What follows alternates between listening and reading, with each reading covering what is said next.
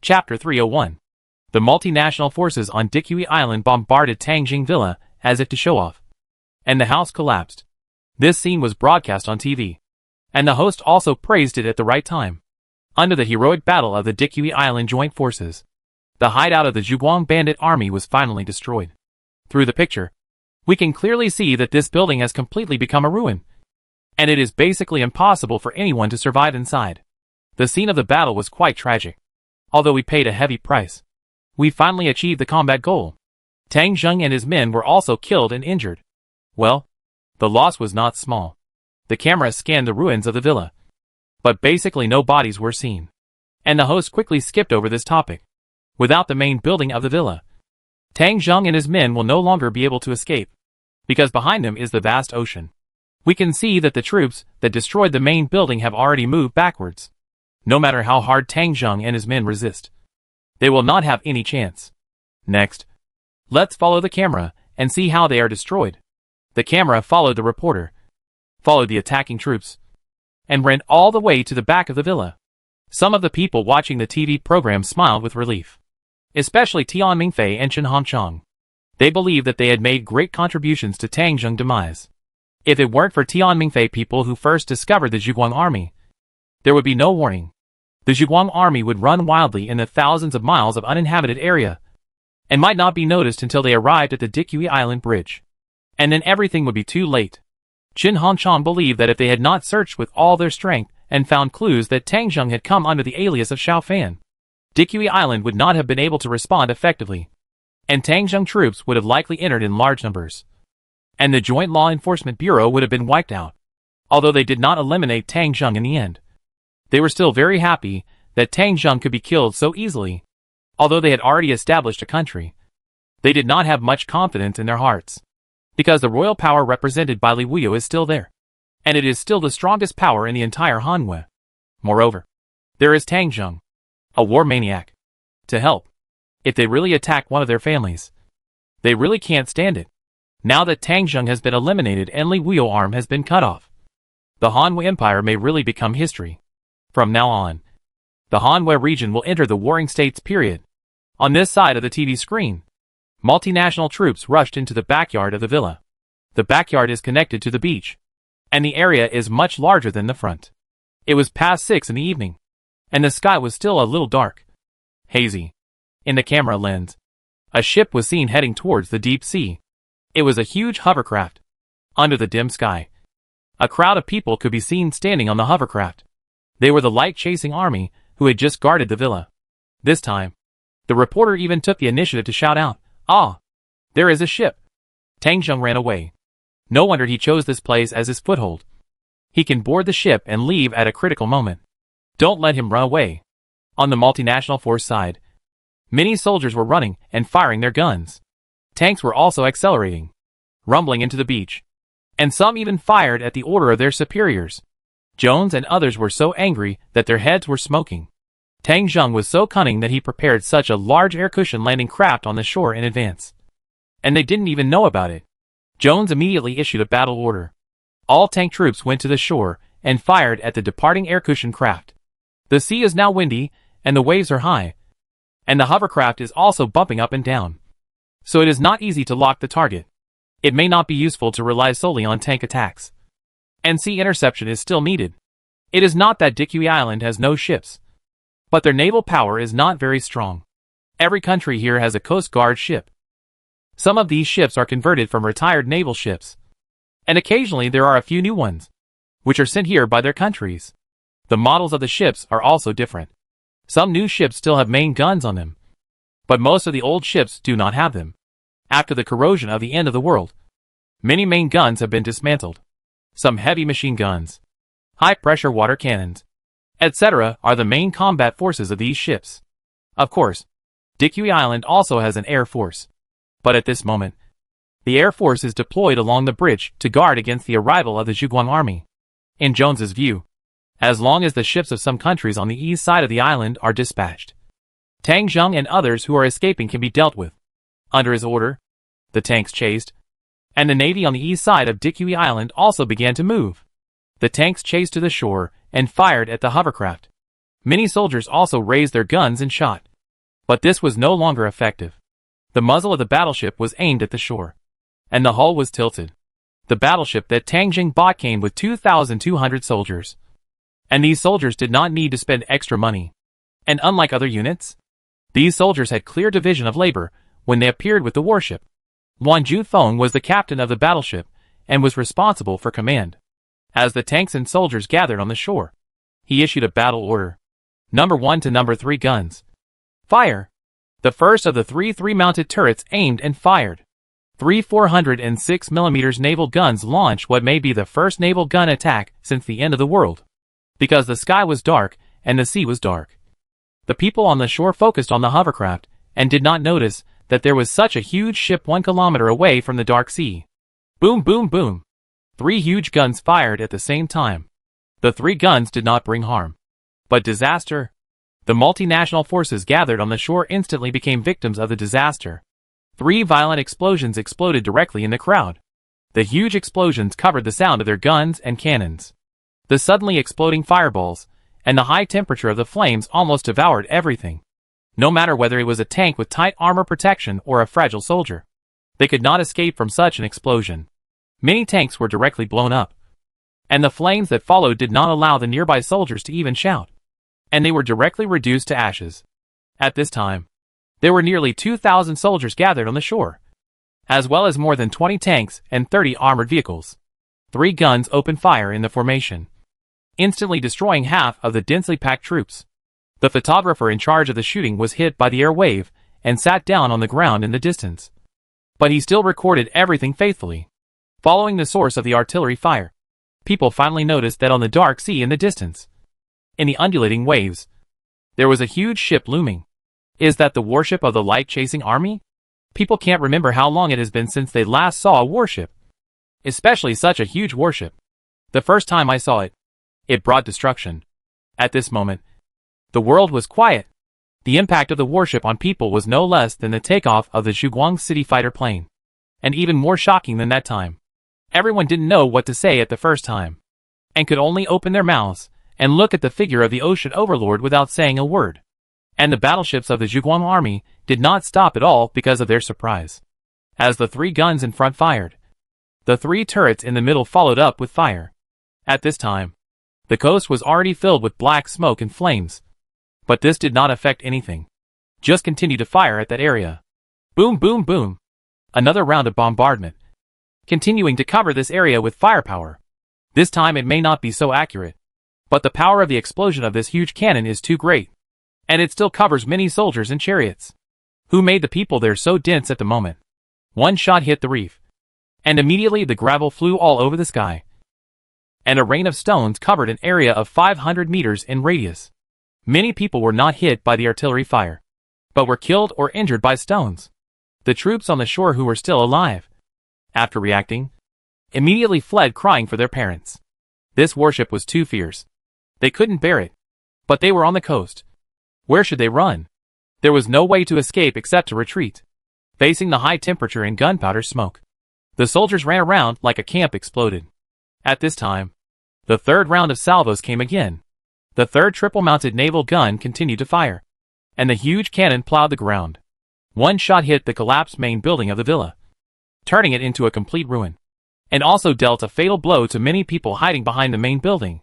This shot killed more than a dozen ambassadors from the Joint Law Enforcement Bureau, who followed and wanted to go to the front line to take a look. The 3rd round of volleys had just stopped, and the first 3-car turret had reloaded shells and continued to fire. Boom, boom, boom. The entire villa, including the 2 villas next to it, was completely covered in gunpowder. This cannon can make a hill fall 5 meters, which fully demonstrated their cruelty and lethality. The fleeing soldiers were still trying to escape, but they were soon killed in round after round of bombardment. The 5th round. The 6th round. The continuous bombardment brought disaster to the people on the shore, except for some people who were slow and still in the front yard. Only 1 in 10 of those who reached the beach survived.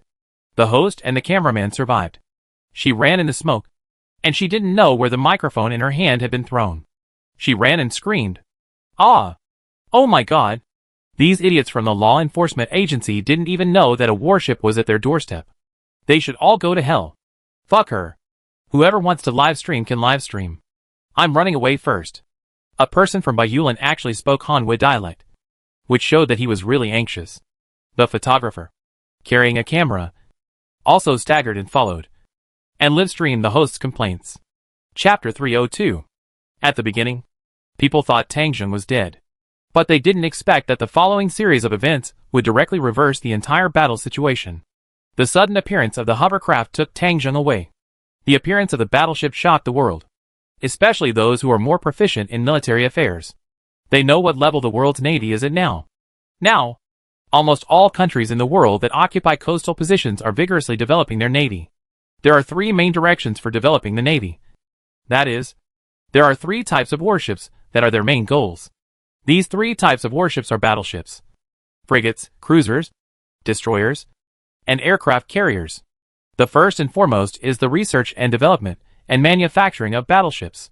Among these types of warships, battleships have the lowest technical requirements and are ready for combat. They can be deployed on the battlefield as soon as they are manufactured. However, at present, few battleships built by various countries are as large as the light chasing army.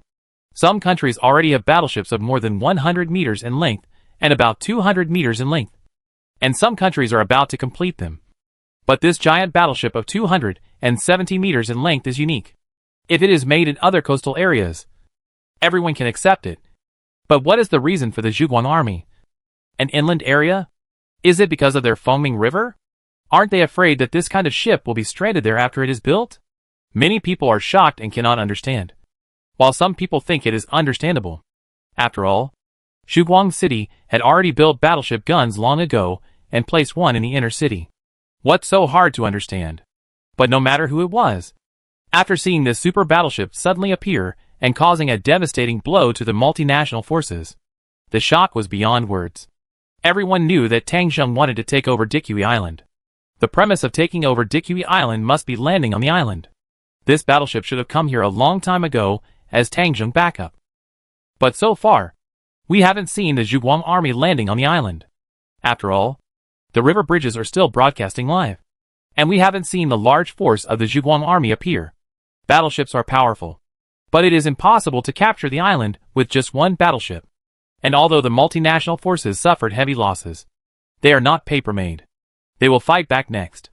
At this moment, almost everyone who can watch TV is paying attention to the Battle of Dikui Island, wanting to see how it will end.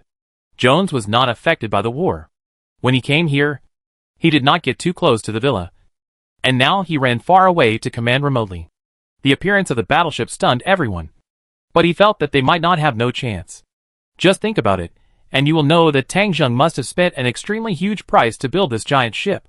He must have deployed people on the coast early, and then secretly conducted research and manufacturing. The manpower and material resources spent in this process are definitely an astronomical figure. Indeed, the appearance of the battleship was a great success. But it also exposed Tangjung's trump card. Jones knows about battleships. Now Magnolia is also vigorously developing the navy, and has given Jones great support. Magnolia also has a gunboat on Dikui Island. It is not as big as the one of the Zhuguang army, but it is also 190 meters long and equipped with a lot of weapons. That is the first of the Freedom Series battleships built by Magnolia, and it was sent to Dikui Island, and it arrived not long ago. That is also the reason why Jones can continue to sit in the position of Director of the Law Enforcement Bureau. Jones believes that the construction of the warship is not very difficult, but the completion of the internal facilities is difficult and slow. According to the progress of their Bayulan, the internal facilities of the Zhuguang Army's warship are definitely not fully completed. It is estimated that only the naval guns are fully completed. As for other fish-launched devices, radar systems, fire control systems, even close and defense guns and anti-aircraft machine guns, etc., they may not be completed. If this warship can be sunk in this sea area, then the effect it brings is even no less than killing Tangjung.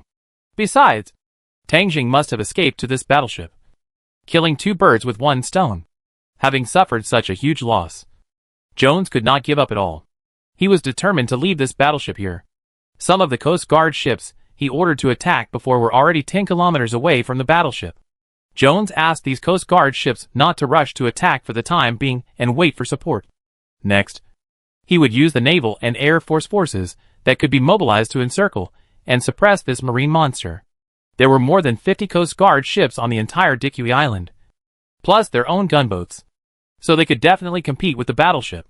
Besides, Jones's main trump card is the Air Force. Each of the embassies of more than 50 countries has helicopters, and their Magnolia Empire, and several other empires, even have fighter jets. Of course, those fighter jets are just some old models, and their level is still in the middle of the last century, which can't be compared with the F-15 of the light-chasing army. But the battleships in front of them are not advanced warships, and they are definitely worth fighting. Jones issued a new battle order. In addition to retaining a few Coast Guard ships for patrol, all other Coast Guard ships and his gunboats were immediately deployed to the battlefield east of Dikui Island to encircle and suppress the battleships of the light-chasing army. All the fighter planes and most of the helicopters on the island will also go into battle. The Navy and Air Force will work together to sink the Zhuguang Army battleships. This time, the multinational forces acted very quickly. Many Coast Guard ships had already set off, and now they were running at full speed.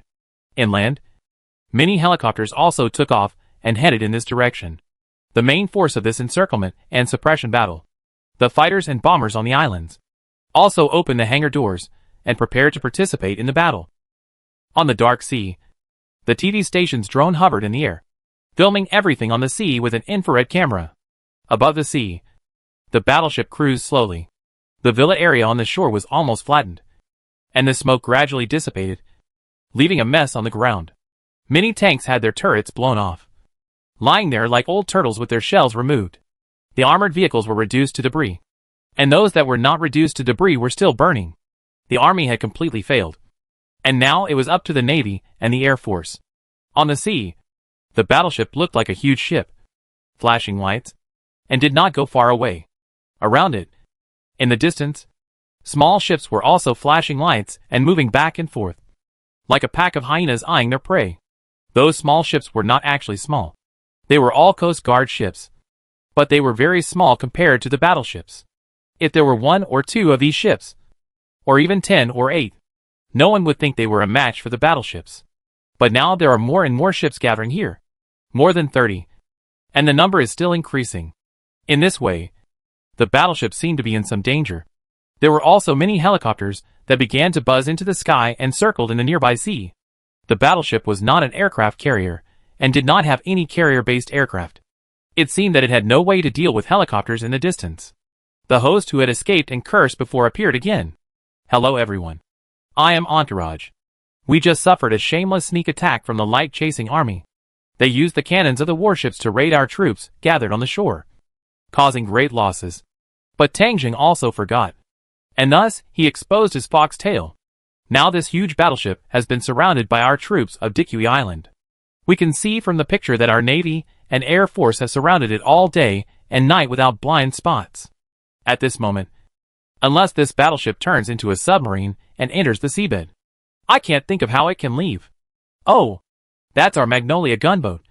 It appears our brave soldiers are about to launch an attack. They will use iron and blood to let the Zhuguang army and the bandit leader Tang Zheng know whose territory this is and who is in charge. Oh my god.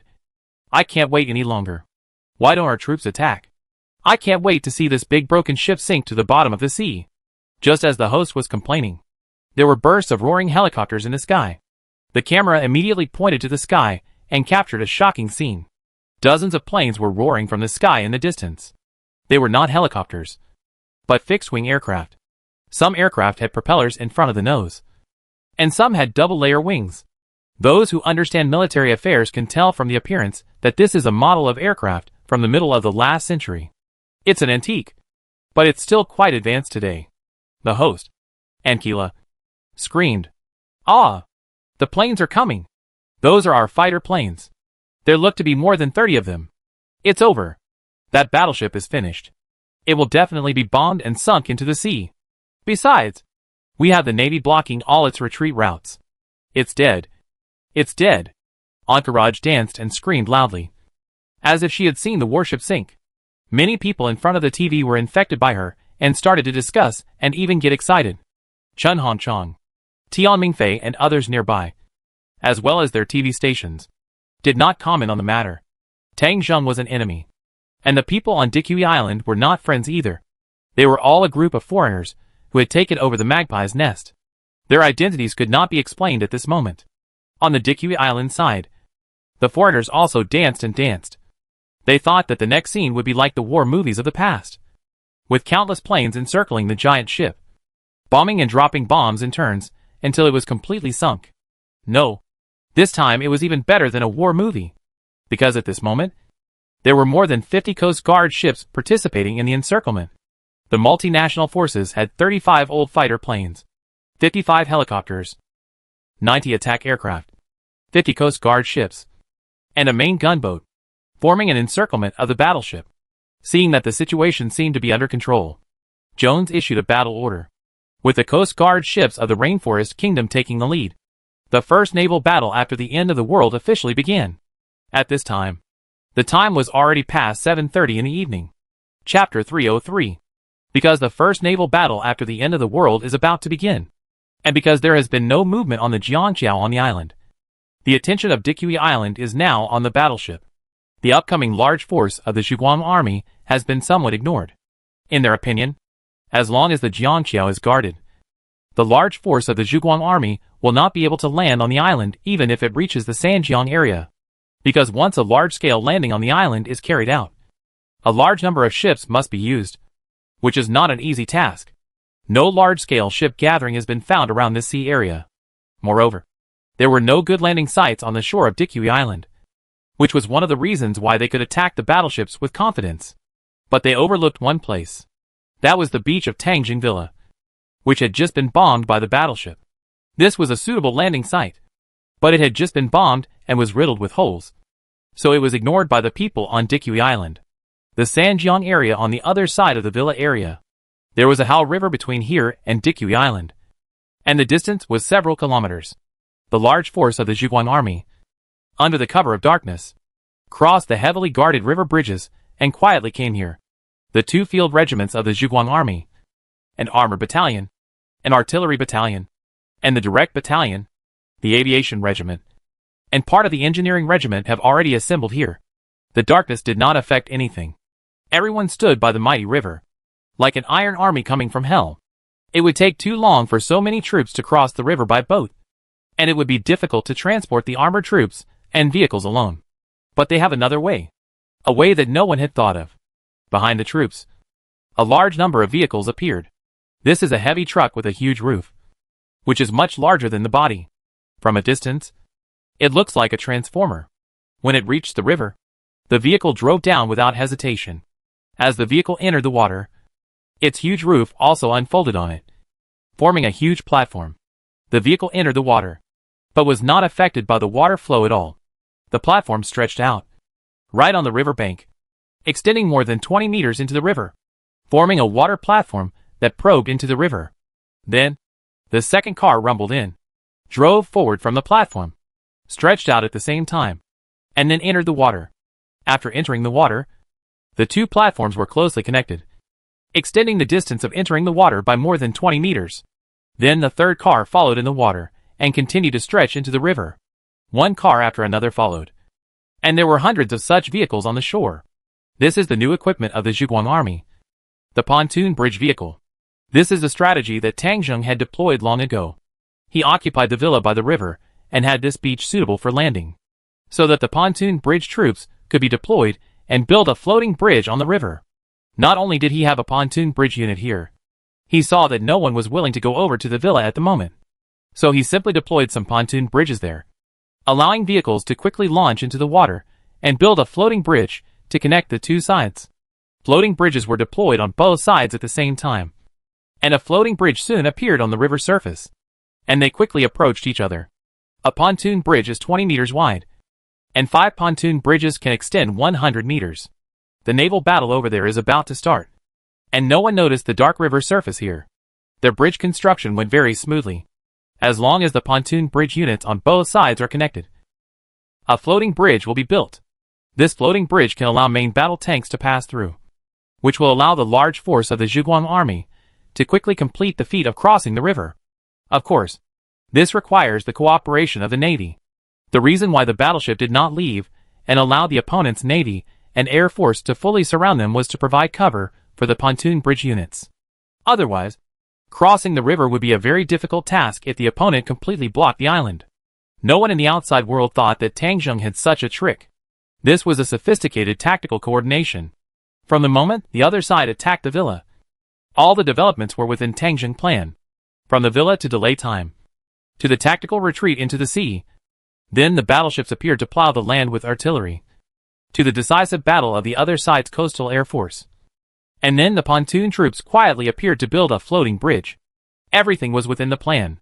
Now there is only one variable outside the plan. That is, whether the battleships can withstand the encirclement of the other side's navy and air force. As long as the battleships hold out, the enemy attention will not be diverted to the beach in the villa area, and the army can complete the landing. As long as the landing is completed, how the situation develops is up to Tang Jung. The Coast Guard ship of the Rainforest Kingdom was the first to launch an attack on the battleships of the light-chasing army. In fact, there is also a dispute among the multinational forces about who will charge first. And no one wants to be the first to charge. After all, they are facing a huge battleship. And the first bird to stand out will die first. Everyone understands this truth. After Jones's consideration, as the first to come out of this incident, the Rainforest Kingdom can only charge first. Their Coast Guard ship is a relatively rare new ship. This ship was made by the Magnolia Empire and then purchased by the Rainforest Kingdom. This is a donation from the big brother to the little brother. But it also costs money.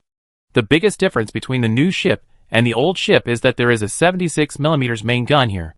Of course, this main gun is like a toy compared to the main gun of a battleship.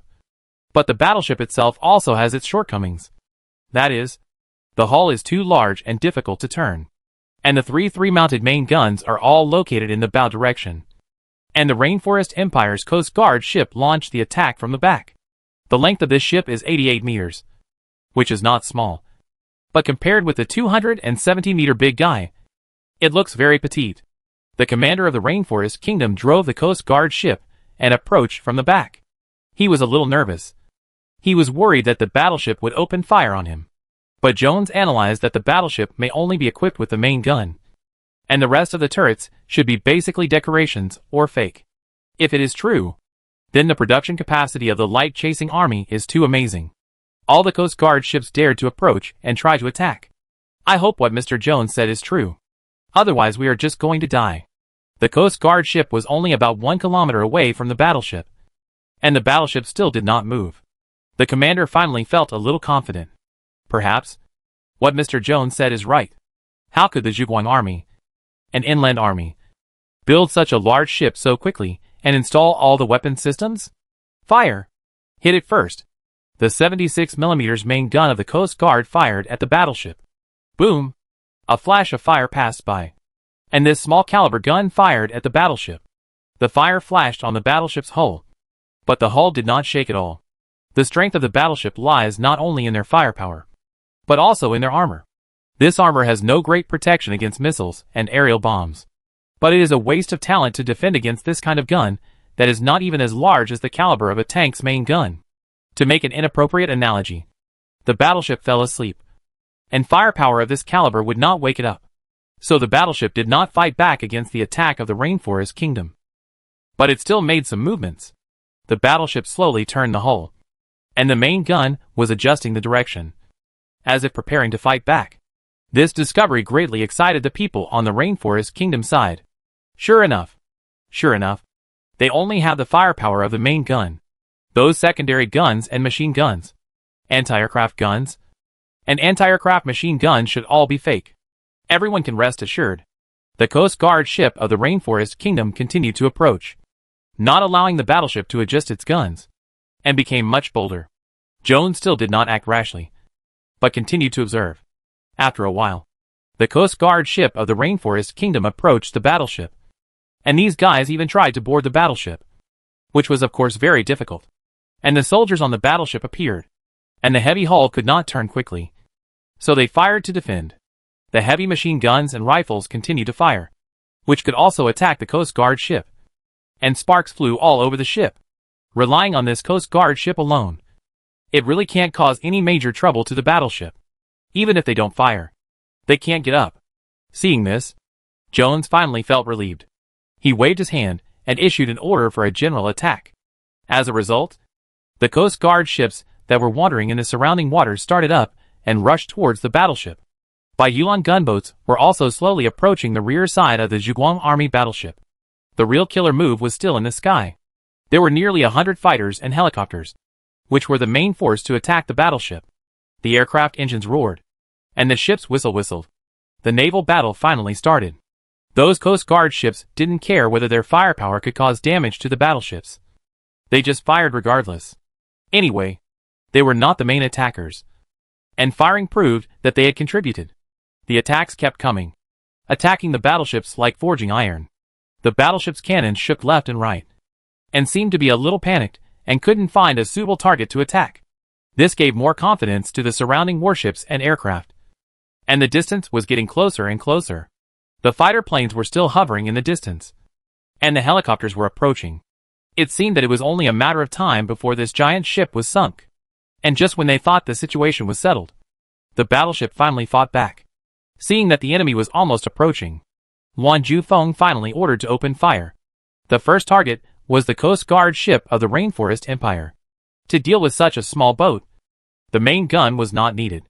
The battleship was covered with weapons. In addition to the 3 mounted main guns, there were 2100 and 27mm caliber dual-purpose secondary guns. This secondary gun is more powerful than the main gun of the main battle tank, and can almost be compared to the howitzer on the battlefield. Seeing the enemy approaching, Wan Jufeng gave the order. Fire! The 4 secondary guns on the left fired at the Coast Guard ship at the same time. Boom, boom, boom, boom. The distance between the two sides was too close, so there was no need to aim. Just fire and hit. In an instant, the Coast Guard ship of the Rainforest Kingdom was in flames. The island was blown down, and the impact of the 4 shells caused the ship to tilt a little. Keep firing. Boom, boom, boom. Continuous firing, striking while the iron is hot, completely turning the hull into a sea of fire. Fire the 3rd round. The huge explosion was nowhere to be found. The Coast Guard ship of the Rainforest Kingdom was emitting black smoke. The hull was cracked.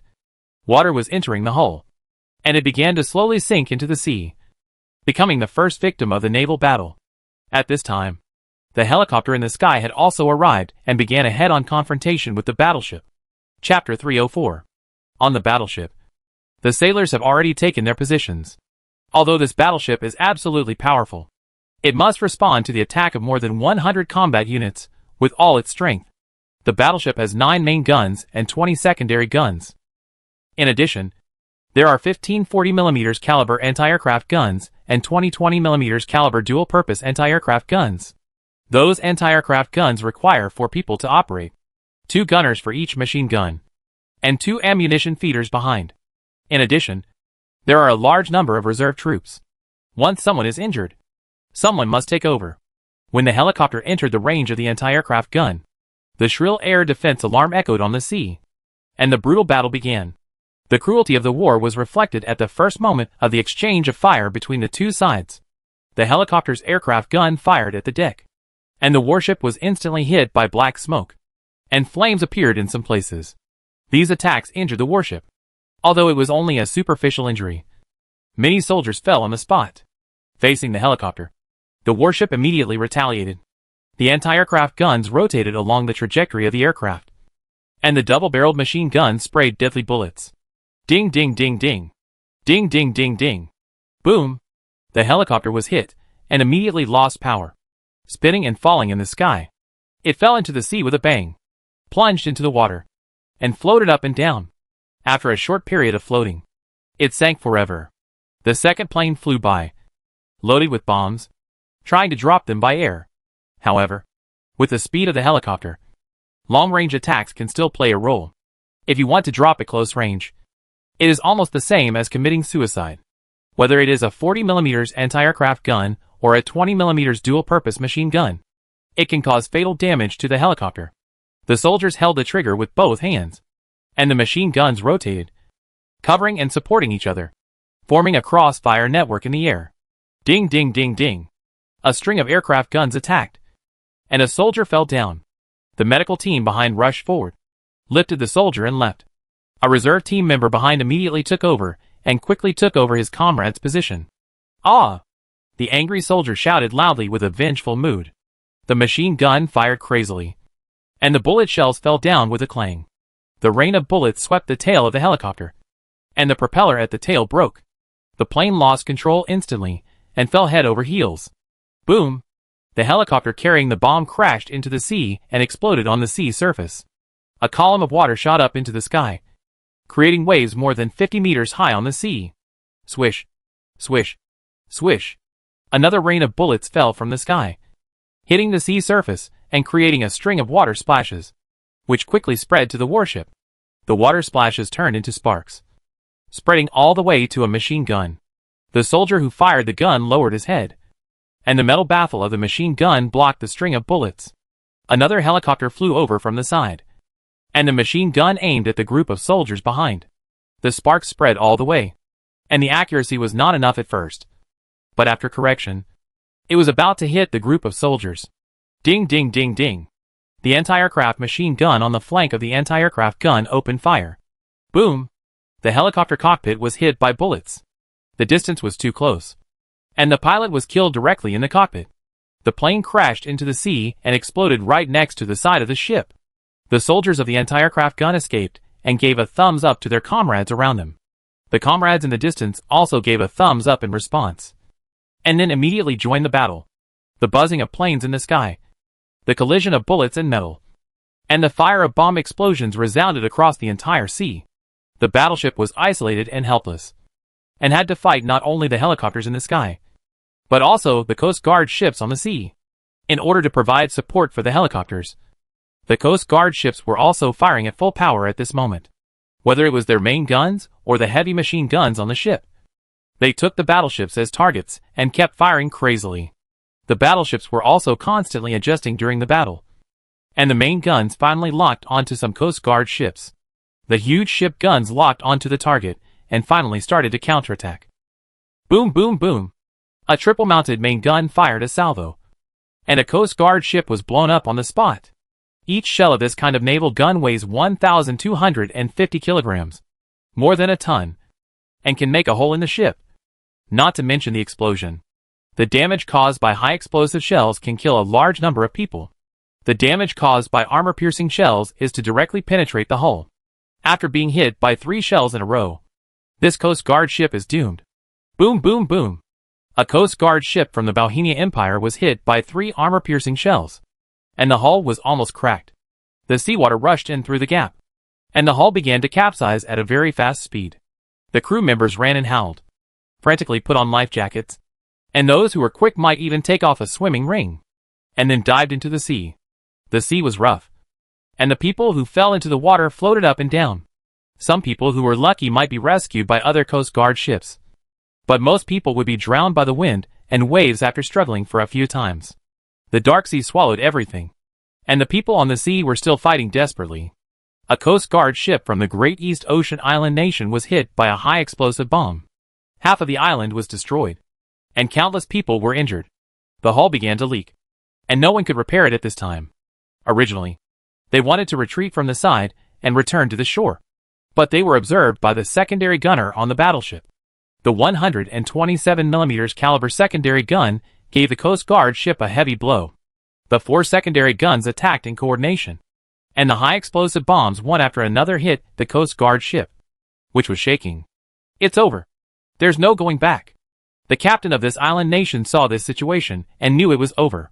He wanted to retreat, but he didn't even have the chance to retreat. Brothers, fight them. Now listen to my orders. Those who have wives, children, and parents at home can jump into the sea at this time, and there may be a glimmer of hope. If you are alone, or there are other brothers at home to take care of your parents, then follow me and rush up. Even if we die today, we will drag this battleship down with us. Roar! Let's fight. I kill the Shuguang bandits even if I don't care about my head. The crowd, whose heads were heated by the fierce war, had red eyes and roared out death declarations. Those who didn't want to die chose to jump into the sea, and no one stopped them, seeing that there were only 20 or 30 people left on the ship.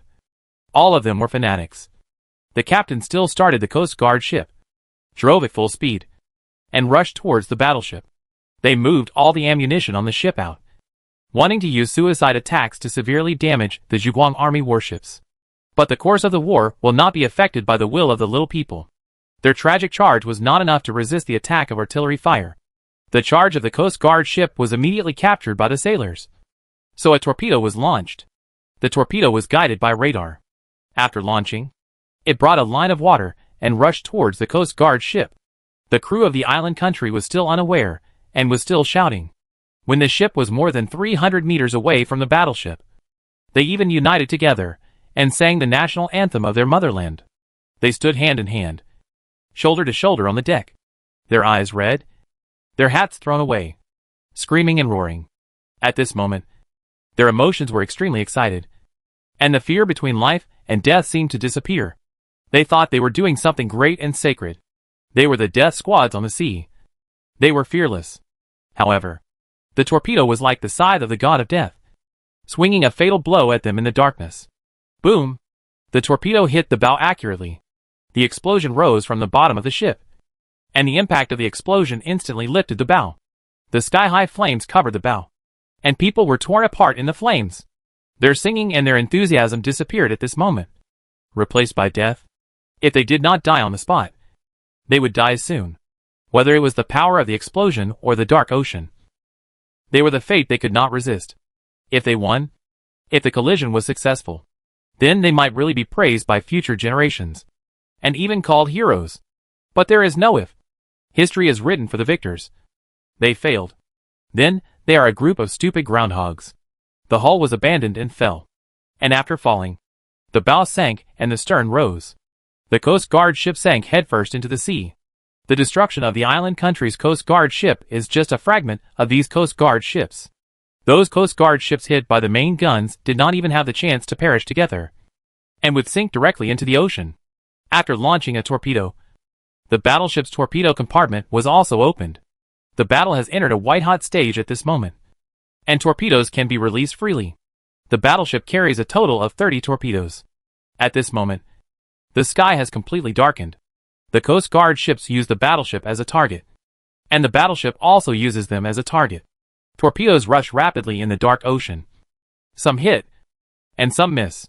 But after each torpedo hits, gorgeous flowers will rise on the sea surface. These Coast Guard ships may be able to deal with ordinary ships, but besieging a super beast like a battleship is like a group of goats hitting a tiger. Although they can also hurt the tiger, every counterattack of the tiger is fatal. The wind is howling. The waves are roaring. The helicopters are attacking the warship like locusts. The Coast Guard ships are like a group of piranhas, trying to bite the body of the warship. The warship is full of weapons, firing at full power, and launching a crazy counterattack. It is constantly injured, and the enemy is constantly dying. A warship and more than 100 combat units of the multinational force are fighting on the sea with the momentum of a world war. Chapter 305. Jones was on the coast, watching the first naval battle since the beginning of the apocalypse. It must be said that the multinational forces have performed very well. They fought bravely and tenaciously, and also brought a lot of trouble to the Zhuguang army. But that's all. The gap in strength between the two sides cannot be made up by passion and courage. The Zhuguang army is superior to the multinational forces in terms of weapons and equipment and military literacy. The multinational forces can cause some trouble to the Zhuguang army, but with what they have now, it is not enough to defeat the opponent. But Jones was not worried. The situation had already reached a fever pitch. It was time for fighters and gunboats to appear. Jones did not allow these two arms to appear at the beginning. He was worried that the light-chasing army would prioritize attacking these two arms, causing his trump card to leave the stage early. Now the situation was already tense. The battleship was dealing with attacks from all directions. At this time, the gunboats and fighters would definitely have a good effect. If everything went well, it would not be impossible to sink the battleship. In fact, the multinational forces had repeatedly requested fighters and gunboats to go into battle. But Jones had always refused, and many people below were getting anxious. But the stubborn Jones still insisted until now. And the time for the decisive battle was coming. The fighter planes hovering in the distance were finally allowed to enter the battlefield. And the gunboat that had been cruising more than 10 kilometers away also began to approach the battlefield. Jones was still very cautious when he deployed these two arms. He did not forget to ask Jiang Qiao to continue to strengthen the alert to prevent the Zhuguang army from suddenly entering the island. Now it seems that the Zhuguang army has no signs of entering the island, which also makes Jones feel a little lucky. I don't know why the Zhuguang army was delayed, but since it hasn't come yet, it's a good thing for them. When the Zhuguang army arrives, they will collect the bodies of this warship on the surface of the Haojiang River. The pontoon bridge troops on both sides are very close, but at this time, they still face a difficulty. That is, the water flow of the Haojiang River is too fast, especially when it comes to the last few vehicles. The water flow is so strong that it is difficult for the pontoon bridge vehicles to gain a foothold. However, since the Zhuguang army had a pontoon bridge unit, they had a way to deal with this rapids. When there was only a gap between the last 4 pontoon bridges, a steel cable was launched from each of the 2 pontoon bridges. The steel cables on both sides fell on the opposite pontoon bridge, and the soldiers on both sides took the steel cables and placed them on the winch. As the winch turned, the steel cables were stretched straight and tightened, forming 2 natural cable bridges, with both ends of the cable bridge hanging on a connection point above the pontoon bridge vehicle. From then on, the pontoon bridge unit had a fixed point and would no longer be washed away by the rapids. Then the pontoon bridge began to close, and each pontoon bridge vehicle started at the same time, forming many gaps. The river water was immediately diverted, and the impact force was gone.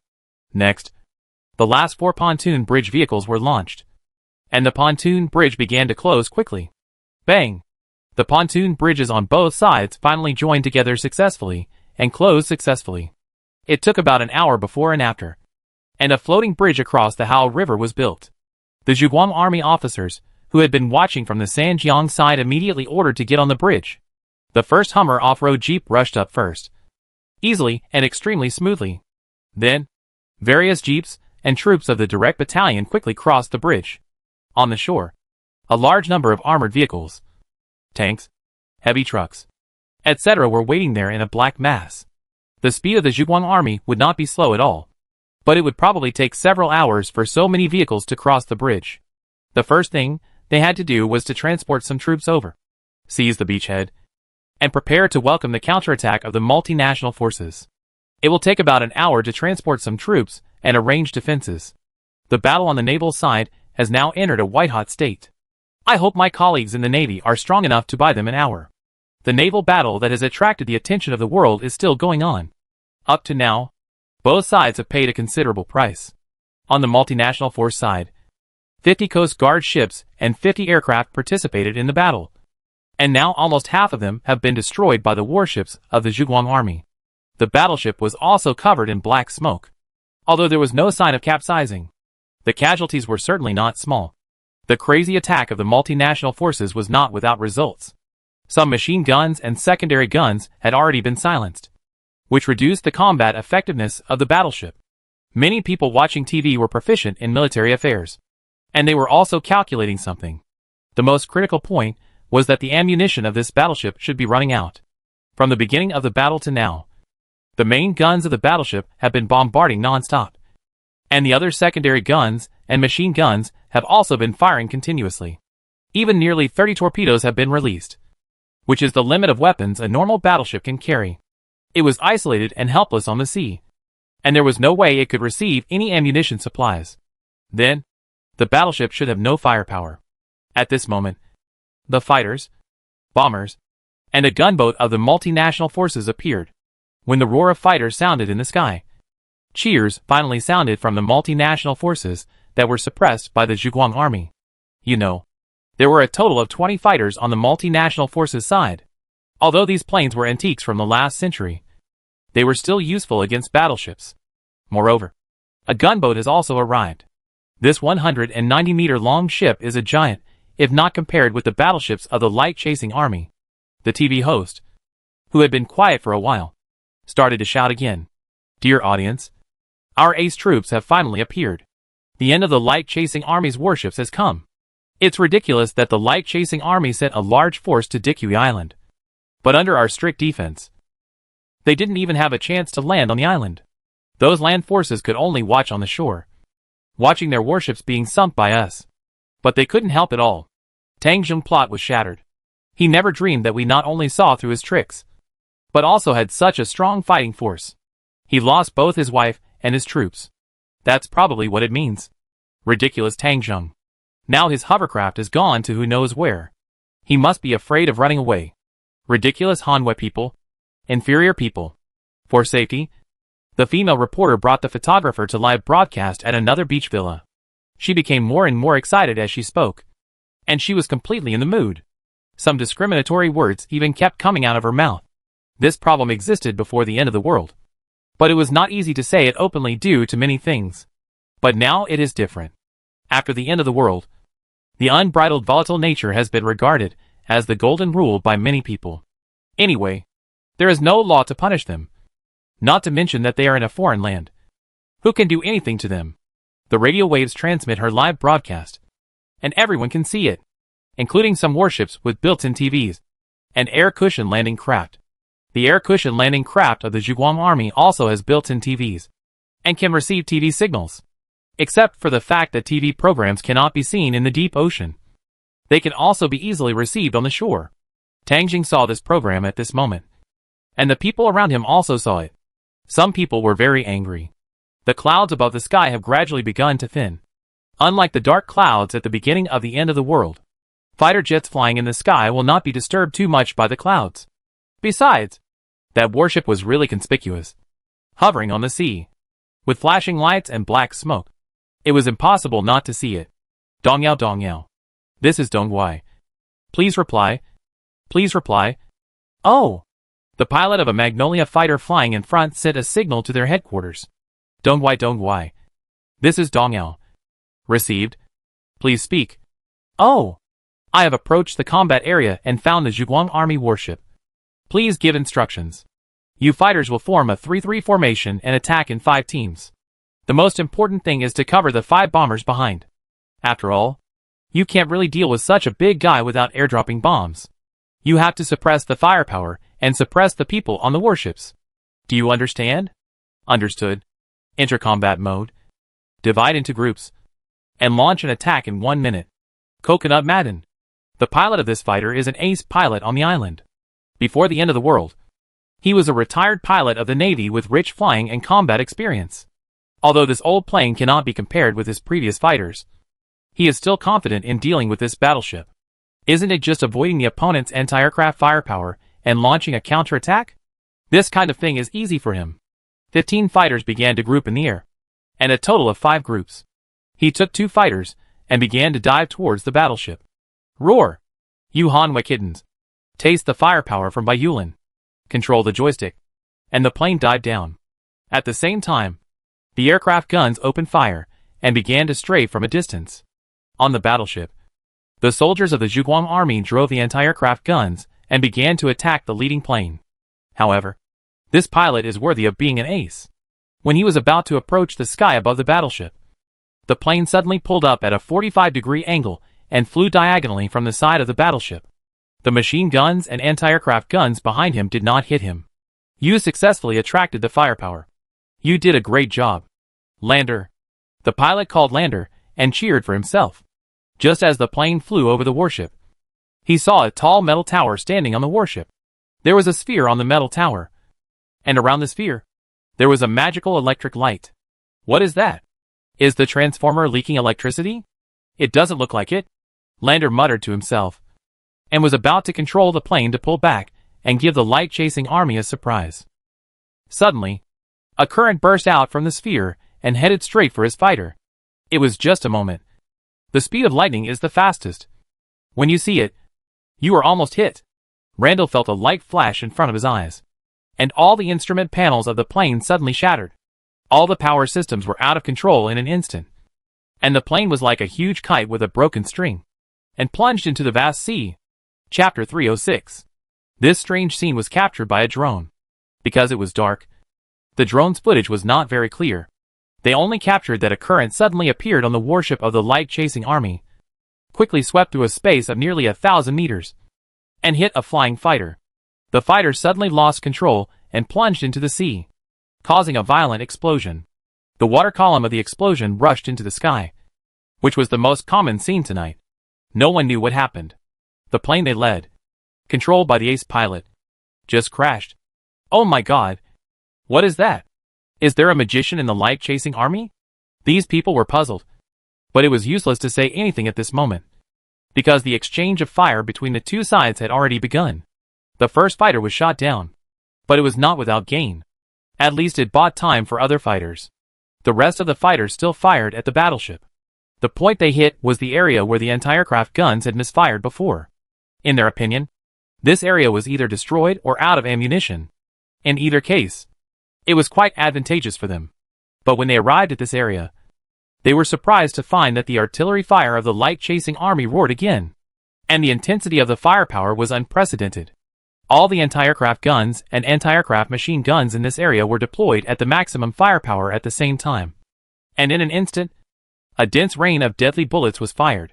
Countless bullets whizzed into the sky, bringing with them millions of streams of light, forming a crossfire network. The warships of the light-chasing army were like a giant spider, using their deadly webs to catch the moths that flew into the fire. For fighter planes were directly hit in the first wave of attacks. The first and second planes both had smoke coming out of their bodies and spun into the sea. The third plane fired some bullets, which hit the hull, and then plunged straight into the sea. The fourth one was more dangerous, almost flying at a height of 20 meters above the warship. It can be seen that the pilot seemed to want to hit the warship at the last moment. But the angle was not well controlled. The plane whizzed over the heads of the soldiers, drew a long diagonal line, and finally plunged into the sea, stirring up the nth water column of the day. These planes plus the one that was hit by the electric current before. 5 fighters were destroyed in one attack. This loss was a bit too huge, and a bit beyond the psychological tolerance of the multinational forces. Although the fighter planes behind fired some bullets when they dived, causing some losses to the light-chasing army, this was negligible compared to the loss of 5 fighter planes. More importantly, their dive attack did not bring the expected effect, which caused the bombers behind to not dare to keep up, and could not drop bombs to bomb the battleship. The first wave of attack could be said to have failed. Jones, who was watching the live broadcast from a distance, couldn't help but go crazy. Damn it! Damn it! How come the light-chasing army still has so much firepower? Did they use up all their spare bullets just now? No. We can't stop here. Helicopter troops, get on and cover the fighters for coordinated operations. Where are the gunboats? Stop dawdling. Get closer and fire. The battle has reached this point. It is already past 9 o'clock in the evening. But the battleship of the light-chasing army has not been captured yet, which makes Jones very uneasy. The main force of the light-chasing army should have arrived long ago, but it has not appeared yet, and there is no trace of it. This matter itself reveals a strangeness. His instinct told him that Tang Zheng was very cunning, and if he continued to delay like this, he would definitely have more troubles. So he had already ignored everything and ordered all the troops to besiege the battleship. All the Coast Guard ships, all provided cover for the gunboats.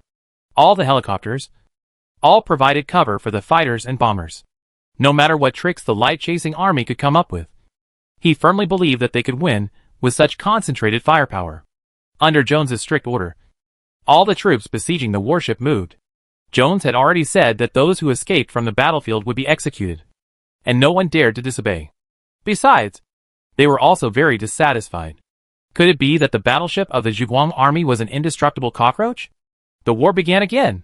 This time, the first to launch the attack was the gunboat. The gunboat opened fire at a distance from the Zhuguang army battleship. The main gunboat also had a caliber of 280 millimeters, and it fired multiple shots in succession. One of the shots hit the side of the battleship, and also fired a group of brilliant fireworks. The Coast Guard ships also went out one after another, using all their firepower, not seeking to cause much damage to the warships, but being able to cause interference was also good. The helicopters also launched attacks from all angles regardless of their safety. With the cover and interference of the helicopters, the fighters finally let go this time. They began to circle back and forth in the air frequently, firing at the warships from time to time. And the 5 bombers also quietly approached the battlefield, ready to drop bombs at any time, facing multiple attacks from the sky, the sea, and even underwater. The Zhuguang army opened fire at full power. All combatants were in place, and the battleships began to counterattack. In an instant, people finally saw the powerful combat power of this giant ship. They had no shortage of ammunition. The main gun rumbled, and every time the cannon sounded, a Coast Guard ship was hit and sunk. The anti-aircraft firepower was like an erupting volcano, and the sound of the shells was deafening. In the sky, golden spots of light were surging back and forth, and from time to time, planes were hit and rushed into the sea without looking back. Torpedoes were launched one after another from the warships, moving rapidly underwater and continuously hitting the surrounding ships. The naval and air forces of the multinational forces were being destroyed at a speed visible to the naked eye, and the spire towering above the hull was simply a product of the magical era. Every time an electromagnetic ray was ejected, a fighter or even a bomber would be hit, and every plane that was hit seemed to lose power immediately, and then crashed into the sea and died. I don't know how the light-chasing army developed this epic-making war weapon. This has surpassed the level before the end of the world. And it also made many people realize that if they can't suppress the development of the light-chasing army, they will be conquered by the light-chasing army sooner or later. Fortunately, the brewing of this electromagnetic ray takes a little time. If it was launched in seconds, there would be no need to fight this war. This thing alone can deal with the multinational forces. Under the fierce attack of the multinational forces at all costs, they still reap the results of the war. A bomber finally succeeded in breaking through the anti-aircraft fire blockade and dropped 2 bombs onto the deck, accompanied by a violent explosion. A triple-mounted turret of the Zhuguang army was blown up. In addition, on the port side, 2 anti-aircraft guns were also blown up, killing and injuring many soldiers. Black smoke billowed over the hull, and many reserve soldiers had to go to put out the fire. This caused the firepower of the battleship's defense to be weakened a lot. Seeing this scene, the soldiers of the multinational forces were all excited as if they had been injected with chicken blood. Coconut. Good job. Ha ha. Brothers. Come on. Now is the best chance. Come on. It's time to give them the final blow. Seeing the opportunity, the multinational forces rushed up in a swarm, except for the gunboat that was still firing from a distance because of the long distance. The rest of the Coast Guard ships, including the helicopter unit, arrived near the battleship, wanting to suppress it with comprehensive firepower. Sure enough, without such a strong firepower blockade, they easily came near the battleship. The Coast Guard ship was almost under the battleship, and the helicopter was hovering overhead, trying to completely suppress the firepower of the light-chasing army. But the next scene made them collapse. Many infantrymen wearing armor appeared around the towering electromagnetic tower of the light-chasing army. These infantrymen came to the side of the ship and fired at the air and the sea. The electromagnetic rays sprayed out from the electromagnetic gun and had the same effect as the spire. ZZ! The blue arc jumped, and instantly all the helicopters within more than 200 meters of the battleship were turned off. The propeller stopped, and the plane staggered into the ocean, accompanied by continuous explosions. The helicopters of the multinational forces were wiped out. Without the cover of the helicopters, the electromagnetic spire showed its power again. A fighter and a bomber were hit one after another, losing power and falling into the sea. At this time, there were not many fixed-wing aircraft, and without the cover of helicopters, this battle was becoming more and more difficult to fight. Those soldiers wearing armor were simply future warriors. Although they were not running fast, the electromagnetic gun was really annoying. Once it was fired, it would paralyze the planes and Coast Guard ships, and the helicopters were destroyed. Finally, some of the remaining Coast Guard ships that were close to them also had their power destroyed, floating on the sea like canoes.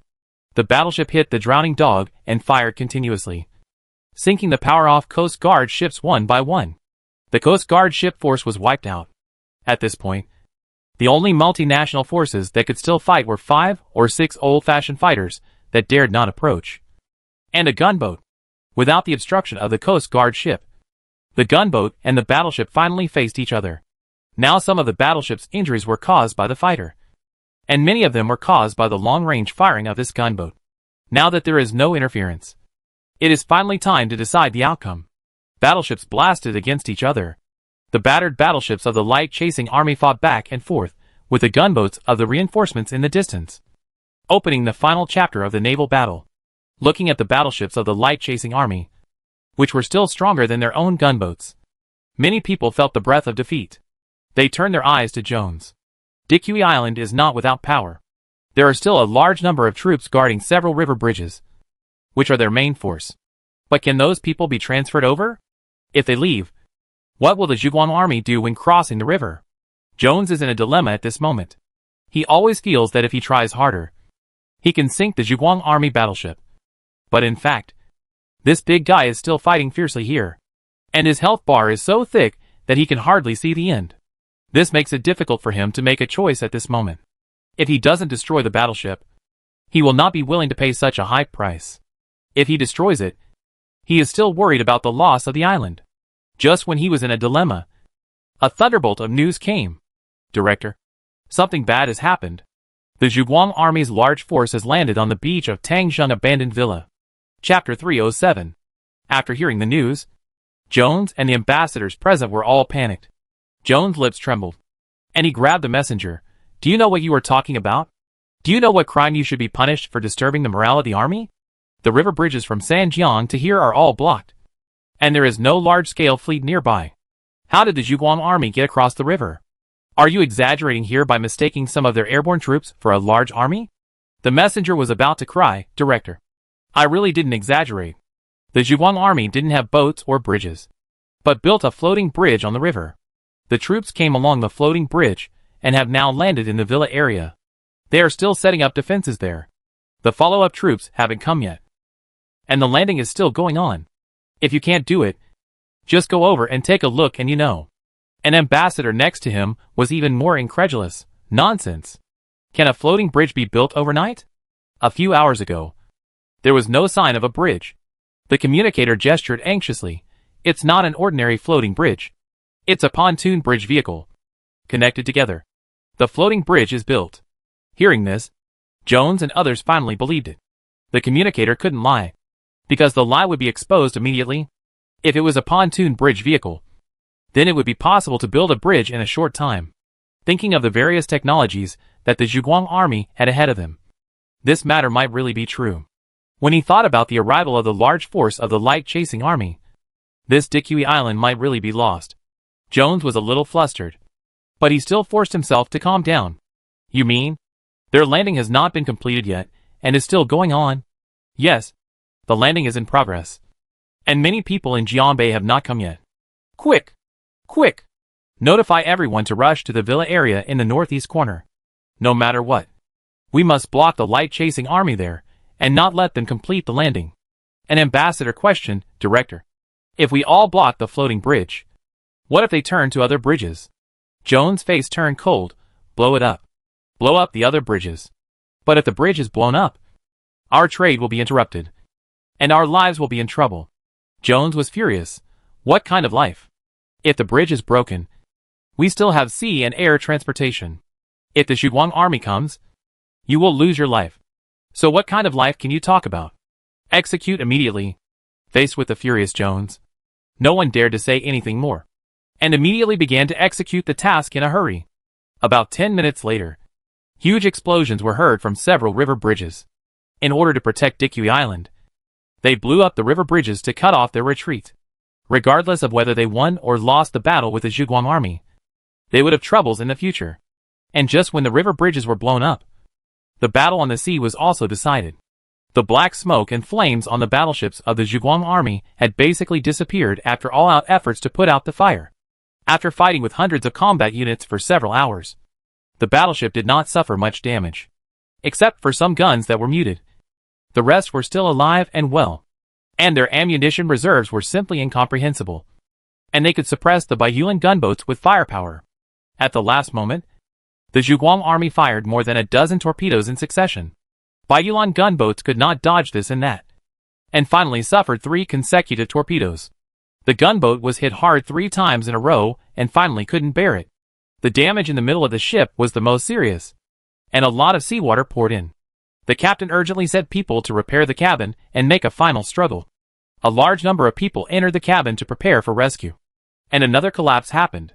Some huge tentacles rushed in at this time and directly swept away the repairers and brought them into the vast ocean.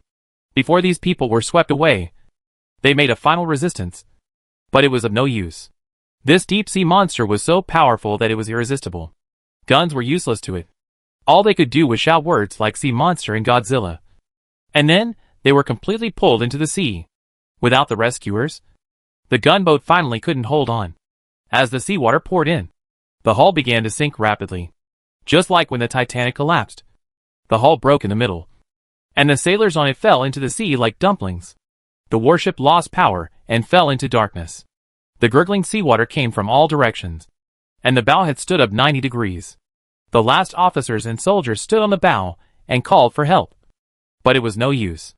Not only were they doomed, but there were still some sailors from the Coast Guard ships struggling on the sea surface around them. The two groups met in the dark waves.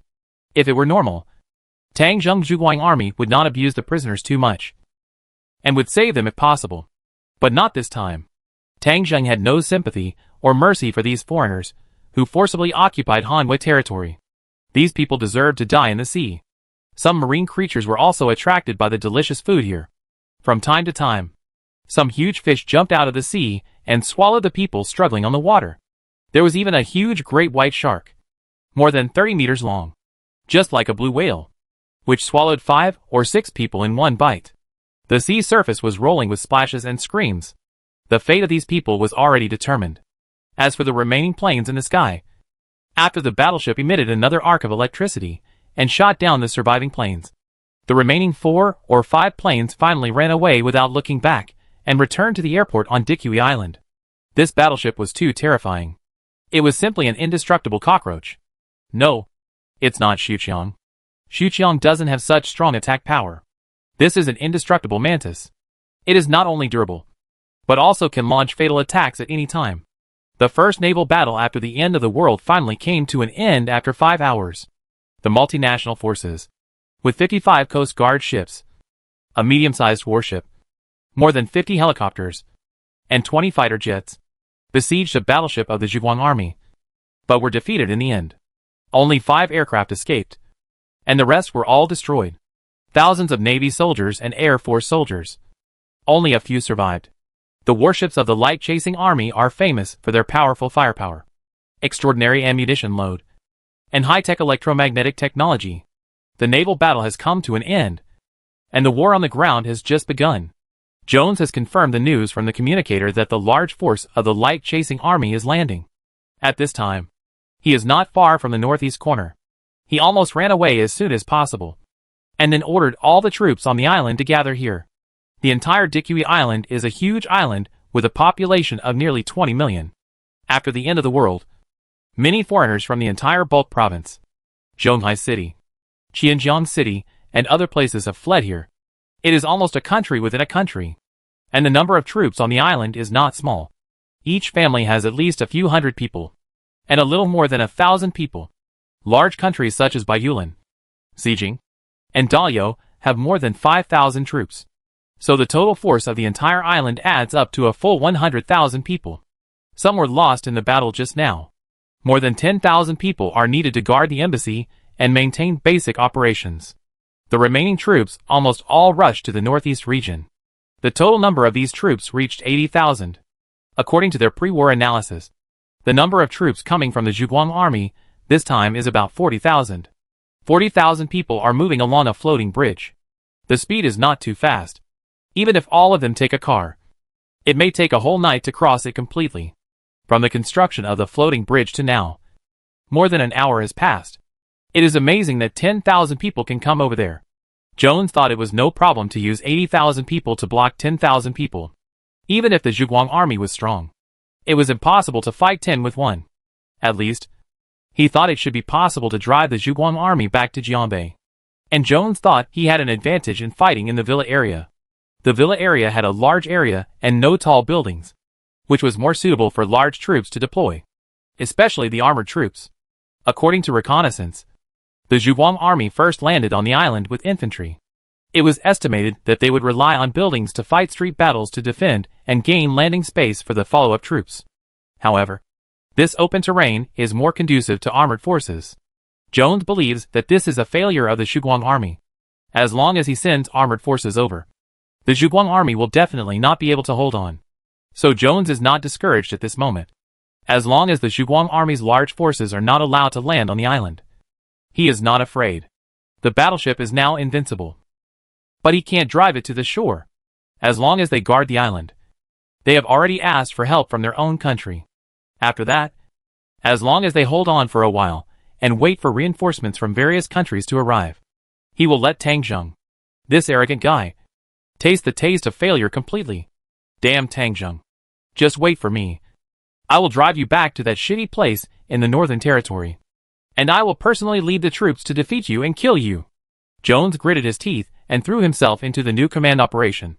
The villa area located in the northeast corner of Dikui Island is very large, covering an area of 6 or 7 square kilometers.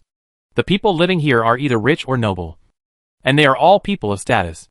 But at this moment, these people of status are fleeing the villa area in a panic. The Zhuguang army has landed here, the first to land here, in addition to part of the regiment and 2 elite soldiers from the direct battalion.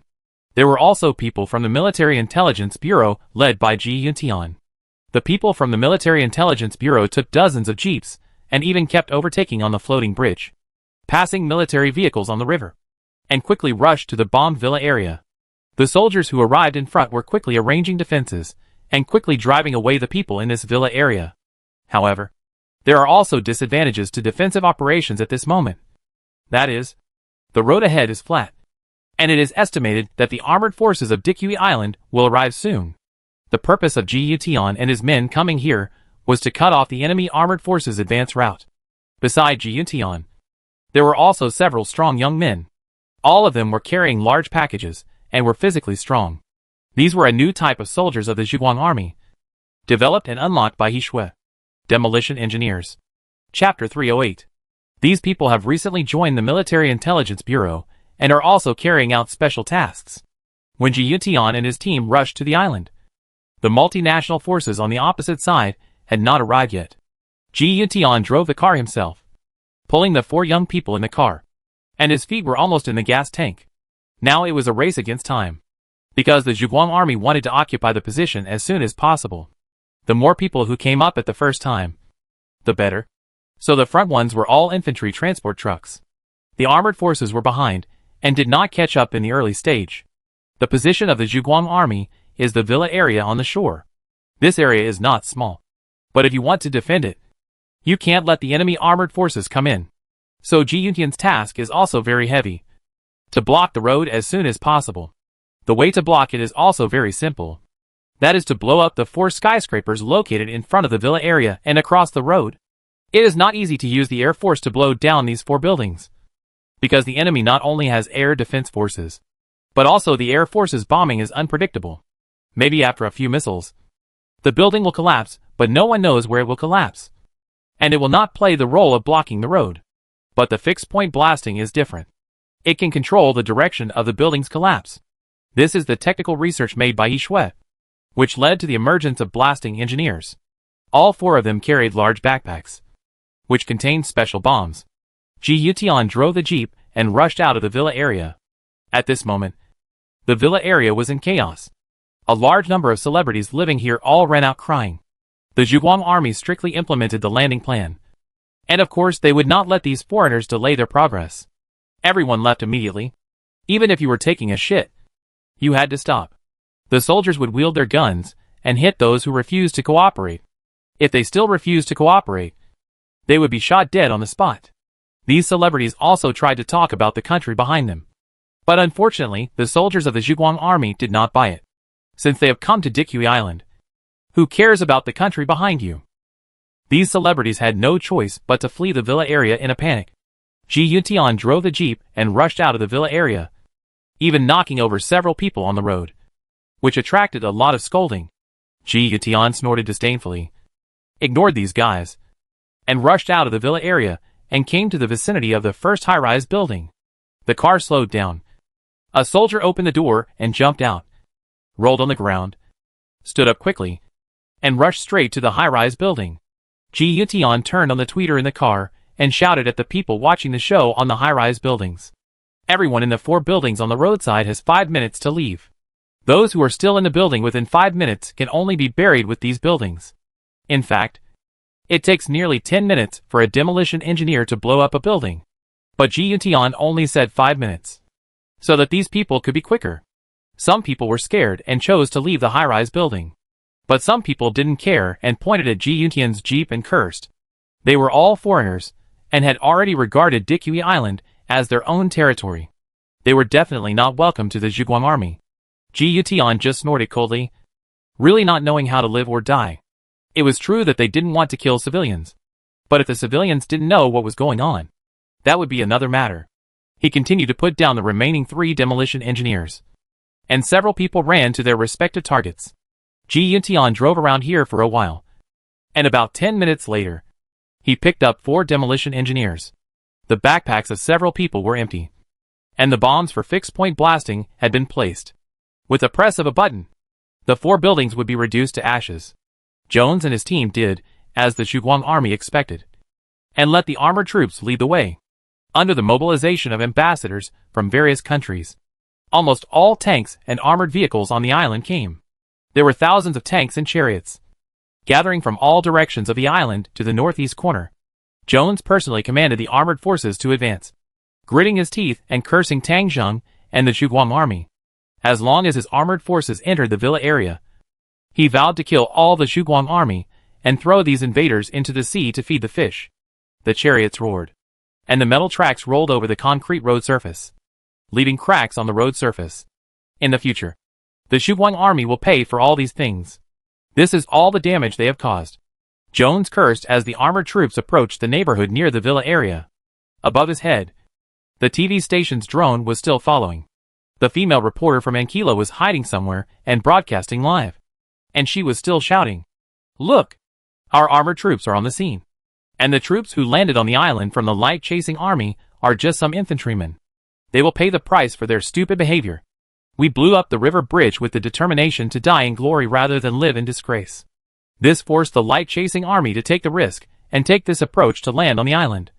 But they didn't know that this was digging their own grave. Look at what these barbarians have done. They have driven out all the people in the villa area. Oh my God! The top beam is not straight, and the bottom beam is crooked. They are so rude and impolite. Stupid Tang Zheng. Stupid Hanwei people. Will soon be driven back to the sea, which will be their destination." Jones heard the live news broadcast of Encourage, and was quite satisfied with her performance. As long as he can defeat the light-chasing army, this is not a bad thing. He can take the opportunity to eliminate the power of other countries, and make this Dikui Island a one-man show of the Magnolia Empire. Otherwise, the Enforcement Bureau Council will be in meetings all day, and what he said is not particularly reliable, which also makes him very upset. It seems to be a good idea to eliminate some disobedient forces, with the help of the Hanwei people. Of course, the prerequisite is that he must win the final victory in this war. The armored troops also advanced against the clock and soon arrived near the villa area. After passing the ring road in front, it is near the beach of the villa area. Before the armored troops arrived here, they saw a large number of people swarming in front, which made Jones a little dazed for a while, as if he had returned to the beginning of the end of the world, when a large number of zombies chased the crowd. But he soon found that there were no zombies here, just some ordinary people running over. What's going on? The adjutant learned about it and immediately reported. It seems that Hanwei people appeared in front and asked everyone in the roadside building to leave. The building is about to be blown up. What? Blow up the building? Jones was shocked and immediately notified the Air Defense Force to strengthen their vigilance to prevent the planes of the chasing light army from coming to attack. But as soon as his order was issued, an accident happened. Amidst the tremors of the earth, the 4 buildings in front of them began to explode violently at their roots. The crowd, who were tired of running and wanted to stop, immediately screamed and continued to run wildly. At this moment, they were extremely grateful that they had made the wisest decision in their lives, which was to leave the building. And there were still some people in the building who did not leave. When the building collapsed, they even saw someone jumping down from the window of the high building. That made no difference to the result. If there must be a difference, it was the difference between being crushed and being smashed. At the foundation of the first floor, white smoke burst out at the same time, and the entire building began to collapse on the spot.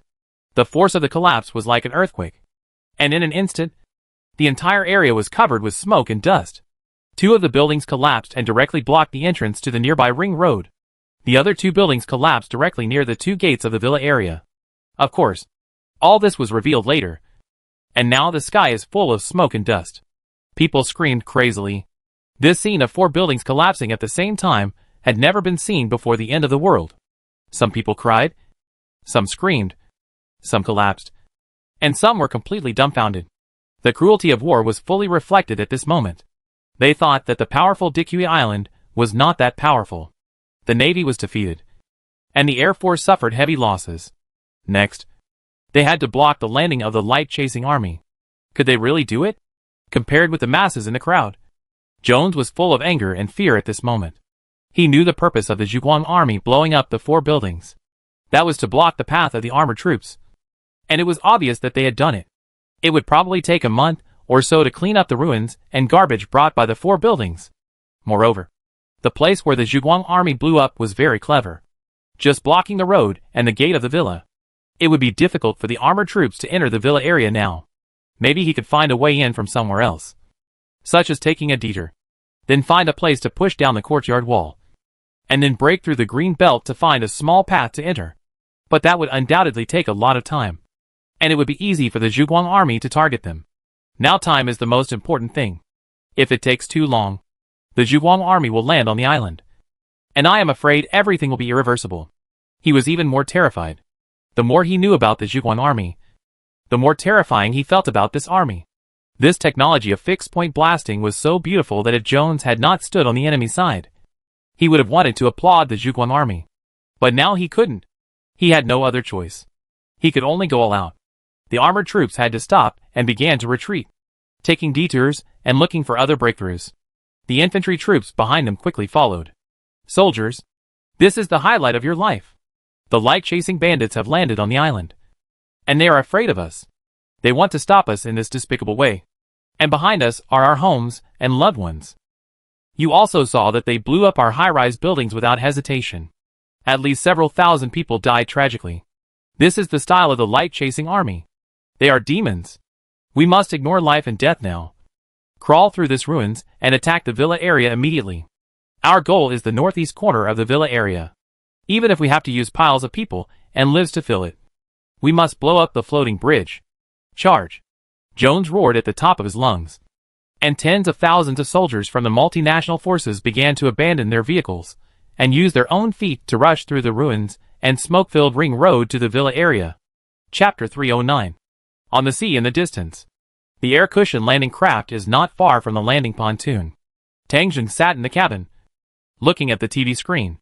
On the screen, it was the live broadcast of Dikui Island TV. This live broadcast has been going on for a long time. From the beginning of the battle to now, the live broadcast has never stopped. And all other programs have stopped. The ratings during this period have also been high.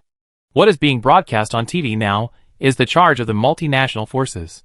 The charge of tens of thousands of people still looked very impressive. Even though they had experienced the baptism of battleships. Even though the light-chasing army had landed. Even though the building had been blown up. Seeing this scene still made many people on Dikui Island excited and cheered loudly. They still firmly believed that they would win. Tang Jing snorted when he saw this. It seemed that the opportunity was good now. But in fact, since the opponent's infantry and armored forces were separated, the result of this battle was almost out. Dikui Island has air defense. As an island, air defense has always been a very important part. Even though their planes and ships are very ordinary. Many anti-aircraft guns are set up in some important areas.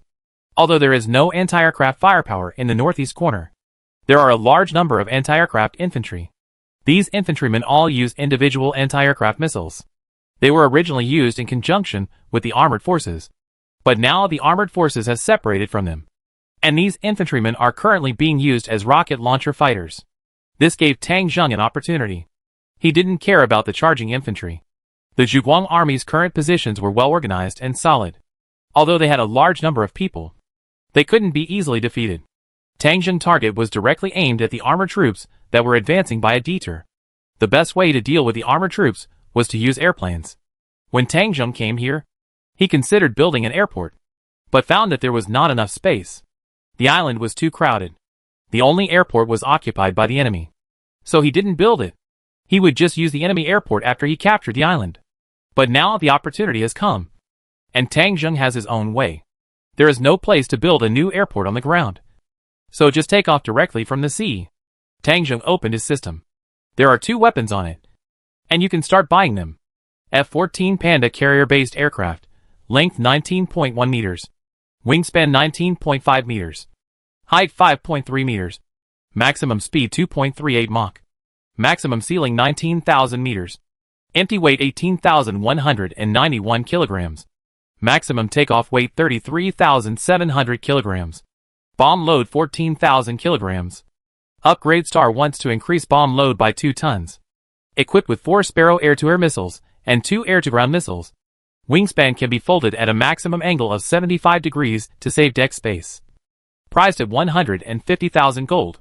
Conventional powered light aircraft carrier, 285 meters in length, 75 meters in width, 65,000 tons of full load displacement, 28 knots maximum speed.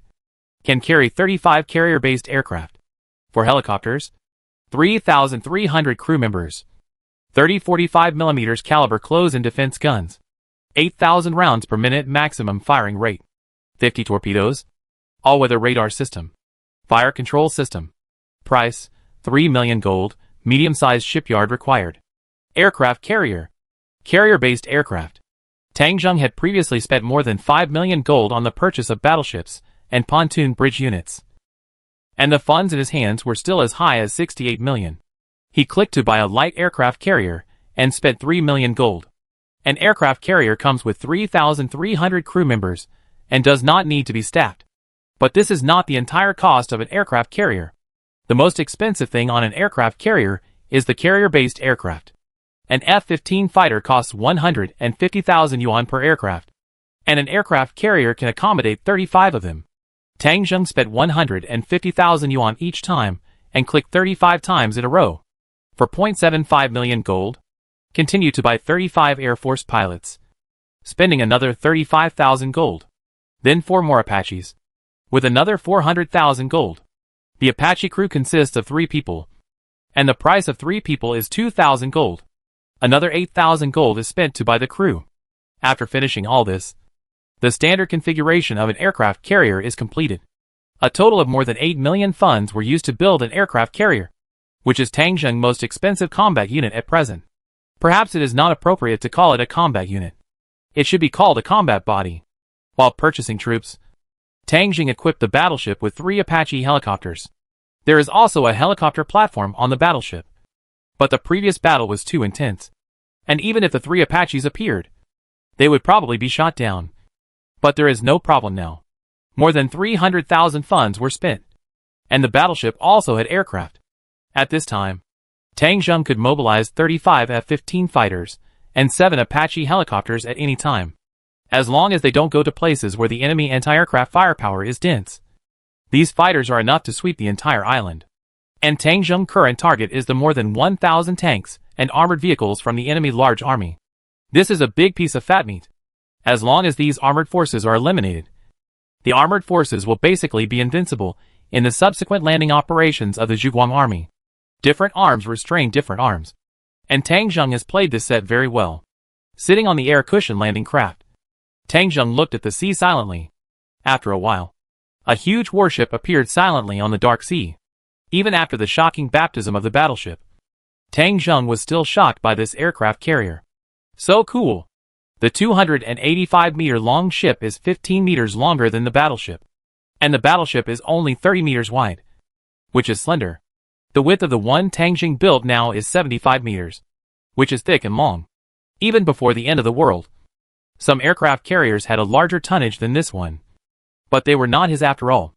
This one is his own. And the feeling is completely different.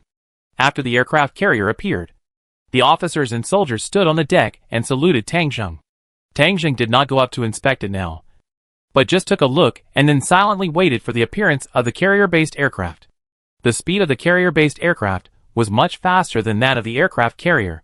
After a while, 35 carrier-based aircraft and 4 helicopters were all in place. At this time, the captain of the aircraft carrier also took the initiative to talk to Tang Zheng. Captain Gui Qiongguang of the aircraft carrier. Report to the general. Please give the combat order. Tang Zheng said in a deep voice, now I will give you a task. In order to enter the villa area, the opponent's armored forces took a detour from other streets. There is no air defense force in that area. You will go out immediately and destroy this armored cluster for me. Completely eliminate the war potential of Dikui Island, and pave the way for the main force to land on the island. Understood? Please rest assured, General. I will complete the mission. After Guiqiang finished speaking, he asked again, General, our aircraft carrier has not been named yet. Can you give it a name?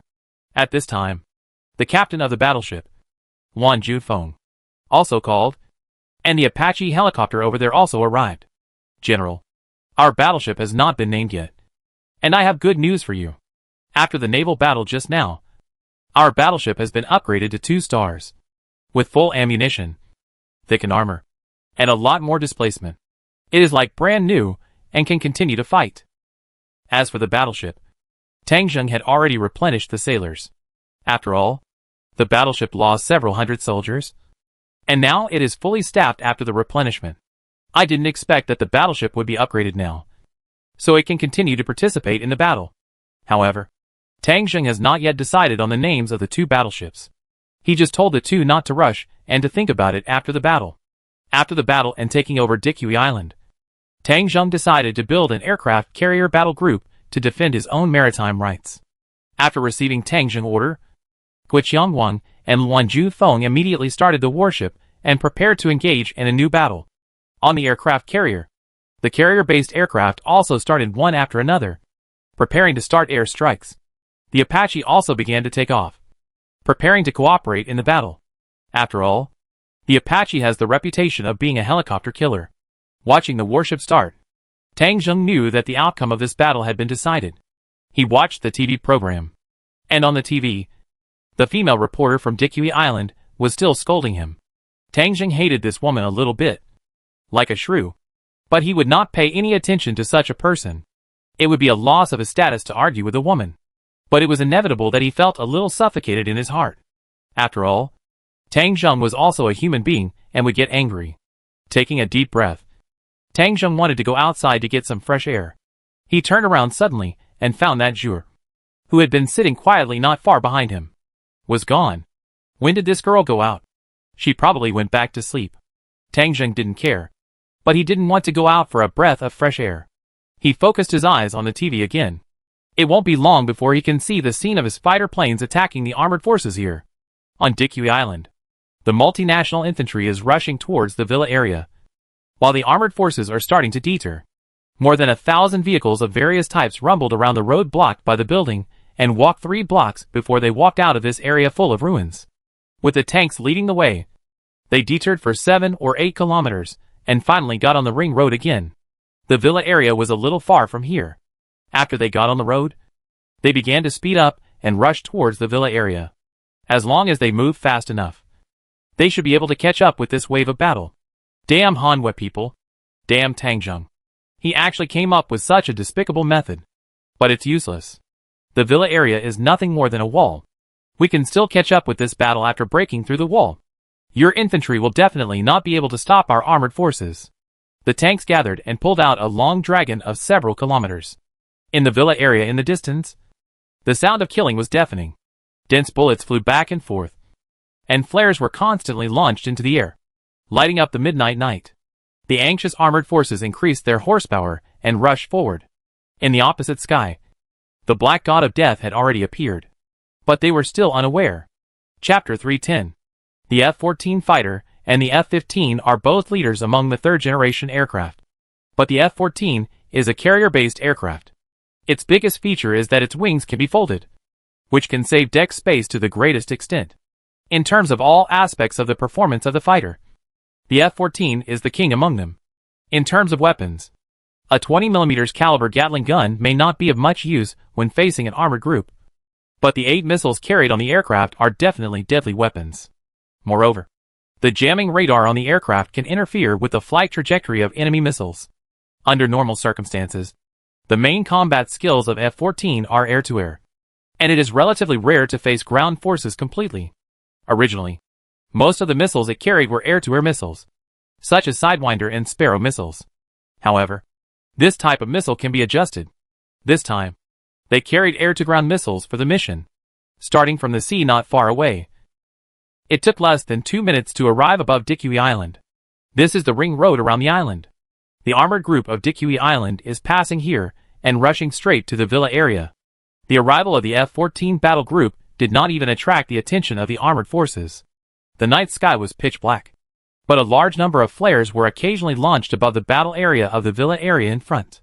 Flying in this flickering environment made this group of F-14s look like ghosts. On the first fighter plane, the pilot looked at the light spots gradually appearing in front of him on the radar screen. Each dot of light represents a car. The pilot picked up the intercom and reported the current position to the mothership. Dongdonji calling the command center. Dongdonji calling the command center. I am approaching the target position, and it is expected to contact in 60 seconds. Please give instructions.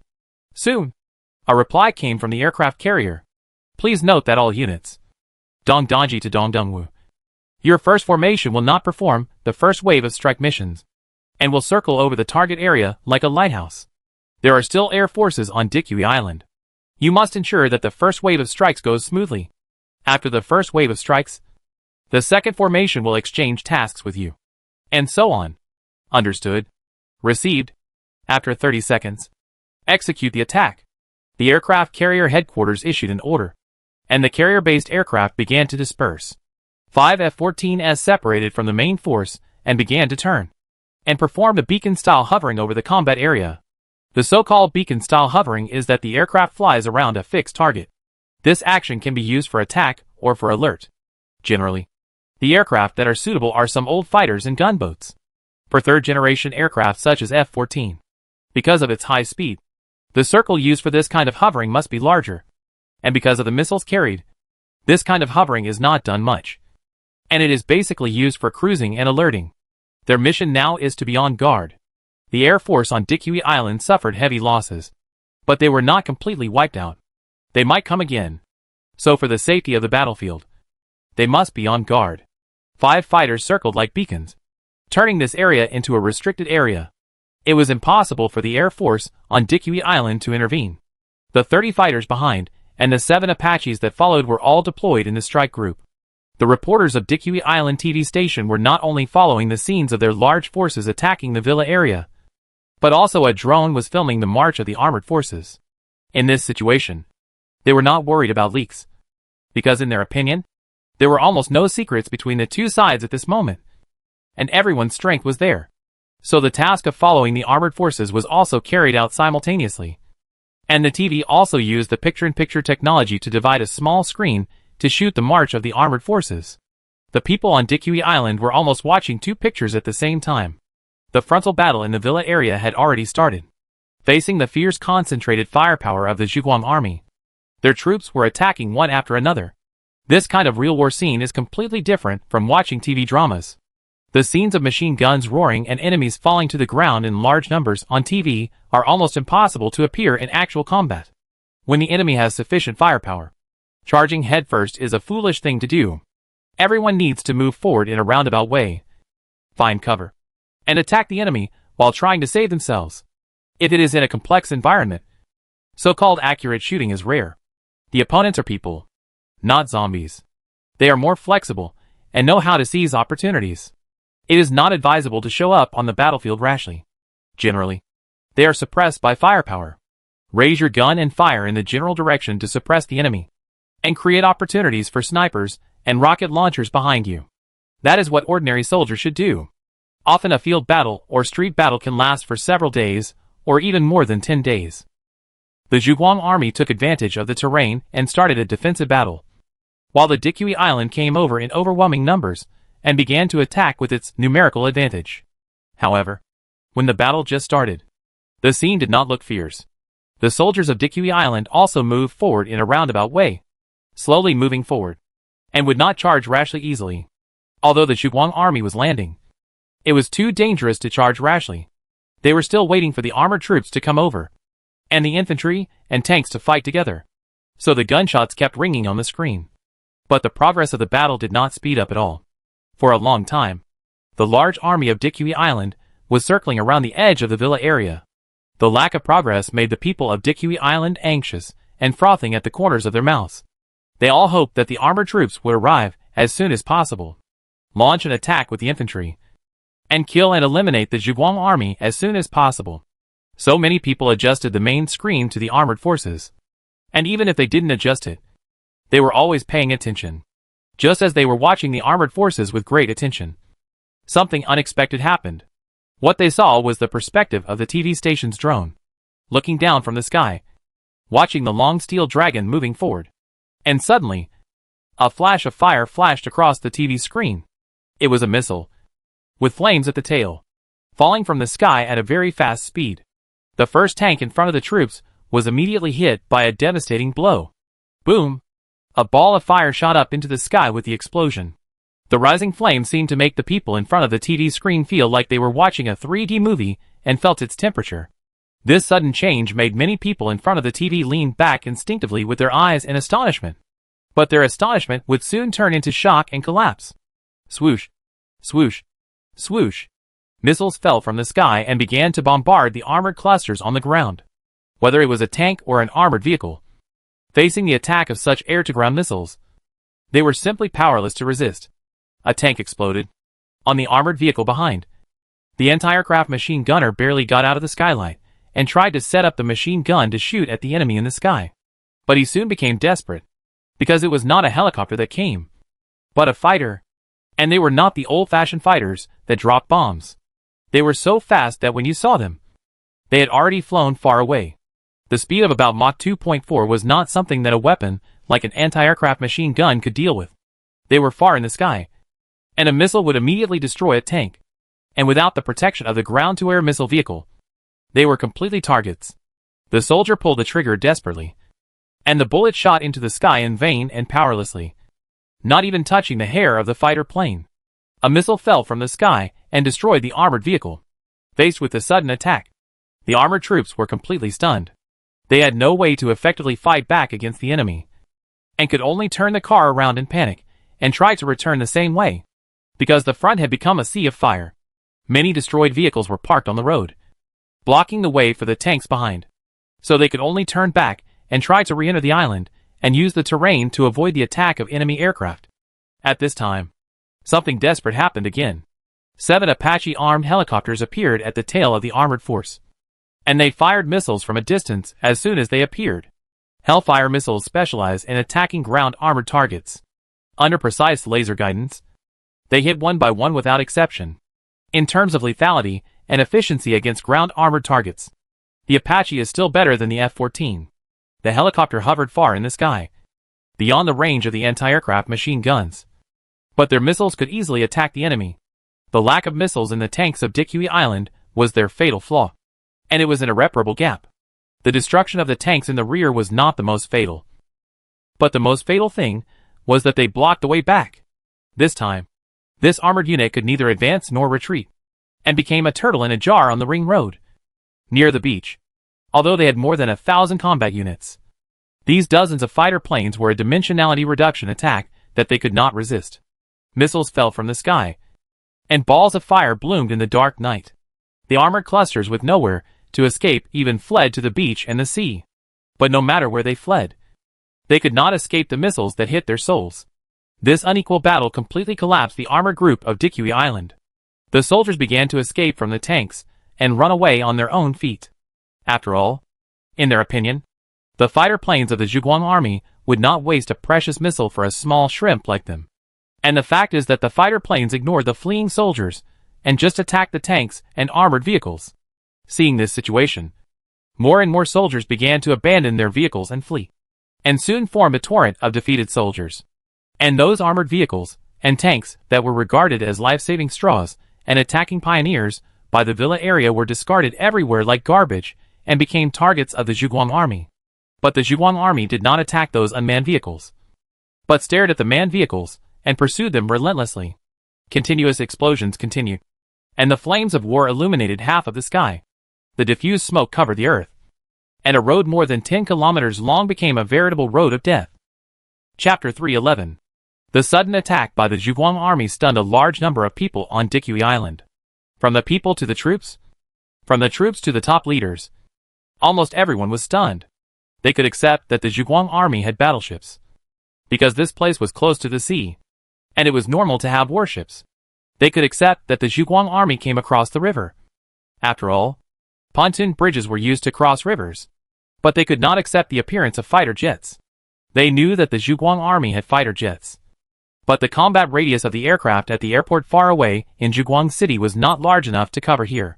Moreover, they all knew the situation of the nearby airports. It can be said that there is no city with an airport around here that is occupied by humans. In a city full of zombies, it is impossible for the airport to take off and land fighter jets. Even if there are newly built airports, they are all under the control of Chen Hanchang or Tian Mingfei, and it is impossible to lend them to the Zhuguang army. So the question is, where did these planes come from? Jones watched the armored forces being annihilated with a stiff body. After maintaining that stiff posture for almost half a minute, he finally couldn't help but explode. Fuck. Damn it. Where did these planes come from? There are only a few airports around here. How did Tang Zheng do it? Did Chen Hanchang lend the airport to Tang Zheng? The people around him didn't say anything. They knew that Jones' mentality had collapsed. Whoever took the opportunity would be in trouble. And many people thought that now was not the time to worry about where the planes came from, but to find a way to deal with it. How the planes came was a key issue. But it was not the key at the moment, because they were already here. And it would be too stupid to worry about where they came from. Jones was furious, but his anger did not subside. He ordered all the remaining air forces on the island to go out and rescue the trapped armored group. But he also knew that it would be difficult to save this increasingly out-of-control battle by relying solely on the current air force. But he had no other options at this moment. The situation at this moment was like a running elephant. Even if he was an elephant driver, he could not stop the elephant. He could only hope that the infantry would make a breakthrough and defeat the light-chasing army defenders in the villa area as soon as possible. Hold steady. We must hold steady. It's not a big problem if the Navy is lost. And it's not a big problem if the Air Force is gone. It's not a fatal problem if the armored forces are destroyed. As long as our infantry can make a breakthrough in the villa area and blow up that damn floating bridge, the light-chasing army will still not be able to occupy the island. As long as we do a good job of air defense, everything can still be saved. Our country has received our request for help, and they have promised to send reinforcements. There is still hope. There is still hope. Jones kept muttering. He hysterically sent all the officers out. Many ambassadors personally went to the battlefield to supervise the battle, and asked the soldiers in the villa area to intensify the attack. As for the armored forces, even if the gods came, there was no good way. They could only do their best and leave it to fate. Just as Jones expected, when the remaining air force of Dikui Island arrived at the battlefield, they happened to encounter the alert fighters of the Zhuguang army. There were still more than a dozen fighters on Dikui Island, 10 of which did not even participate in the naval battle. They were the remaining forces to prevent the Zhuguang army from forcibly crossing the river bridge. There were also some helicopters, which were also left behind, and they were all sent out at once. However, this encounter did not have the momentum of an encounter at all. Facing the 5 fighters of the Zhuguang army, their aircraft had no ability to fight back. When the two sides were still 20 kilometers away, the enemy missiles had already attacked. The old models had no ability to dodge or interfere with interception, and they were hit and exploded in the air one by one, setting off fireworks. The F-14 also demonstrated its powerful air combat capability at this moment. Its air-to-air missiles were like meteors chasing the moon, hitting the target with one shot after another. The enemy didn't even see their shadows, and became confused. The power of technology was fully demonstrated at this moment.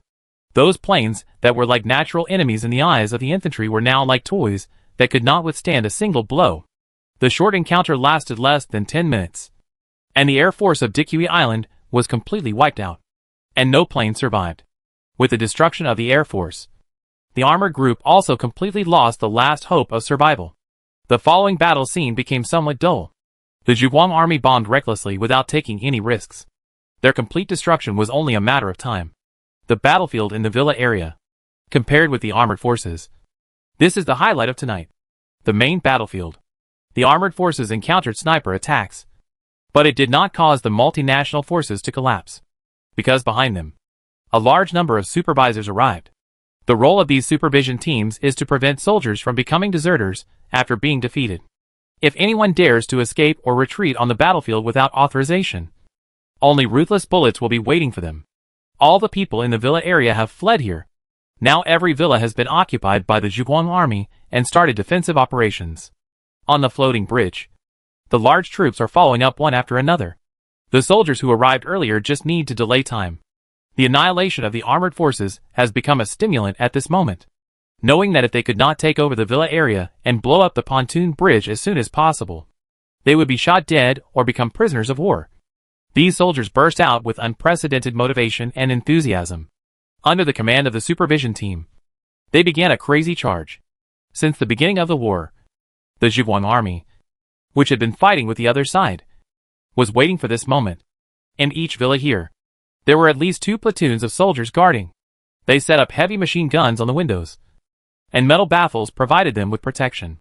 Snipers were also hiding in various positions, sniping and killing the soldiers of Dikui Island at all times. In the dark night, the villas in front were all spraying deadly fire snakes. Anti-personnel weapons such as heavy machine guns and Gatling guns have become the main force of the war at this time. The clang clang clang clang sound of shooting has become a veritable death note. The bullets passed by like a hurricane, and the charging personnel had nowhere to hide under the flares of the chasing light army. They were like rows of wooden stakes, and their breath and life were plundered crazily by the heavy machine guns. Large numbers of people came forward one after another, and were knocked down like mowing grass. There was a river of blood in front of every villa. The lack of heavy weapons for attacking has become a fatal flaw at this moment. The few rocket launcher soldiers, who just squatted and wanted to launch rockets, would be killed by the snipers of the light chasing army. The killing efficiency of those 5-star sharpshooters has exceeded the limit of the imagination of the multinational forces. As soon as they showed their heads, a shot from nowhere would open their heads. The helmets were pierced, the heads were smashed, and the red and white liquid splashed, covering the people around them. The strong smell of blood was nauseating. Some recruits could not stand such a cruel war scene, collapsed, screamed and ran back, but were shot by the supervision team. I don't know how many people endured the pain and fear, trembling and insisting on fighting. And I don't know how many people wet their pants, and didn't even dare to say a word. The comrades around them, who were full of energy, turned into bloody corpses in the blink of an eye. And some unknown human tissues hung on their bodies and splashed on the grass. Whenever they managed to organize a decent attack and approached a villa, a long dragon of flames would often fly by, burning some of those who were close to it into human form.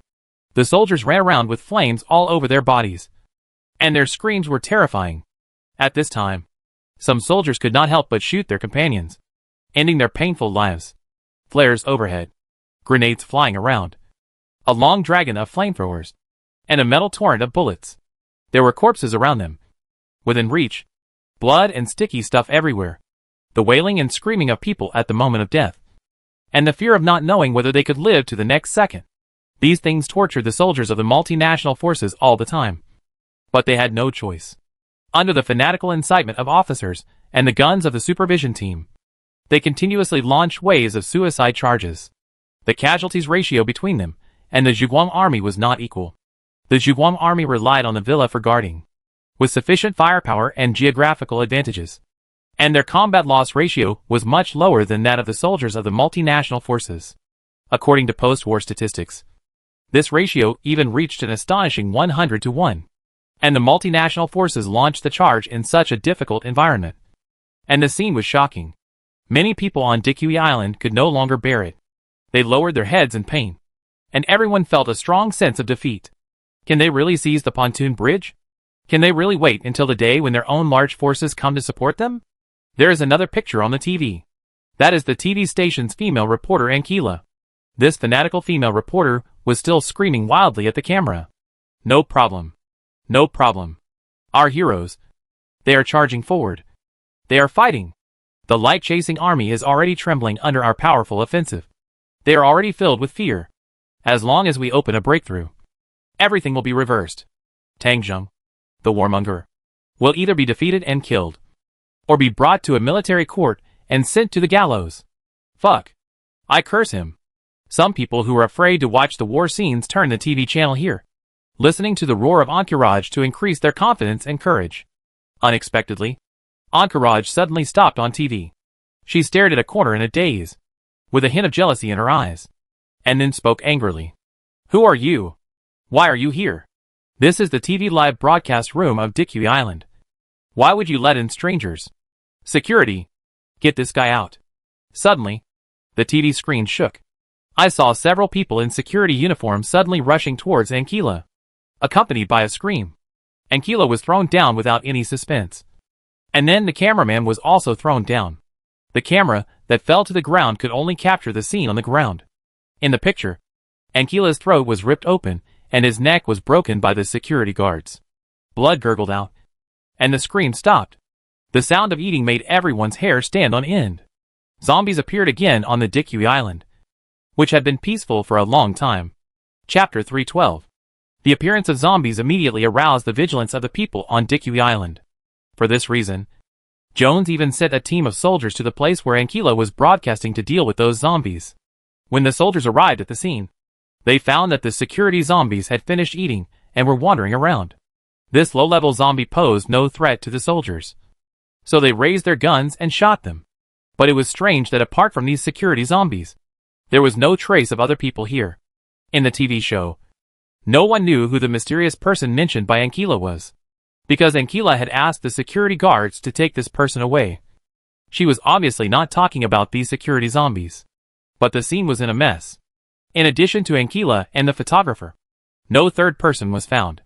In addition, the war was tight, and there was no time to investigate. So no conclusion was drawn in the end, and it could only be left unresolved. Although Ankila's live broadcast was interrupted, the TV station was still controlling the drone, and the TV screen was still broadcasting the battle in the villa area. After paying a huge price and casualties, the multinational forces finally made some breakthroughs. After killing countless enemy troops at the villas in the first row, the Zhuguang army chose to retreat and entered the second line of defense. And the layout of this second line of defense is even stronger than the first line of defense. As the follow-up troops continued to follow up, cars of soldiers swarmed in and continuously reinforced the defense lines, forming a staggered and deep line of defense. Even if the first line of defense was broken, the second line of defense was still there. They took advantage of the multinational forces' eagerness to break through and want to get close to the pontoon bridge, and constantly killed the other side. The killing efficiency was terrifying. Just breaking through one line of defense, the multinational forces paid more than 6,000 lives and more than 4,000 wounded. Driven by the supervision team, the multinational forces began to attack the second line of defense. However, the situation became more difficult this time, and the multinational forces encountered crazy sniping here. The tug-of-war between the two sides became more and more persistent, and as time went on, the situation changed again. The soldiers of the multinational forces were getting fewer and fewer, while the Zhuguang army was getting more and more. The time came to 1 o'clock in the morning. On the floating bridge on the river, the armored troops began to cross the river. There were not many tanks that followed this time. Only 100 tanks from a tank battalion. However, these 100 tanks were not ordinary. They were all 3-star enhanced tanks, and their combat effectiveness was extremely strong. And now that the armored group on the multinational force side was completely destroyed, these 100 tanks were enough to determine the direction of the war. Their crossing of the river was very smooth. On the edge of the river, battleships were cruising nearby. The huge naval guns made the troops that occasionally infiltrated immediately experience what firepower was. With the cover of the battleship, the speed of crossing the river became faster and faster. Jiang Hao, the battalion commander of the 1st Armored Battalion, sat in a huge main battle tank. Behind him, 100 tanks gathered in a black mass. Jiang Hao did not say anything to mobilize morale before the war. The Zhuguang army did not need too much mobilization and could still execute orders accurately and fight efficiently. All troops are divided into 4 clusters and start to act according to the predetermined goals. The 100 tanks were divided into 4 teams, each with 25 tanks, and quickly entered the battlefield. Behind the tank troops, the artillery troops entered the scene. The towed artillery was towed forward by the jeeps of the direct battalion, and there were also many self-propelled artillery and some rocket launchers, which also rumbled forward. This was the last batch of troops of the Zhuguang army, and they would all complete the crossing of the river within half an hour. On the front line of the battle, the war entered a white-hot level. The fierce attack and defense of both sides around the villa area also reached the most tragic stage. The troops of each other were entangled together, and it was not easy to separate them in a short time. The multinational forces were also confused. With their numerical advantage, they were able to temporarily stalemate with the light-chasing army. But when the tank troops arrived, the situation collapsed instantly. Those main battle tanks suddenly rushed out of the darkness, like steel monsters. Against such infantry units, anti-aircraft machine guns, parallel machine guns, rocket nests, and other weapons are even more useful than main guns. The 3-star enhanced tanks are no longer something that the opponent's individual rocket launchers or individual anti-aircraft missiles can deal with. The rocket launchers of the multinational forces blasted up, and a ball of fire appeared. The tanks were just charred black, and were not affected. The anti-aircraft machine guns and coaxial machine guns were the king of hell who harvested lives. The armored forces rushed directly into the positions of the multinational forces and began to harvest like a tiger entering a flock of sheep. The 25 tanks did not fight separately. They just gathered into a group, fought in groups, and charged in groups. The team led by Jiang Hao killed from the front position of the multinational forces, and set off a bloody storm along the way, crushing the enemy position to pieces. No one could stop them from advancing. They rushed in forcefully and finally rushed to the gate of the villa area, killing the multinational forces. When they got near here, Jiang Hao found a group of people. These people were the multinational forces supervision team. Jiang Hao was not polite at all and ordered an attack. 25 tanks immediately carried out a ruthless strangulation on the supervision team.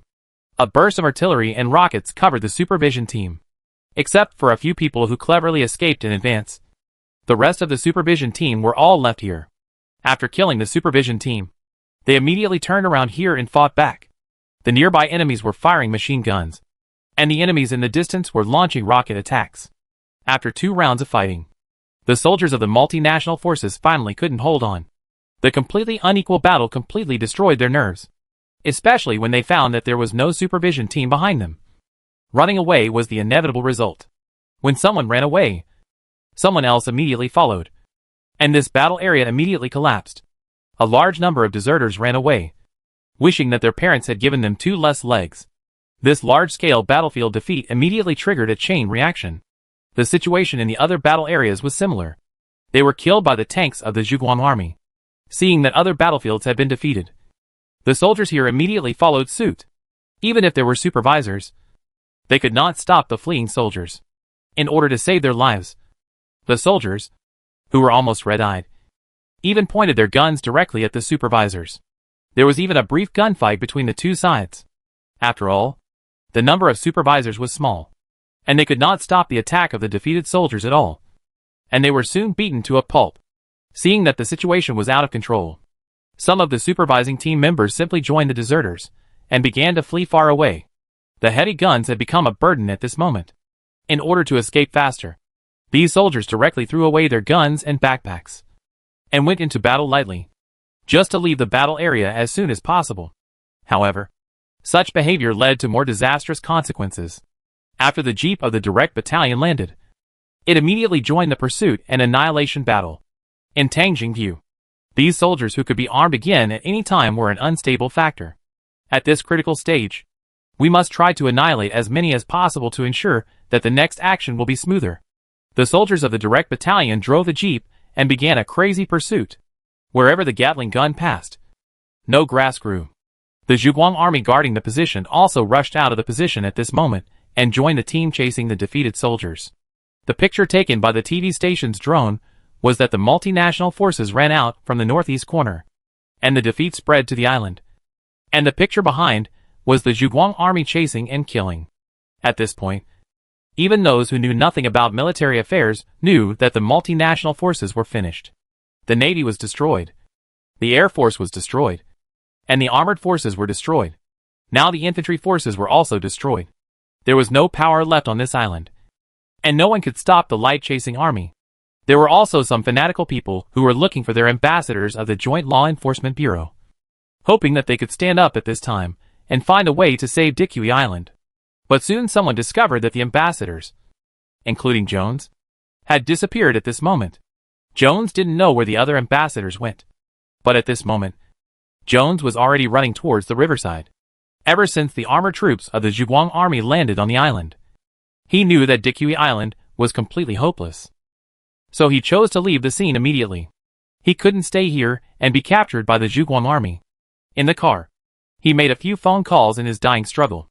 These calls were not made to the country, but to Chen Hongchang and Tian Mingfei respectively. He hoped that these 2 independent emperors could send troops to help him, because in Jones's view, Tang Zheng's large-scale mobilization to Dikui Island was definitely not satisfied with simply occupying an island. Now that Dikui Island has fallen, their two countries, Dian and Jialing, will also face the threat of Tang Zheng's army. The lips and teeth are cold. He hoped that Chen Hanchang and Tian Mingfei could understand this truth, but the result disappointed him. Tian Mingfei rejected him without hesitation and hung up the phone. Chen Hanchang also rejected his proposal to send troops, and told Jones that Dian was not ready for war at present. But Chen Hanchang did not say it firmly. He told Jones that he could come to Sanjiang, and he would send someone to meet him by the river. Here, Jones could establish an exile government on Dikui Island and continue to fight against Tang Zheng. Although no reinforcements were found, this was Jones' last straw. He drove the car all the way and came to the bank of the Hao River. This is the location between the two river bridges. But now the river bridge has been blown up and there is no one here. When he got here, he saw a speedboat speeding on the river. Jones waved his hand, and the speedboat came over and took Jones on board. The speedboat started and began to drive towards the other side. Jones stood at the stern, looking at the Dikui Island where the battle was still going on, with a dazed look. Tang Zheng, how dare he?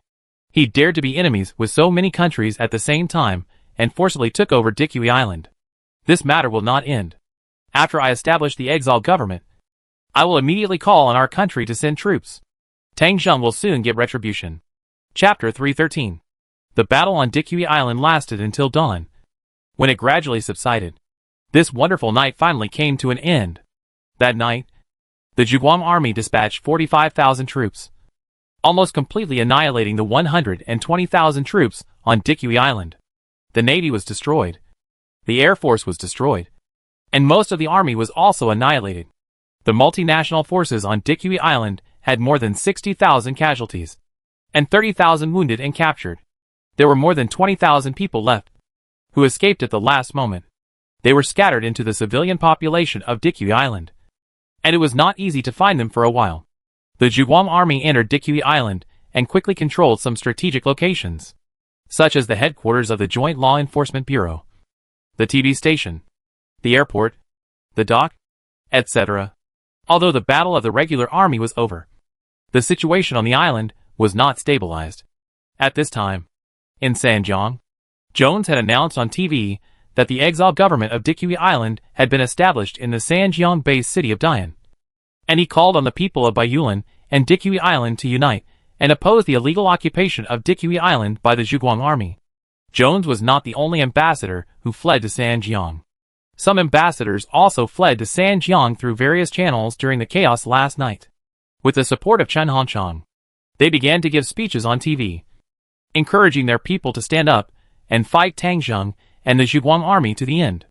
They also called on the soldiers who were stranded among the people to arm themselves and use the geographical advantages of the island to fight guerrilla warfare with the Zhuguang army on the island. Among the soldiers who were defeated and fled last night, some did respond to the call and began to stir up trouble in secret. After all, in the eyes of the people on this island, this Dikui Island belongs to them. Now Tang Zheng and his group are invaders, and they are on the side of justice. Under the instigation of this fanatical atmosphere, many people joined in. The action last night made some foreigners dissatisfied, such as the expulsion of people in the villa area and the bombing of 4 buildings to buy time for the defense forces. These were the reasons for their dissatisfaction. This morning, when the Zhuguang army took over the island in full, some foreigners gathered together and tried to hold a demonstration to oppose the tyranny of the Zhuguang army. They gathered on the streets, smashed shops, burned vehicles, and made flags of the Zhuguang army and burned them. Some even tried to attack the Zhuguang army, throwing stones, smoke bombs and Molotov cocktails at the troops. In this place where guns are not prohibited, many people also have guns, and many even tried to shoot the Zhuguang army. Some of the guns used were even military guns. These guns were all remnants of the multinational forces on Dikui Island. After all, they have been entrenched here for nearly a year, and they are deep-rooted and cannot be completely eradicated all at once. Soon, this wave of demonstrations began to spread across the island. Dozens of demonstration teams appeared in various places on the island, and they were frantically carrying out sabotage activities. This kind of thing was familiar to them, because before the end of the world, they often marched in their country, and riots would occur if they were dissatisfied. They also constantly confronted the military and police. And there were even examples of them winning. Some demonstrations and riots would even overthrow the national regime in the end. And this kind of thing is not without precedent. In this situation, their army is often helpless, because this kind of activity is watched by the people of the whole country. And the army is also the people of this country. And they will not deal too much with the marching crowd.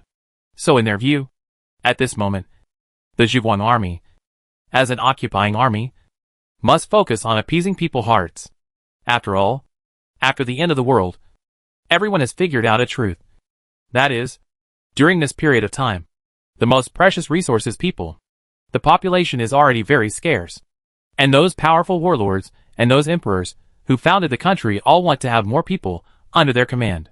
I believe Tangzheng is no exception. For a time, the protesters spread all over the island, and it was getting more and more intense. Some media at home and abroad also reported this matter crazily.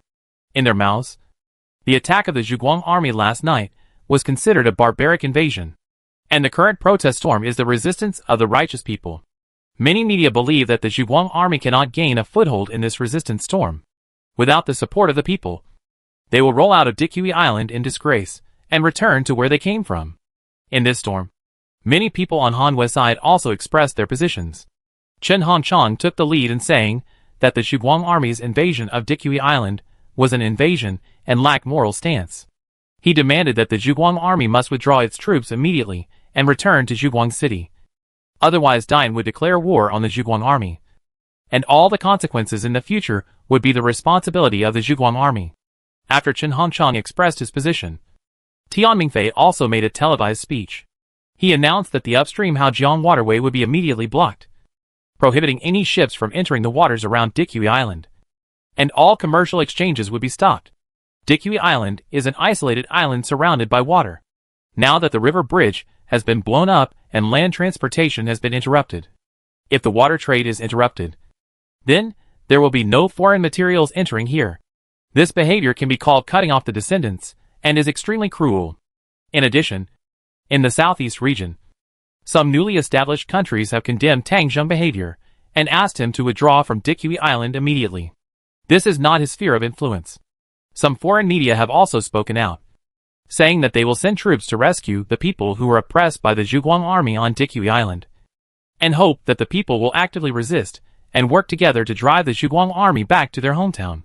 During this process, only Li Wuyo from Yuanjing expressed support for Tangzheng. She claimed that Dikui Island was originally Hanwei land, and it was not Tangzheng who should get out, but those foreigners who had taken over the island. She would stand firmly on Tangzheng's side and support him all the time, and hope that those who illegally declared independence in Hanwei would recognize their origins, not forget their skin color, and not become traitors to spies by everyone because of some interests. But her voice alone was still too weak, and even many local TV stations temporarily cut off the signal from Yuanjing. Otherwise the people would see Li Wuyo picture and hear her voice. All these factors combined to make the demonstration more and more intense. At this time, everyone believed that Tangzheng would compromise. Even if he would not leave, he must show considerable sincerity and appease the people on the island first. Stabilizing the situation is the first factor for any leader of any force. I am afraid that there is only one way to go at present, because the pressure he faced was too great.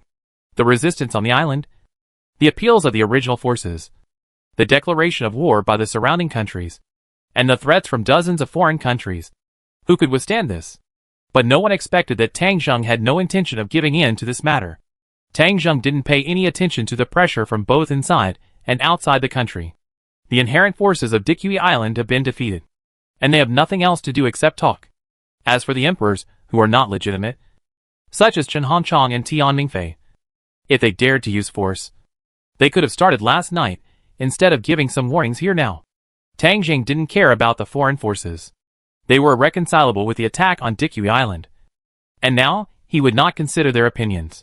He directly issued orders to the troops to strike the crowds of demonstrators. What was needed most at this moment was not appeasement, but iron and blood deterrence.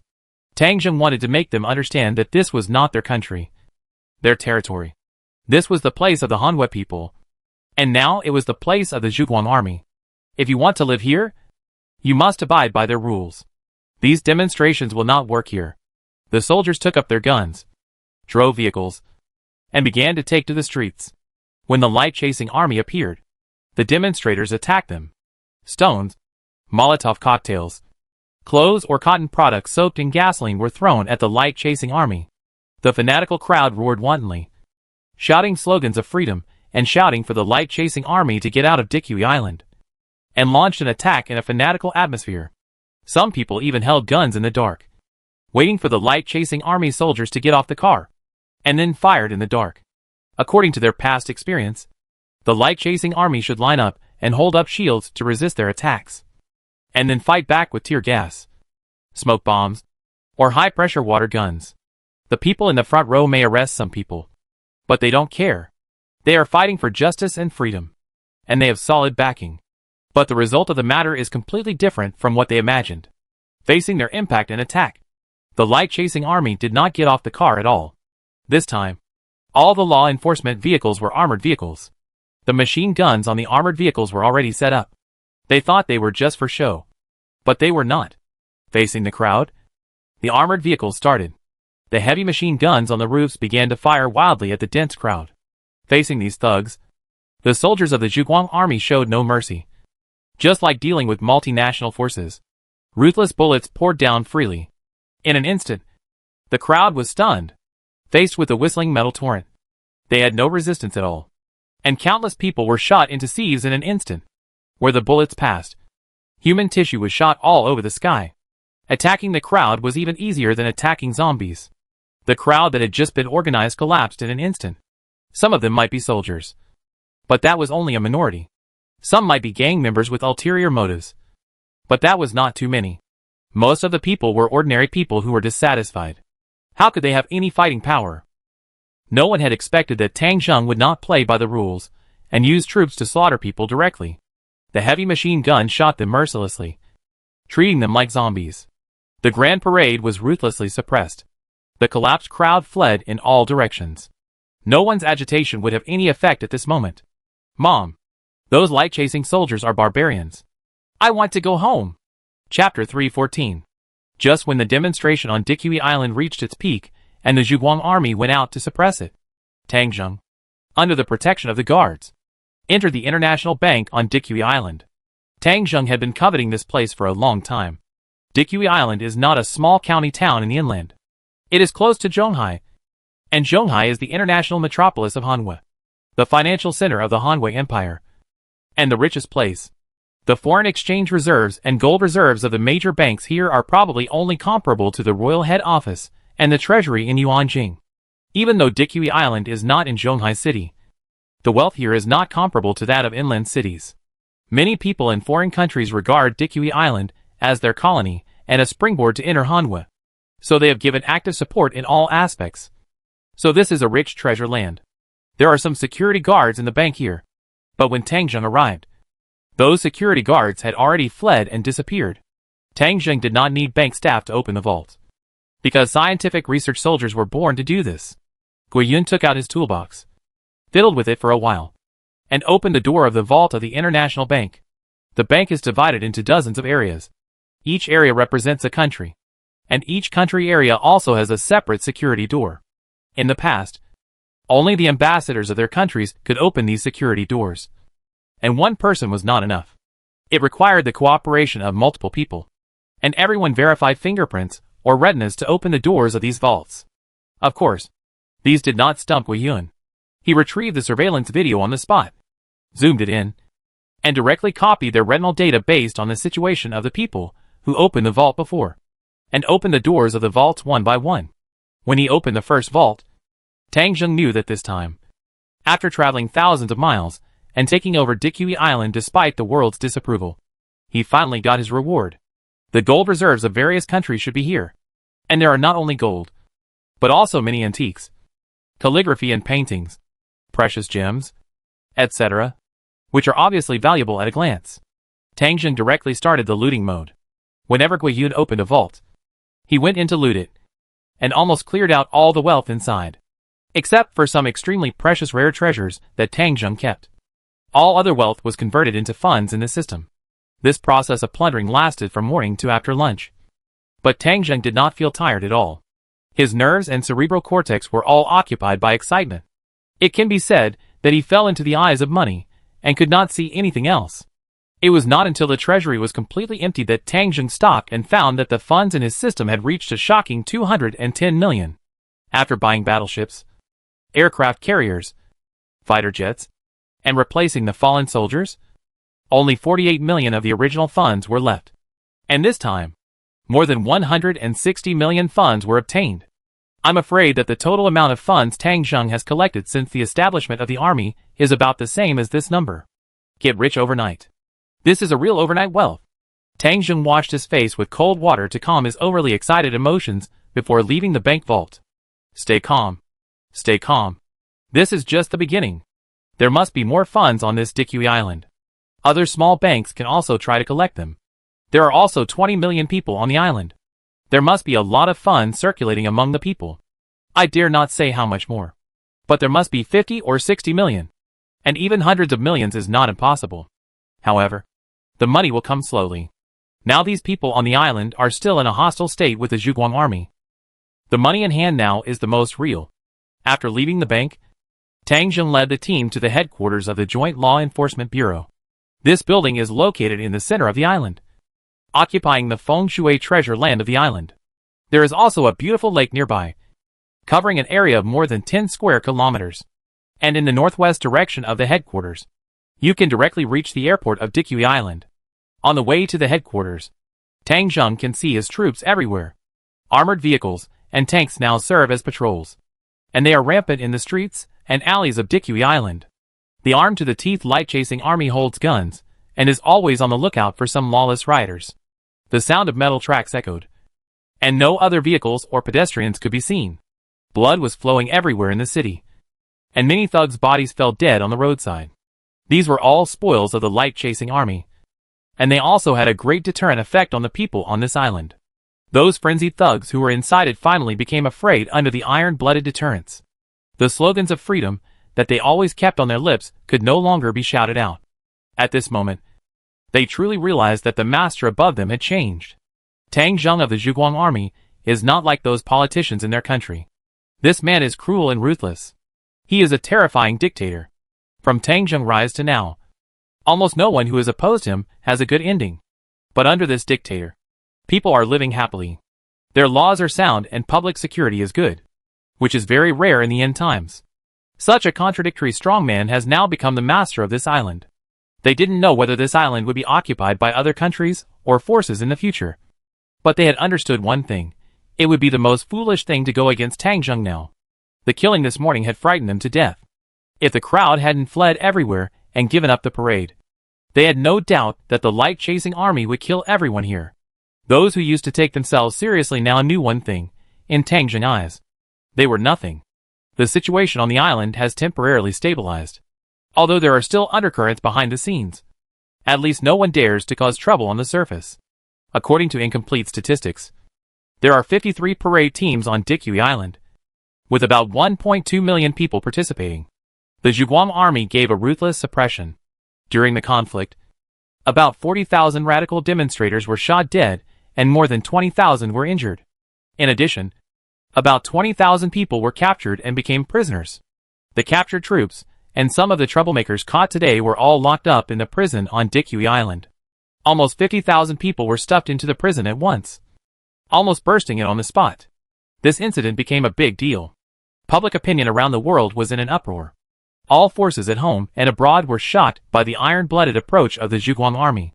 On TV news, more than 70 forces condemned the Zhuguang army. Some forces whose interests were damaged on Dikui Island even directly issued a war threat, claiming that the Zhuguang army was a terrorist force, and Tang Jung was the leader of the terrorist force.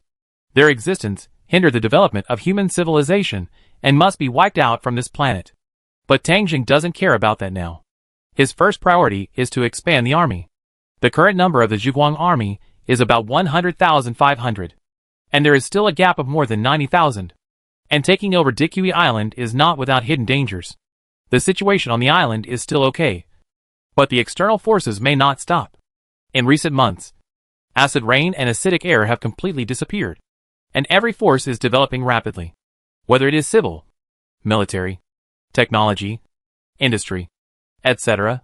They are all developing by leaps and bounds. For example, Chen Hongchang, Tian Mingfei and others. They are not without strength, but they feel that their strength is still a little insufficient, and they are all developing secretly. After taking over Dikui Island, except for Li Wuyo, it can be said that the whole world is an enemy, and Tang Zheng must constantly improve his strength. After arriving at the Joint Law Enforcement Bureau, Tang Zheng is ready to start the explosion of troops. First of all, the army.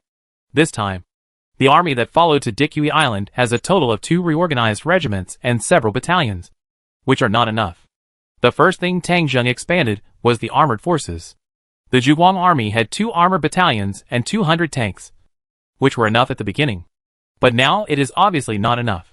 Tang Zheng decided to expand the armored battalion to an armored regiment. A regiment has 5 battalions, and each battalion must have 100 tanks. The configuration of the Zhuguang Army Tank Battalion is 30 Type 95 light tanks and 70 Type 99A main battle tanks. A light tank costs 30,000 yuan per tank, and a Type 99A costs 70,000 yuan per tank. A total of 5.8 million gold. Tang Zheng added 3 battalions at once, with 17.4 million. Then, there was the armored troops. 900 armored troops, with 1.8 million funds spent. Jiang Hao, the battalion commander of the 1st Armored Battalion, was appointed as the commander of the armored regiment and concurrently the commander of the 1st Battalion. Tanks began to appear in large numbers, and after these tanks appeared, they immediately joined the patrol activities on the island. Now the number of tanks on the island has reached 400, and the 2nd Armored Battalion is still chasing the Light City. After the tank unit, there is also the artillery unit. In this melee, artillery attacks were not used, but artillery still plays an important role in the subsequent defense of the island. Tang Zheng ordered to start building fortifications and artillery platforms around the island and establish coastal artillery units. At present, the Zhuguang army has a total of about 400 cannons of various types, and this time it will be directly expanded to 1,000.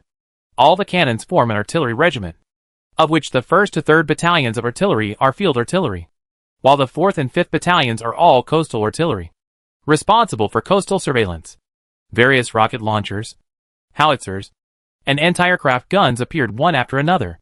In this regular construction, light firepower such as 107 rocket launchers and mortars were simply delegated to various field troops and were no longer included in the sequence of regular artillery regiments.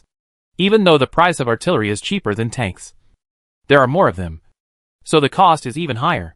After the artillery and all the cannons were in place, it cost 21 million. During this process, Tang Zheng built a total of 5 artillery positions. This includes the Western Artillery Position, which is mainly aimed at enemies coming from the West Haojiang direction, which is mainly to guard against Tian Mingfei Jailing Empire. The Northern Artillery Position is mainly used to guard against Chen Hongchang's Dian Empire. The other 3 positions are the Eastern Artillery Position, the Northeastern Artillery Position, and the Southeastern Artillery Position. These 3 positions cover the sea in all directions and face enemies from the Great East Ocean. For each artillery position, Tang Zheng also arranged 5 anti-aircraft missile silos and 5 short-range surface-to-air missile launchers, which are used to attack enemy aircraft and flying missiles. This construction project is not small, and Tang Zheng has added an engineering battalion, hoping that the construction will be completed as soon as possible. After completing these, Tang Zheng still has a huge amount of funds of 170 million. Next, it will be the highlight of the military expansion, the construction of the Navy and the Air Force. Chapter 315. Coming out of the office building of the Joint Law Enforcement Bureau, Tang Zheng arrived at the airport of Dikui Island. This is an airport covering an area of more than 10 square kilometers, much larger than the airport of Zhuguang City. Now the airport is empty. All the helicopters and fighters here were destroyed in the battle with the Zhuguang army battleships. Only a few civilian flights were parked there alone, and it seemed that they had not been used much. It is not easy to establish flights after the end of the world. Even if you have recovered an airport and built an airplane, you often don't know where to fly, because the airports in many big cities have almost all fallen after the end of the world. Without exception, even if the other party has also recaptured the airport, it is still a hassle to establish contact between you. Even if the contact is established, the safety of long-distance flights is also a problem, especially during takeoff and landing. Mutated birds have become an important issue for flight safety. Not every place has the means of using birds to control birds, like the Zhuguang Army. Even if these are solved, many people may not choose to make airplanes because their relatives have died, and they can't find their home when they go to the familiar places before the end of the world. So at this stage, it will take quite a long time for the aviation industry to recover. Tang Zheng also kept these civilian flights. After a while, he will establish a route from Dikui Island to Zhuguang City. Even now, the route from Zhuguang City to the military camp base will be put into use soon. When his side is stable, the route with Yuanjing Palace base can probably be started. Looking at the empty airport, Tang Zheng started a new round of mass troop deployment. First, the helicopter. On the island, the helicopter unit plays a big role, and it is more convenient to take off and cruise. And now Tang Zheng Air Force is also a bit chaotic. All helicopters, transport planes, fighters, bombers, etc. are all classified into the Army Aviation Battalion sequence, which is unscientific. So he decided to reorganize the Air Force.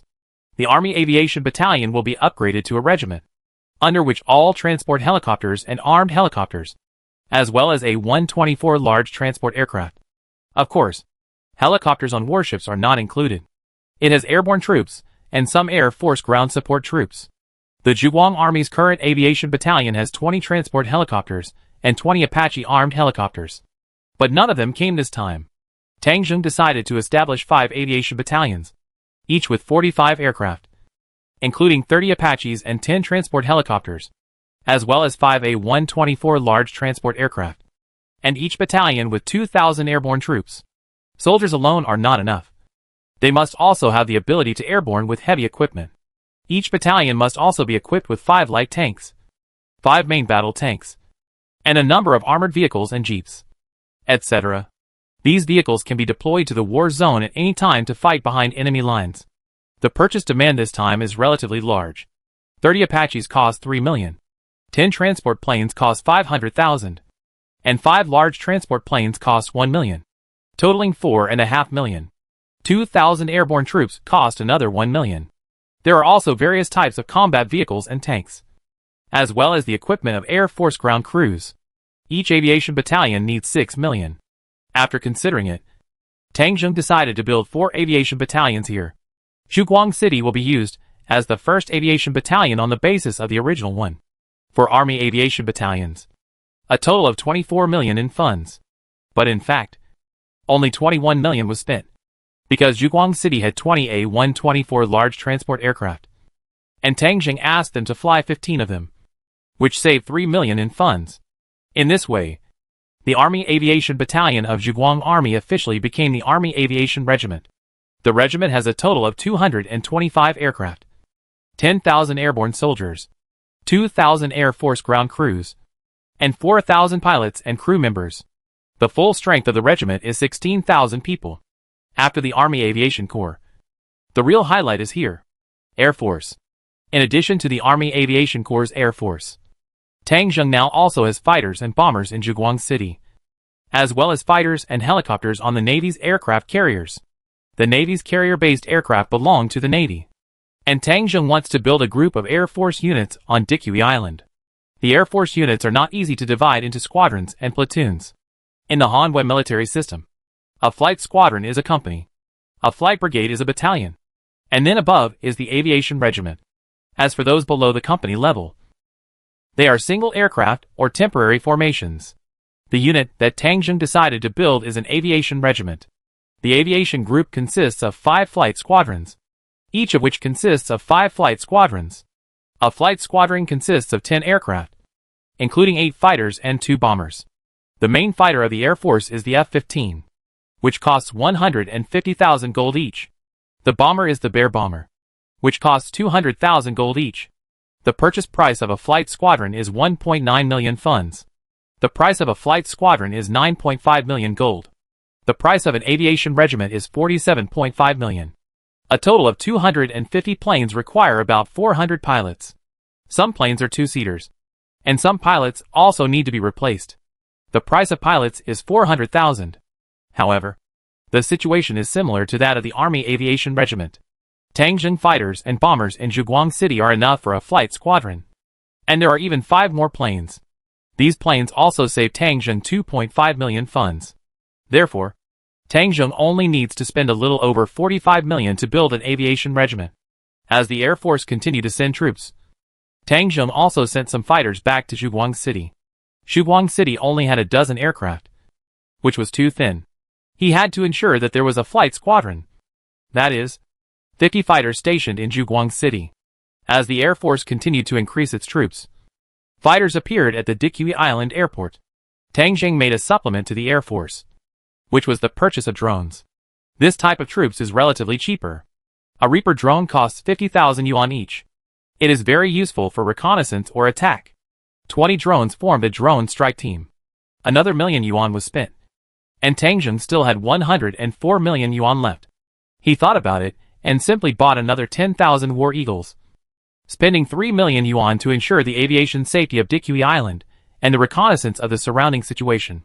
At this point, the construction of the aviation regiment was completed, and Tang Zheng spent a total of 46.4 million yuan, not including the cost of the War Eagles.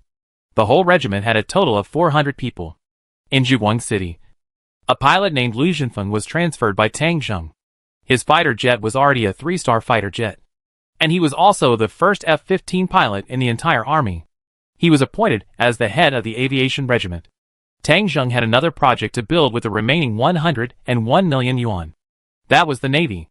At present, Tang Zheng Navy had only 1 aircraft carrier, 1 battleship, and 1 air cushion transport ship in addition to some ships of the inland troops. In this landing battle on Dikui Island, the Navy made great efforts, especially the battleships, which resisted the enemy siege from multiple sides and did not fall, and made great contributions. Later, the aircraft carrier also demonstrated its strength. More than 30 carrier-based aircraft were dispatched to destroy the enemy powerful armored forces in one fell swoop, making an outstanding contribution to the victory of the war.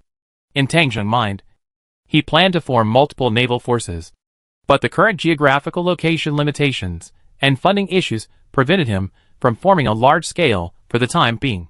However, the scale was not too small either. Tang Zheng left the airport and headed straight for the medium-sized shipyard in the northeast corner. After arriving here, Tang Zheng continued to recruit troops. 1 aircraft carrier is far from enough. He needs 4 aircraft carriers. When he arrived at the seaside, he bought the remaining 3 aircraft carriers. The aircraft carrier, the carrier-based aircraft, the Apache helicopter, and all the pilots on the aircraft carrier. A total of 8.2 million funds.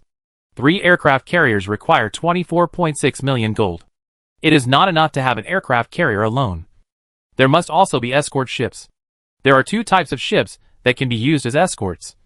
One is a battleship, and the other is a submarine hunter. The main combat mission of the submarine hunter is to deal with underwater submarines. But now no one has studied the submarine as a branch of the army, because the giant beast in the ocean has appeared, and the submarine is not suitable for this branch of the army now. However, the submarine hunter can not only deal with submarines. As a military ship, its combat effectiveness is barely acceptable, and it can also be used for surrounding cruises. But Tang Zheng still chose the battleship as the main frigate. For an aircraft carrier, Tang Zheng decided to build 2 battleships as frigates first, and 4 aircraft carriers would require 8. The purchase price of a battleship is 1.2 million gold, and equipping 3 Apaches is 1.5 million funds. There is already 1 battleship, so only 7 are needed. After 10.5 million was spent, all the battleships began to appear. There are a lot of people on such large naval vessels. There are 3,300 Navy soldiers on a light aircraft carrier, and 2,200 Navy soldiers on a battleship. 2 aircraft carriers and 4 battleships have 15,200 Navy soldiers. To be precise, there are 15,278 soldiers, because there are also pilots of carrier-based aircraft. The food on the ship is replenished once every 2 weeks to provide nutrition for all the people on the ship. Now there are 4 aircraft carriers and 8 battleships, divided into 2 battle groups, each with a dual aircraft carrier configuration. Of course, it is not enough to have only these large ships. Tang Zheng added 8 anti-submarine ships and 10 air cushion landing craft to each of the 2 battle groups. The air cushion landing craft can even drive into the cabin of the aircraft carrier. while the anti-submarine ship is used as a patrol force on the sea surface. In addition, there are members of the Marine Corps. Tang Zheng did not intend to use the original Dragon scale force. He newly equipped 2 aircraft carrier battle groups with 2,000 members of the Marine Corps, spending a total of 4 million gold, as the main force of the Navy's beach landing. At this point, the Navy was officially built. The Zhuguang Army Navy is divided into 2 aircraft carrier battle groups. The commander of the first battle group is Guo Qiguang, who is at the regimental level. At the beginning, he also proposed that Tang Jing name the warship. Tang Zheng considered it, and named the first aircraft carrier Liming. Liming is a series. The first ship is Liming 001. The second ship is Liming 002. And so on. Originally, Tang Jing did not plan to name the battleship. But considering the great contributions made by the first battleship, Tang Jing still named this battleship. The Zhuguang-class battleship was born, and the first battleship was named Zhuguang. Wan Zhufeng was even promoted to the commander of the second aircraft carrier battle group, with a full regimental level. The remaining battleships were named Zhuguang 002 and Zhuguang 003 in the order of enlistment. Each aircraft carrier battle group currently has 2 light aircraft carriers for battleships. For anti-submarine ships, 10 air cushion landing craft, 70 carrier-based aircraft, 20 Apache armed helicopters, and 2,000 Marines. Each aircraft carrier battle group currently has a total of 17,750 personnel. The total number of naval personnel has now reached 35,500. So far, the entire Zhuguang Army includes 5 field regiments, with a total of 75,000 people, 2 city guard regiments with 30,000 people, and 1 land aviation regiment with 16,000 people. The Navy has 35,500 people. The armored regiment has 1,500 people, and the artillery regiment has 5,000 people. There are also 2,500 direct battalions and 500 aviation regiments. There are also 2 engineering battalions with 5,000 people and 500 inland troops. There are also special forces of Dragon Scale and Tiger Wing, each with 500 people, a total of 1,000 people. In addition, there are special services, research institutes, military intelligence bureaus, guard companies, and many other departments, which add up to more than 5,000 people. So now all the arms are added up, and they have reached 177,500 people. There is only a gap of more than 20,000 people from the full 200,000 people of the whole brigade. Among these troops, there are still some that have not reached the level that Tang Zheng is satisfied with, such as the direct battalion is not yet fully staffed, and the Navy also needs to be expanded. 2 aircraft carriers are just the current standard. Once there is a new battle, Tang Zheng can expand it at any time. There are also 2 departments, the Military Intelligence Bureau and the Special Service. Tang Zheng also plans to expand them. The situation on the island is complicated now, and the tasks of these 2 departments are very heavy. Their expansion will replace the tasks of the troops, maintaining the law and order on the island, and arresting people. Moreover, after a large-scale expansion of the army, he still has up to 58 million funds in his hands, which can support him to carry out large-scale wars at any time. More importantly, after this battle, the Zhuguang Army not only completely established a foothold in the coastal area, but also captured a crucial island. They worked until the evening, and most of the troops were already in place. Tang Jing also let out a long breath. At this time, he felt that he had broken free from the shackles on his body, and the Zhuguang Army had truly established a firm foothold and did not have to care about anyone. The pressure from abroad or from within the country was no longer considered pressure. Even if they did not come to find Tang Zheng would go to them, and the Zhuguang Army would not stop moving forward. Chapter 316. After Tang Jing finished this round of mass troop growth, he checked his current upgrade status. Upgrade Condition 1. Full brigade of 200,000 people completion. 177500/200000. Upgrade Condition 2. Upgrade funds of 200 million completion. 58105460/20000000. Upgrade Condition 3. Kill 200 million zombies completion. 1209299/20000000. Upgrade Condition 4. Complete the production of 10 types of high-tech arms completion. 1/10. Upgrade Condition 5. 20 million survivors under your command. Completion 9098177/200000000. Upgrade Condition 6. Occupy 3 million square kilometers of land. Completion 98122/3000000. Upgrade Condition 7. Occupy 3 million square kilometers of sea area. Completion 1308/3000000. Upgrade Condition 8. Occupy at least 3 islands with an area of no less than 100 square kilometers. Completion 1/3. So far, none of the 8 items have been completed, and they are all far from complete. The first item can be completed at any time with a full brigade. But Tang Zheng will not do that. He wants to leave some mobile forces. The task of killing 200 million zombies is a long way to go, and it is unknown when it can be completed. High-tech troops are also slow to complete, and currently only electromagnetic infantry is considered high-tech. As for the survivors under his command, Tang Zheng has currently controlled Dikui Island. If these people are considered his subjects, he has completed this item. But the system shows that he has not completed it, which means that these people have not yet recognized his rule. Tang Zheng was not anxious about this. After the war, there would be a period of peace, and he would have time to slowly treat these people. Moreover, Tang Zheng also discovered a problem.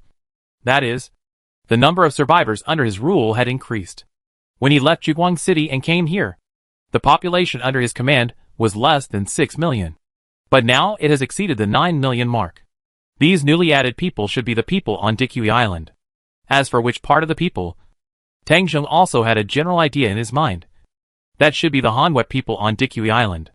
Tang Zheng defeated the multinational forces and suppressed the foreigners' large-scale demonstration. This made the foreigners jealous. But the Hanwet people on the island welcomed it with open arms. After the end of the world, the status of the Hanwet people on this island was very low. Now that Tang Zheng has arrived, he has completely broken the rule of foreigners, and they are the happiest. Moreover, Tang Zheng's unceremonious performance towards foreigners made them happy from the bottom of their hearts. Therefore, Tang Zheng's performance almost conquered the local Hanwet people at once, which also increased the number of people under Tang Zheng rule by 3 or 4 million, which was also an unexpected gain. Seeing this, Tang Zheng even thought about the future. These Hanwet people are his foundation here and his eyes. The law and order on the island is extremely chaotic now, and he may have to rely on these people when the time comes. As for the occupation of land area and ocean area, this cannot be done in one go. Now that Tang Zheng has taken over Dikui Island, he has a good foundation. The location of Dikui Island is too critical. It is the gateway for Hanwet to connect to the Great East Ocean. Guarding this place is equivalent to cutting off most of the sea transportation and the shipping from Haojiang to the sea. Although Tian Mingfei was talking about blocking Haojiang shipping. In fact, while he was blocking Tang Zheng was also blocking him. There was still one last mission to take over 3 islands, which could not be completed immediately. Now Tang Zheng's first task was to digest the fruits of victory. He needed some time to stabilize the situation on Dikui Island. During this process, it was best not to have a war. He also needed to let the troops kill zombies for a while, and try to advance some mission progress. But now, the surrounding forces and external forces are sharpening their knives against Dikui Island. And it seems that a war is about to start at any time. But Tang Zheng knows that although the suppression of the island seizure incident seems to have aroused the surrounding people excitement, at this stage, there are only 2 people who really threaten Tang Zheng. One is Chen Hongchong of Dian, and the other is Tian Mingfei of Jialing. Now Dikui Island is almost surrounded by Chen Hongchong's territory, and the upstream Haojiang waterway is controlled by Tian Mingfei. These 2 families are close to him, and their military strength is not weak either, so they have the ability to start a war. However, under Tang Zheng construction, the defense capability of Dikui Island is no longer what it used to be. If only one family comes, Tang Zheng is not afraid at all.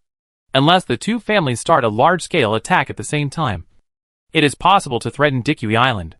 Tang Zheng did not want to see the scene for the time being, so he called Li Wuyo in the headquarters building of the Joint Law Enforcement Bureau. This has become Tang Zheng residence on Dikui Island. There are not many people in the building at present. The newly established Dikui Island Combat Command Center is here, and the soldiers of the guard company are stationed here. Tang Zheng lives on the top floor here, because his family did not come. Only Zhur lives with him now. Zhur, that girl, disappeared for a while on the night of the battle. and no one knew where she hid. But I don't know when she came back. And she looked quite happy. At this moment, Tang Zheng was sitting by the window and making a phone call. After Zhu'er finished cooking for Tang Zheng, she ran to Tang Zheng's big bed without any hesitation, and rolled back and forth holding the quilt there, sometimes wrapping herself up like a cicada pupa, and sometimes running to Tang Zheng's side to mess up his hair. Tang Zheng could see that she had no intention of seducing him. It should be an instinctive intimacy. But Tang Zheng really didn't know why this amnesiac girl was so close to him. Now Tang Zheng called Li Wuyo. Zhu'er ran over again, lying directly on Tang Zheng's back, hanging on Tang Zheng like a koala, not caring about how good and soft her figure was, rubbing against him, making Tang Zheng quite angry. But the business still had to be said. The call was connected. Your Highness, this is Tang Zheng.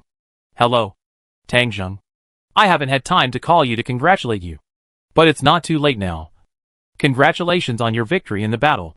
Li Wuyo's voice rang out, and her tone sounded somewhat cheerful. Tang Zheng won the Battle of Dikui Island, which was a good thing for her. After all, Tang Zheng was her only ally in the Empire. But it was more than just an ally. And the cheerful tone sounded from the heart. Zhu'er, who was hanging on Tang Zheng's back and rubbing against him, seemed to stop suddenly. Tang Zheng continued, Your Highness, what do you think of the current situation? Li Wuyo thought for a moment. You should stabilize the situation now. It is impossible to kill all the people who oppose you on Dikui Island. So you need to stabilize it for a while. It is best not to start wars frequently. Tang Zheng nodded. Your Highness is right. Is there anything else you want to teach me? Ha ha. Hate it. You know everything yourself. But you still want me to tell you. Li Wuyo's tone was somewhat cheerful and coquettish. After all, she was still a little girl.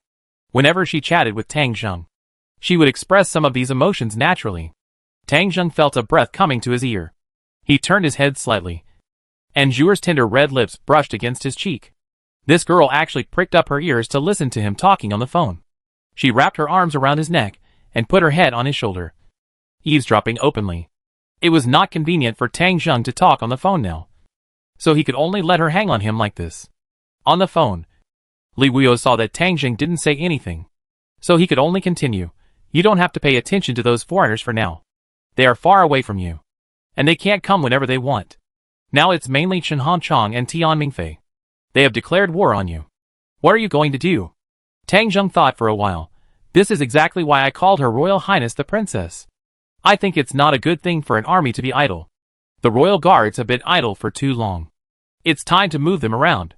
At least it's good to do military exercises. Hearing this, Li Wuyo immediately understood. Yes, you are right. I think the vicinity of Highway City is a suitable place for military exercises. Tang Zheng was relieved when he heard Li Wuyo's words. Chen Hongcheng's army is still in Highway City. If Li Wuyo conducts military exercises there, then Chen Hanchang will not dare to transfer troops to the south, and his northern line will be safe. The method is very old-fashioned, but it is quite practical. Tang Zheng was grateful in his heart. Your Highness. Thank you. Li Wuyo smiled. You don't have to say thank you to me.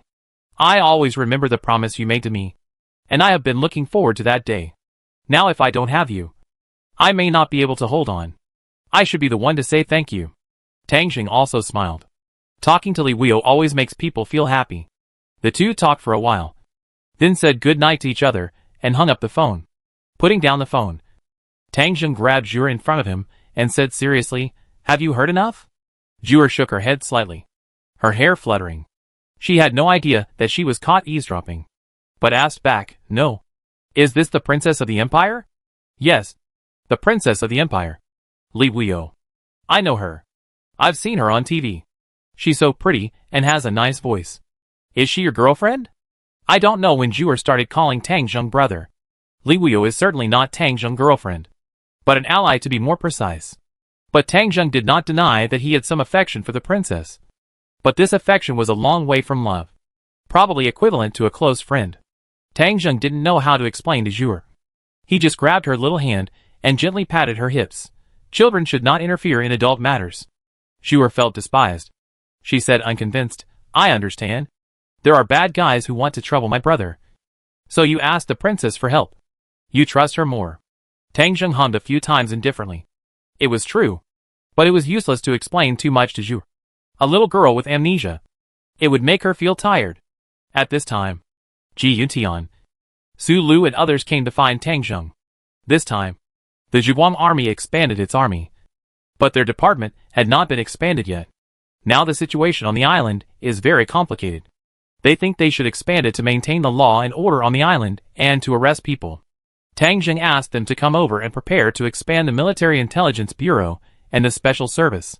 When they arrived, Zhuer didn't stay in bed anymore and got up and walked out. On the other side of the big bed, he seemed to hear Zhuer say something. When he went out, Tang Zheng heard Zhuer say something. Brother, I seem to remember one thing. I have a sister. I'm going to look for her these days. You can take care of the meal yourself. Because Tang Zheng was too busy and didn't have time to ask more questions. He agreed vaguely. Chapter 317. Ji Yuntian and Su Lu arrived. Tang Zheng directly expanded the Military Intelligence Bureau and the Special Service.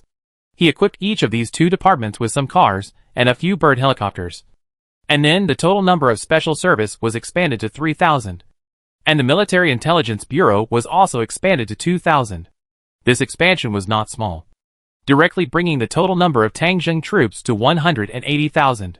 The expansion of these two departments freed up the troops on the island. Although the situation on the island is a bit complicated, it cannot continue to be under military control. The troops still have their things to do. After this large-scale military expansion, although Tang Zheng did not want to start a war immediately, he did not intend to let the troops sit idle. Next, the two aircraft carrier formations of the Navy will set off separately. One formation will go east to the East Ocean to occupy some nearby islands and expand the sea area. The other formation, in addition to an aircraft carrier and two battleships to stay on Dikui Island. Another aircraft carrier and two battleships will go west for a distance in the waters of Haojiang to clean up the zombies along the river. This will also make the area around Dikui Island as safe as possible, and prepare for the landing of large troops at various places along the river in the future. As for the army, Tang Zheng plans to let them use the pontoon troops to enter the area around Sanjiang City. Although it is the territory of the Dian Empire, it is actually difficult to fully utilize the territory after the end of the world. For example, the Dian Empire built its capital in the Xinjiang-based city in the south. And the Sanjiang-based city is actually nearly 300 kilometers away from the Sanjiang city area. Tang Zheng can let the troops slowly clean up the zombies in Sanjiang, which can not only gradually complete the task, but also collect funds, and allow the new recruits to get training, upgrade stars and improve combat effectiveness. Matters on the island will be handed over to the Special Service, Military Intelligence Bureau, and Public Security Bureau. The head of the Public Security Bureau was brought by Tang Zheng from Zhuguang City. As for the security guards, Tang Zheng plans to use some Hanwha people and some foreigners who have a relatively good relationship with the Zhuguang army. The situation on Dikui Island is different from other places. Most of the people here are foreigners. It is not appropriate to send them out of the power circle completely. It is also necessary to win people's hearts. In Zhuguang City, Tang Zheng asked the Minister of the Interior Qi Jingyang to come to Dikui Island, and also brought some officials from the Ministry of the Interior to prepare to put Dikui Island under formal management. Moreover, Tang Zheng also planned to build a large-scale construction on the island, maintain a new trading market, and establish important departments such as courts and banks. Now he did not require all these people to sincerely recognize his rule, but at least he had to ensure that they would not cause trouble. Those foreign forces would not all come to attack him, but some of them would definitely come. Tang Zheng still needed to prove his unshakable position here through 1 or 2 wars, as long as he continues to win battles, win over the foreigners, and guarantee their legitimate rights and interests on the island. I believe more and more people will recognize the facts and gradually return. Of course, this also requires a process. But Tang Zheng believes that it will definitely not take too long. Now the so-called foreign forces, strictly speaking, are the leaders of some city-states, at most the leaders of a region. No country dares to claim that it has completed the restoration of the country if it has not even dealt with the zombies in the country. For example, Qin Hanchang and his people, although they established a country in name, their management of this country is almost blank, and it is limited to some base cities. The endless zombies in the uninhabited areas of thousands of miles in the wild are the biggest trouble. After completing this small-scale expansion, it was already late at night. Tang Zheng was a little hungry, and saw the food prepared by Zhuer for him, which was already a little cold. He then remembered that Zhuer had left his room. Tang Zheng asked the guard to find Zhuer to have dinner with him. But the guard came back after a while, and told Tang Zheng that Zhuer was not in her room. He asked the guard at the door, and was told that Zhuer had left the building more than an hour ago. Tang Zheng suddenly remembered that when Ji Yutian and the others came, Zhuer said that she remembered that she had a younger sister and wanted to go find her sister during this period. Tang Zheng was busy at the time and agreed casually. But he didn't expect Zhuer to leave as soon as she said she would. Tang Zheng was a little worried. The world outside was not peaceful now. It was not safe for a beautiful girl like Zhuer to go out alone. But Dikui Island was too big and had too many people. Tang Zheng could not find Zhuer quickly. It was not realistic to mobilize a large number of forces to find a person. Tang Zheng could only helplessly accept the news that Zhuer had left temporarily. He also hoped that Zhuer could really find her sister. Even if she couldn't find her, she could come back as soon as possible. Huijing City. This is the capital of the Jialing Empire established by Tianmingfei. In the center of the base city, an area of about 5 square kilometers, is a group of ancient buildings. This place was once the capital of the past dynasties. After the Li family established Hanwei, they moved the capital to Yuanjing. This group of buildings was the palace of the previous dynasty. In the Hanwei era, it was regarded as a protected cultural relic and became a tourist area for people. But now, this is no longer a tourist area. This is the location of Tianmingfei Palace. Being an emperor, of course, you need a palace. Otherwise, how can you show your status? However, this palace is not very popular for the time being. After all, Tianmingfei has only been in office for a short time and cannot be compared with the real emperor. In a corner of the palace, Tianmingfei guards send people here every day. They send some prisoners, some disobedient people. Everyone who goes in, no one comes out alive. There are screams and roars here every day, which is extremely terrifying. When you get close to here, you can smell a strong smell of blood. People in the palace usually don't dare to approach, for fear that they will be caught and never see the sun tomorrow. This place is exactly the same as the research institute in the military camp. Today, the emperor of Jialing Empire, the former duke of the empire, Tianmingfei, came here, entering the research institute full of the smell of formalin. Tianmingfei tried his best to control himself and not look at the containers filled with human tissues everywhere, but instead set his eyes on the busy man. Dr. Zhu.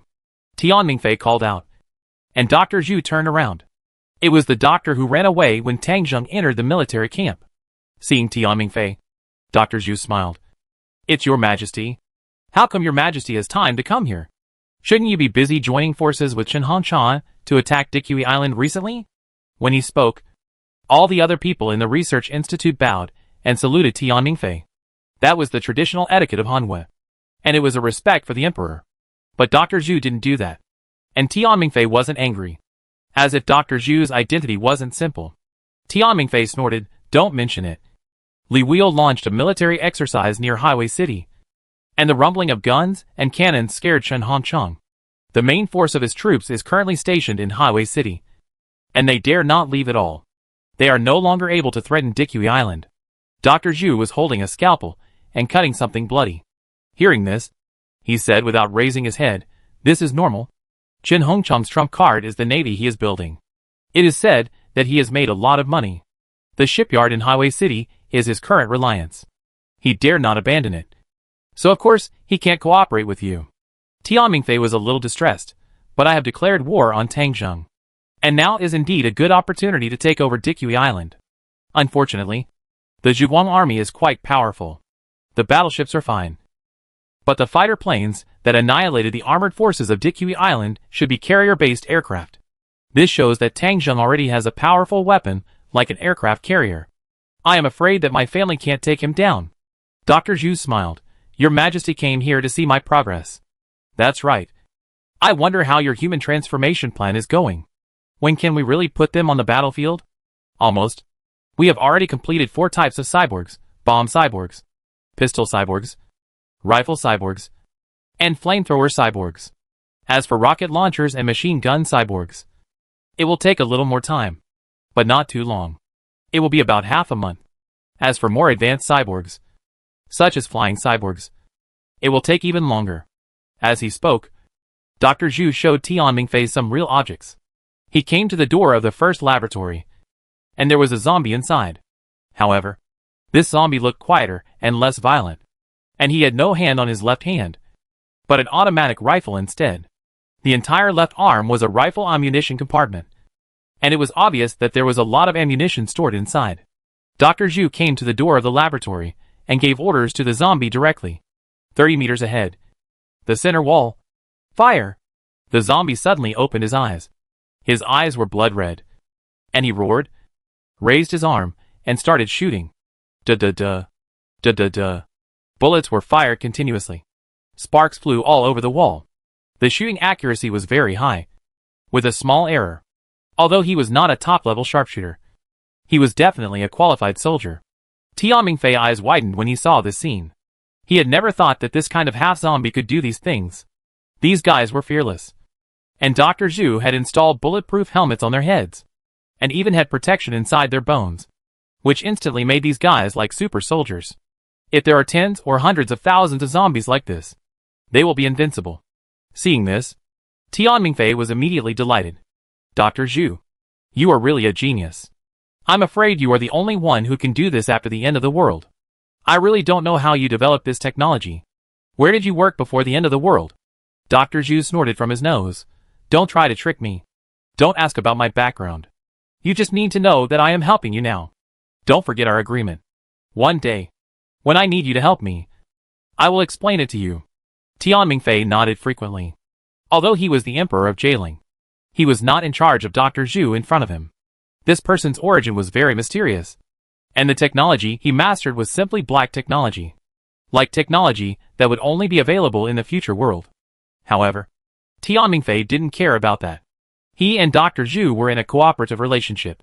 As long as Dr. Zhu's research and development was successful, it would bring him huge benefits.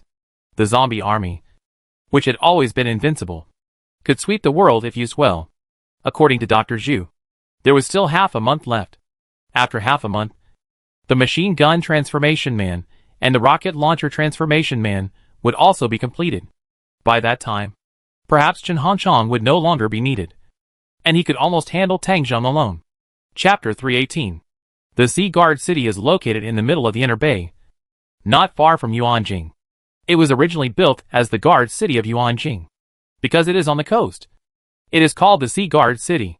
This is a strategic location and the connection point between the northern and southern territories of the Dian Empire. Chen Hanchang, the emperor of the Dian Empire, has been staying here in recent days. Coming here from Qianjiang base city, Chen Hanchang has hardly slept a day of good sleep. Originally, he and Tian Mingfei had agreed to jointly send troops to capture Dikui Island and drive Tangjing back to his hometown. And then, they would divide the results of the battle and occupy Dikui Island. But Li Wuyo dispatch disrupted everything. Now, 300 kilometers west of Highway City, 300,000 troops of the Royal Guard are conducting a military exercise there. This military exercise is the most concerned thing in the surrounding areas after the Battle of Dikui Island. The Royal Guard also showed amazing strength in this military exercise. Their mechanized infantry brigade and up to 3,000 tanks cooperated in the exercise. And there were also a large number of artillery units to cooperate. The exercise was so vigorous. In addition, there were hundreds of fighter planes of various types, including some third-generation aircraft, whose combat power far exceeded the strength displayed by the multinational forces on Dikui Island. What made people feel most uneasy was that the Royal Guards also tested a ground-to-ground tactical missile, which fully demonstrated the foundation of the Royal Guards as Hanwei direct troops. Such a military exercise was held near Highway City. How could Chen Hanchang sleep well? He knew that Li Wuyo and Tangzheng were now in collusion and had completely united. And he couldn't give up Highway City, because his navy would be fully launched in the next few days.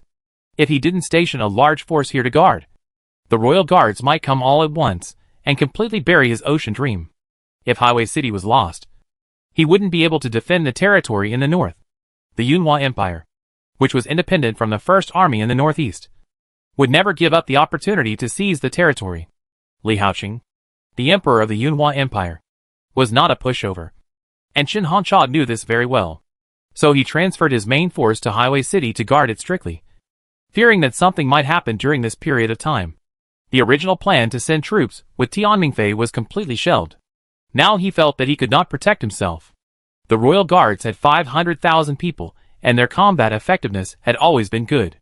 Chen Hanchang was the first person to declare independence and establish a country. I believe Li Wuyo hated him to death in his heart. If Li Wuyo wanted to attack the first place, it would most likely be his Dian. Besides, there is Tang Zheng in the south.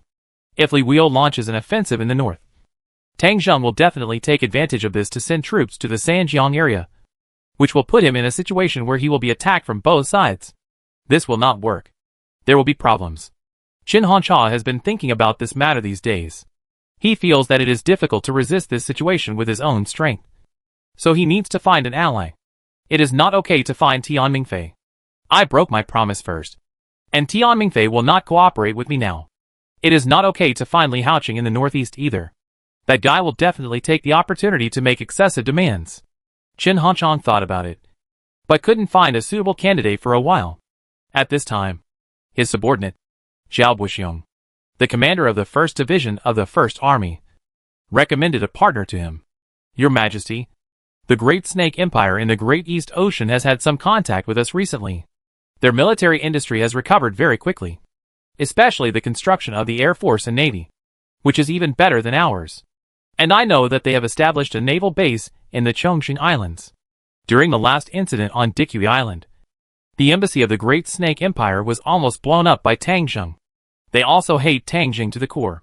And I also heard that Tang Zheng has recently sent a fleet into the Great East Ocean, which will undoubtedly challenge their position as the overlord of the Great East Ocean.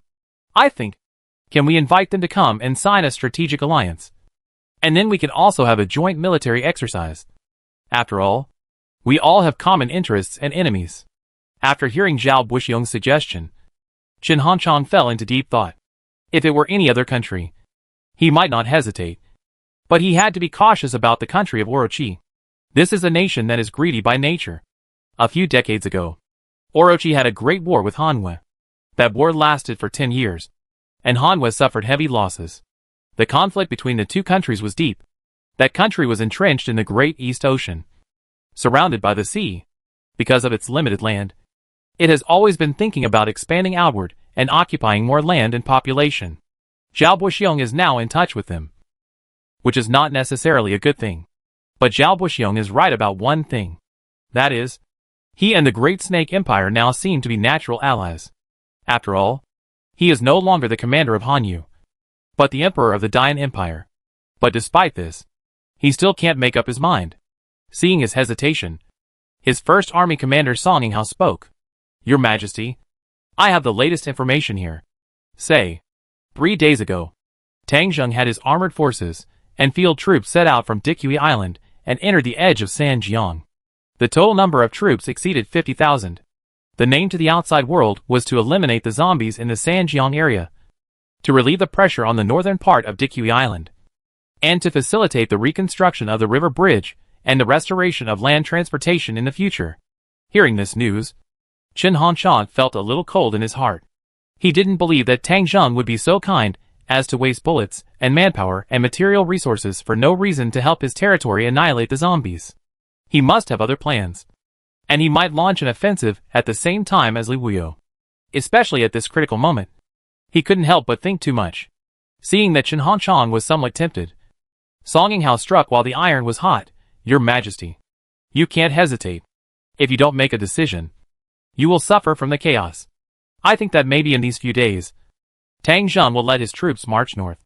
The target will not be any base city in Bulk Province, nor will it be a target in Dongwei Province. It can only be Highway City. If the 300,000 strong royal guards attack us again, we will be finished. Our Dian Empire will only be a flash in the pan in history and become the shortest-lived dynasty. Zhao Buxiong also said, yes. Highway City is now the top priority, and there must be no mistakes. The people of Dash may make some rude demands, but that result is better than defeat. Your Majesty, forgive me for saying something unpleasant, but the person Li Wuyo hates the most may be you. Have you ever thought about what will happen to you if you lose the war? Hearing this, Qin Hanchang, who was originally indecisive, shuddered involuntarily. Under the encouragement of his 2 subordinates, he finally knew that he was afraid. And at the same time, he made up his mind. No need to say, I have listened to the words of the two generals. This matter is left to you. Establishing an alliance with the Snake people is our current national policy of Dian. You go and invite the representatives of the alliance to come. We can start the alliance tomorrow. As long as they don't make too much demands. I can agree to it. Song Yinghao and Zhao Buxian looked at each other. Both of them were relieved. In their opinion, this matter was good for Dian, and could resist the two-line attack of Li Wuyo and Tang Zheng. Moreover, they had received a lot of money from the people of Dash. With Day as a psychological support, they felt that they had a clear conscience. With Chen Hongchang's authorization, the alliance negotiations between the two sides soon began. April 15th. A shocking news was broadcast on Dian TV. The Dian Empire and the Great Snake Empire in the Great East Ocean have formally formed a strategic alliance and signed the Sea Guard City Dian Great Snake Mutual Assistance Treaty. The obligations of the alliance include opening ports to each other, unifying tariffs, exchanging information, strategic system cooperation, etc. The most important clauses are as follows. The Dian Empire opens the Sea Guard City Port, the Dongwet Province Port, and the Bulk Province Port to the Great Snake Empire Navy, allowing the Great Snake's warships and merchant ships to dock and resupply at these ports. In addition, the original Lianzhou City area of Ningbai Province will be leased to the Great Snake Empire for 50 years in the southeastern peninsula of Ningbai Province. The Great Snake Empire can station troops and settle in the leased area. In order to show friendship, the rent will be waived. In return, the Great Snake Empire will also provide military assistance to the Dian Empire and share naval information technology. At the same time, a week later, at the naval launching ceremony of the Dian Empire, the Great Snake Empire will send their fleet to conduct a joint military exercise with Dian. They both have common interests and goals, no matter which side is attacked by the outside world. As allies, they must assist in the battle and help them resist the enemy together. The most important thing is that no matter which side sends troops to attack the enemy, the other side must also assist. In short, this is an offensive and defensive alliance. On the TV show, the representative of the Dian Empire, Song Yinghao, the commander of the First Army of their country, and the representative of the Great Snake Empire, General Yokoyama, signed an alliance agreement together. They shook hands and took photos cordially, and opened a bottle of red wine to celebrate. General Yokoyama from Orochi said that Dian was their close strategic ally and partner, and the Orochi Empire could not accept Dian being threatened by anyone. In view of the recent unstable situation on the east coast of Dian, they would soon dispatch naval forces from the Chongsheng Naval Base to participate in the warship launching ceremony held in the inner bay of Dian in a week, and hold joint military exercises. He believed that after the two families united, the western waters of the Great East Ocean would become their inland sea. Their union will definitely change the strategic direction of this area. They are a great combination. They will conquer a large territory together and become the rulers of the region. After the signing of this alliance agreement, the whole world was shocked. The reaction of the snakes was extremely crazy. The people on this island seemed to have felt the warm breath from the mainland. They even started a wave of immigration. A large number of snake people set out from the island, where they have lived for generations, and took large transport ships to Ningbai Province. Lianzhou is a feng shui treasure land. Not only is the coastal climate warm, but it can also be directly connected to the mainland. With this place as a springboard, they have opened the gateway to the mainland. As long as they gain a foothold here, they will never leave again.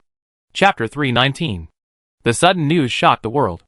Chen Hongchang actually formed a strategic alliance with the snake people and rented a piece of land to them. This behavior of seeking the skin of a tiger and inviting a wolf into the house, even if it was to resist the military threats of Li Wuyo and Tang Zheng, still made it difficult for the Chinese people to understand and let it go. After the end of the world, land is indeed not so valuable. There is no one who even looks at the uninhabited area of thousands of miles. But the future cannot always be the end of the world. When humans eliminate zombies and the world order returns to normal, this behavior is completely treasonous. Li Wuyo immediately issued a statement, stating that the agreement signed between Chen Hongchang and the snake people was illegal and invalid. The Han Empire would never recognize such a contract. Just as it did not recognize Chen Hongchang's status, she would resist such behavior to the end, and would launch an attack on Chen Hongchang's pseudo-regime at the right time. At the same time, she also called on all Han people with conscience to stand up and resist Chen Hongchang's treasonous behavior. Li Wuyo TV's speech was impassioned and received a warm response from people across the country. Usually, the countries established by the group armies are basically in collusion. But in this matter, no one dares to stand on Chen Hongchang's side openly. However, since these people have chosen to leave Hanwei, they have already split the country, and it is impossible to expect them to have more integrity, including Tian Mingfei. Most of them expressed their condemnation in a light manner and continued to pay attention to the incident. As for saying too much, few people said it. Only Tangzheng Dikui Island TV station and Li Haoqing of the Yunhua Empire in the northeast region clearly stood on Li Wuyo's side. Tangzheng was not used to this kind of behavior, saying that the Zhuguang army, Dian and the Great Snake Empire had entered a state of war, and could launch attacks at any time and any place. And Li Haoqing in the northeast also supported Li Wuyo this time. And his thoughts were also easy to guess. The territories of Chen Hongchang and Li Haoqing were adjacent, and the place where they were adjacent was in Ningbai province. Li Haoqing's capital was Yunjing City in the south of Ningbai province. It was originally a province with Ningbai, but it was artificially divided after the end of the world. Li Haoqing occupied the north of Ningbai, called Yunjing province, and Chen Hongchang occupied the south of Ningbai. According to the original name Ningbai province, the snake people landed in Lianzhou, the southernmost part of Ningbai. That was right at his doorstep. How could he allow others to snore beside his bed? So Li Haoqing was very opposed, saying that he did not recognize Chen Hongchang's agreement with the snake people at all, and firmly supported Princess Li Wuyo's decision. This was the first time since the end of the world that a warlord country stood on the side of Tangzheng and Li Wuyo. Others did not feel the pain, so they just turned a blind eye to it. Li Haoqing sent troops to guard the border of Yunjing, and it seemed that they could cross the border and enter the Ningbai area at any time. Chen Hongchang was also tough this time, and directly sent troops to confront Li Haoqing. At this time, the people of the snake had already started to act, and ocean-going cargo ships continued to land in the Lianzhou area. Ship after ship of the snake people arrived, and at the same time, their troops, their navy and army also arrived. After arriving, they immediately built a base in Lianzhou, as if they were permanently rooted here. For a while, the northern region was shrouded in war clouds, and signs of war appeared frequently, and the battle seemed to be imminent. Time soon came to April 22nd. Today is the day when the Dian Empire's navy ships are launched in Highway City. At the same time, it is also the day when the navy of the Great Snake Empire and the Dian Navy have a joint military exercise. The battle in the north has not started for several days. That's because the Great Snake acted quickly, and quickly sent the navy to Highway City. In addition, Chen Hongchang prepared for a long time, and neither Li Wuyo nor Li Haoqing found a suitable breakthrough point. And everyone is waiting to see what their joint military exercise can do. It is human nature to start a war after understanding the enemy's strength. At 8 o'clock in the morning of this day, the naval forces that Highway City had been promoting for a long time finally went into the water. Almost everyone was watching in front of the TV. At the military port of Highway City, flags were flying and war songs were loud. Teams of naval officers and soldiers had already lined up at the military port. Some band members stood on the shore in a black mass, playing and singing, having a lot of fun. A rostrum was built on the shore, and when the time came, Chen Hongchang's people and representatives of the snake appeared. Song Yinghao, Zhao Buxiong and other generals of Dian appeared in military uniforms. On the side of the snake, General Hengshan, the admiral of the navy, represented the snake people to participate in the cutting ceremony. Hengshan is a mutant, and he deliberately showed his strength on the spot. He is actually a second-level mutant. Behind him, there is also a group of generals of the snake, almost all of whom are mutants, and their behavior is full of pride and arrogance. They have coveted the land of Hanwei for a long time, but they dare not attack rashly, because the previous Hanwei was a unified Hanwei, a powerful Hanwei. But things were different after the end of the world. Hanwei had been divided, and was no longer as strong as it was in the past. Despite this, they did not dare to act rashly, and had been looking for partners, hoping to come in legitimately. Finally, they found an opportunity. Song Yinghao and Zhao Buxiong dared to take money, and Chen Hongchang dared to sell out his country. Such a seemingly incredible thing was actually done. Chen Hongchang appeared in the sound of drums and music, wearing a gorgeous crown, a dragon robe, and a mustache. He swayed with every step, as if he was afraid that others would not know that he was the emperor now. The people present saluted him with their hands on their chests. And those from the Great Snake Empire also bowed slightly. Chen Hanchang gave a short speech. The speech was not very exciting, mainly talking about the difficulties in building the Dian Navy. And now that it has finally taken shape, it will definitely be able to defend the country. After that, he emphasized the recent tense situation and said that he and the Great Snake are friendly neighbors. From now on, both sides will make every effort to maintain peace and stability in the surrounding areas. Finally, the time is up and the ribbon-cutting ceremony is announced. As the drums and music sounded, Song Yinghao and Hingshan cut the ribbon for the first warship together. This first warship is a frigate. In addition to the standard equipment such as naval guns and torpedoes, the frigate is also equipped with more advanced radar equipment and good close-range firepower. One of the short-range tactical C-2 missiles can be regarded as a breakthrough close combat on Chen Hongchang's side. This missile can pose a threat to enemy fighters. The Dian Navy has built a total of 10 frigates. After the frigate, it is the battleship. This battleship is 220 meters long, smaller than the battleships of the Zhuguang army, but not much smaller. The caliber of the ship's guns has reached 370 millimeters, and it is fully armed. There are a total of 6 battleships, which are the absolute main force of the Dian Navy. There is another highlight afterwards, which is the launching of 2 aircraft carriers. These 2 aircraft carriers look refurbished, with conventional power, and are about the same size as the aircraft carriers of the Zhuguang army. A total of 30 fighters can be carried. Nearly half of the aircraft on the warships are third-generation aircraft, and the rest are earlier models. In addition, there are some marine police ships, air cushion landing craft, sea patrol boats, and other naval equipment. In short, there are 18 large warships and nearly 100 supporting ships. It looks like a big battle. The display of the Dian Navy made the audience applaud and cheer. Although Dian is independent, everyone is worried that this country will be overturned one day and become a short-lived farce. A strong military is undoubtedly a reassurance for them. Then, the host solemnly invited the Orochi Navy to come on stage.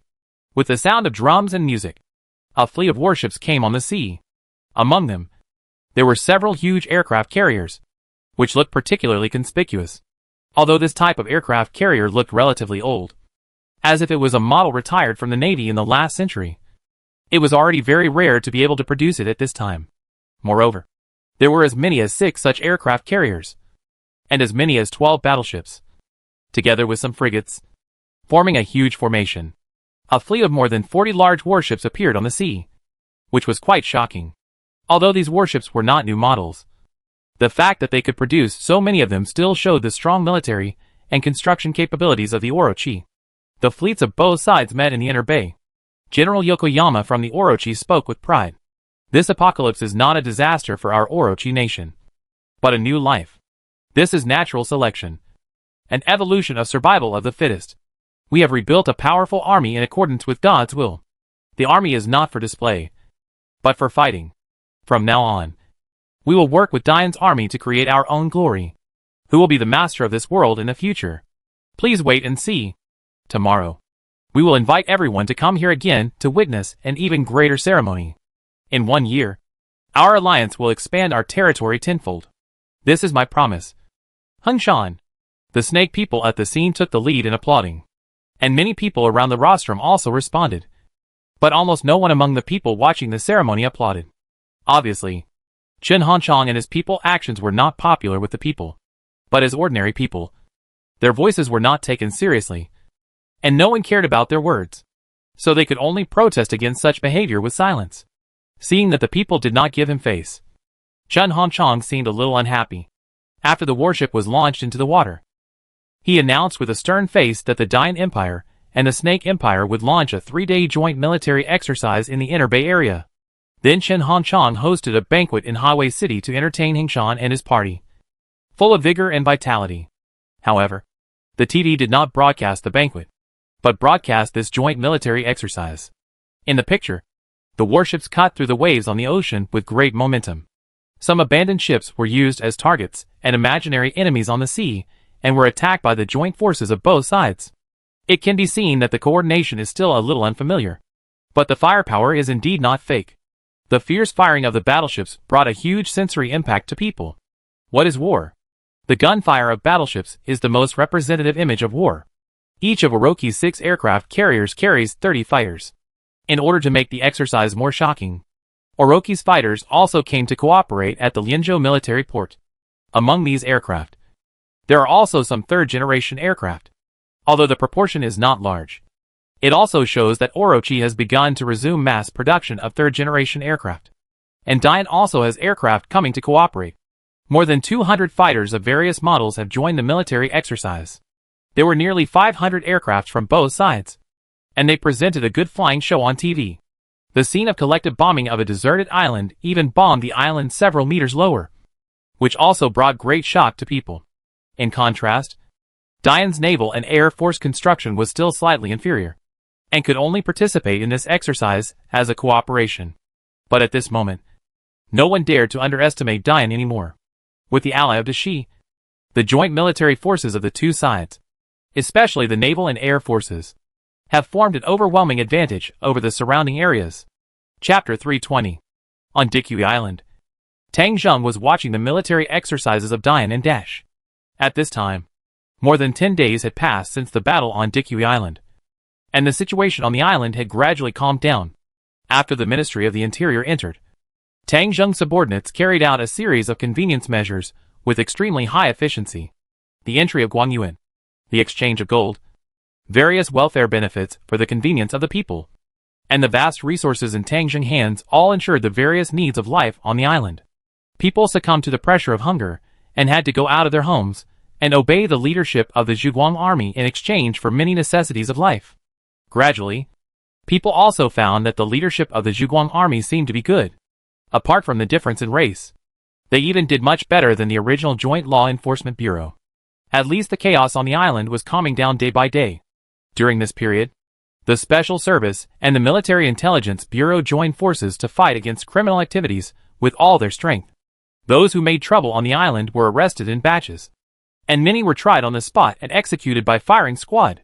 Thousands of people were captured or killed every day. Under the iron-blooded suppression of the Zhuguang army, criminal activities were gradually reduced. Those rebels who were living among the people were constantly reported and captured. During this process, the Hanwei people on the island played an important role as spies.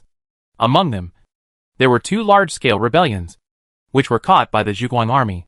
These 2 rebellions eventually turned into 2 massacres, which greatly hit the arrogance of the rebels on the island. Therefore, Tang Zheng is not too worried about the situation on the island now. He can see in the system that the number of people who recognize his rule and become his subjects is constantly rising every day. When he first occupied the island, he had more than 9 million people under his command. Now, after more than 10 days, this number has risen to more than 15 million. This means that half of the people on Dikui Island have recognized him, which is a good sign. It is estimated that in a month or so, there will be few dissatisfied people left. And now Tang Zheng's attention has shifted from the island to the outside of the island. Chen Hongchong and the Snake's people have formed a strategic alliance, which is bad news, especially after seeing the other side's combined naval forces. Tang Zheng also felt a lot of pressure. The fleets of both sides joined together, and the number of large warships exceeded 60. This size of fleet is not so easy to deal with, even though they look a bit old and their performance is not so strong. But the elephant can be killed by ants in large numbers, so we still have to be careful. After watching the other side's joint military exercise, Tang Zheng pondered for a while. He can now almost be sure of one thing. That is, the war is about to break out. Chen Hongcheng's rebellious nature and the greed of the Snake people. They gathered together and made such a big battle. It is impossible for them to just practice and end it. Maybe they will launch a round of offensive in the near future, but it is hard to say where the specific attack will be. It is possible to attack Dikui Island. It is possible to attack Li Haoqing's troops in the Yunhua Empire in the north. It is also possible to go deep into the hinterland and attack Zhuguang City. And it is even possible to attack the Yuanjing area where Li Wuyo is located and completely overthrow Hanyu. This kind of thing is hard to predict. After all, Tang Zheng is not a worm in the other party's stomach, and he can judge everything accurately. He can only inform Li Wuyo to take precautions, and then prepare himself. During the call, Li Wuyo told Tang Zheng that she was trying to get Li Haoqing of the Yunhua Empire to surrender. After all, Li Haoqing is now facing military pressure from the Great Snake Empire. and his own safety is in great trouble. But Li Haoqing is a little hesitant now. He has betrayed Han Wei and become independent. In such a short time, he surrendered again after being frightened by someone. How will others see him? Words like capricious, cowardly, incompetent, etc. are all applied to him. He doesn't want to be a joke among people. But he is worried about the current situation. So he is undecided. Tang Zheng knew about this. And it was not easy to make more comments. He could only let Li Wuyo be more careful. The current situation is unclear. He still needs some time to upgrade his troops as much as possible and achieve the best combat effectiveness, so that he can cope with the war that may break out next. Under his frequent mobilization, the Navy, Army and Air Force of the Zhuguang Army all took action to kill the zombies as soon as possible. Even the aircraft carrier battle group was mobilized to the uninhabited area of the coast, moving along the edge of the city, constantly killing zombies and striving to upgrade stars. During this process, Tang Zheng funds were constantly increasing, and now exceeded 60 million, including the income from killing zombies and the income from exchange on the island. He was seizing the time, racing against time, hoping that the war would come a little later. No one had expected that the war would come so quickly. Dian and Dash had announced that the military exercise would last for 3 days. But on the third night, the war broke out without any warning. In the past 2 days, under the cover of the military exercise, Dash has been transporting troops day and night into the Lianzhou area of Ningbei. After the launch of the naval fleet of Dian, the army stationed here also headed north at night. The two troops advanced quietly at the same time and approached the Yuanjing area silently. On the night of April 25th, the troops of both sides attacked from the east and west and suddenly attacked Yunjing province, where Li Haoqing was located. More than 200 fighter planes of Dian took off from the Heiweiqing airport and attacked Yunjing at night. The fighter planes of the Great Snake Empire also took off from the aircraft carrier and acted together with the fighter planes of Dian. High explosive bombs, incendiary bombs, white phosphorus bombs, these deadly weapons of war, were all dropped on the Yunjing base city. And in the Yunjing base city, there were obviously spies who reported the location of their opponent's air defense weapons. After paying a certain price, the fighters of Dian and Dash blew up the air defense positions of Yunjing, and the sky of Yunjing was left defenseless. Overnight, the streets and alleys of Yunjing base city turned into a sea of fire. Yunjing is in danger. In order to prevent the fall of Yunjing base city, Li Haoqing ordered the Yunjing army, which was in the border area and confronting the Dian troops, to withdraw. This was a stupid order. When the Yunjing troops retreated to rescue the capital, the Dash and Dian troops, who had been prepared for a long time, attacked from behind. The fighter planes that were bombing Yunjing suddenly turned around and attacked, giving the Yunjing troops a fatal blow from the sky. Yunjing's 200,000 troops and the enemy more than 300,000 troops plus the Air Force fought fiercely in a plain area called Tianhe Plain. The battle lasted for a day and a night, and the Yunjing troops, which lacked air defense, finally collapsed under multiple blows. Over 170,000 of the 200,000 troops died in the battle overnight. More than 10,000 were missing, and more than 10,000 were captured, almost all of whom were captured by Chen Hongcheng's troops. There were no casualties in this battle. The people of the Great Snake Empire were extremely cruel. They used the excuse that the captives were only a burden during the war and brutally killed more than 60,000 surrendered soldiers and wounded soldiers. This vicious method dealt a heavy blow to the Yunjing troops. The total number of Yunjing troops was only more than 300,000. Now that 200,000 troops were annihilated, it was already a serious injury. And Chen Hongcheng and the Great Snake people who won the war did not stop. They almost killed all the 200,000 troops of Yunjing, and then continued to head north and headed straight for Yunjing city. Li Haoqing, who made the wrong order, regretted it now. He regretted rejecting Li Wuyo's joint proposal and forbidding the royal guards to approach the border of Yunhua Empire, which made it too late for Li Wuyo to rescue. Facing the enemy coalition forces approaching the city, Li Haoqing was almost scared out of his wits. He dared not to defend Yunjing anymore, but abandoned the city and fled to the north of his territory. Before leaving, he announced that he would give up Baishan province, Yunjing province, the eastern part of Grassland province, and the eastern part of Lianghe province, and return all these areas to Han Wei Empire. The remaining hundreds of thousands of troops were also withdrawn from various base cities under his order and retreated to Heishui province together. His troops fled in a panic, giving up millions of square kilometers of land. Dian and Dash were not polite either, and they marched northward with great momentum, dividing up the territory abandoned by Li Haoqing. The eastern part of Grassland Province and the eastern part of Two Rivers Province all belonged to Qin Hongchang's Dian Empire. As a reward, Qin Hongchang gave up the entire Ningbai, Yunjing, and Baishan province areas, all of which fell into the hands of the Dash Empire. This battle, which could be called a blitzkrieg, took only 5 days. Li Haoqing's tactical errors, insufficient preparation, and improper command led to heavy losses in his troops. Afterwards, his remnants were defeated all the way and fled thousands of miles to Heishui province, the northernmost part of Hanwei, where they rearranged their defenses and survived. The remaining millions of square kilometers of territory were divided up by the two families. He failed in this battle, but it also made all the people around him realize the wolfish ambitions of Qin Hongchang and the Snake people. The war came too quickly and too suddenly, so suddenly that no one was prepared.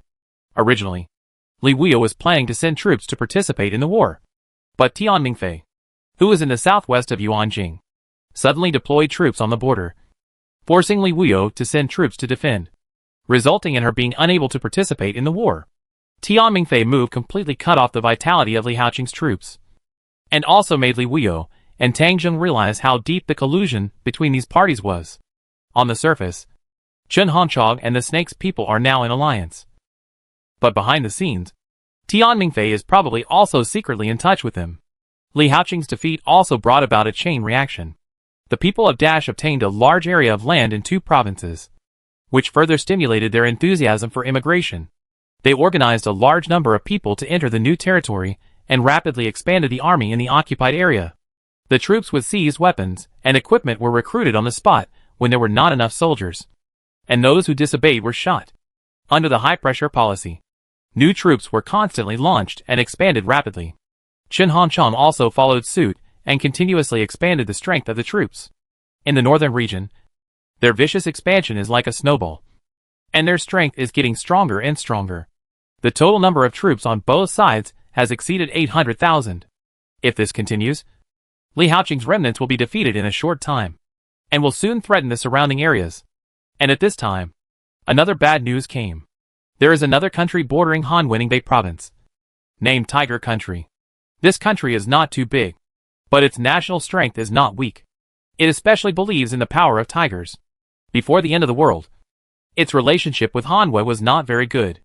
This country is sending out special envoys to contact the people of Dashi and Qin Hongchang, and there seems to be a sign of joining. If they succeed in uniting, plus Tian Mingfei in the southwest, then a huge war group will be completely formed. The situation in the north has already shown signs of deterioration in just 10 days. Chapter 321. On Dikui Island, Tang Zheng saw on the TV news that representatives from the Tiger Kingdom and the Jailing Empire went to Highway City to meet with people from Dian and Dash. The parties were having a friendly meeting on TV and were preparing to hold a week-long symposium to sign an alliance agreement. Tang Zheng turned off the TV after watching half of it. Notify all departments to come to my place for a meeting.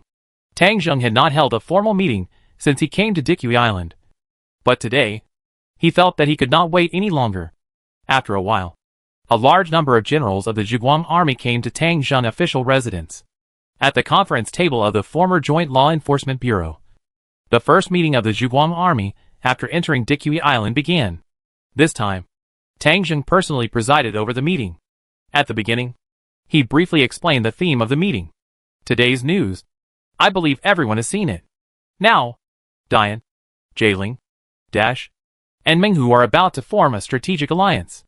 Everyone, please express your opinions on this matter. The first person to speak was Luan Jufeng, the commander of the 2nd Fleet of the Zhuguang Army stationed in the Dikui Island military port. Luan Jufeng said directly, General, I think we can't sit back and watch. The 4 countries have united together, which is very disadvantageous to us. Their first goal may be to capture Li Haoqing's troops, who are lingering in Heishui province. But then, they will only have 2 targets to attack. One is to attack Li Wuyo territory in the west, and the other is to attack us in the south. So I think we should take the initiative to launch an attack. Lu Zhenfeng, the head of the aviation regiment, also said, That's right, General. We have been on Dikui Island for more than a month. Our troops have also been trained to a considerable extent during this period. Even the fighters of the aviation regiment are mostly 1-star. And some of them are 2-star. They are fully capable of a real battle, with the heads of the Navy and Air Force taking the lead. The other generals also spoke. They basically explained the dangers of the Four-Nation Alliance and demanded to take the initiative to start a war. Seeing that everyone had a clear understanding, Tang Jun nodded, feeling very relieved. However, he still told everyone should see clearly that once we start this war, it will not be over in a short time. So we must make comprehensive preparations for war. And where do you think is the best place to start this first battle? If we don't take action, it's fine. Once we take action, we must hit hard and hurt the opponent. Forget about the small-scale attacks. Hearing that the general had decided to take action, everyone was very excited and began to discuss the starting point of the war. Some people proposed to attack the capital of Dian, and some proposed to advance westward along the Hao River to attack the capital of Jialing, Huijing. Others proposed to go to Yuanjing and join forces with Li Wuyo to have a major battle near Dongwei Province or Highway City. Some people even took a different approach and thought that they should support Li Haoqing, because as long as Li Haoqing did not fall, it would tie up part of the forces of the Four-Nation Alliance.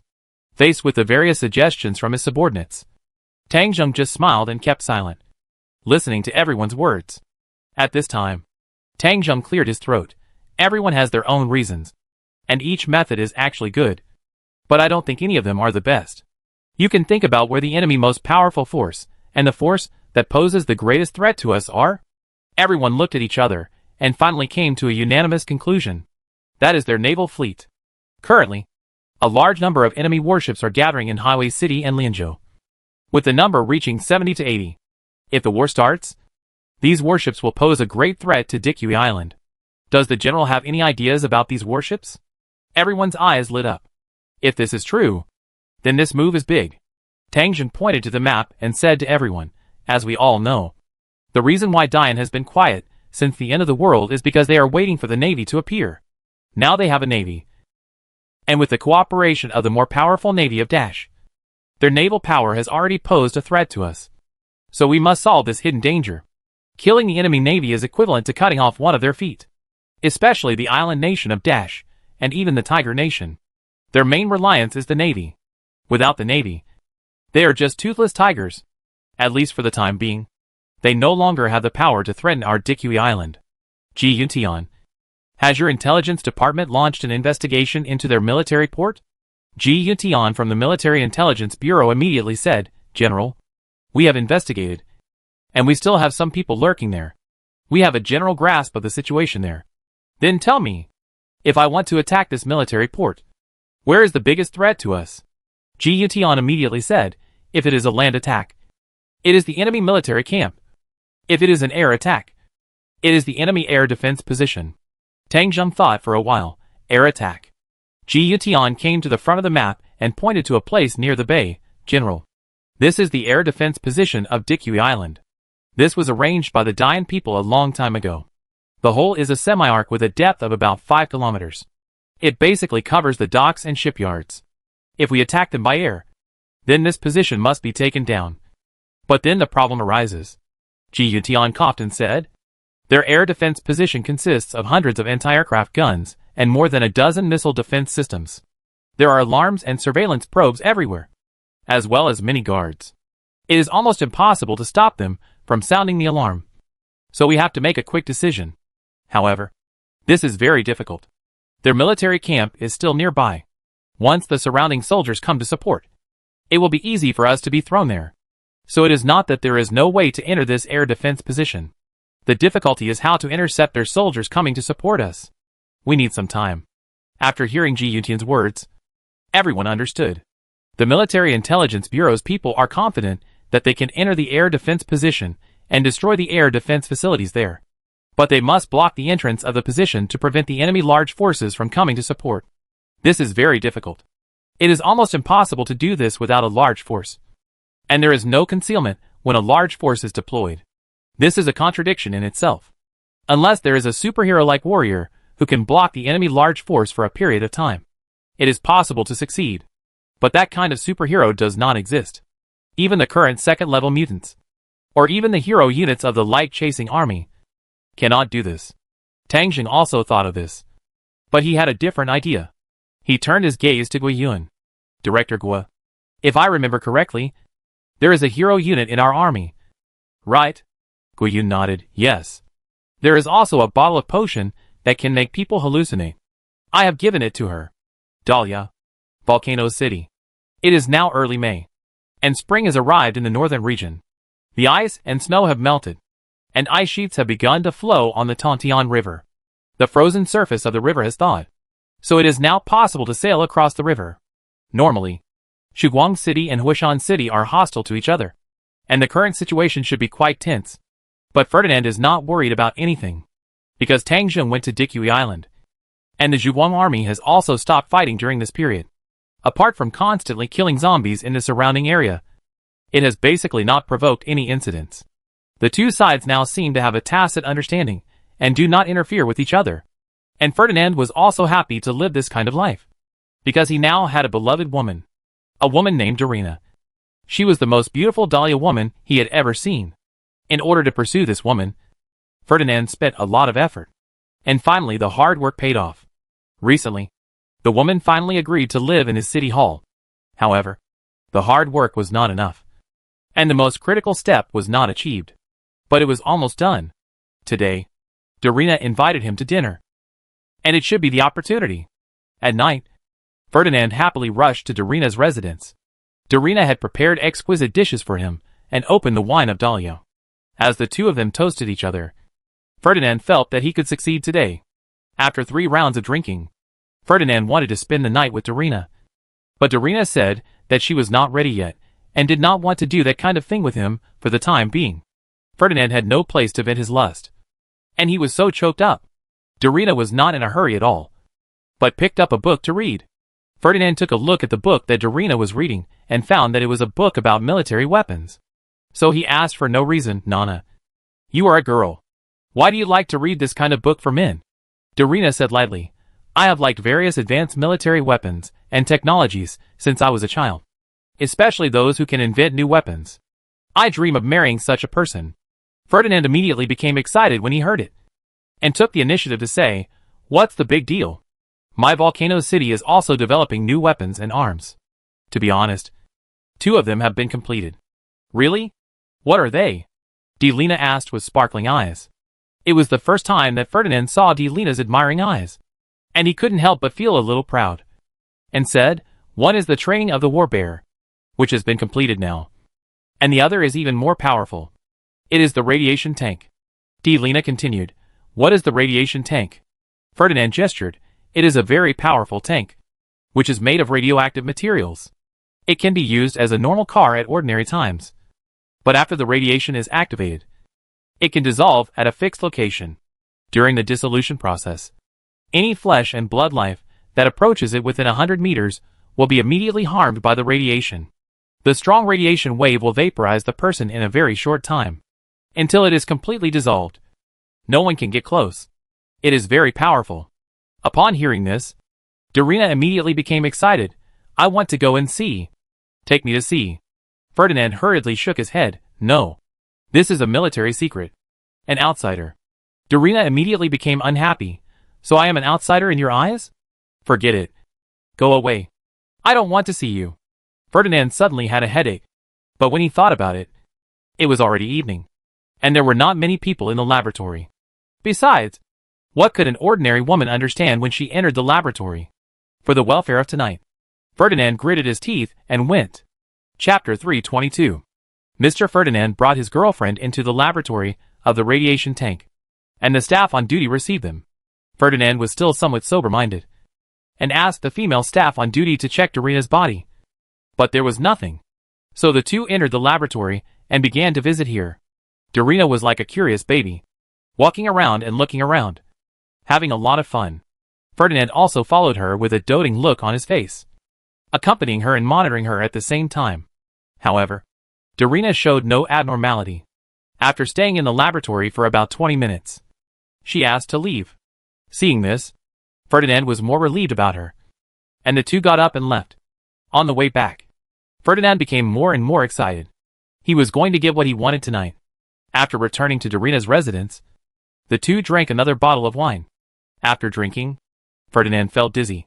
But in his hazy consciousness, his spring night had already begun. Ding ding ding. In the hall of the Dikui Island Combat Command Center, a reminder sounded. Attention! Our hero unit has entered the enemy laboratory and started to receive the enemy scientific research data. Data transmission in progress. 1% complete. 7% complete. 32% complete. 89% complete. Time passed by minute, and after 20 minutes, the data was finally transmitted completely. Guiyun and others immediately analyzed the data. After another minute, Guiyun told Tang Zheng, General, the data analysis is complete, and the radiation tank has been enlisted. Tang Zheng immediately opened the system page, and sure enough, a vehicle appeared in it. The vehicle is very ordinary. Just an ordinary jeep. A basic military model. Everywhere. But the price of this car is astonishingly 100,000 gold per car. Radiation tank. It can release strong radiation with a radius of 100 meters. Used to attack the body tissues of flesh and blood life. Lasting for 30 minutes. And priced at 100,000 gold. Tang Zheng couldn't help but take a deep breath. My goodness. This car is almost as expensive as one of our fighter jets. Why is it so expensive? Guiyun explained, General. This car is not ordinary. It is made entirely of radioactive materials. Yet there is no enriched uranium and nuclear power plants. We can't make it. And the power of this radiation is very strong. Any flesh and blood life that gets close will be quickly corroded by it. Its dissolution time is half an hour. That is to say, within half an hour, no one can get close to this circle with a radius of 100 meters. But it has great limitations. As long as you walk around this circle, you will not be harmed at all. Moreover, the radiation will dissipate after half an hour, and the damage to the surface will not be great. Tang Zheng nodded. Under normal circumstances, this thing is useless. But if used well, it can be very useful. At least the most critical link of this operation has been solved. With the radiation tank, there is something to block the entrance to the air defense position, allowing the military intelligence agency to destroy the opponent's air defense position as soon as possible. The next step is to coordinate the time of each unit. Tang Zheng's idea is very simple. That is to launch a large air raid. Sneak attack the inner bay. Sneak attack Lianzhou port. The target is the Dian Navy, and the Dash Navy located there. As many warships on the sea as can be killed. As many as they can be killed this time. As long as this operation is successful. Then from now on, the safety of Dikui Island will be almost worry-free. In terms of sea control, the Zhuguang army will also gain the upper hand, which is equivalent to cutting off one of the enemy arms. This was a particularly large operation, and Tang Zheng had to make a careful plan. First, he asked the first flight squadron of the aviation regiment in Zhuguang City to rush to Dikui Island immediately to participate in this air raid. Tang Zheng Aviation Regiment had a total of 5 flight squadrons, with a total of 250 aircraft. In addition, Tang Zheng also had 4 aircraft carriers, with a total of 140 carrier-based aircraft. So the total number of aircraft participating in this battle was as high as 390. In order to ensure concealment, except for fighter planes, no other arms participated in this operation. The main task of the early stage of this operation is to keep it secret. It must not be leaked. Then there is the action of the Military Intelligence Bureau. Tang Zheng has also discussed it with Ji Yutian in detail. The Military Intelligence Bureau has set up an insider in the opponent's military port. On the eve of the operation, the insider directly lets people into the air defense position. And then, there will be a firefight. This operation must send elite forces, and the number of people must not be too large. But it is also necessary to quickly eliminate the opponent's garrison in the air defense position, and then quickly blow up all the air defense weapons inside. During this process, reinforcements from soldiers from nearby military camps will surely be attracted. And then it will depend on the power of the radiation tanks. The Air Force and the Navy must always keep in touch with the action team. Once the other side succeeds, the fighter planes here will be in place, without giving the other side any time to react, and directly attack the other side's military port and a nearby airport. As for the key targets of the attack, they still have to be decided temporarily, because the other side's warships have been frequently mobilized in the past 2 days. But under normal circumstances, there are usually about 50 warships staying in the inner bay, including Dian's warships and Dashi warships. Anyway, they are all birds of a feather. When the time comes, we will attack the side with more troops. The intelligence department should seize the time to investigate. After the attack is successful, do not linger in the battle, but return quickly. The aircraft carrier has quietly set out in the past few days, departing from Dikui Island and approaching the inner bay.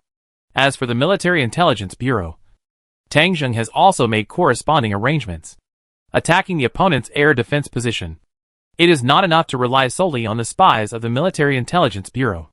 After all, there are many defenders on the air defense position, as many as 2,000 people. Just relying on a few spies to go in is to die. So there must be a force to cooperate with the Military Intelligence Bureau. A small force, and an elite one at that. Tangjung thought about it, and sent out a special force under his command. Dragon Scale Marine Corps. This team has a total of 500 people. After such a long period of training, they are basically all 5-star fighters, and their individual combat power is extremely strong. One of the entrances to the air defense position is not far from the beach, which is just right for them to demonstrate their ability to land on the beach. After receiving the general's order, Su Xian, the commander of the Dragon Scale Special Forces, was very excited. His special forces have been competing with Qin Muyong's Tiger Wing Special Forces, and neither side can suppress the other. And now that the Navy has been established, the two major aircraft carrier fleets have added 2,000 Marines each. These newly enlisted colleagues have also brought great pressure to Su Xian. In future wars, Special Forces will shoulder great missions and tasks, and he wants to stay ahead in this process. He needs a chance to prove himself. This time the general gave such an important task to the Dragon Scale Special Forces, which is the trust in the Dragon Scale Special Forces, and the trust in the combat effectiveness of the officers and soldiers. Therefore, when the Dragon Scale Special Forces held a mobilization meeting, Su Xian was particularly excited. Standing in front of 500 men, Su Xian shouted at the top of his lungs, "Brothers, today, the general has given us an important task, which is to destroy the air defense positions in the inner bay. The bombing of those air defense weapons will be carried out by colleagues from the Military Intelligence Bureau.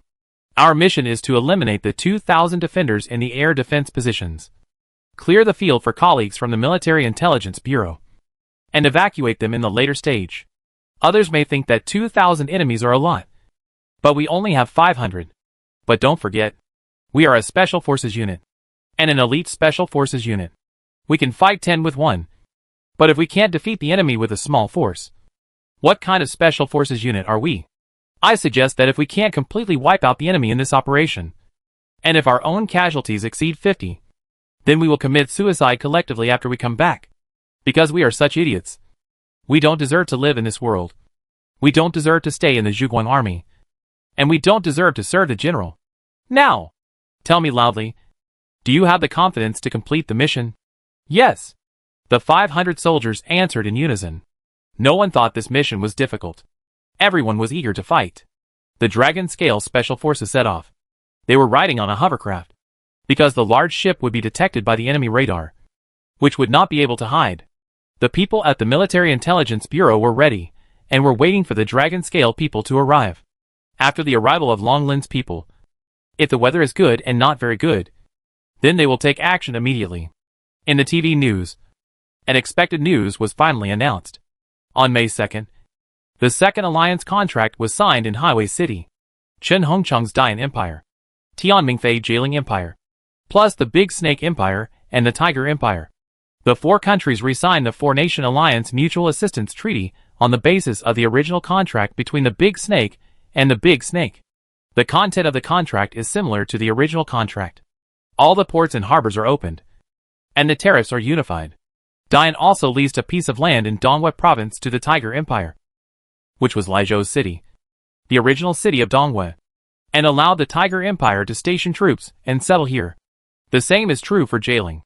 Tianmingfei also leased 2 pieces of land in the mainland to the Big Snake and the Tiger Empire. But the premise is that they have to help Jialing open up the Haojiang waterway. In other words, if you want to get the land, you have to defeat Tangjung first.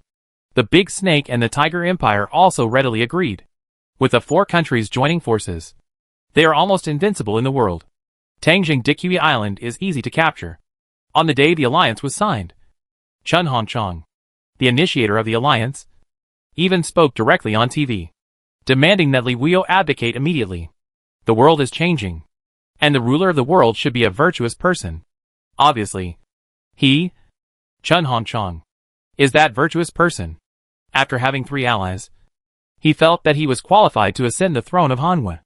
In order to cooperate with Chen Hongchang to build momentum, people from the Great Snake Empire, the Tiger Empire, and Tianmingfei Jailing Empire also spoke on TV.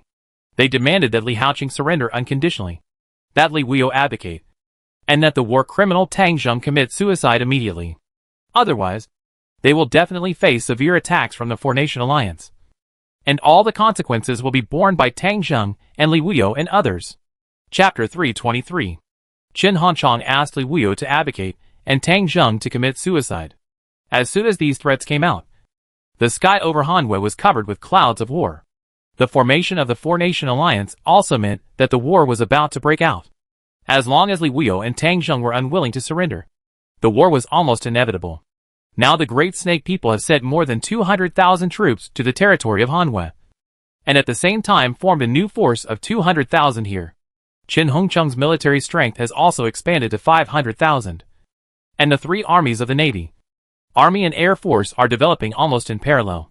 The Tigers were not to be outdone. In order to get a share of the upcoming war, they continuously sent troops into Dongwei province. And the number of troops now reached hundreds of thousands. The total number of troops surrounding the Inner Bay was close to 1 million. And there were 70 large warships in the Inner Bay alone. At this time, their strategic goal was almost clear. That was to go south and attack Dikui Island. First remove Tangzheng Nail in the south, and drive Tangzheng back to the inland. Otherwise, it would be meaningless for them to gather such a large navy. After all, the navy cannot attack Yuanjing. Such a situation has already brought about a chain reaction. Perhaps sensing that the civil war in Hanwei is about to break out, some external forces have even begun to send people to contact the Four-Nation Alliance. The purpose of those external forces is very clear. That is, seeing that the Four-Nation Alliance is too popular now, they want to join them and work together to divide Hanwei. If the arrogance of the Four-Nation Alliance cannot be defeated in a short period of time, the situation will completely collapse. May 4th. This is a day worth remembering. Trident Naval Port, the 18 main warships of the Dian Navy, and an aircraft carrier formation of the Orochi Navy, also 18 warships, have just completed another military exercise and are currently staying in Trident Naval Port. In the past few days, their military exercises have been carried out again and again, and the cooperation between the two forces has become more and more tacit. The two forces have a total of 4 aircraft carriers, multiple battleships and frigates, all of which are currently docked at Trident Naval Port. However, they will have to go out to sea again soon, because the army has made preparations, and a large force has already joined the troops of the Tiger Empire in Dongwei province. This force will march south in the near future to attack Dikui Island, and the Navy fleet will follow. The 2 current aircraft carrier formations will also go out together. There is a semi-arc-shaped air defense position surrounding the Inner Bay. There are 2 radars, more than a dozen air defense missile silos, and hundreds of anti-aircraft guns in the position. With so many anti-aircraft weapons, it is enough to ensure that the warships in the bay are not threatened by the air. Night fell. A light rain fell in the Inner Bay area. The rain now has no acidic substances. The cool sea breeze blows, and the waves sway gently, making people feel comfortable and sleep sweet. The Dian Navy and the Orochi Navy, who have been tired for a day, have begun to fall asleep. They can sleep completely without pressure. There are patrol boats on the sea, air defense positions on the land, and even the army camps not far from the air defense positions. Tens of thousands of soldiers are stationed here, and there is no way that anything can threaten them. As night fell, the lighthouse on the reef on the sea's surface flickered softly, guiding the ships returning late. The lights-out bugle sounded, and the lights in each camp were turned off one after another. In front of the anti-aircraft position, a squad of soldiers was guarding the gate to the position. The position was arranged very tightly, with not only high walls and barbed wire, but also fortifications made of sandbags, and a large number of trenches dug. These things were enough to stop the invasion of armored forces. Their guards and coast patrols all implemented a shift system, with one squad on duty in the first half of the night, and the next squad on duty in the second half of the night. Inside the position, There were also 2,000 defenders resting, and now they were asleep. The sentry patrolled back and forth on the sentry tower in front of the gate, and the searchlight swept across the dark rainy night from time to time. Everything looked quiet and peaceful, without the tension and solemnity of the war. The waves crashed on the beach, and a coastal patrol passed by the shore. Suddenly, a huge sea monster with bared fangs and claws suddenly appeared in the waves. A squad of 8 soldiers was attacked by this sea monster at the same time. The 8 huge tentacles of the sea monster were like 8 dragons making trouble in the sea, one tentacle after another. It dragged all 8 soldiers into the sea. The huge suction cups blocked their mouths and noses and wrapped around their necks. The strong suffocation and dizziness made them unable to even fire a shot, and they were unable to make any warnings. They just disappeared in the dark ocean. It was now 10:30 in the evening. It would take an hour and a half for the next shift of the Coast Patrol to arrive. With the demise of the Coast Guard, 3 air-cushioned landing craft approached the shore silently. The engines were shut down, and the soldiers used bamboo poles to prop up the boats, and used the boat's inertia to reach the shore. When they reached the shore, Su Xian was the first to jump off the landing craft. Then, the soldiers went ashore one after another. There was no communication or conversation, as this process had been simulated many times. 500 members of the Dragon Scale Special Forces quietly approached the entrance of the air defense position. There was a reef area ahead. The soldiers' black combat uniforms today were the same color as the reefs. They crawled on the reefs and almost merged with the reefs. Everyone's eyes were fixed on the entrance of the air defense position, waiting for the colleagues from the Military Intelligence Bureau to appear. About 10 minutes later, a Willis Jeep drove over from a distance in the rain. The spray painting on the body was completely the logo of the Dian Empire. The car arrived at the entrance of the air defense position, and the sentry immediately issued an alarm, and the guard came forward to check. "Stop! Which unit are you from? What are you doing here so late?" 4 people jumped out of the car. One of the leaders held a certificate and waved it in front of the guard. "We are from the logistics headquarters. The troops are about to go out. We are here to check the material reserves." The guard didn't see the certificate clearly, and didn't dare to let us pass. He stretched out his hand to stop us. "Wait. Let me have a closer look at the certificate." The person holding the certificate was a little impatient. "You are really using a feather as a token of authority. There are only 4 of us. You are worried about nothing. Just look and see what you can find." As he said that, he angrily slapped the certificate into the guard's hand. Seeing the other party's arrogant attitude, the guard smiled apologetically. Sorry. Please bear with me during this extraordinary period. You logistics people are also very hardworking. Can you send us a batch of beef tomorrow?" The brothers are all greedy. "Huh?" While being polite, he suddenly widened his eyes, because the head portrait on this certificate is actually a pig. He just realized that something was wrong, but it was too late. Just when he lowered his head to look at the certificate, several people on the opposite side drew their guns. There were 8 defenders on their side, and 4 people on the opposite side. Each of them pulled out 2 silenced pistols and fired at the same time. One person shot 2, emptying the magazine. Swish, swish, swish. The sound of the gunshot was very small, but it was just as deadly. The 4 people's shooting skills were extremely superb, and they cooperated very well. Every shot could hit the target accurately, and they could do it with both hands. The 8 defenders barely put up any resistance and were all shot dead. After dealing with the guards at the door, these people put away their pistols and immediately began to move a large number of bombs from the car. At this time, several cars quickly followed behind, and many people got off and moved bombs at the same time. These bombs were to blow up the anti-aircraft weapons in the position. Seeing the situation here, Su Xian immediately jumped up from the ground and ran straight to the position. Behind him, the 500 soldiers of the Dragon Scale Special Forces also followed Su Xian's footsteps and rushed straight to the anti-aircraft position. The people from the Military Intelligence Bureau and Long Lin were doing their own jobs. They didn't talk to each other and were busy with their own things. However, when Su Xian passed by the door, he exchanged glances with Director Ji Yutian of the Military Intelligence Bureau. The people from the Long Lin Special Operations Brigade rushed into the air defense position quickly and began to move forward quickly. Their mission was to kill the 2,000 defenders in the position. After the people from the Military Intelligence Bureau fully entered the position, they drove the first car to the front of the position and stopped. Dozens of agents from the Military Intelligence Bureau quickly followed, with bombs on their backs. Ji Yuntian walked at the end, and when everyone entered the position, he pressed a button. Something strange happened. This military jeep actually began to dissolve without any warning. Along with the dissolution, a layer of blue light began to flash on the ground. No one knew what this layer of blue light was for, but it looked extremely dangerous. Hurry! We only have half an hour.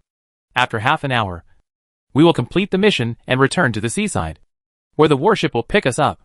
At this point, there was no need to hide anymore. The military intelligence officers began to quickly place bombs on various anti-aircraft weapons. Such noises would be noticed even if the people inside were sleeping soundly. A military camp suddenly exploded. The people inside noticed the noises outside and started to get up and grab their guns.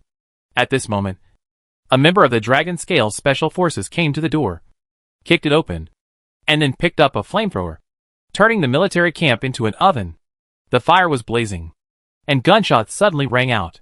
It took less than a minute from sporadic gunshots to intensive gunshots. The 2,000 soldiers guarding the air defense positions were also the elite of the Dian troops. Their reactions were not slow. Even though the flames from the flamethrowers swept through the military camp, many people managed to dodge them. They took up their weapons and began to fight back. Many people near the windows broke out of the windows at the first opportunity, and the rest fired intensive firepower in front of the door to suppress the incoming Zhuguang army commandos. Deep inside the military camp, someone immediately pressed the alarm. The shrill alarm echoed in the night sky, alarming the entire military port. In a large military camp just 2 kilometers away from them, countless lights were lit. Buzz! Woo-woo! Enemy attack! Enemy attack! Red alert!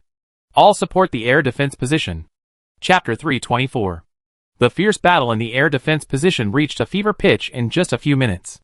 The enemy in the barracks was rushing out, and the soldiers of the Dragon Scale Force had occupied various high ground and key positions, pouring down their firepower to stop the enemy actions.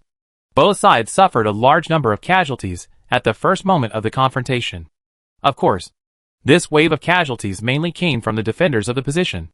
The soldiers of the Dragon Scale Special Forces knew very well that the first wave was the best time to kill the enemy when they were unprepared, so they used their most fierce firepower here.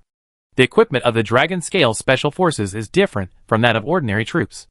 As a special force, their supporting weapons are very complete. In addition to rifles and light machine guns, they are also equipped with a large number of sniper rifles, rocket launchers, and even mortars. All heavy firepower should be launched as soon as possible to inflict the greatest damage to the enemy. The special forces carried individual battlefield radars and thermal imaging night vision goggles. They used rocket launchers to destroy the transformers in the position as soon as possible, causing the position to be out of power. Then the heavy firepower continued to explode in the military camp, killing and wounding a large number of enemies. After the fierce attack of the Zhuguang army, the defenders of the position suffered heavy losses for a while. However, they were not defeated in vain. After the initial panic, they immediately started to fight back. The soldiers would not crowd at the door waiting to go out, but tried to disperse and escape from various windows, and then immediately started to fight back against the Dragon Scale Special Forces. The two sides fought fiercely around the barracks. The Dragon Scale Special Forces are good at this kind of battle, and they don't care about delaying time. The longer they delay, the more opportunities they will create for their colleagues in the Military Intelligence Bureau, and all the anti-aircraft weapons will be blown up. Obviously, the defenders of the position also understand this, and they try their best to get to the anti-aircraft weapon position to protect those weapons. The distance between the barracks and the position is only about 100 meters, and this 100 meters has become a desperate road that the defenders cannot cross. The sharpshooters of the Dragon Scale Special Forces knocked down the enemies one by one in this area. No matter how they charged and ran, they could not cross the short distance of 100 meters. Bullets flew back and forth in the air, making a tingling sound. The rumbling explosions continued, and each explosion represented death. The Zhuguang army had the upper hand, but the defenders were not afraid, because such a fierce battle would soon attract a large force. At the military camp 2 kilometers away, the sudden battle at night caused the entire military camp to explode. A large number of soldiers poured out of the military camp, and they were not even dressed properly, and they rushed out with guns amid the roars of the officers. "Hurry up!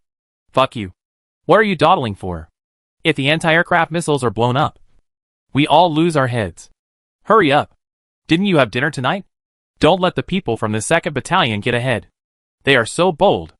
No matter if it was done by the light chasing army or the Royal Guards. You won't be able to get back alive today. They boarded the car and headed 2 kilometers away. Some who didn't have time to board the car just ran all the way, since the distance wasn't very far anyway. Seeing the fire of the air defense position not far away, they were extremely anxious. The soldiers on the car set up machine guns and fired from a distance to show that they had arrived, which would give confidence to the defenders of the position.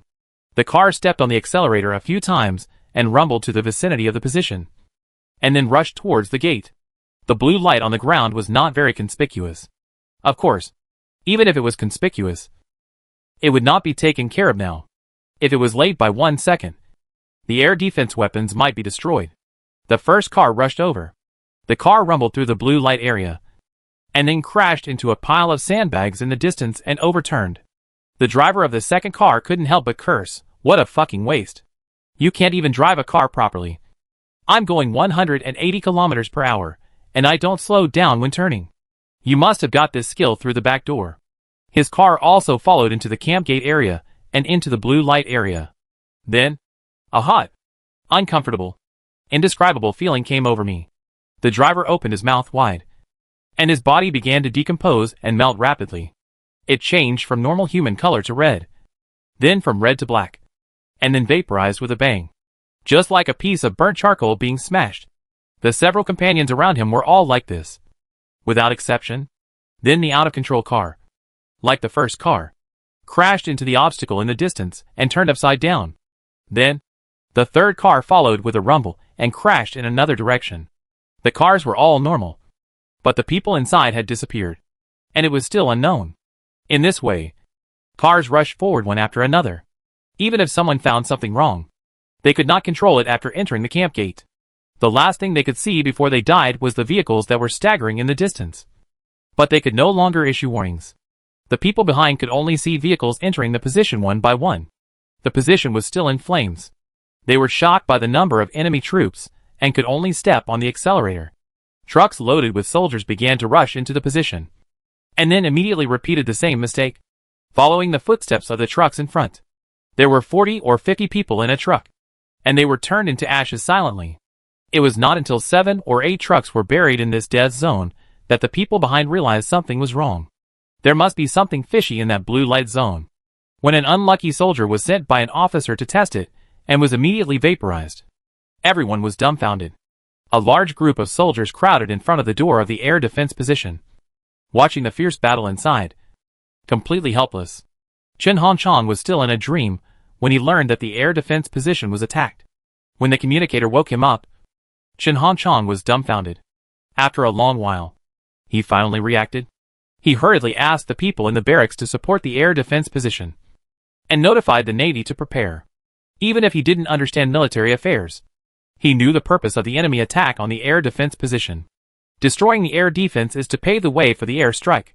Maybe the next second, the enemy plane will roar over. When Chen Hongchang thought of the dozens of warships docked in the bay, he broke out in a cold sweat. Quick! Quick! Quick! Inform the warships to leave the inner bay as soon as possible. The communicator passed the order down and got feedback after a while. Now in the inner bay, the warships of the Snake were anchored outside, causing the naval port to be very crowded, and it was difficult for the warships to leave quickly.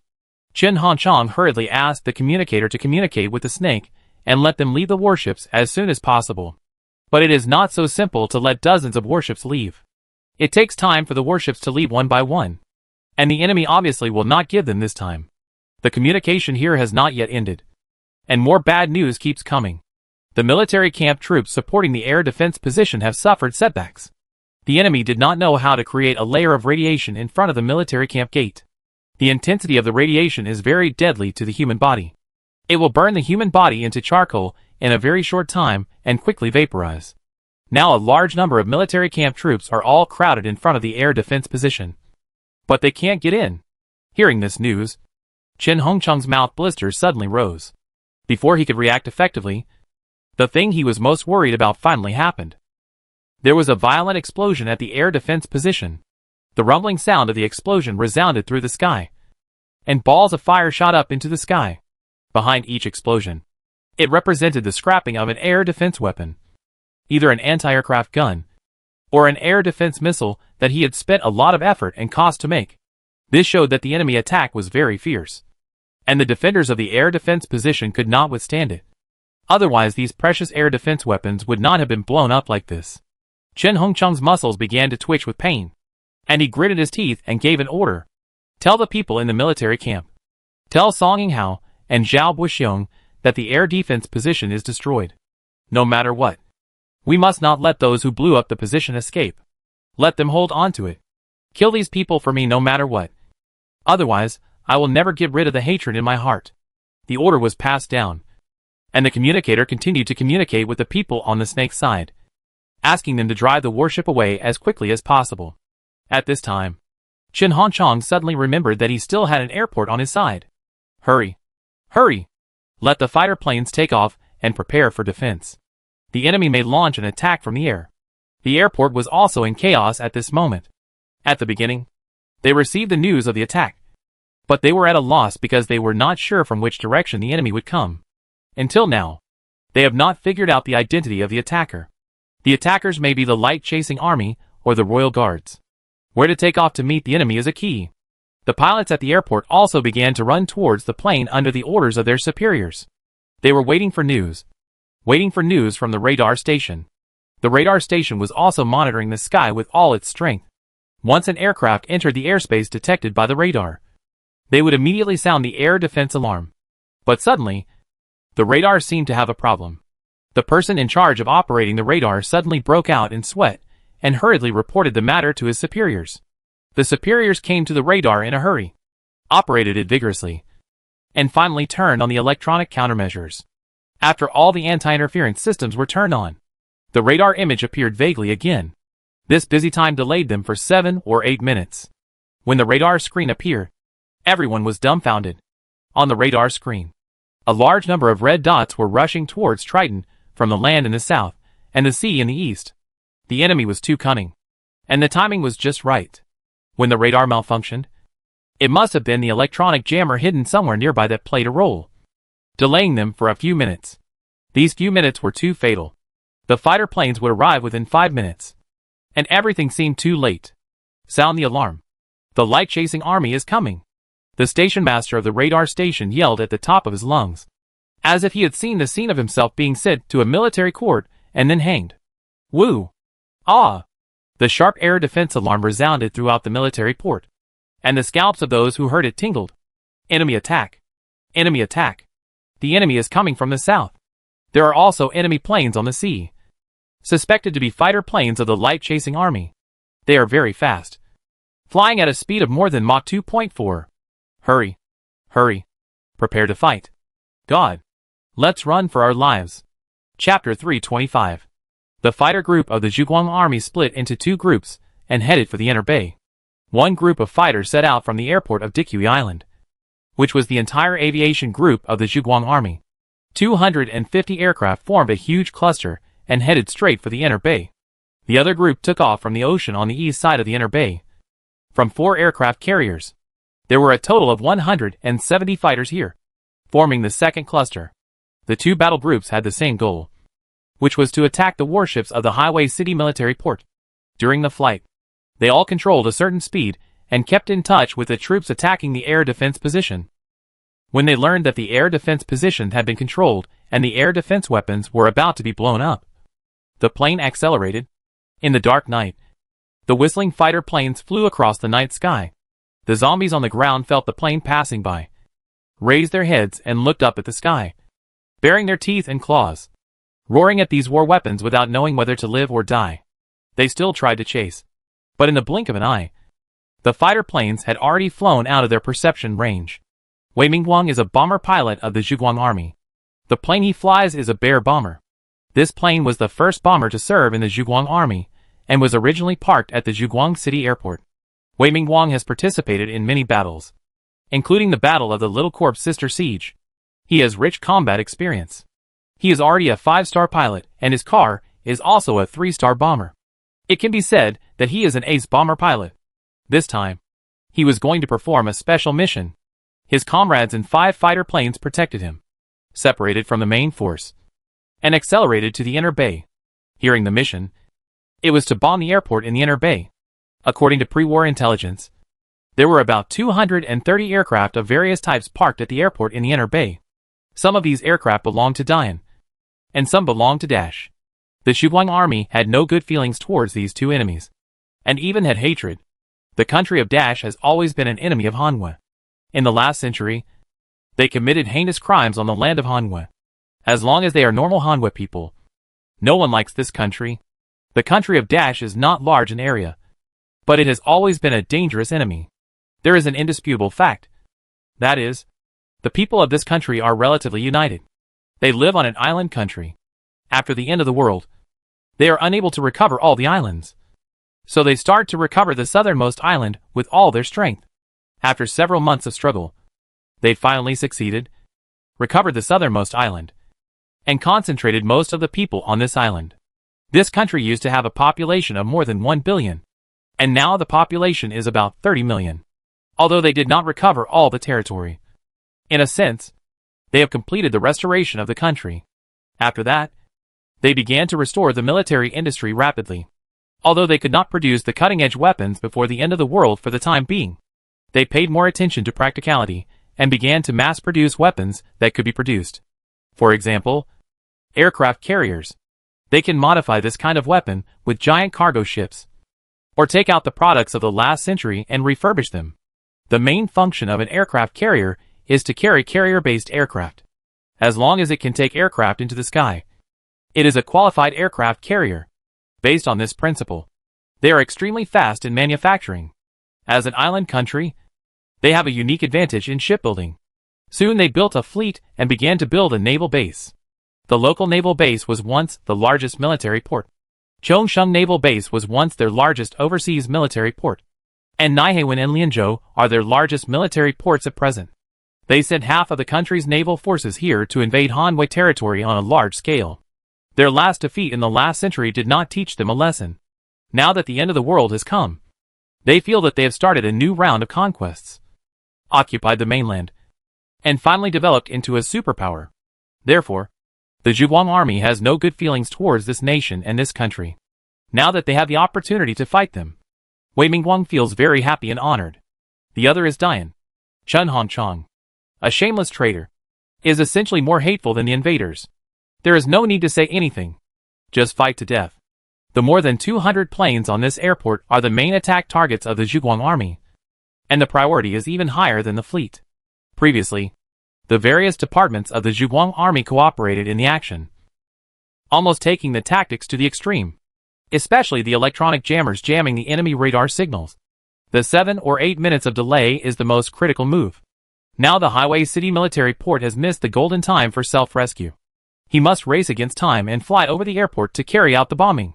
When he set out, his superiors gave him an important mission, which was to bomb the airport. He only had 1 plane, and the rest of the fighters were just escorts. And later they had to join the encirclement and suppression of the Dian Navy. And there was only 1 bomb on his plane. This bomb is not simple. It is the only small nuclear bomb in the entire army. If used well, this nuclear bomb can blow up all the planes on this airport. If used poorly, it may only blow up half or even 1/3 of them. Wei Mingguang accelerated the plane to the maximum speed, followed his fighter comrades around him, and rushed all the way to the airport. Looking down from the sky, there are some lights on the airport. The pilots of those fighter planes are already in place, and some planes have started and are taxiing on the runway. There were too many planes gathered here, and it was unlikely to take off at once. However, after the air defense alarm sounded, the planes here were ready to take off. We must not let them take off, at least not on a large scale. The fighter comrades around him had already rushed out to prevent the other planes from taking off. Wei Mingguang was driving a bomber and began to dive down. To ensure the accuracy of the bomb, we had to stay as close to the ground as possible. The scenery on the ground was getting closer and closer to me, not far away. The battle had already begun. The comrades who came out together this time were also the elite of the Zhuguang army. Samsung's 3rd-generation aircraft had the same performance as the 4th-generation aircraft, and the comrades began to launch missiles. The light flashed across the night sky and accurately hit the plane that had already taken off. Boom, boom, boom. The continuous explosions echoed in my ears. Wei Mingguang seemed to hear the roar of the enemy. And those people also knew what was the most deadly to them. The fighter plane that took off desperately fired its cannon at his plane. The pilots and some ground personnel of the planes that didn't have time to take off were shooting at him frantically. The dense firepower network brought him some obstacles. Occasionally, there was a ding-dong sound on the fuselage, which was the plane being hit. But it didn't matter. As long as the plane could still fly, Wei Mingguang would execute the most accurate bomb even if he died here, 100 meters from the ground. In fact, it was already possible to drop the bomb. But Wei Mingguang didn't. He wanted to make sure it was foolproof. 80 meters? Comrades shouted in the intercom system. Wei Mingguang, you want to die?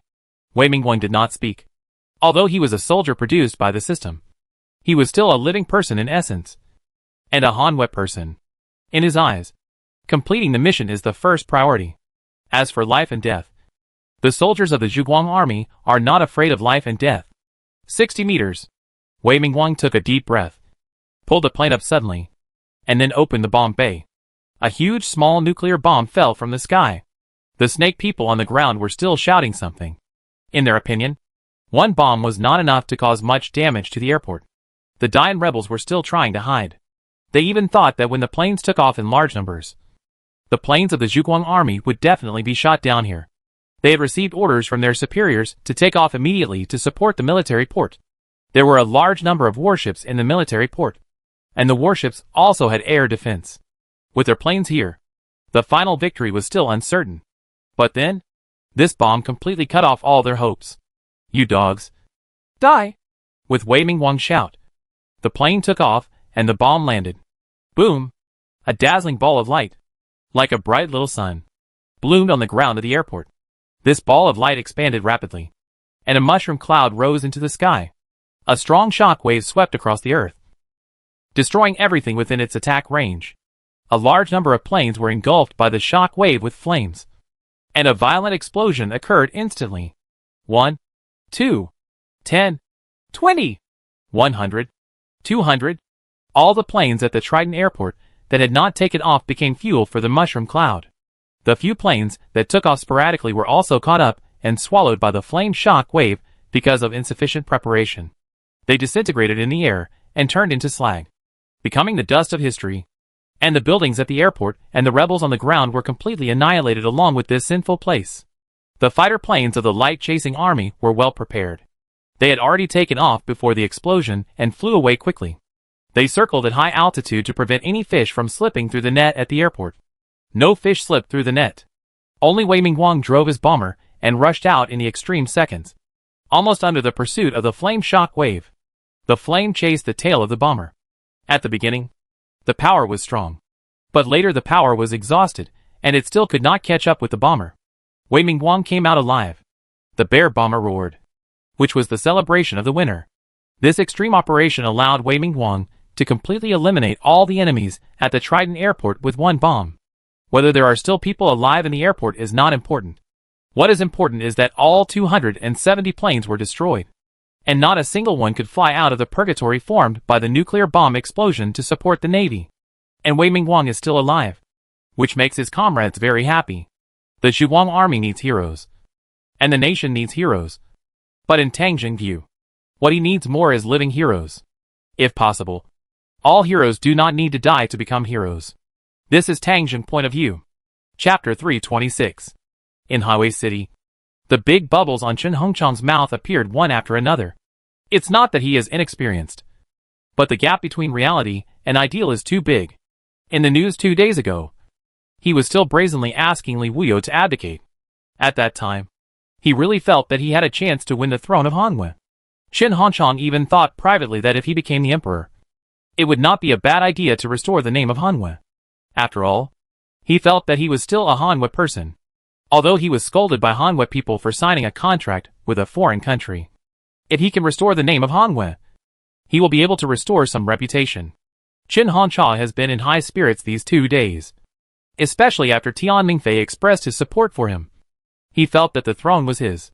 At that time, Tian Mingfei will be made a prince of a foreign surname and given some larger fiefdoms.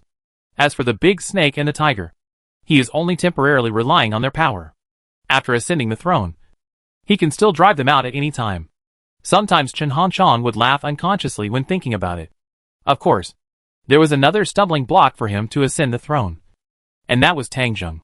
This kid was ignorant and too dangerous. Now he occupied Dikui Island, right in the middle of his territory, and guarded the outlet of Haojiang into the Great East Ocean. Chen Hanchang couldn't stand Tang Zheng no matter how hard he tried. So after he signed the contract with the people of Minghu, the first request was to pull out the nail of Tang Zheng. The two countries hit it off with him and immediately sent troops, because Tang Zheng is also their enemy. That guy offended too many people in the world on Dikui Island. And the people of the snake and the tiger wanted to get rid of him as soon as possible. Now their army has set off to Donghua province to meet up with the tigers, and then march to Dikui Island. Originally thought that Tang Zheng was doomed. But Chen Hanchang never dreamed that Tang Zheng would be so bold and actually launched a sneak attack on the harbor.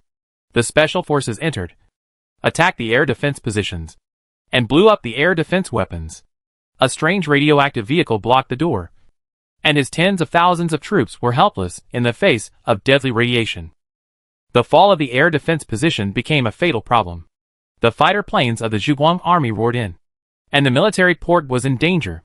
At this time, the airport was bombed by a nuclear bomb, which frightened Chen Hanchang so much that his back was wet with sweat. The Zhuguang army actually had a small nuclear bomb. Half of the more than 200 planes at the airport belonged to him, and the other half belonged to the big snake. This time, the Zhuguang army wiped out the whole thing, which made the airport support the military port plan fall through. After hearing this news, Chen Hanchang was completely panicked. All he could do at this moment, besides asking the warships to speed up their pace and leave the port, he could only hide in the basement to avoid being hit by the upcoming airstrike. As for the navy, after all, there were dozens of warships there, so they should be able to resist. Chen Hanchang could only comfort himself like this at this moment. Highway port. General Yokoyama from Orochi also came to one of their aircraft carriers at this moment.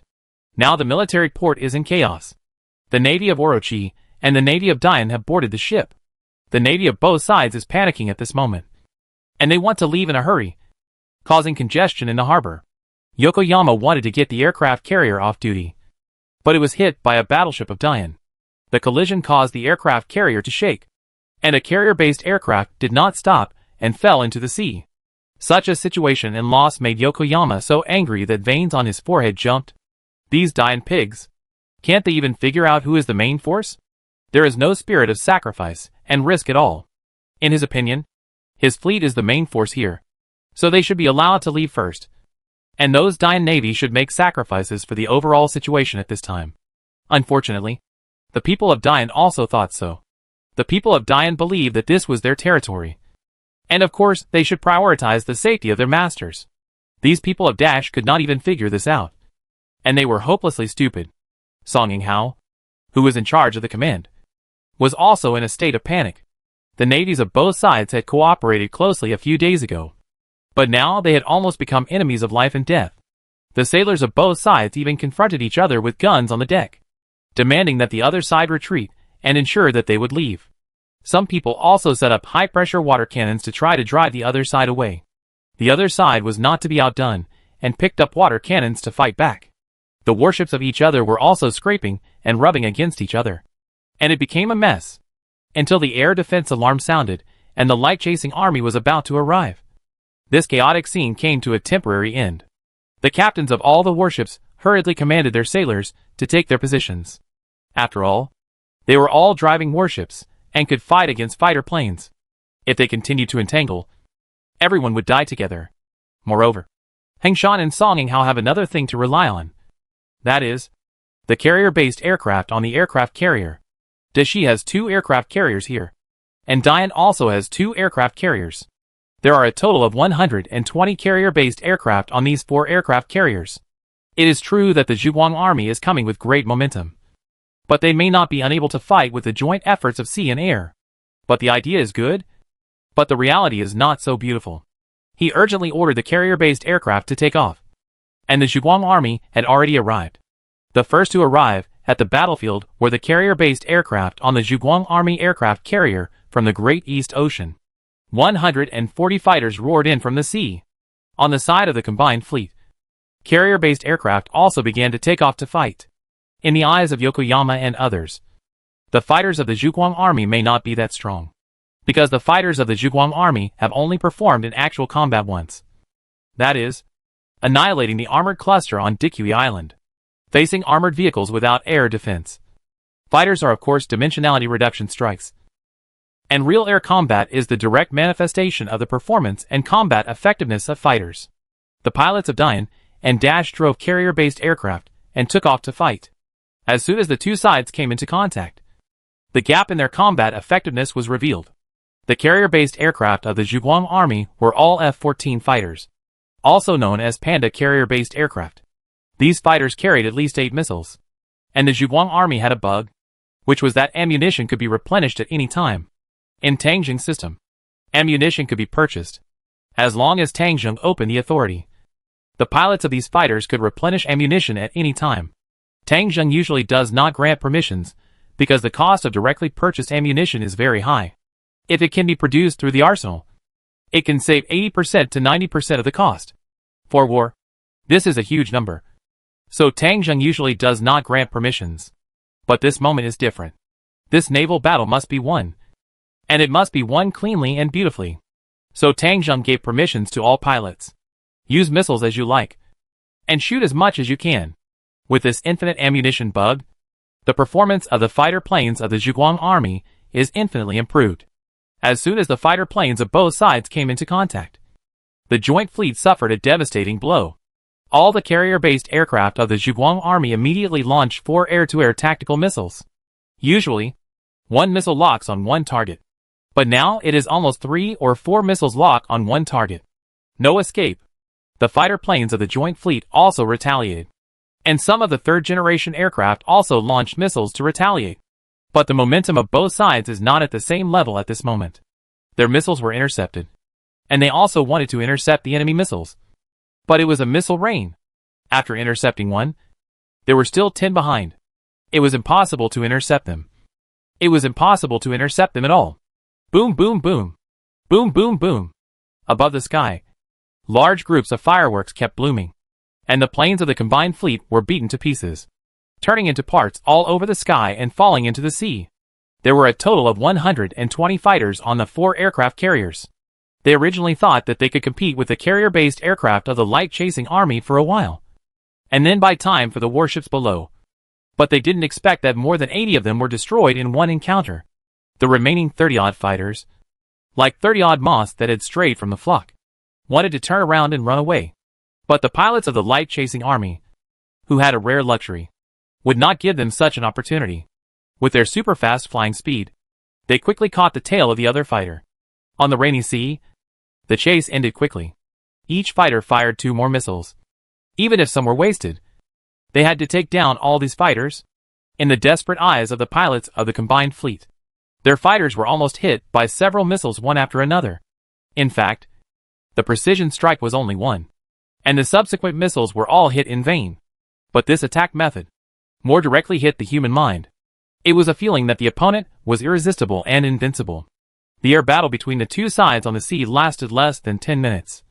And the carrier-based aircraft group of the Zhuguang army easily wiped out the carrier-based aircraft group of the joint fleet. In addition to wasting a lot of money on missiles, the fighter planes of the Zhuguang army had 0 casualties. Don't be surprised.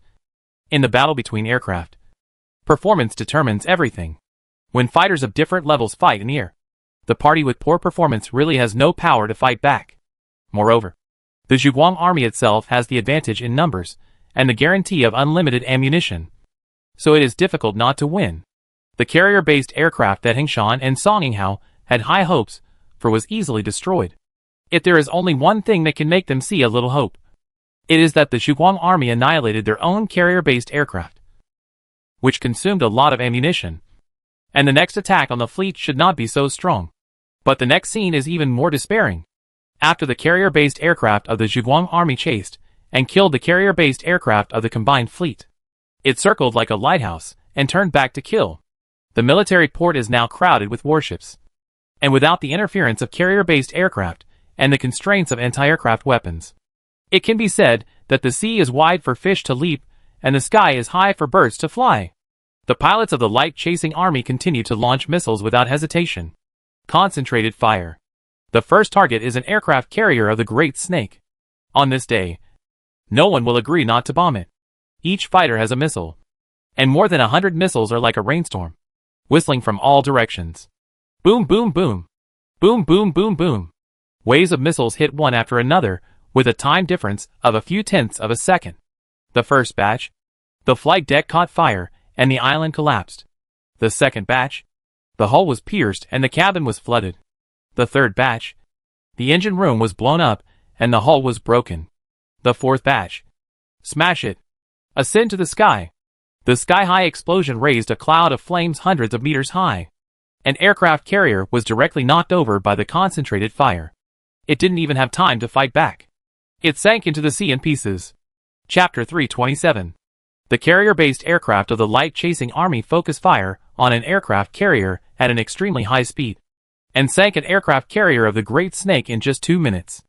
This aircraft carrier may have sunk the fastest in the history of human warfare. The fighter planes of the light-chasing army are not the old-fashioned fighter planes that need to drop bombs. They all launch missiles, and they can lock onto targets such as warships.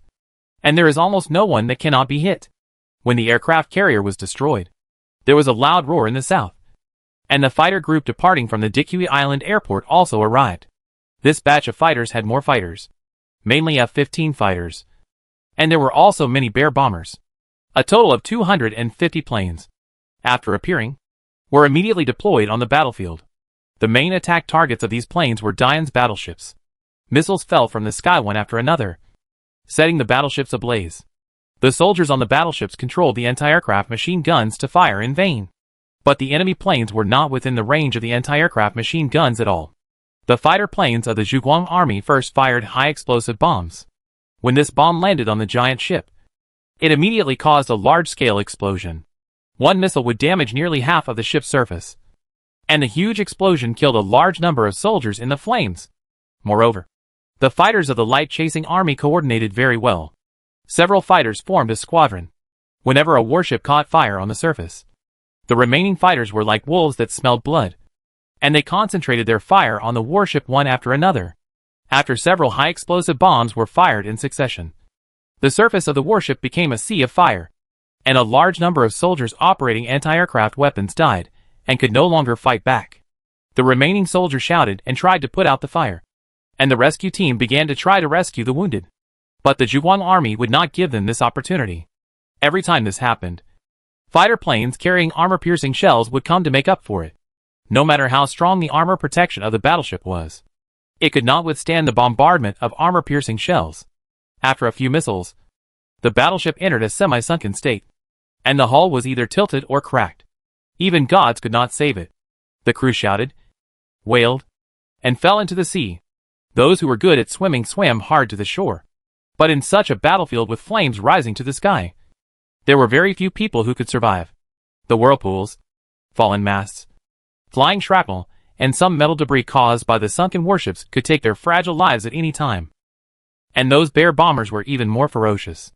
For this operation, the Bear bombers carried a large number of bombs, many of which were thermobaric bombs. Even a thermobaric bomb was enough to put a medium-sized warship into a desperate situation. And the shattered island and control room killed the people on the warship instantly.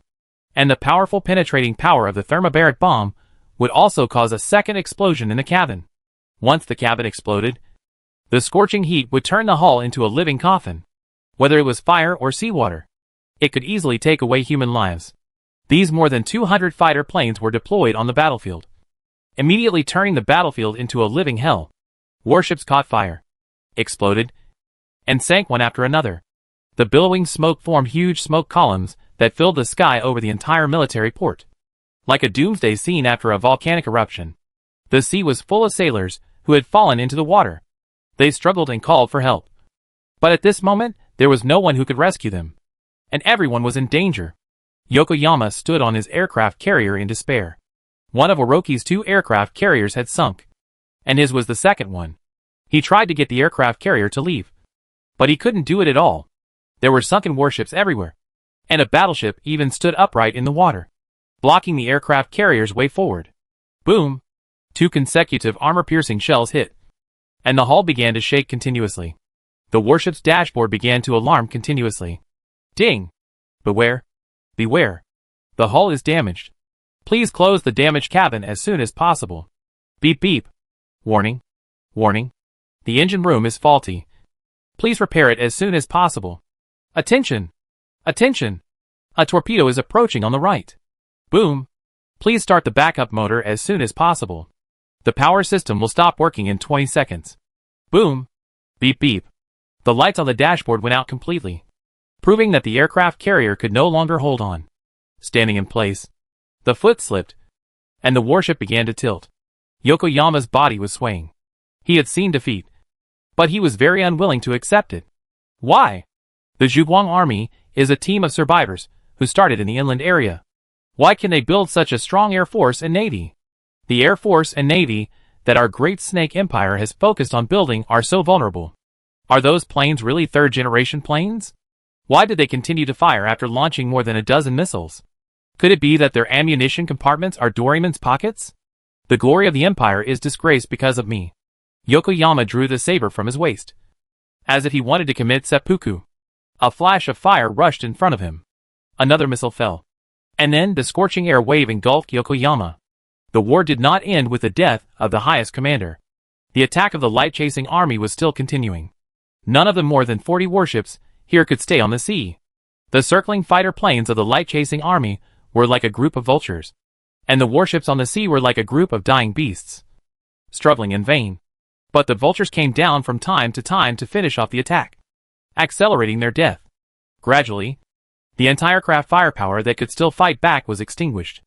Under the intensive bombardment of the infinite missiles of the Zhuguang Army, their resistance was doomed to be ineffective. Wherever there was resistance, there would be fierce missile attacks from the Zhuguang Army. Gradually, some sailors discovered this, and they even deliberately gave up fighting back, and directly abandoned the ship and fled while their warships had not sunk.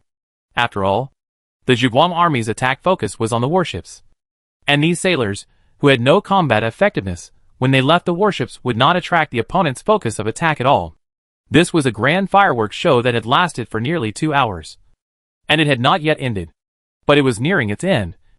And a large number of warships had sunk because some warships were too long and even had their bows exposed above the water, which became an obstacle for other warships to leave.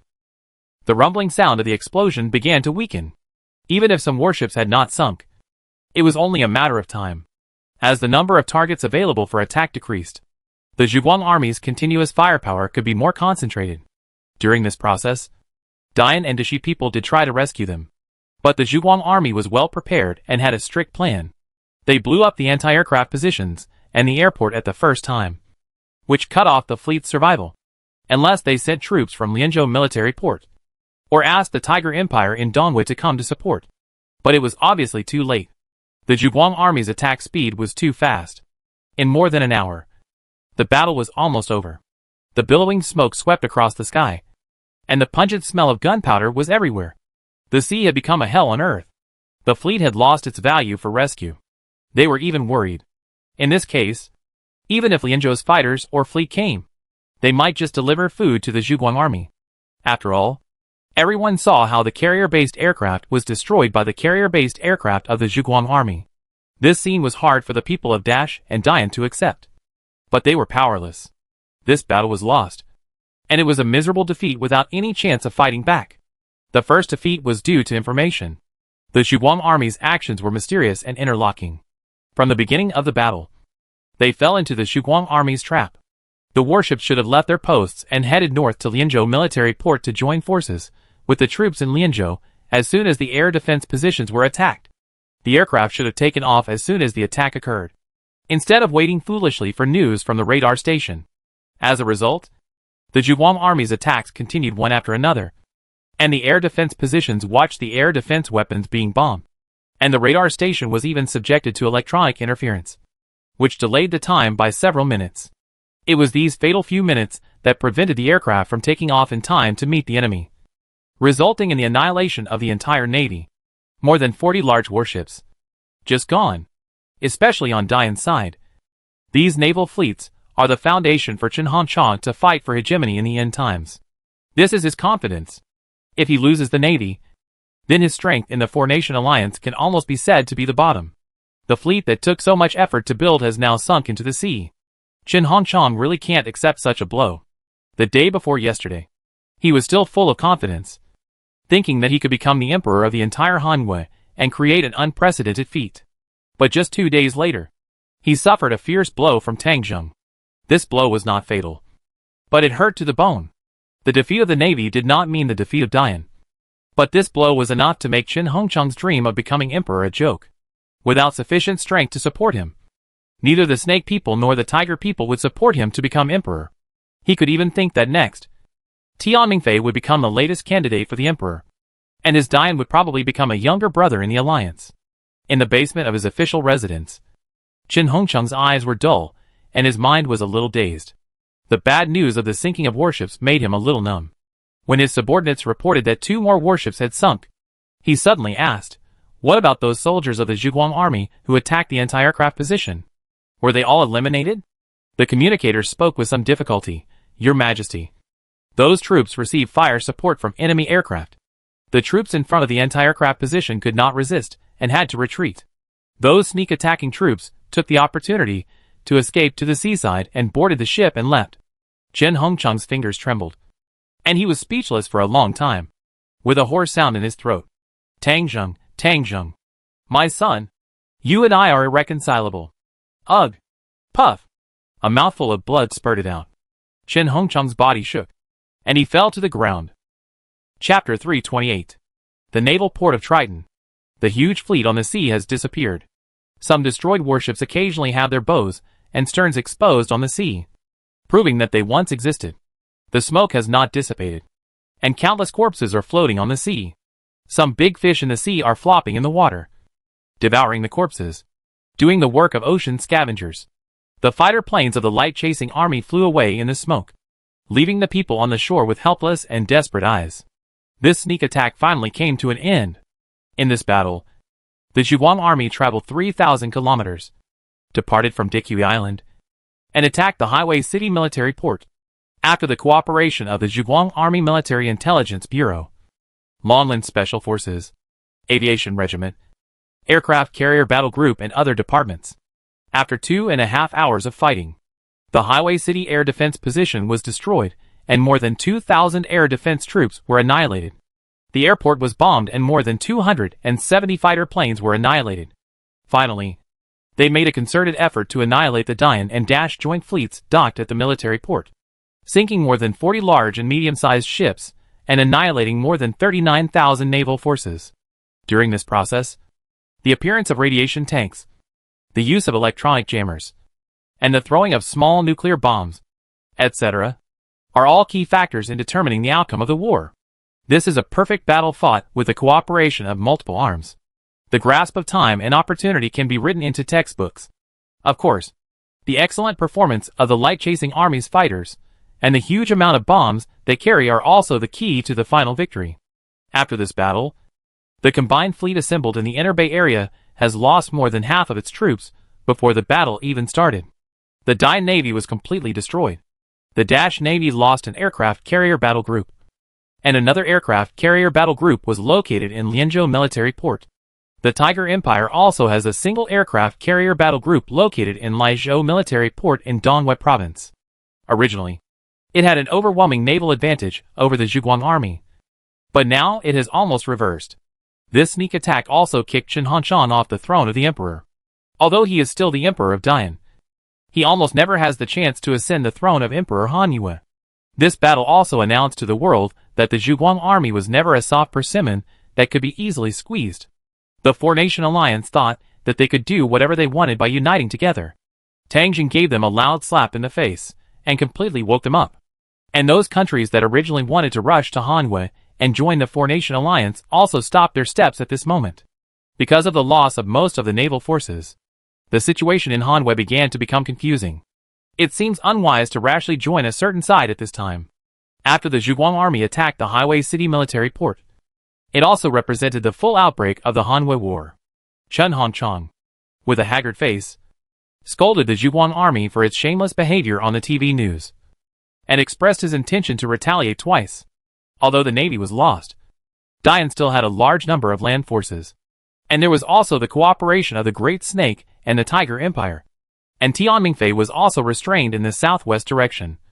So they still had the advantage. Originally, the attack of the Four Nations group was divided into several directions. They planned to deal with Li Haoqing, who fled to the Blackwater province first, and then attack Li Wuyo and Tangzheng. But after the Zhuguang army attacked the military port, they had no choice. Especially the Great Snake Empire.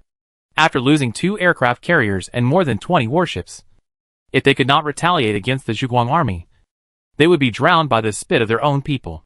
Supported by interests and hatred, the armies of several countries began to gather. The gathering place was Laizhou City in Dongwei province. This was the least land of the Tiger Empire. They did not suffer any losses from the Zhuguang army's sneak attack. Now they have assembled 250,000 troops and an aircraft carrier battle group in Laizhou. And their military strength is not the strongest among several countries. Dian has 500,000 land forces.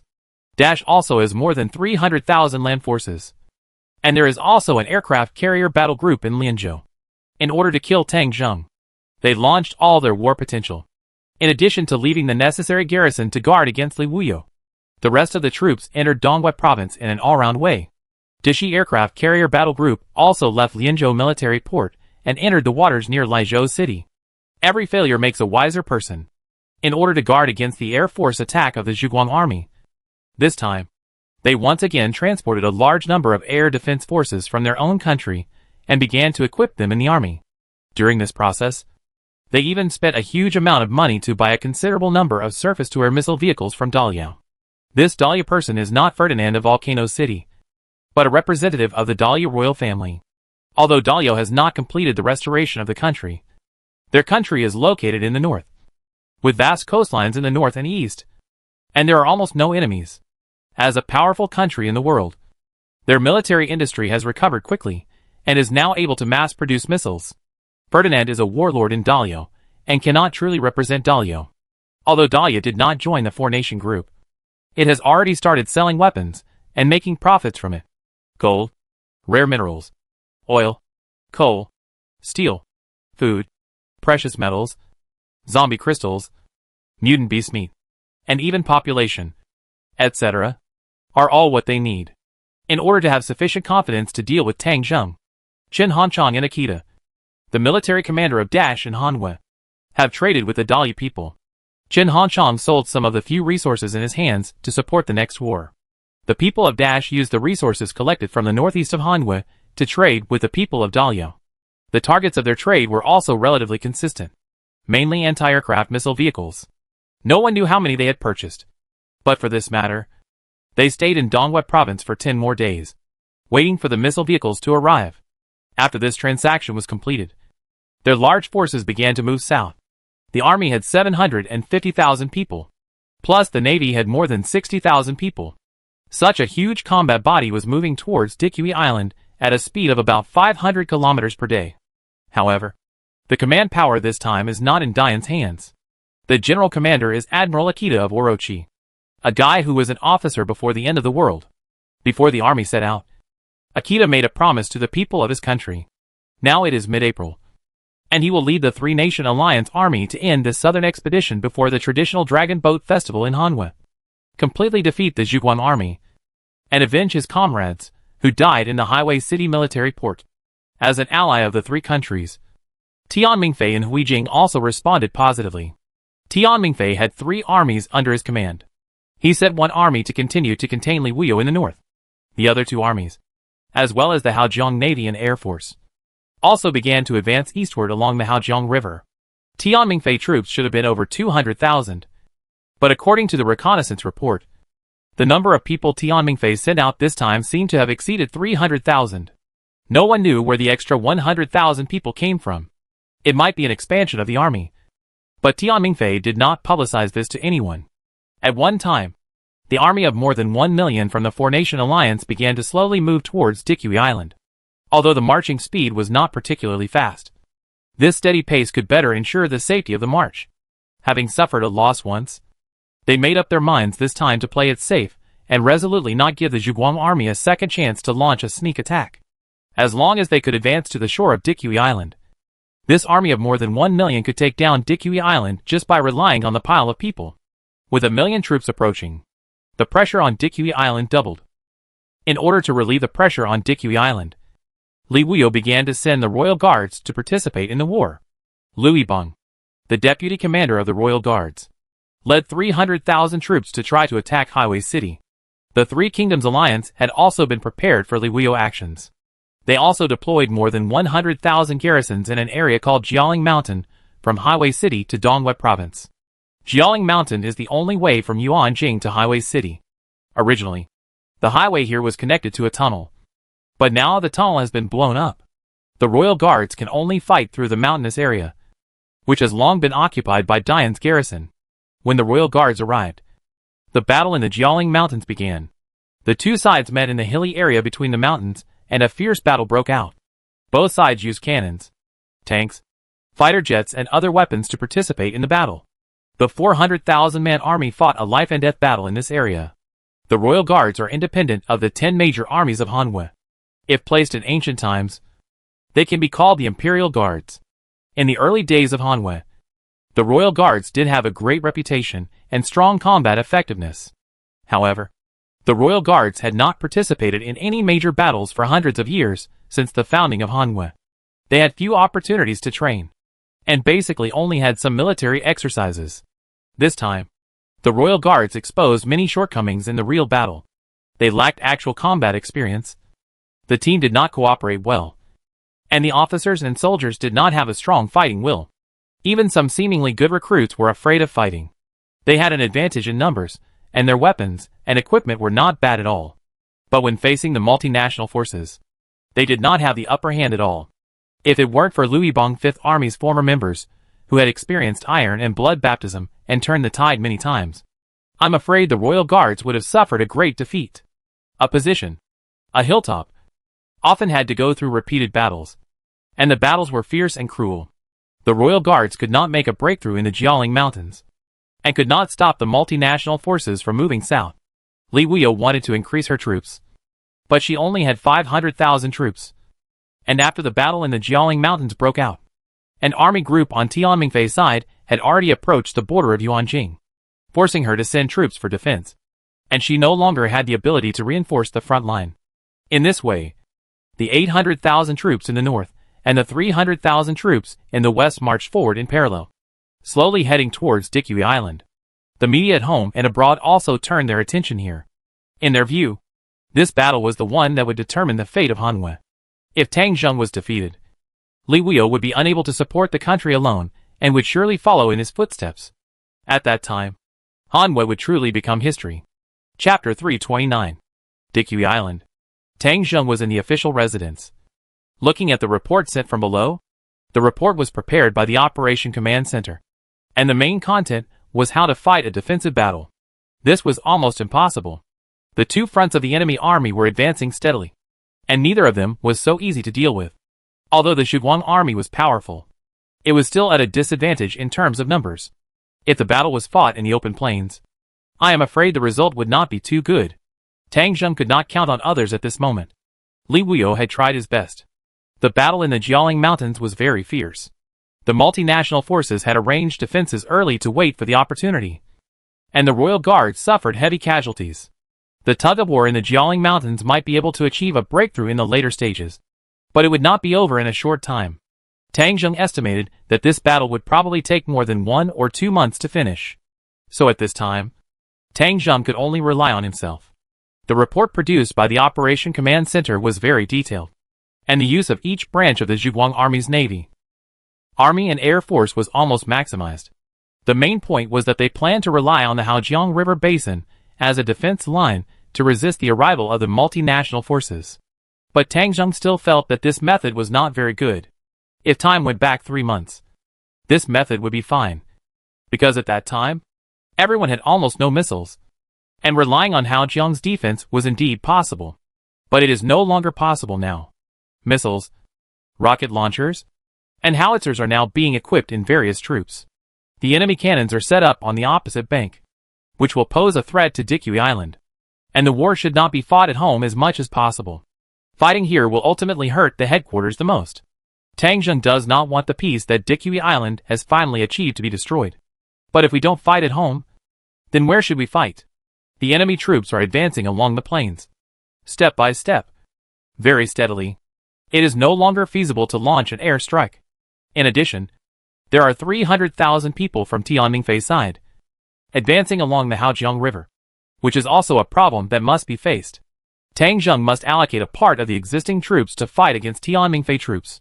However, in Tang Zheng's view, the threat of Tianmingfei troops is not very big. He can use the advantages of the navy to constantly intersperse on the Haojiang waterway, send small troops to repeatedly launch sneak attacks, interfere with the enemy march, and seek local operations. After all, Tianmingfei inland navy is still not comparable to his own navy. The main problem is still the three-nation alliance troops coming from the north, which is the biggest concern. Standing in front of the topographic map near Dikui Island, Tang Zheng thought repeatedly. If the enemy march can be stopped and the plains can be avoided, then this battle can still be fought. But how to make them stop? After looking at the map for a while, Tang Zheng's eyes fell on a line. This is the dividing line between the north and south of the Han Empire, from Yunling to Luoshui. The north of this line is defined as the northern region of Hanwei, and the south is the southern region. The Lu River runs through the southern part of Dongwei Province and the northern part of Bulk Province, and is a river that often floods. The situation this year is similar. After the end of the world, there has been more rain. Now it is the turn of spring and summer, and the amount of rain is not small. The river is showing signs of flooding again. Chen Hanshan also sent people to manage the river, investing a lot of manpower and material resources. And the situation is still stable for the time being. After watching for a while, Tang Zheng had an idea in his mind. That is to blow up the Luoshui levee and create a man-made flood. As long as the Luoshui floods, the northern part of Bulk Province and the southern part of Dongwei will become a vast ocean. There is no way to march in such a place. In this way, the multinational forces have only two ways to go. One is to transfer by sea, bypass this flooded area, and land in the southern part of Bulk Province. At this time, Tang Zheng's naval advantage is reflected. With the current capabilities of the multinational navy, it is probably difficult to pass the maritime blockade of the Zhuguang army, so this road is blocked. The second way is to move westward and pass through the Yunling mountain area. In this way, the Zhuguang army can avoid the plains and have a good time with the multinational forces in Yunling. After coming up with this idea, Tang Zheng made a decision almost immediately and did it. In fact, this is not a good idea. If the Luoshui embankment is blown up, the surrounding area will become a vast ocean, which is a disaster for the people in the nearby base city. Especially now is the spring plowing season, and many people have started to plant crops. If this happens, this year's harvest will be gone, and famine may break out in this area in the future. In the long run, this matter has many disadvantages. But Tang Zheng can't care so much at the moment. He has been collecting food everywhere for so long, and he still has a lot of food. As long as he wins this battle, he can take the initiative to provide disaster relief and save the people. But this battle must be won. Otherwise, there is no need to talk about the future. Now the march of the multinational forces has just begun, and everything is still in time. Tang Zheng directly scrapped the defense plan drawn up by the Combat Command Center and issued an order instead. The 2 field regiments, 3 armor battalions, 3 artillery battalions, as well as the Army Aviation Regiment, and a large number of engineering troops of the Zhuguang Army immediately set out to enter the Yunling mountain area to deploy defenses. There are 2 more field regiments in Zhuguang City, and the 5th Regiment is currently stationed at the military camp base. Tang Zheng thought about it, and transferred the 3rd and 5th Regiments over, and immediately headed towards the Yunling mountain area to join the main force as soon as possible. As for Zhuguang City, the 3 battalions of the City Guard 1st Regiment and the Field Regiment 4th Regiment were responsible for defense. The 2 battalions of the Field Regiment 4th Regiment went to the military camp base to cooperate with part of the troops of the City Guard 2nd Regiment for defense. Although it is a little thin, the situation there is still stable for the time being, and there should be no major problems in the short term. At the same time, he also upgraded the direct battalion to a direct regiment on the spot, with a full staff of 15,000 people. This unit also followed the main force into Yunling to ensure sufficient manpower. After the air raid on the Highway City military port, Tangjung funds once dropped to 48 million. The missiles in that battle consumed a lot of funds. Fortunately, there are many people on Dikui Island. People constantly exchange jewelry for light yuan, which replenishes Tangjung money. Now after the direct regiment is fully staffed, there are still 50 million funds in hand. After adding the direct regiment, the total number of Tangjung Zhuguang army reached 190,000. And the last 10,000 people were needed to reach the full strength of the brigade. This time, Tangjung also invested a large number of troops in the Yunling area. There are a total of 4 field regiments, 1 direct regiment, 1 aviation regiment, 3 tank battalions, 3 artillery battalions, 3 engineering battalions, and the aviation regiment will also cooperate in combat. A total of 100,000 troops entered Yunling and will fight against the multinational coalition forces. This march was carried out in secret, except for the people in the Zhuguang army. No outsiders knew about this march. Tangjung wanted to take advantage of this time to build some defenses in Yunling to resist the multinational forces. It would take some time to build fortifications, and Tangjung came up with a way to buy time. Under Tangjung order, the 2 aircraft carrier battle groups on the Great East Ocean began to harass the march of the multinational forces. The Marines on the aircraft carrier battle group began to take advantage of the Navy, frequently landing in the coastal areas, and then raided the multinational forces. They used their flexible mobility and strong combat power to start sneak attacks on the enemy reconnaissance and logistics forces. When the enemy reconnaissance troops encountered the Marines of the light chasing army, they were basically crushed. The Marines drove all-terrain vehicles and fought guerrilla warfare in the wilderness. During their first sneak attack, the 1st Carrier Battle Group gathered 2,000 Marines and wiped out a logistics supply convoy of the Tiger Empire in one fell swoop, killing more than 1,500 of the enemy and destroying 2 military supply warehouses. The 2nd Carrier Battle Group was not to be outdone. They raided the Orochi's reconnaissance troops, 1,000 Marines, and encountered 2 reconnaissance companies head-on, and a fierce battle broke out in an abandoned town. The battle lasted for more than 2 hours. The Marines paid a certain price and successfully captured the building area guarded by the enemy. Before the enemy reinforcements arrived, they wiped out 2 companies of the enemy in one fell swoop. These were 2 major battles in the early stage. Although they did not hurt the enemy foundation, they greatly hit the enemy morale and slowed down their march. They frequently used the vast coastline to carry out operations, regardless of day or night. Wherever there was an opportunity, they would appear. The inland fleet of the Zhuguang army also joined the battle. They constantly used the river to intersperse and detour to attack the enemy. Such harassment attacks day and night troubled the multinational forces. Chen Hongchang did not establish an inland navy, and now the navy is also completely destroyed. There is no way to deal with the Zhuguang army that is constantly operating on the water. He could only take one step at a time, constantly observe the enemy situation, and focus on protecting logistics. Those Zhuguang army are too cunning. Whenever they set a trap and want to annihilate the Zhuguang army's sneak attack troops with key forces, the enemy will not come. Whenever they showed a flaw, they would swarm over them like flies smelling blood. There was nothing they could do about it. The Zhuguang army not only had radar systems, but also a large number of war eagles. If they were not careful, a bird flying across the sky would expose their marching situation. In this way, the multinational forces were exhausted and marched with difficulty. Originally, they planned to reach Dikui Island in 10 days, but it took them half a month to reach the northern part of Bulk Province. Just when the multinational forces breathed a sigh of relief and thought that the situation would improve after crossing the Lu River, something that made them collapse happened. That night, the Zhuguang Army Air Corps dispatched hundreds of fighter planes to bombard the Luoshui Dam with missiles. From east to west, thousands of miles away, the Luoshui River broke its dikes in many places. It was the rainy season, and the weather had never been sunny. The Luoshui River had already accumulated a huge amount of water. After being bombed by the Zhuguang army, the roaring river water could no longer be controlled. The flood rushed out from the breach, spreading everywhere recklessly, turning thousands of miles into an ocean. Chapter 330. The engineering battalion of the multinational forces was walking in front. They were supposed to build bridges and roads, but they didn't expect a man-made flood to break out. They were not able to escape and were even swept away by the flood. Only 1 in 10 of the more than 1,000 people survived. This area was a flood zone in the low-lying areas in history, and it became a vast swamp. There were floods everywhere, and the average water depth exceeded 2 meters. The most fatal thing was that the rain fell like money every day during this period, making it impossible for the flood to recede in a short time.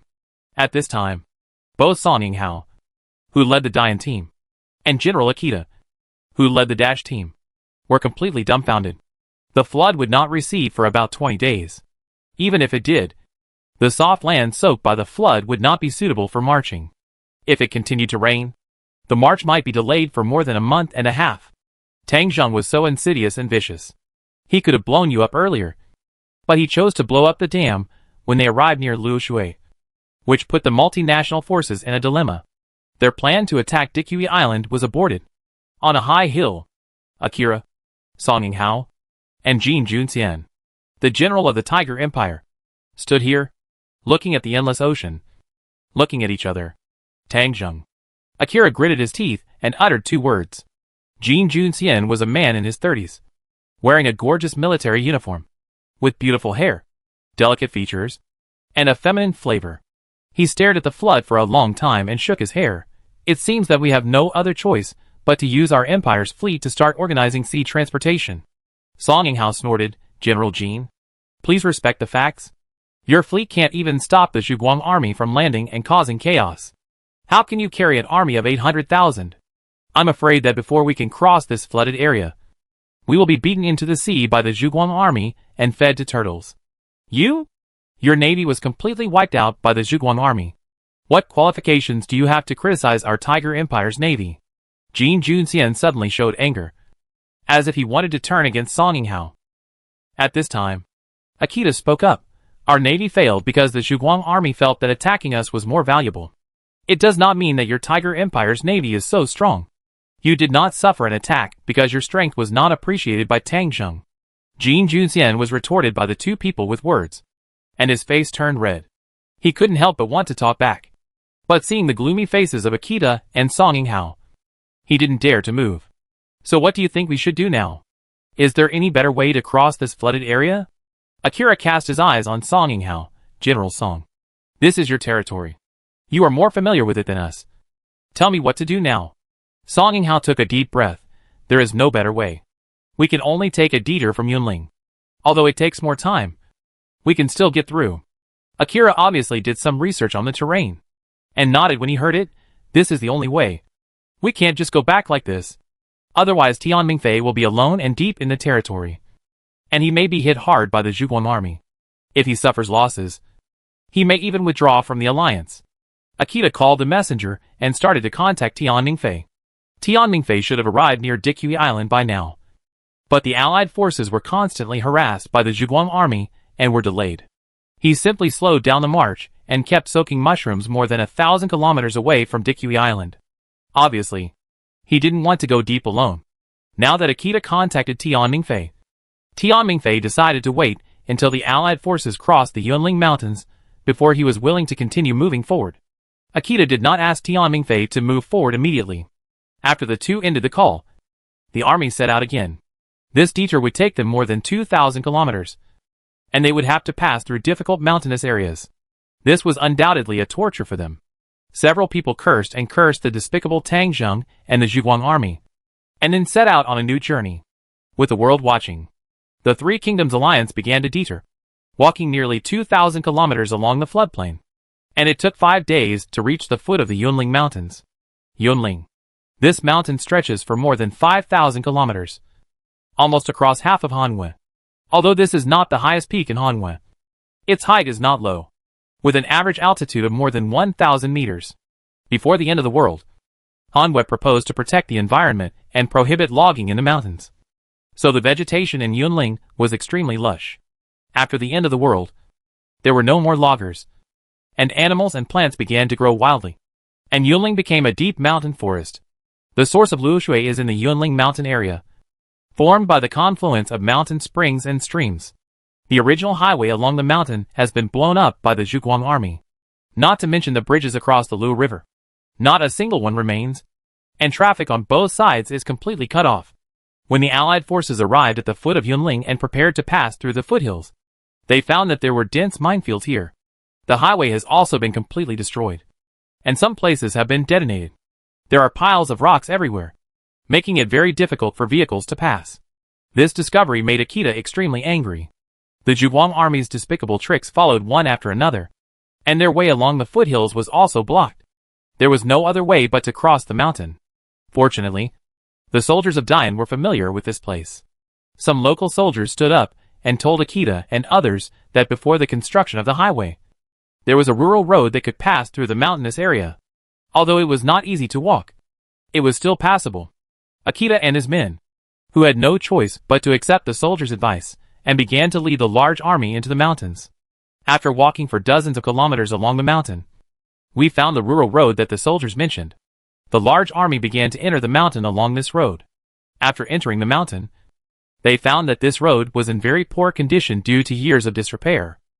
Tanks can still move, but those military trucks, towed artillery, and many anti-aircraft missile vehicles purchased at a high price can hardly move here. The impact of rain is very large. The road in the mountains is very muddy. The car will suddenly fall into a mud pit while driving. At this time, the soldiers had to get off and push the carts, wading through the knee-deep mud, and they had to fall over and over again while pushing the carts or walking. If they fell, their noses, mouths, and ears would be clogged with mud. In serious cases, they had to drive tanks over and use steel cables to pull the carts forward one by one. The roads in the mountains were originally rugged, and many times when the roads were blocked, the army could not move forward or backward, and it would be delayed for several hours. In addition, the mosquitoes and flies that were everywhere in the mountains also became the biggest enemy of the troops' march. After the end of the world, these annoying little creatures have become a little bigger. Although they are only a little bigger, they are several times more harmful. If you are bitten by a mosquito, a big lump will appear. If you don't treat it in time, it will even become inflamed and fester. At night, there are not enough tents for sleeping overnight. Many soldiers can only wrap their heads, necks, hands and feet, and other exposed parts with gauze, cotton and linen to survive the difficult nights. Logistics transportation is also a big problem, especially after the team is extended. The front troops can only rely on airdrops for supplies. Some soldiers even have to face the situation of hunger. During this process, the Tiger Empire also robbed the Dian soldiers of their supplies, and insisted on claiming these supplies as theirs, which triggered a medium-sized fight. Faced with these difficulties, the multinational forces were in great pain, and even had to use engineers to temporarily repair the road. It was not required to be very good, as long as vehicles could pass through. But this was not so easy to do. When the engineers arrived, they used explosives to try to blast away the rocks on the road, which resulted in a landslide. The rain for many days made the soil in the mountain soft. The explosives were too powerful, causing the soil on the mountain to loosen and rocks to fall down. A medium-sized landslide suddenly occurred. More than 100 soldiers and 7 engineering vehicles that were finally brought up were buried mercilessly by the landslide. Although these unexpected events were not enough to stop the 800,000-man army from advancing, their marching speed did slow down. The width of Yunling from north to south is more than 400 kilometers. According to Akita and others' estimates, they can get out of Yunling in a week, which is considered good. This is because, at the top of Yunling, there is a mountain pass called Zongshanmen. The mountain pass is the highest point of this road. After passing the mountain pass, it is downhill, which should be easier to walk. Otherwise it may take more than 10 days to get out. This mountain pass is surrounded by mountains, with large and small hills standing around, and there is only one road passing through. Originally, there was a service area here, but it has been abandoned and has become an uninhabited area. Akita did not move forward rashly. Before officially heading to Zongshanmen, he sent out an aircraft for reconnaissance. The plane conducted reconnaissance over Zongshanmen and reported back that nothing unusual was found. It was just that the sky above Zongshanmen was shrouded in fog, and it was difficult to see what was below. The fog on the top of the mountain was a normal natural phenomenon, and naturally did not arouse any alarm from Akita. He told the plane to go out for reconnaissance every day, especially to pay attention to the foothills south of Zongshanmen to see if the Zhuang army had arrived. In this way, the reconnaissance continued every day, and the troops continued to advance. After 5 days of marching, the 800,000-man army had completely penetrated the Yunling mountain area. and did not find any soldiers of the Zhuguang army. At this time, Akita was relieved. It seems that the Zhuguang army is not deployed here. They may still be waiting on Dikui Island, waiting for their arrival. But when that time comes, everything will be too late. It's just an isolated island. At that time, the more than 800,000 people on his side, plus the 300,000 people on Tianmingfei's side, can blow the island to pieces even if they set up cannons and bombard it. During this journey, Akita and his companions suffered a lot. Akita had many large lumps on his body from mosquito bites. He couldn't eat or sleep well, and he felt very uncomfortable. Jin Junxian of the Tiger Empire was even more miserable. His gorgeous military uniform almost looked like a beggar's uniform. He fell on the road and even broke his nose. This made Akita and Song Yinghao know that Jin Junxian's nose had been plastic surgery, and they laughed at him for a while. Jin Junxian was even more furious. He swore that after he got out of this hellhole, he would make the Zhuguang army, who made him suffer so much, pay the price with blood. The commanders had reached a tacit agreement that none of the Zhuguang army and Hanwei people on Dikui Island would be spared. With hatred and negative emotions all over their bodies, they finally approached the Zongshanmen Pass. The place covered by thick fog between the mountains in the distance was Zongshanmen.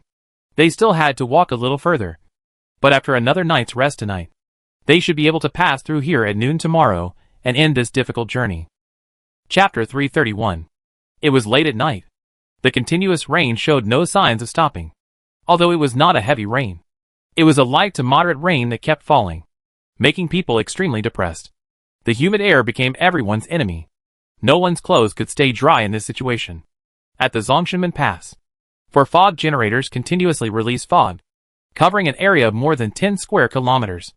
And under this fog was the large army of the Zhuguang army. 100,000 troops have been crowded in this place for a whole week. The enemies coming from below suffered, and the Zhuguang army was not easy either. Fortunately, this fog was studied by the Research Institute and insect repellent was added, so no mosquitoes and flies came over, which made the soldiers feel better. In the hearts of the soldiers, they were not willing to stay in such a depressing environment. They would rather fight the enemy, but the strict military discipline made them have no words of complaint. In the sky, planes roared and flew over this area. That was the enemy routine reconnaissance twice a day. After this reconnaissance, the enemy would go to sleep. When the sound of the plane faded away, the soldiers of the Zhuguang army finally left the foggy area. They dispersed along the mountains and forests and entered the positions that had been camouflaged long ago. This time, sniping the enemy in Yunling was a tactic that had been formulated long ago. The Zhuguang army had been preparing for many days. In the mountains, a large number of trenches and air raid shelters were dug out for the soldiers to hide. At the Zongshanmen Pass, there were even artillery positions on several nearby hills. In the south of Yunling, Tangzheng even built a temporary airport. There are 6 positions in total, and the number 1 position is the Zongshanmen position, which is the most important. Tangzheng will never allow the enemy to pass through this mountain pass. If they want to fight, they must fight here, not to the plains, let alone to Dikui Island. When arranging the positions, Tangzheng knew that this battle might be the most difficult battle since the establishment of the Zhuguang army. 800,000 fully armed enemies are even more terrifying than tens of millions of zombies. Even the siege of the city by the Little Corpse Sister may not be as difficult as this one. But this battle must be fought, no matter how much it costs. In a cold and damp air raid shelter, this is Tangzheng temporary command post. Beside him, many officers of the Zhuguang army gathered here to discuss the battle arrangements for tonight. At the beginning, Tangzheng and other officers thought that they could use fire attacks in the mountains and forests. But with the arrival of continuous rain, this idea has been ruined. In this kind of weather, unless gasoline is poured all over the mountain, it is impossible to light a fire. Fire attack cannot be used, and air strike is not a good solution. Now the Alliance forces have attached great importance to air defense to the point that they are afraid of enemies everywhere.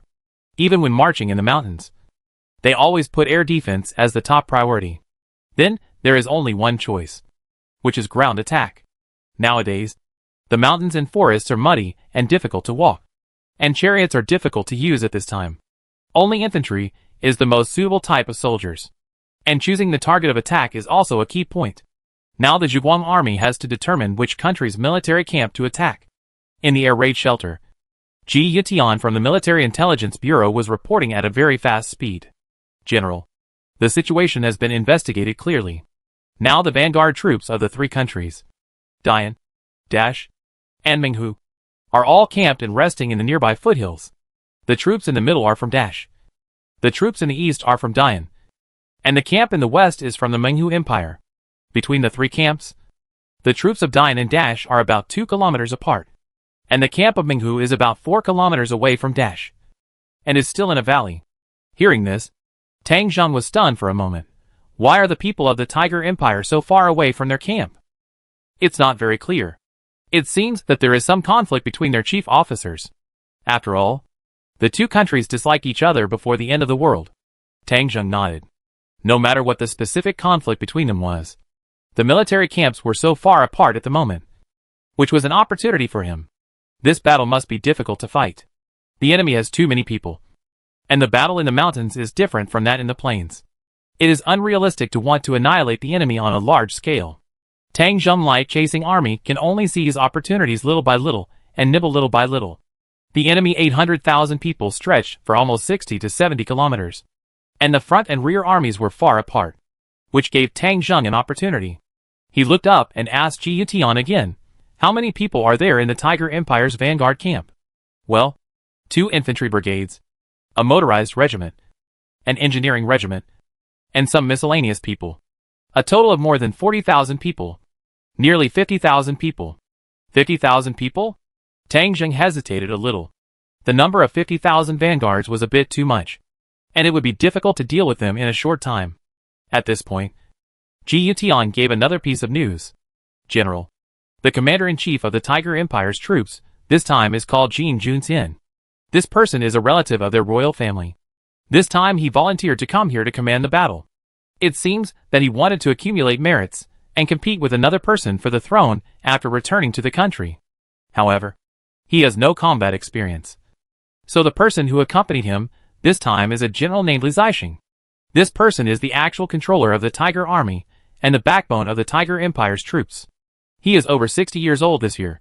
He once commanded a war a few years ago and has rich combat experience. Now this person is in the barracks of the vanguard troops. Hearing this, Tang Zheng's mind moved. You mean?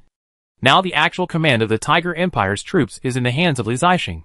And Jin Junxian himself has no experience and ability to command? Ji Yutian nodded. According to the intelligence, Jin Junxian can be described as a straw bag, and he doesn't know how to fight at all. Their troops are all supported by Li Zixing. After listening to this, Tang Zheng has made a decision in his heart. The total number of troops of the Three Kingdoms Alliance is 800,000. But part of them is the Navy. About 50,000 people, currently wandering at the junction of Dongwei and Bulk Province, and is also waiting for the marching situation here. Therefore, the total number of troops entering Yunling is about 750,000. Tang Zheng has confidence in his troops, but the enemy is too numerous. He doesn't know how long this battle will take. In the initial stage, he will take as many as he can. After thinking for a while, Tang Zheng decided to attack the Tiger Empire's military camp. Although it is difficult to attack this military camp, it may not be impossible to overcome it. Moreover, according to the intelligence analysis, if Li Zixing can be killed, it will be of great benefit to future battles. Tang Zheng asked Ji Yutian again, does the Military Intelligence Bureau have any arrangements with the Tigers? Ji Yutian nodded. There are some arrangements, but they are all at the grassroots level, and there are only a few people. They may not be very useful at ordinary times, but now they are setting up camp. It's a mess. If it works well, there may be a chance. Hearing this, Tang Zheng gave the order without hesitation. Opportunities are rare, and they will never come back. Anyway, we have to take action today. So let's start from here. As Tang Zheng issued the order, the various units of the Zhuguang army began to move quickly.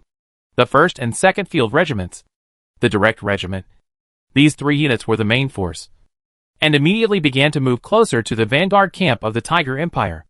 The artillery unit cooperated, and the air defense unit cooperated. The specific attack time depends on the progress of the Military Intelligence Bureau. The Tiger Vanguard Camp. General Li Zixing looked at the chaotic scene in front of him and sighed slightly. If there was a choice, he would definitely not go out to fight with Jin Junxian.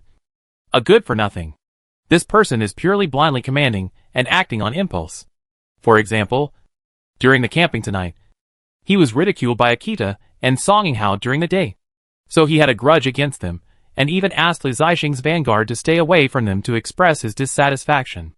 Li Zixing had no choice but to agree, because the interest group he belonged to was completely tied to Jin Junxian.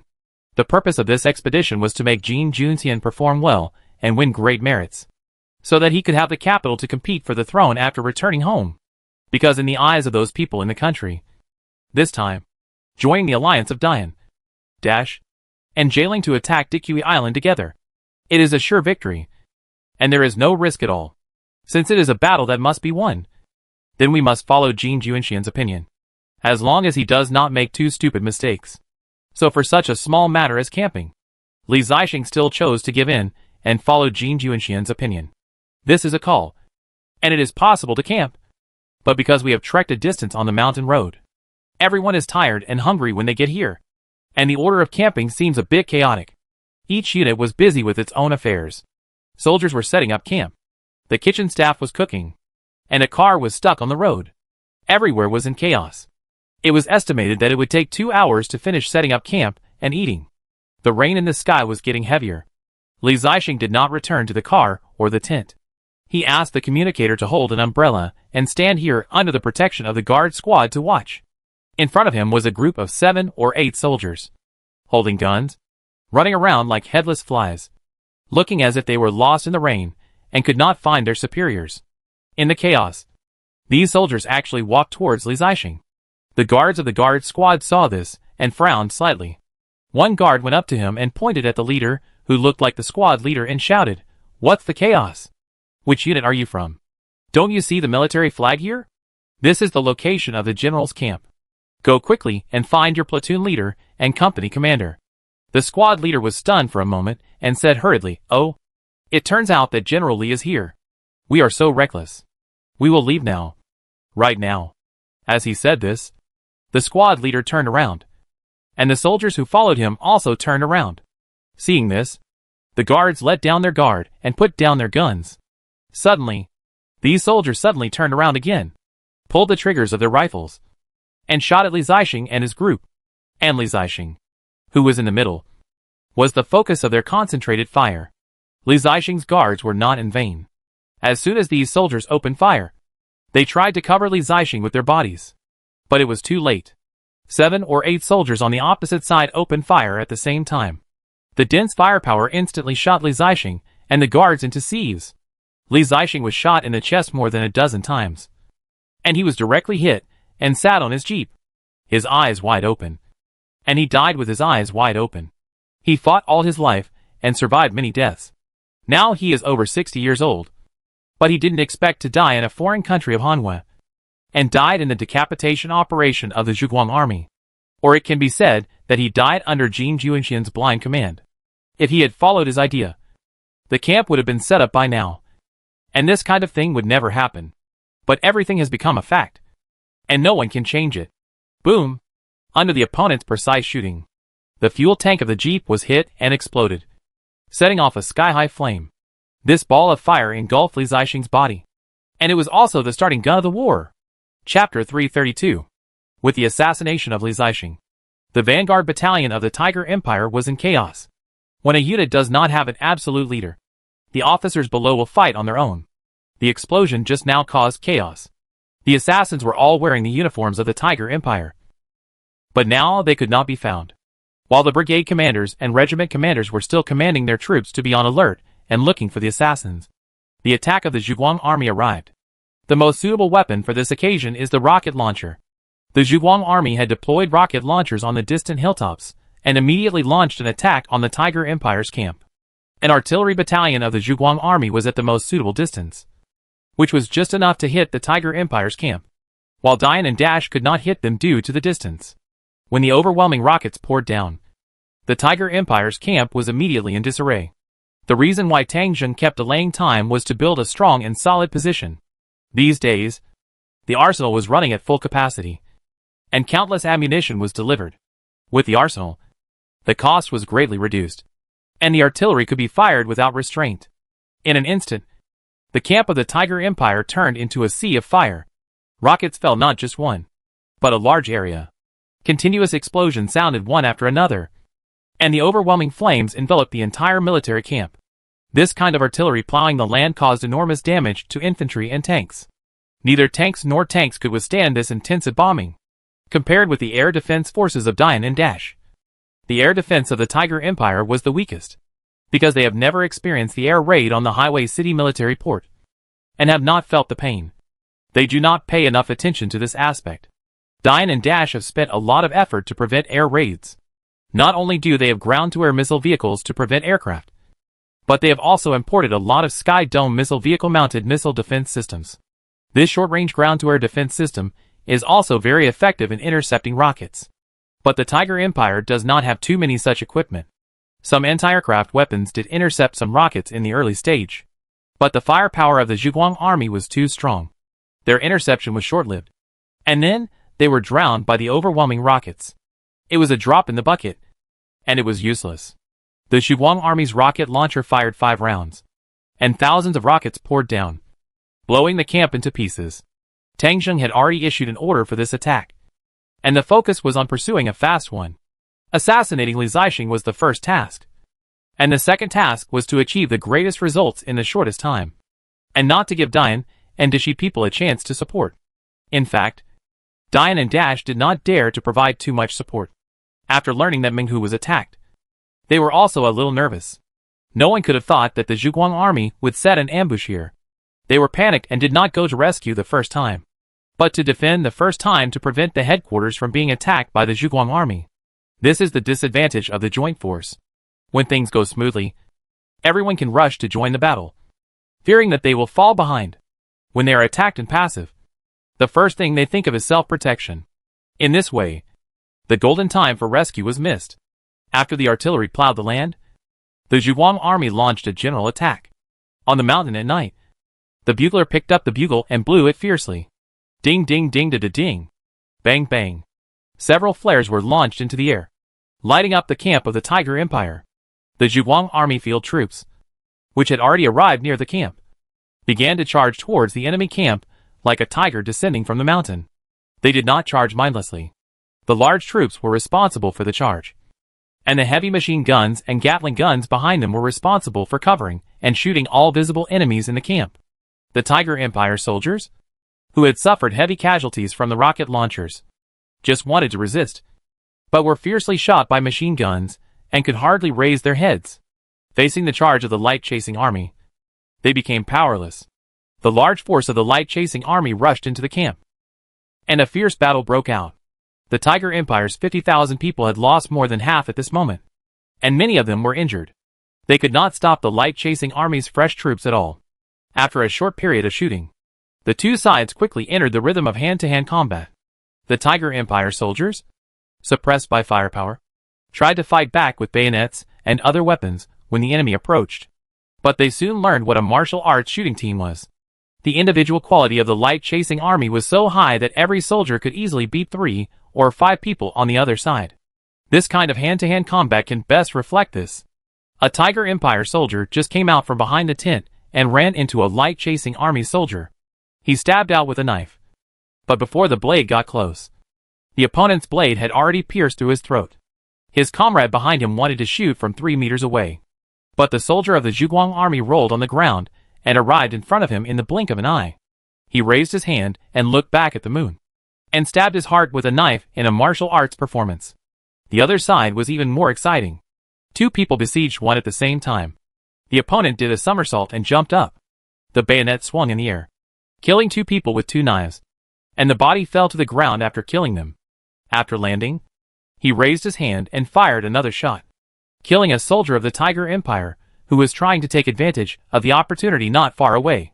When it is time to use a knife, use a knife. When it is time to use a gun, use a gun. One soldier is almost equivalent to a combat team.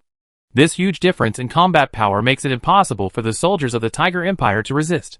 The battlefield is full of shouts and killings, and fighting soldiers can be seen everywhere.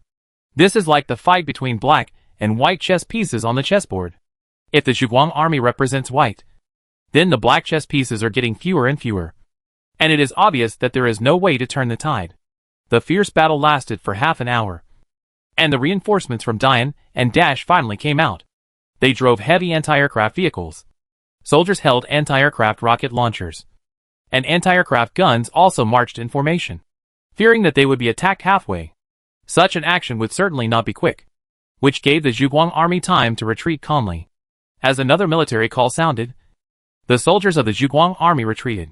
They detonated some of the remaining vehicles of the Tiger Empire, and then easily escaped into the mountains and forests and disappeared. When the reinforcements from Dai and Dash arrived, there were only smoke everywhere and countless corpses. The Zhuguang army's surprise attack almost completely wiped out the Tiger Empire's vanguard troops.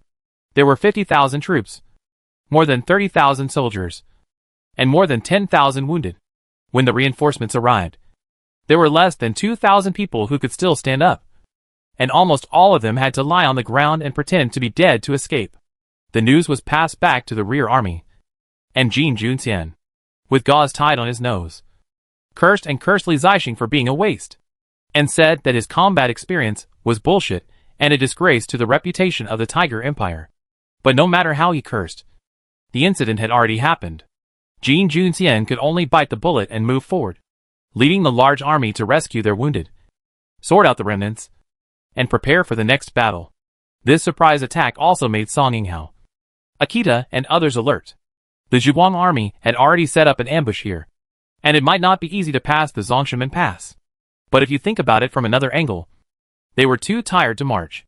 Since the Zhuguang army was waiting here, let's solve the problem here.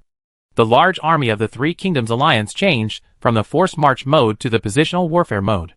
The large army rushed over the mountains and plains, and the attack arrows began to form one by one. The arrangement of the opposite Zhuguang army was almost clear. They had occupied all the high ground near the Zongshanmen Pass.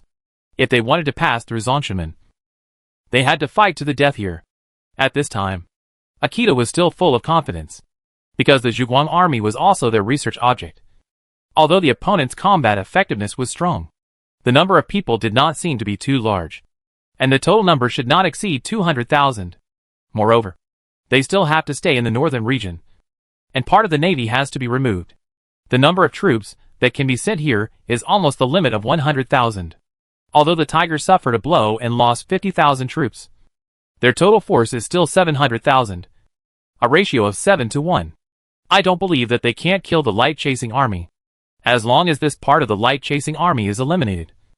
I believe the road to Dikui Island will be smooth, and the final battle to seize the island will be extremely easy. After the noisy second half of the night, when the daybreak came, it was time to start the battle. Before the battle began, Xiao Tian called Tian Mingfei again. Brother Tian, we encountered the main force of the Zhuguang army in the Yunling Mountains. There are about 100,000 Zhuguang army here.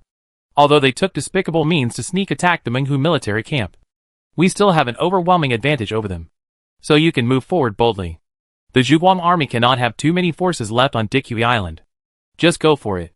I believe it won't be long before our two divisions will be able to meet in victory on Dikui Island. We can drink and chat together then. After hanging up the phone, Akita felt that the highlight of his life was about to come. He first checked his logistics situation. The logistics material convoy has now entered the Yunling mountain area, because they are all heavy-loaded trucks. It is not very convenient to climb the mountain. They can only wait for the main force to make a breakthrough before coming here. During this period, some vehicles deliver goods to the mountains every day to ensure the supply of the troops. In a battle like this, logistics must be guaranteed. Originally, the Tiger Empire was responsible for logistics, but Akita didn't trust the Tigers at this time, so he sent one of his ace regiments to defend the foot of the mountain. In this way, Akita was relieved. After all, the Zhuguang army was now located in the southern half of Yunling, and it was unlikely to threaten the logistics warehouse camp in the north. It was dawn. Today is the 5th day of May, the traditional Dragon Boat Festival of Hanwei. Akita once boasted that the battle would end before the Dragon Boat Festival, but now it seems impossible to achieve it. But Akita didn't care. If he could inflict a heavy blow to the Zhuguang army today, then he would have fulfilled his promise. The three-nation coalition forces, which had been integrated, gathered 300,000 troops and, with the support of thousands of cannons, began to attack Zongshanmen fiercely. In his opinion, Although the Zhuguang army had built many fortifications, they could not hold out for long, because Tianmingfei would soon reach Dikui Island. The Zhuguang army could not ignore their home base and continue to fight here. So as long as the battle on Tianmingfei's side started, his side would surely be unstoppable and defeat the Zhuguang army that was returning. But he never expected that Tianmingfei 300,000 troops did not set out immediately as he expected. Chapter 333. When the battle between Akita and Tangzheng started, Tianmingfei originally planned to send troops immediately. His troops have been wandering around the area west of Dikui Island along the Haojiang River for a long time, and they are reluctant to move forward because they don't want to be the first to come forward. Now the main force of the Zhuguang army and the Three Kingdoms Alliance have started a war in Yunling, and he wants to join immediately. But at this time an accident occurred. In the Yuanjing area, Li Wuo secretly formed a 100,000 strong army to guard the Yuanjing palace base. The remaining 250,000 troops, led by Xia Huaman, the commander of the Royal Guards, suddenly launched an attack on the Jailing Third Army located in the border area between Yuanjing and Dahu Province. This army was deployed here by Tianmingfei to contain Li Wuo forces. There were a total of 100,000 troops. It was originally thought that it could deal with Li Wuo 100,000 troops. But it was unexpected that Li Wuo was also very courageous, and actually sent out all 250,000 people. The battle started almost at the same time as the Battle of Zhongshanmen, and the Jailing Third Army, which was caught off guard, was hit hard at the first time. The Royal Guards did not perform well in the Jialing Mountains, and were criticized by some people. This time, the Royal Guards came with the mentality of rectifying their reputation. Under the leadership of the corps commander Xia Huaman, they actually burst out with unprecedented combat effectiveness. In particular, Jailing's Third Army was not well prepared and was thrown into disarray when suddenly attacked, which further boosted the morale of the Royal Guards. Many troops are like this. They are vulnerable in adversity, but if they fight well, they are as fierce as tigers.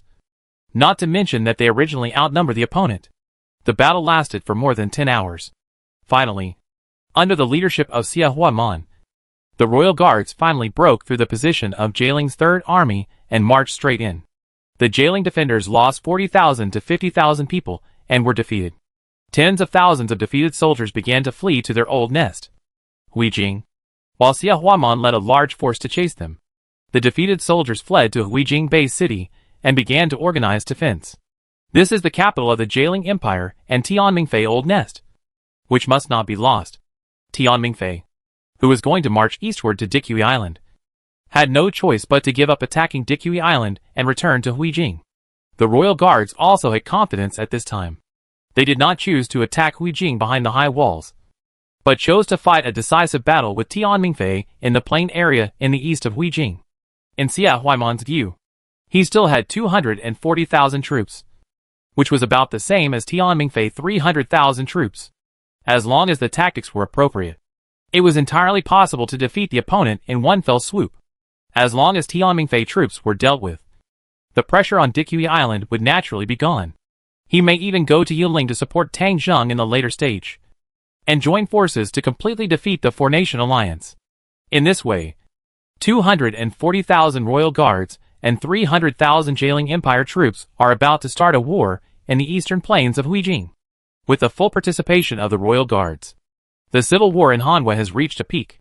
At this time, whether it is overseas forces or independent countries within Hanwei, all of them focus on the civil war in Hanwei.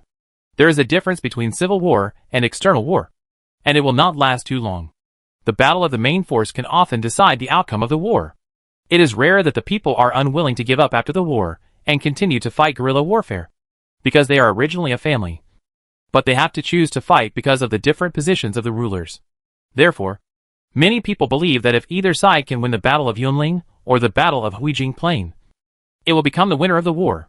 In the eyes of many people, the Battle of Yunling may end soon, while the Battle of Huijing Plain may last for a long time because the strength of both sides is similar.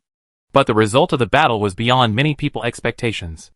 The Yunling battle has lasted for a week. The 100,000-man Zhuguang army and the 700,000-man multinational force have actually turned into a real tug-of-war. The amazing combat effectiveness of the Zhuguang army was fully demonstrated in this no-frills fight. If the multinational force wants to seize even one position, it will have to pay an extremely huge price. And it may not succeed. The Zhuguang army is not only extremely powerful in combat, but also uses tactics very properly.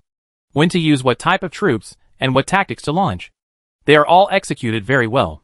When the coalition forces began to bombard with fierce artillery fire, the Zhuguang army hid in tunnels and air raid shelters.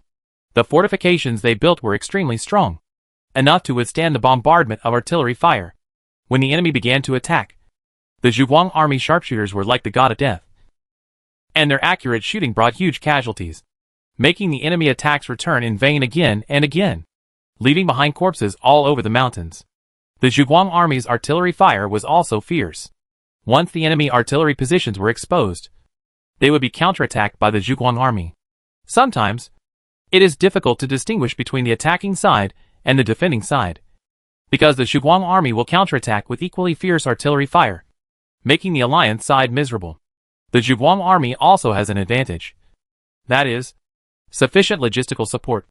Tang Zheng can extract a lot of supplies from the system's recycling station at any time, which also ensures that the Zhuguang army has sufficient food and ammunition, and can be put into battle at any time.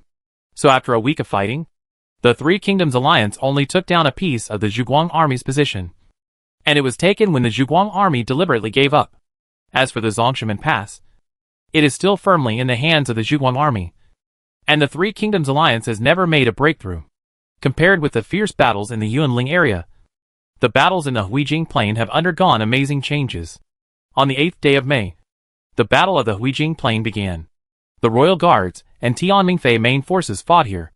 In the early stage of the war, the Royal Guards really adhered to the previous brave fighting style, facing the enemy with a slight advantage in numbers. They did not lose the wind at all. Various tactics were also executed in an orderly manner. Several good counterattacks caused a lot of losses to Tianmingfei troops. The two sides fought for 2 days, and on the 10th day of May, the battle situation suddenly changed. Tianmingfei sent out a mysterious troop. The TV broadcast at that time was like this. On the field, Gao Ling's armored troops launched a charge again. Behind the armored troops, a large number of infantry followed in black. Faced with this situation, the Royal Guards immediately opened fire with artillery to suppress the opponent's armored troops. This batch of tanks and vehicles advanced for several kilometers and stopped after paying a considerable price. Without the cover of tanks, the infantry should have retreated. But before the Royal Guards could start celebrating, something amazing happened. These infantrymen actually charged despite the firepower of the Royal Guards. The rain of bullets hit them, but it was like hitting leather, not causing any damage. And those soldiers raised their hands, and their arms were actually guns. Some were rifles, some were machine guns, and some were simply rocket launchers. These invulnerable soldiers launched an attack on the Royal Guards, and their shooting accuracy was also very good. In an instant, the battle situation reversed. The Royal Guards' positions were breached, and a large number of soldiers were killed. The enemies who broke into the trenches were clearly photographed by the camera. The blood-red eyes and ferocious faces were clearly zombies. And they were not ordinary zombies. Some tall ones holding rocket launchers and heavy machine guns were completely armored zombies. Those holding rifles and throwing grenades were agile zombies. This kind of zombies are not afraid of bullets, and their heads are all protected. No wonder they are invulnerable to swords and guns and are not afraid of bullets. When it came to close combat, the soldiers' bayonets were completely useless. The zombie soldiers raised their claws and ripped the soldiers' bodies apart with one claw. At this time, their fate was doomed. They would either die in battle or become new zombies. When the Royal Guards learned that they were fighting a group of armed zombies, they finally collapsed. Without the blessing of morale, the Royal Guards were beaten back to their original form, and the troops were defeated on a large scale. Xie Huaman saw that the situation was not right and immediately issued an order to retreat. A large number of troops began to retreat, and the vanguard troops were almost wiped out. Of the 240,000 troops who were able to escape back to Yuanjing, it was unknown how many would remain. The battle in Yuling was not broadcast, but the battle in Huijing Plain was broadcast. Everything seen on TV stunned everyone. Tianmingfei could actually let the zombies fight for them. In the current situation of the end of the world, as long as humans avoid places where zombies are densely populated, there will be basically no danger. Even if there is danger, it is only the adventurers and mercenaries in the wild who are in danger. People living in the Bay City have almost forgotten the threat of zombies. However, Tianmingfei action immediately aroused people's fear. This also let people know that behind this world, many people are not idle, quietly doing things that ordinary people can't imagine. How can this be done without a lot of scientific research and experiments? Is such an action considered playing with fire and getting burned? For a time, after being shocked, people set off a wave of opposition to the bad behavior of Jailing Empire. People began to take to the streets, protesting and marching, demanding that Tianmingfei immediately stop his stupid behavior, destroy these zombie soldiers, and not commit a heinous crime against humanity. Many leaders of forces, or emperors, who founded their own countries also asked Tianmingfei to explain this matter. But Tianmingfei had no intention of explaining. How could he give up this invincible army when he had already tasted the sweetness? He didn't want to pay any attention to the wave of opposition from the outside world. If anyone was dissatisfied, they could taste the power of his zombie army. He did not pursue the defeated royal guards because things had their priorities. Taking over Dikui Island was the most important thing at the moment. His allies were still fighting hard, and he couldn't do anything else at this time. Believing that the defeated royal guards would not dare to come again, he began to organize his army and march towards Dikui Island again. Fengzhou City. On TV, Li Wuyo rarely appeared on screen and condemned Tianmingfei anti-human behavior. I hope that all Hanwei people will unite and not allow Tianmingfei dangerous behavior to continue. Although the royal guards failed this time, we will not give up. We will soon engage in a new battle because our ally Zhuguang army is still fighting hard in the Yunling area. I will not let Tang Zheng face all this alone. Click. A little hand turned off the TV. The little corpse sister raised her head, looked at the beautiful sister sitting there, and spoke. Sister, I'm unhappy. You don't like this princess, sister? It's not a question, but an affirmative sentence. The beautiful elder sister lowered her head, hugged the little corpse sister, and put her on her lap. I'm not that unhappy. I just can't remember a lot of things. As for this princess, I heard her voice once. She has a good relationship with Tang Zheng. I don't know why, but I'm a little unhappy. The little corpse sister grabbed her sister's hand. Sister, don't be unhappy. Do whatever makes you happy. After a long time, the beautiful sister nodded. You are right. I should do something. She stood up, picked up a white scarf and wrapped it around her neck, and then suddenly let out a whistle. The whistle was not loud, but it condensed and began to spread to the entire Fengzhou city. The zombies outside sensed the king's call and immediately responded with a roar. In an instant, layers of sound waves began to sound throughout Fengzhou city. Fengzhou is not a big city, but only a third-tier city, located in Anjing province, 700 kilometers southwest of Huijing. Before the end of the world, this city had a population of 40 million. Now, there are 37 to 38 million zombies here. The beautiful sister's roar was responded by the whole city.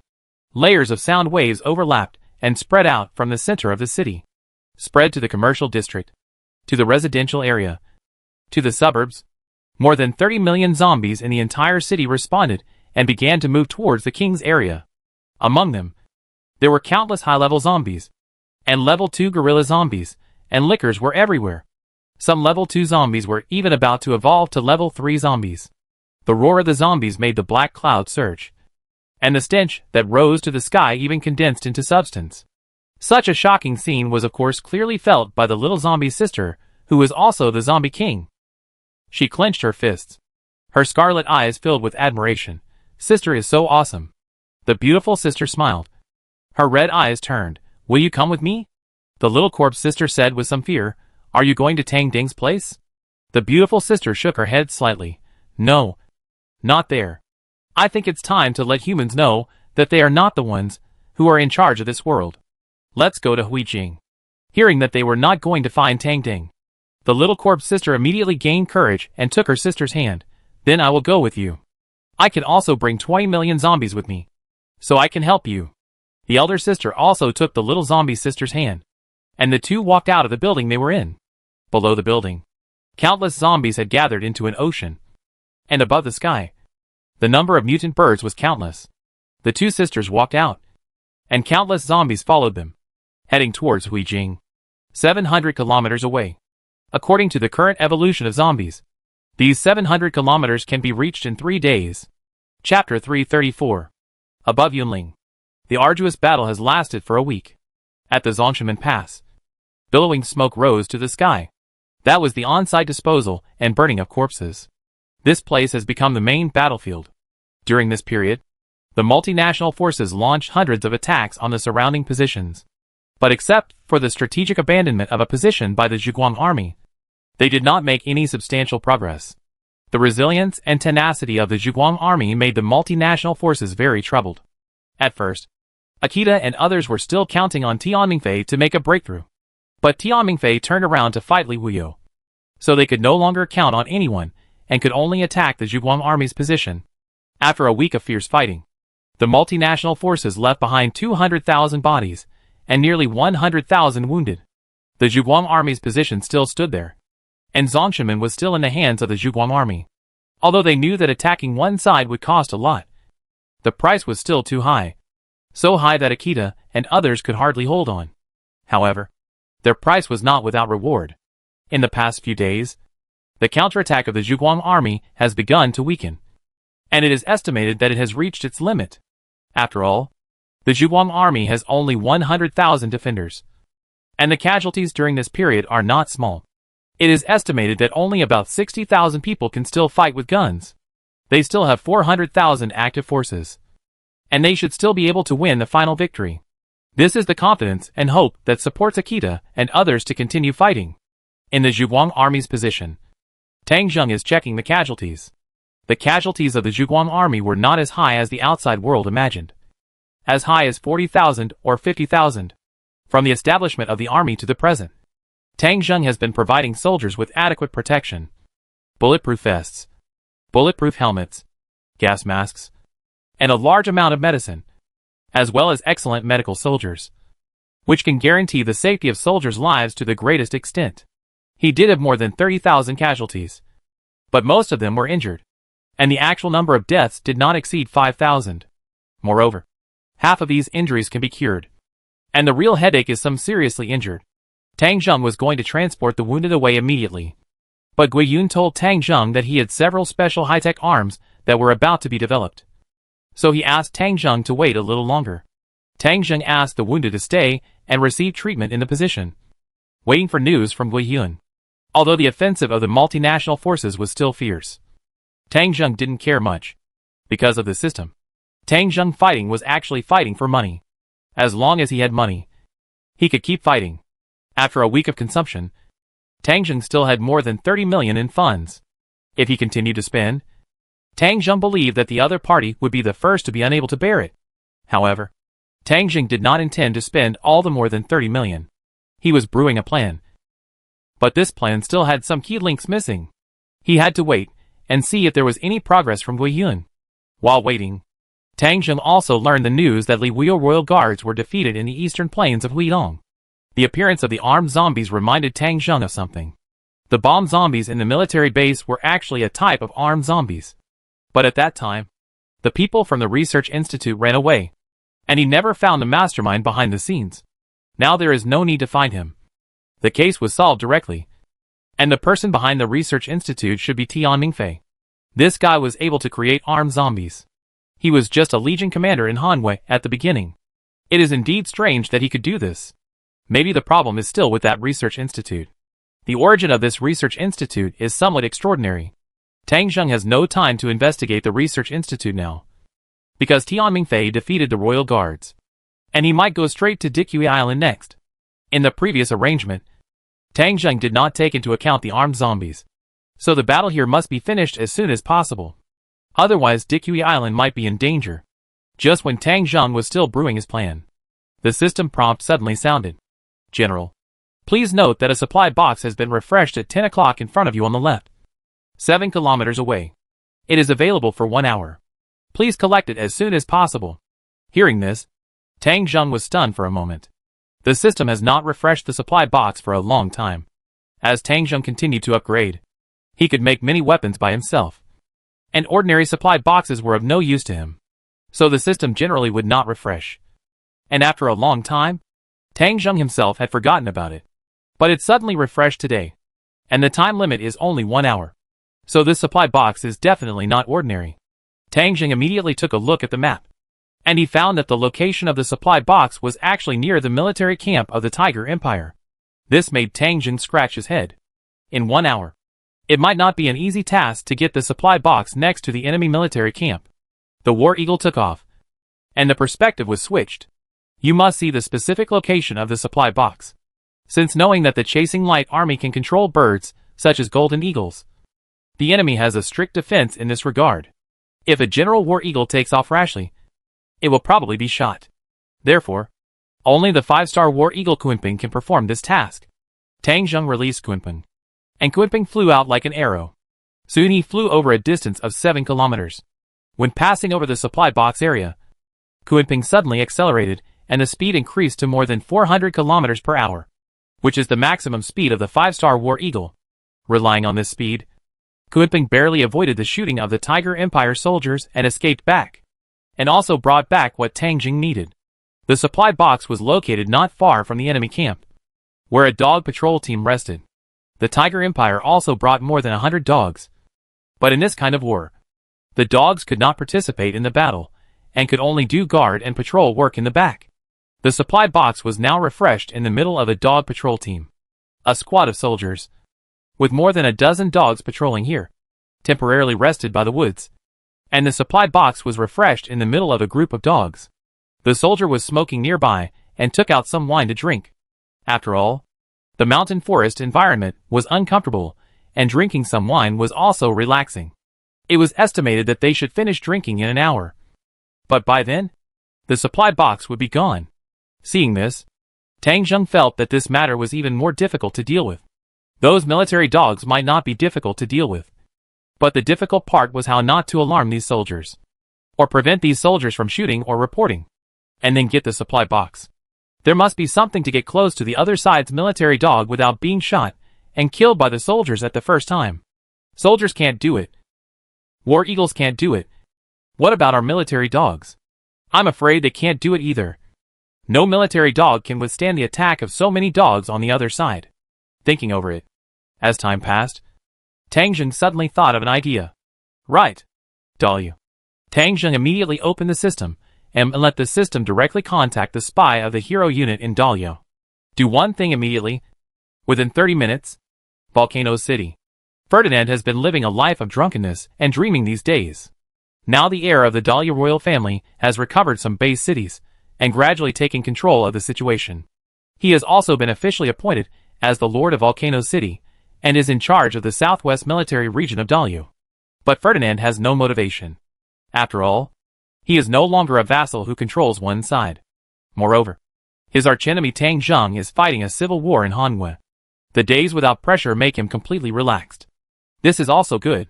He eats, drinks and has fun with Delina every day, and spends every night in the land of tenderness, which makes him quite happy. If the top beam is not straight, the bottom beam will be crooked. If he does this, the people below will follow suit. The atmosphere in Volcano City has become crooked. On this day, Ferdinand was planning to accompany Darina to go shopping. Unexpectedly, Darina, who had agreed to it before, suddenly changed her mind and said she wanted to see animals. Ferdinand had no animals to show her at the moment, but he could not stand Darina's torture. Finally, he compromised and agreed to take Darina to see his new soldiers. War bears. The Daliu people have the habit of training bears, and training bears to serve in the army, which can replace military dogs. After the end of the world, this habit was a little difficult to pick up, because the bears after the end of the world had mutated and became very powerful, and it was difficult to tame them. Ferdinand's trainers found many ways, gradually explored some experience, and began to try to train war bears again. They trained brown bears in the north of Daliu, which were extremely strong and almost the strongest carnivores on land. Ferdinand himself did not think that training war bears was of any great use. After all, guns are so powerful now, and no matter how strong the bears are, they can't be that strong. So he didn't take it too seriously. But the war bears were still trained, and now Delina wanted to see them, so they were useful. Driving with Delina, we arrived at the war bear training center. There were already 2 trained war bears inside, so we just went to the zoo. Ding! Please note that our spies have entered the local scientific research site and are acquiring data. Transmission started. 1% completed. 15% completed. 69% completed. Transmission completed. Data received successfully. Special technology arms. War bears have been included in the purchase list. This time the transmission was much easier than the last radiation tank, which shows that the war bear is not a very advanced technology unit. But at this moment, it is very useful to Tang Zheng. He opened the system page, the soldier page, and there was indeed an option for the war bear. War bear, a special unit, a mutant brown bear, with a sense of smell better than a military dog, can be used for patrolling, tracking, fighting, drug enforcement, rescue, etc. Priced at 500 gold. Tang Zheng thought about it and clicked to buy 4 brown bears. This time, it is not easy to complete the operation with 1 brown bear, but it is more likely to be completed with 4. 2,000 gold flowers went out, and 4 brown bears appeared. For 3 of them, Tang Zheng chose the best breed of big male bears, standing more than 3 meters tall, extremely strong. The other one was a relatively weak female bear, not very big. The 4 brown bears appeared, just like military dogs, shaking their heads and rubbing against Tang Zheng, showing closeness. Tang Zheng touched the heads of several big bears and told them away. The big bears were very smart and understood immediately, then left Tang Zheng and rushed into the forest, heading towards the supply box. Chapter 335. Beside the Tiger Empire military camp, a squad of soldiers are patrolling. It can be said to be patrolling, but in fact it can also be said to be lazy.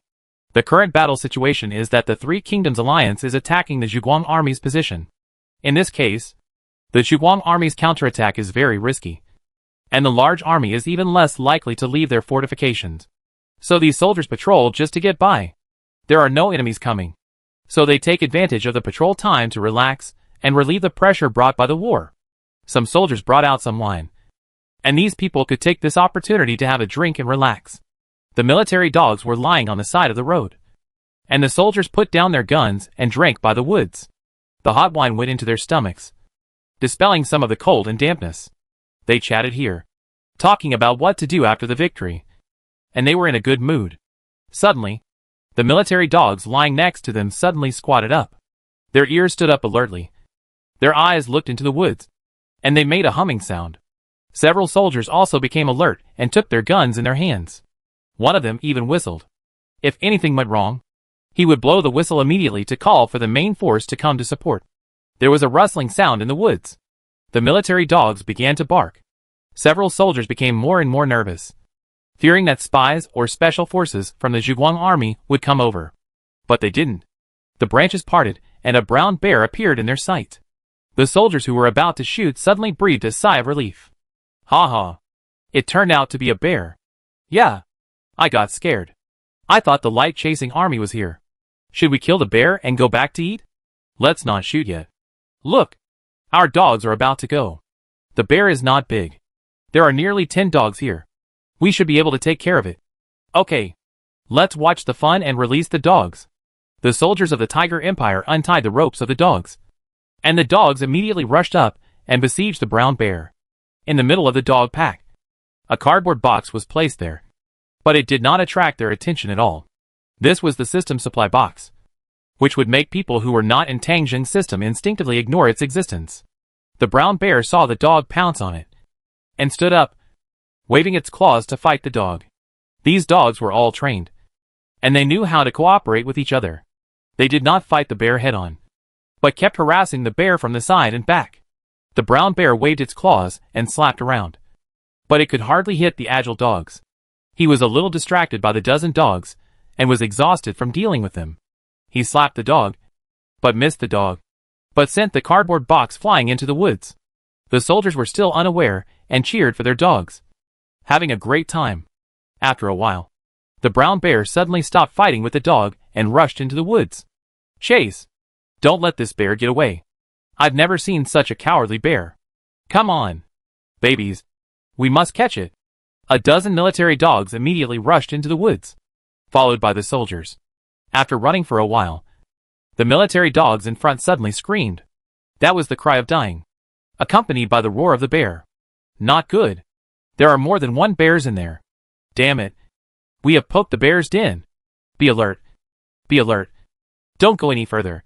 The bears are mutated now, and it's hard to deal with them. Only 2 of the military dogs ran back with their tails between their legs, and the rest were killed by the bears. The soldiers held their guns and began to retreat, not daring to go deeper into the dense forest. As for the death of the military dog, it was dead.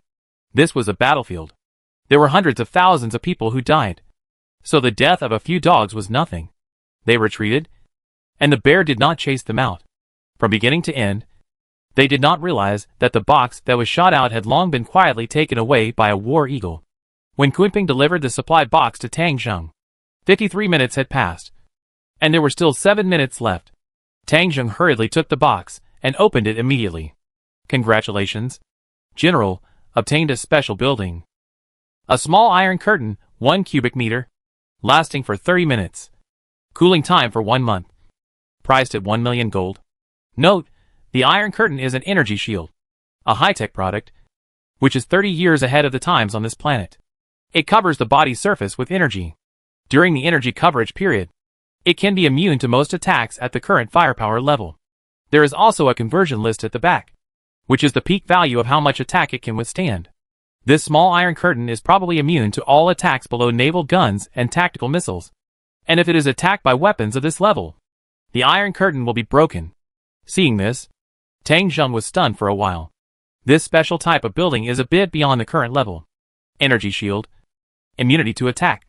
These things are simply magical skills if used well. But this is a small iron curtain, which can only cover a range of 1 cubic meter. How much can 1 cubic meter hold? Forget about the tanks. They can only fit a few people. After these people are covered by the iron curtain, they will become invulnerable to swords and guns. As long as they are not hit directly by ship guns and missiles, they will not be in any danger within 30 minutes. What can a few people do in 30 minutes? If the troops are used well, a lot of things can be done in these 30 minutes. Tang Zheng did not hesitate and clicked to make the iron curtain. No matter what can be done specifically, make it first. Maybe this thing can help you a lot. The construction of the small iron curtain takes some time.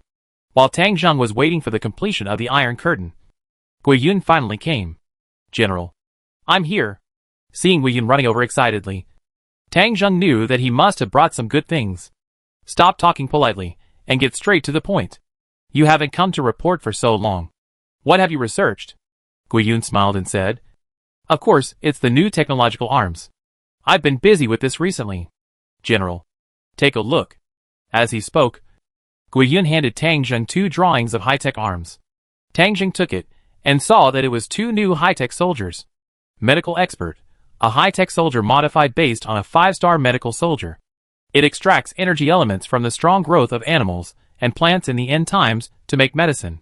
The medicine, combined with medical experts, can promote human regeneration, treat blindness, deafness, automatic repair of internal organs, regeneration of broken limbs, regeneration of skin and flesh, regeneration of teeth, bone continuation, male sexual dysfunction, etc. Price, 3,000 gold. Note, a 5-star medical soldier is required as a blueprint for upgrading. Tang Zheng saw the ability of the medical expert, and then looked at the following items that can be treated. After thinking for a while, he said, Well, I don't need treatment for these aspects. Gui Yun smiled, General, this is for treating the wounded. We have many seriously injured soldiers now. Even if these soldiers are treated, they can't be the same as normal people. With medical experts, even if the soldiers are deaf, blind, and have all their limbs broken, they can be restored to normal people. Tang Zheng was stunned. Unconditional and unlimited treatment? Of course not. Medicine is also needed. If there is enough time, medicine can be collected. But if there is not enough time, funds must be used to purchase it. However, General, rest assured that the money for purchasing medicine is definitely lower than the cost of purchasing soldiers, which is only 1/10 of the purchase price of soldiers. Tang Zheng asked again, Then can this medical expert treat others? Yes, but it is not as convenient as treating soldiers of this system. And the treatment effect is slightly worse. Only 5-star medical experts can treat other ordinary people with the same effect as healing soldiers. Hearing this, Tang Zheng nodded.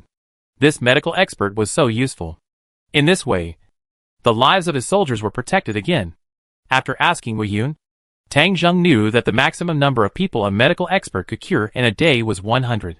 After thinking about it, he immediately bought 100 medical experts. These experts should be able to cure all of their seriously injured soldiers within 2 days. In fact, this could not be considered a purchase. It was just an upgrade for the 5-star medical soldier. This upgrade was not a hero unit, but a special unit, belonging to the high-tech army. In Tang Zheng's opinion, the high-tech of the system is almost black technology, which is incomprehensible at this stage, but very useful. For example, his unlimited ammunition supply is actually a kind of black technology. After purchasing the medical expert, Tang Zheng looked at another high-tech soldier. Bomb expert, a soldier upgraded based on the demolition engineer. It can quickly install high-powered bombs and greatly shorten the detonation time of the explosion. It is used to attack enemy buildings and is priced at 3,000 gold. Note, a 5-star demolition engineer is required. Gui Yun told Tang Zheng that he and He Shui had researched this type of soldier. At the beginning, He Shui researched the demolition engineer and blew up several buildings on Dikui Island, buying time for the Zhuguang army to land. However, He Shui also found some drawbacks. That is, the blasting time was too long and the use was limited. So after improvements, he and Gui Yun came up with the bomb expert. The blasting time of the bomb expert was greatly shortened. It only takes 15 seconds from installation to detonation of a building. In fact, it can also be called a house demolition expert. However, in Gui Yun's opinion, the use of blasting experts is not as practical as the medical experts he developed. After all, the Zhuguang army now needs to treat a large number of wounded soldiers, and medical experts are more useful. But when Tang Zheng saw this type of soldier, his eyes lit up immediately. He has been planning one thing these days. That is, to take down the enemy logistics. In this kind of mountain environment, if there is no logistics, the enemy will collapse without fighting. But how to take down the heavily guarded logistics has always troubled Tang Zheng. But now it seems that this problem has been basically solved. At this time, the small iron curtain has also been buffered and can be placed. Tang Zheng stood up and patted Gui Yun on the shoulder. You and He Shui did a good job. If everything goes well, the Battle of Yunling will be over within 3 days. Chapter 336. At night, it rained heavily. The battle in Yunling stopped for the first time. The heavy rain had a huge impact on both the attacking and defending troops. The muddy water on the mountain made it almost impossible to move. Both sides chose to call off the troops and return to the barracks to rest. This was a rare time to relax during the war, and it also relieved the tired bodies and minds of the soldiers on both sides. After Akita and Song Yinghao set people to arrange the defense, they also chose to sleep and rest. In Akita's opinion, it is unlikely that the Zhuguang army would choose to launch a sneak attack in this weather. After all, the mountain roads are not suitable for marching. So how can they launch a sneak attack? So they arranged the soldiers on duty and patrol, and their officers at all levels also relaxed. At this moment, Tang Zheng was in the air raid shelter, laying out his latest building. The small iron curtain is a square building about 3 meters long and wide. There is a white sphere on top, emitting a faint white light, which is a kind of energy that cannot be specifically explained now. Gui Yun accompanied Tang Zheng, and there were also several soldiers, 2 blasting experts and 2 Gatling gunners. These 4 soldiers were all 5-star enhanced soldiers. The 2 Gatling gunners were burly, holding Gatling machine guns in their hands. Like future soldiers? Very tough. The 2 blasting experts were 2 tough guys, carrying backpacks with special bombs on their backs. Now, the 4 guys were crowded together. The people below were sitting cross-legged, and the people above were bending over, stacking together like acrobatics, to ensure that they would not exceed the range of 1 cubic meter. Fortunately, these soldiers are very flexible. Otherwise, there would be no way to squeeze 4 of them into 1 cubic meter. Seeing that several people had taken their positions, Tang Zheng came to the front of the iron curtain and chose to start it. According to the operating instructions, the iron curtain landed on the soldiers. Press the button, and a white light fell. The white light fell on the soldiers, as if covered with a thin film, making them also have a bright white light. As the iron curtain covered the soldiers, a countdown appeared in the system. 29.59. Within half an hour, these people were almost invincible. Okay, get up. The 4 people stood up immediately and began to check their weapons. Tang Zheng led them to the outside of the air raid shelter. where an Apache helicopter was parked. Set off immediately, go around the other side of the mountain, and arrive at the enemy logistics warehouse in about 10 minutes. You have about 20 minutes to act, but you still have to leave time to retreat. So the actual time you have to act is only 15 minutes. I have sent you the map of the enemy logistics base. You must complete the mission within 15 minutes, and then return to the helicopter landing site. I will arrange for the Army Aviation Corps to pick you up there. Don't fight to the death. It is true that we want to complete the mission, but I don't want to see any unnecessary sacrifices. Do you understand? Understood, General. Rest assured. We will complete the mission and withdraw smoothly. Get on board. Several soldiers walked into the heavy rain and boarded the Apache helicopter. The helicopter took off quickly and began to fly to the designated location. Along with them, the transport helicopter of the Army Aviation Regiment took off. In this weather, it is difficult to march on land and airborne. But the soldiers of the Army Aviation Regiment have another skill. That is, rope descent. In the dense forests and heavy rain, rope descent is enough for airborne soldiers to complete the task of receiving the logistics base of the multinational forces. There are 3 regiments stationed here, with a total of 9,000 troops.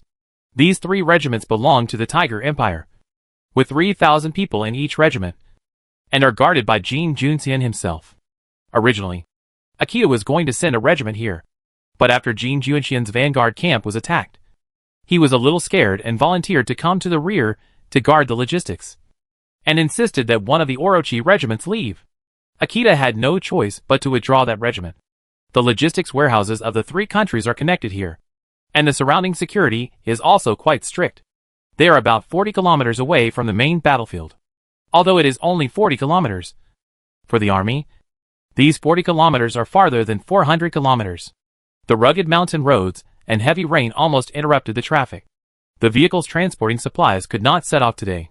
There were still some transport helicopters parked in the warehouse area, and they would airdrop supplies tomorrow morning. However, at this moment, the lights in the logistics warehouse had been turned off for rest. Occasionally, a flash of lightning flashed across the sky, and thunder roared, illuminating the dark earth. In such weather conditions, everyone was a little slack. A helicopter flew low under the cover of heavy rain and landed silently in the forest not far from the logistics warehouse. And no one noticed it. The plane landed, and the 4 members of the action team jumped off the plane and quickly ran to the logistics base. At the gate of the logistics base, the sentry stood on the sentry tower, with his back against the wall to avoid being wet by the heavy rain. His eyelids were a little heavy, and he was looking forward to the time to change shifts so that someone could take over and let him go back to sleep.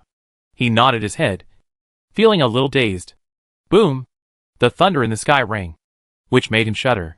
He shook his head hard, and the sentry became more alert. He checked the time and saw that there were still more than 10 minutes before the shift change. The sentry turned on the searchlight as a matter of routine and shone it into the dark rainy night. There was a time limit for the illumination of this searchlight. During a shift, the illumination could not be less than 10 minutes. He was just swiping it casually, but he suddenly found that there seemed to be several people running. The sentry could hardly believe his eyes, and hurriedly turned the searchlight back. There were really people running and approaching the gate of the camp quickly. 1, 2, 3, 4. Damn it! Are these guys crazy? For people are coming to attack in the heavy rain? If he hadn't seen someone holding a huge gun, he would have thought that these people might be hunters in the mountains. Otherwise, wouldn't the 4 of them be coming here to die? This sentry is a sentry from the Tiger Empire. Although he has discovered the enemy, he doesn't even want to blow the whistle or sound the alarm. If the 4 people sneak attack sounded the alarm and disturbed Master Jin Junxian's sleep, he would definitely not end up well. The boss didn't like making a fuss out of nothing. The sentry was confident in himself. Their people had a mysterious confidence. He thought he could handle these 4 guys, who didn't know how to live or die.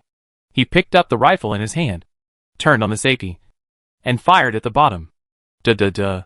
A 3-round burst, hitting accurately. At such a close distance, he still had this confidence. But something strange happened. The bullet hit a gunman, and some white ripples appeared.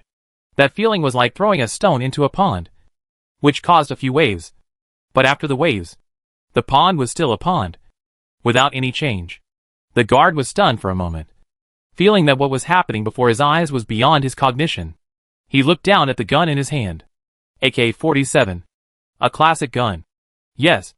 Not a water gun or a toy gun. He raised the gun again, not believing in evil, and shot at a backpacker for the second time. Duh. This time, more than a dozen bullets were fired in succession. The result was the same. The bullets flashed a little white on the opponent's body, and it seemed that they did not slow down the opponent. This time, the sentry was finally scared, and he tried to sound the alarm. But it was too late. The opponent had already rushed to the gate of the barracks.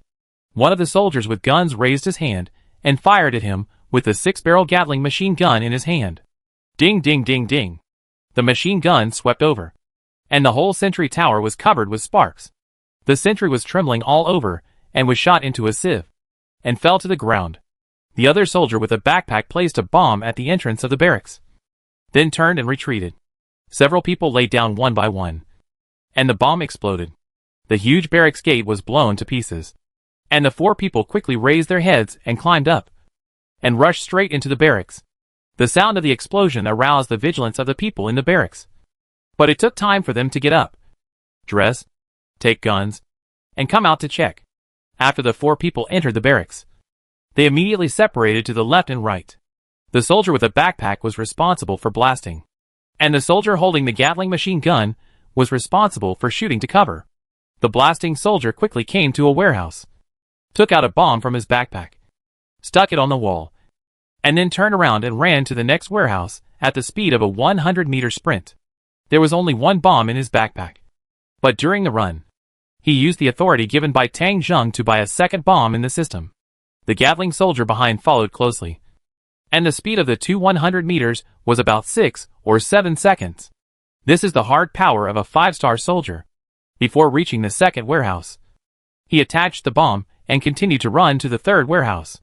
Before reaching the third warehouse, an explosion occurred at the first warehouse. Boom! The flame shot up into the sky. The bomb, which didn't look very big, caused an explosion that was enough to destroy a building. The violent explosion blew off the roof of the warehouse, and a huge fireball shot straight into the sky, emitting a red light hundreds of meters high. The same was true on the other side.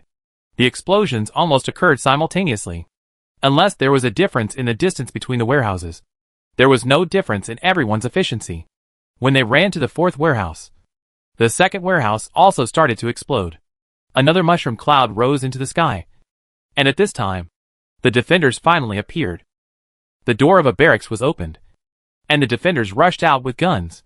The Gatling soldier in charge of guarding directly held the gun with one hand and the ammunition belt with the other hand. He was wearing a black tight vest, revealing exaggerated muscles. He didn't dodge or evade, and directly faced the gate of the military camp and started. The Gatling roared wildly, and the metal torrent hit the crowd. It felt like the Terminator came to the world. Chapter 337. Terminator is not for ordinary people. If the Terminator in the movie was an ordinary person, he would have died 100 times, standing and shooting without paying attention to everything. You will definitely not survive more than 2 seconds on the battlefield. Unless you are invulnerable, you have the capital to show off. Just like this Gatling fighter now. These 2 Gatling fighters were carefully selected by Tang Zheng. They are more than 2 meters tall and their arms are as thick as ordinary people's thighs. The former Mr. Bodybuilder of the world came to them, and could only call himself his younger brother. Moreover, they were 5-star enhanced warriors, with strength far exceeding that of the former world's strongest man champion. So the heavy Gatling gun was like a toy in their hands. Tang Zheng also granted them the authority to freely purchase bullets, which were put on the ammunition belt, so the bullets were unlimited. A layer of barely visible white light covered their bodies, and with the premise of being invulnerable to swords and guns, they were the Terminators at this moment. The Gatling guns in their hands burst out with powerful killing power, hitting the camp gate and killing, which immediately caused a river of blood in the military camp. The soldiers who rushed out were hit by 14.5mm caliber bullets, which left a huge blood hole. If they were hit by 2 more bullets, they would even be cut in half. For a moment, they didn't even have time to fight back, and were killed by the door blocking. Some soldiers rolled to the side in a panic and took cover in the corner. But this Gatling soldier was wearing a pair of glasses. These eyes are thermal imaging, so even if you hide indoors, as long as you have body temperature, You can be easily found. The bullets easily penetrated the wall and killed the people hiding in the corner. Many people died in this situation without knowing why. Just feeling a chill in their chest and losing consciousness the next second. This massacre of a whole room by one person did not change until the people from the second barracks appeared. When the people from the second barracks appeared, the Gatling soldiers began to run with guns, trying to follow the blasting soldiers in front and firing while running. The sound of gunshots rang out, and several soldiers running out of the second barracks were immediately knocked down. These soldiers fought back, and a few who were not taken care of immediately raised their guns and shot at the Gatling soldiers. The result was the same as the sentry at the door. The bullets hit their bodies, but only caused white ripples and did not cause any impact. In a moment when they opened their mouths in surprise, there was no next chance. The Gatling soldiers turned the muzzle of the gun, and a volley of bullets swept over, knocking these people down like mowing grass. Boom! The third warehouse exploded, and the demolition soldiers had already rushed to the fifth warehouse. After this kind of bomb explodes, the accelerant inside will also ignite, causing the warehouse to burn violently. No matter what materials are in the warehouse, whether it is food or clothing, they will be burned in the explosion and fire. Fortunately, the weather tonight is not very conducive to burning. Maybe after the stage of vigorous burning, the flames will be extinguished by rain. But the burnt materials inside are basically unusable. The same is true on the other side. Explosions sounded one after another, after those soldiers found that someone else had detonated the warehouse, and found that the Gatling fighters were difficult to deal with. Some people turned their guns and shot at those blasting experts. The result is obvious. Just like the Gatling gun, he is impossible to kill. And the Gatling gun was too scary. Holding the gun in one hand, running and shooting. Occasionally a flash of lightning illuminated the night sky, and people saw a giant man wearing sunglasses, shooting at the crowd crazily.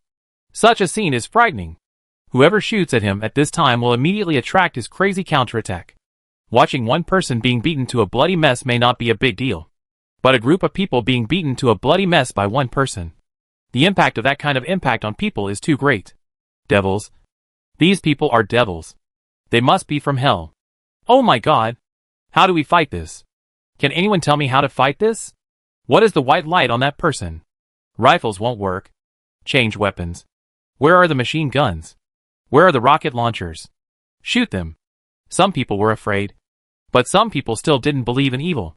Soon, heavy machine gun and rocket launcher soldiers appeared. Ding ding ding ding. The heavy machine guns began to roar, firing at the Gatling soldiers and bomb experts. As people expected, the situation changed a little. The ripples of the white light were a little bigger. Just a little change. The Gatling gun was still the same Gatling gun, and the crazy guy who was destroying the house was much faster than Era. The rocket launcher fired.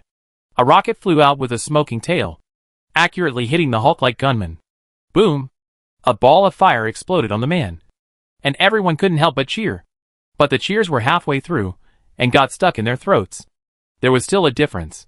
The white light rippled for a moment, and then the Gatling gun fired again, smashing the guy who fired the rocket into pieces. The Gatling gun was still the same Gatling gun, and the guy who destroyed the house had evolved from the level of a husky to the level of a mad dog. Seeing the warehouses explode one after another, the officers' eyes turned red. These were all supplies for the hundreds of thousands of troops on the mountain. They were blown up one after another. The commander was afraid that he would chop off their heads. At this time, Jin Junxian, who received the news, was also stunned. What? A few invulnerable guys are here to attack our camp? Why didn't you say Jesus himself came? Do you think I would believe your lies? The messenger's mouth was so anxious that bubbles appeared on his face. Sir, I would never dare to lie to you. Look at the explosion outside. It was caused by those guys. Their speed was very fast. So fast that it was completely unreasonable. They blew up the warehouse while running. Our soldiers could hardly catch up. The guy holding the Gatling gun should be a robot. Yes, it must be a robot. Otherwise it would be impossible to be invulnerable. When the soldier who reported the news, he felt that it was unreasonable. But suddenly he thought of the robot. That's right. It must be a robot. Look at the Gatling warrior's expressionless face. Just like the Terminator. And the Terminator itself is a robot. Hearing this, Jin Junxian finally believed it. He immediately said to the person who reported the news, Quick! Quick! Send out armored vehicles, tanks, and helicopters. Even if it is a robot, there should be a limit to the attacks it can withstand. I don't believe they can withstand the attacks of tanks and planes. Following Jin Junshian's order, the armored vehicles and tanks of the defenders were dispatched. Seeing the armored forces dispatched, the Gatling soldier did not stop his actions. He raised his hand and took out a rocket launcher that he had been carrying from his back. In addition to the Gatling, he also carried 2 rocket launchers, one of which was a rocket launcher, and the other was a single soldier air defense missile. He took the rocket launcher in his hand and fired at an armored vehicle that had just appeared. Boom! Bang! The armored vehicle exploded on the spot, and metal fragments flew all over the sky. The rocket launcher adjusted and fired the second shot at the tank. Anti-tank rocket launchers are used to attack tanks, unless a 3-star tank like the Zhuguang army can withstand it. Ordinary tanks will break down after 1 or 2 shots. The tank stopped after 1 shot hit, but the turret can still turn and fire at the Gatling warrior. 1 shot for another.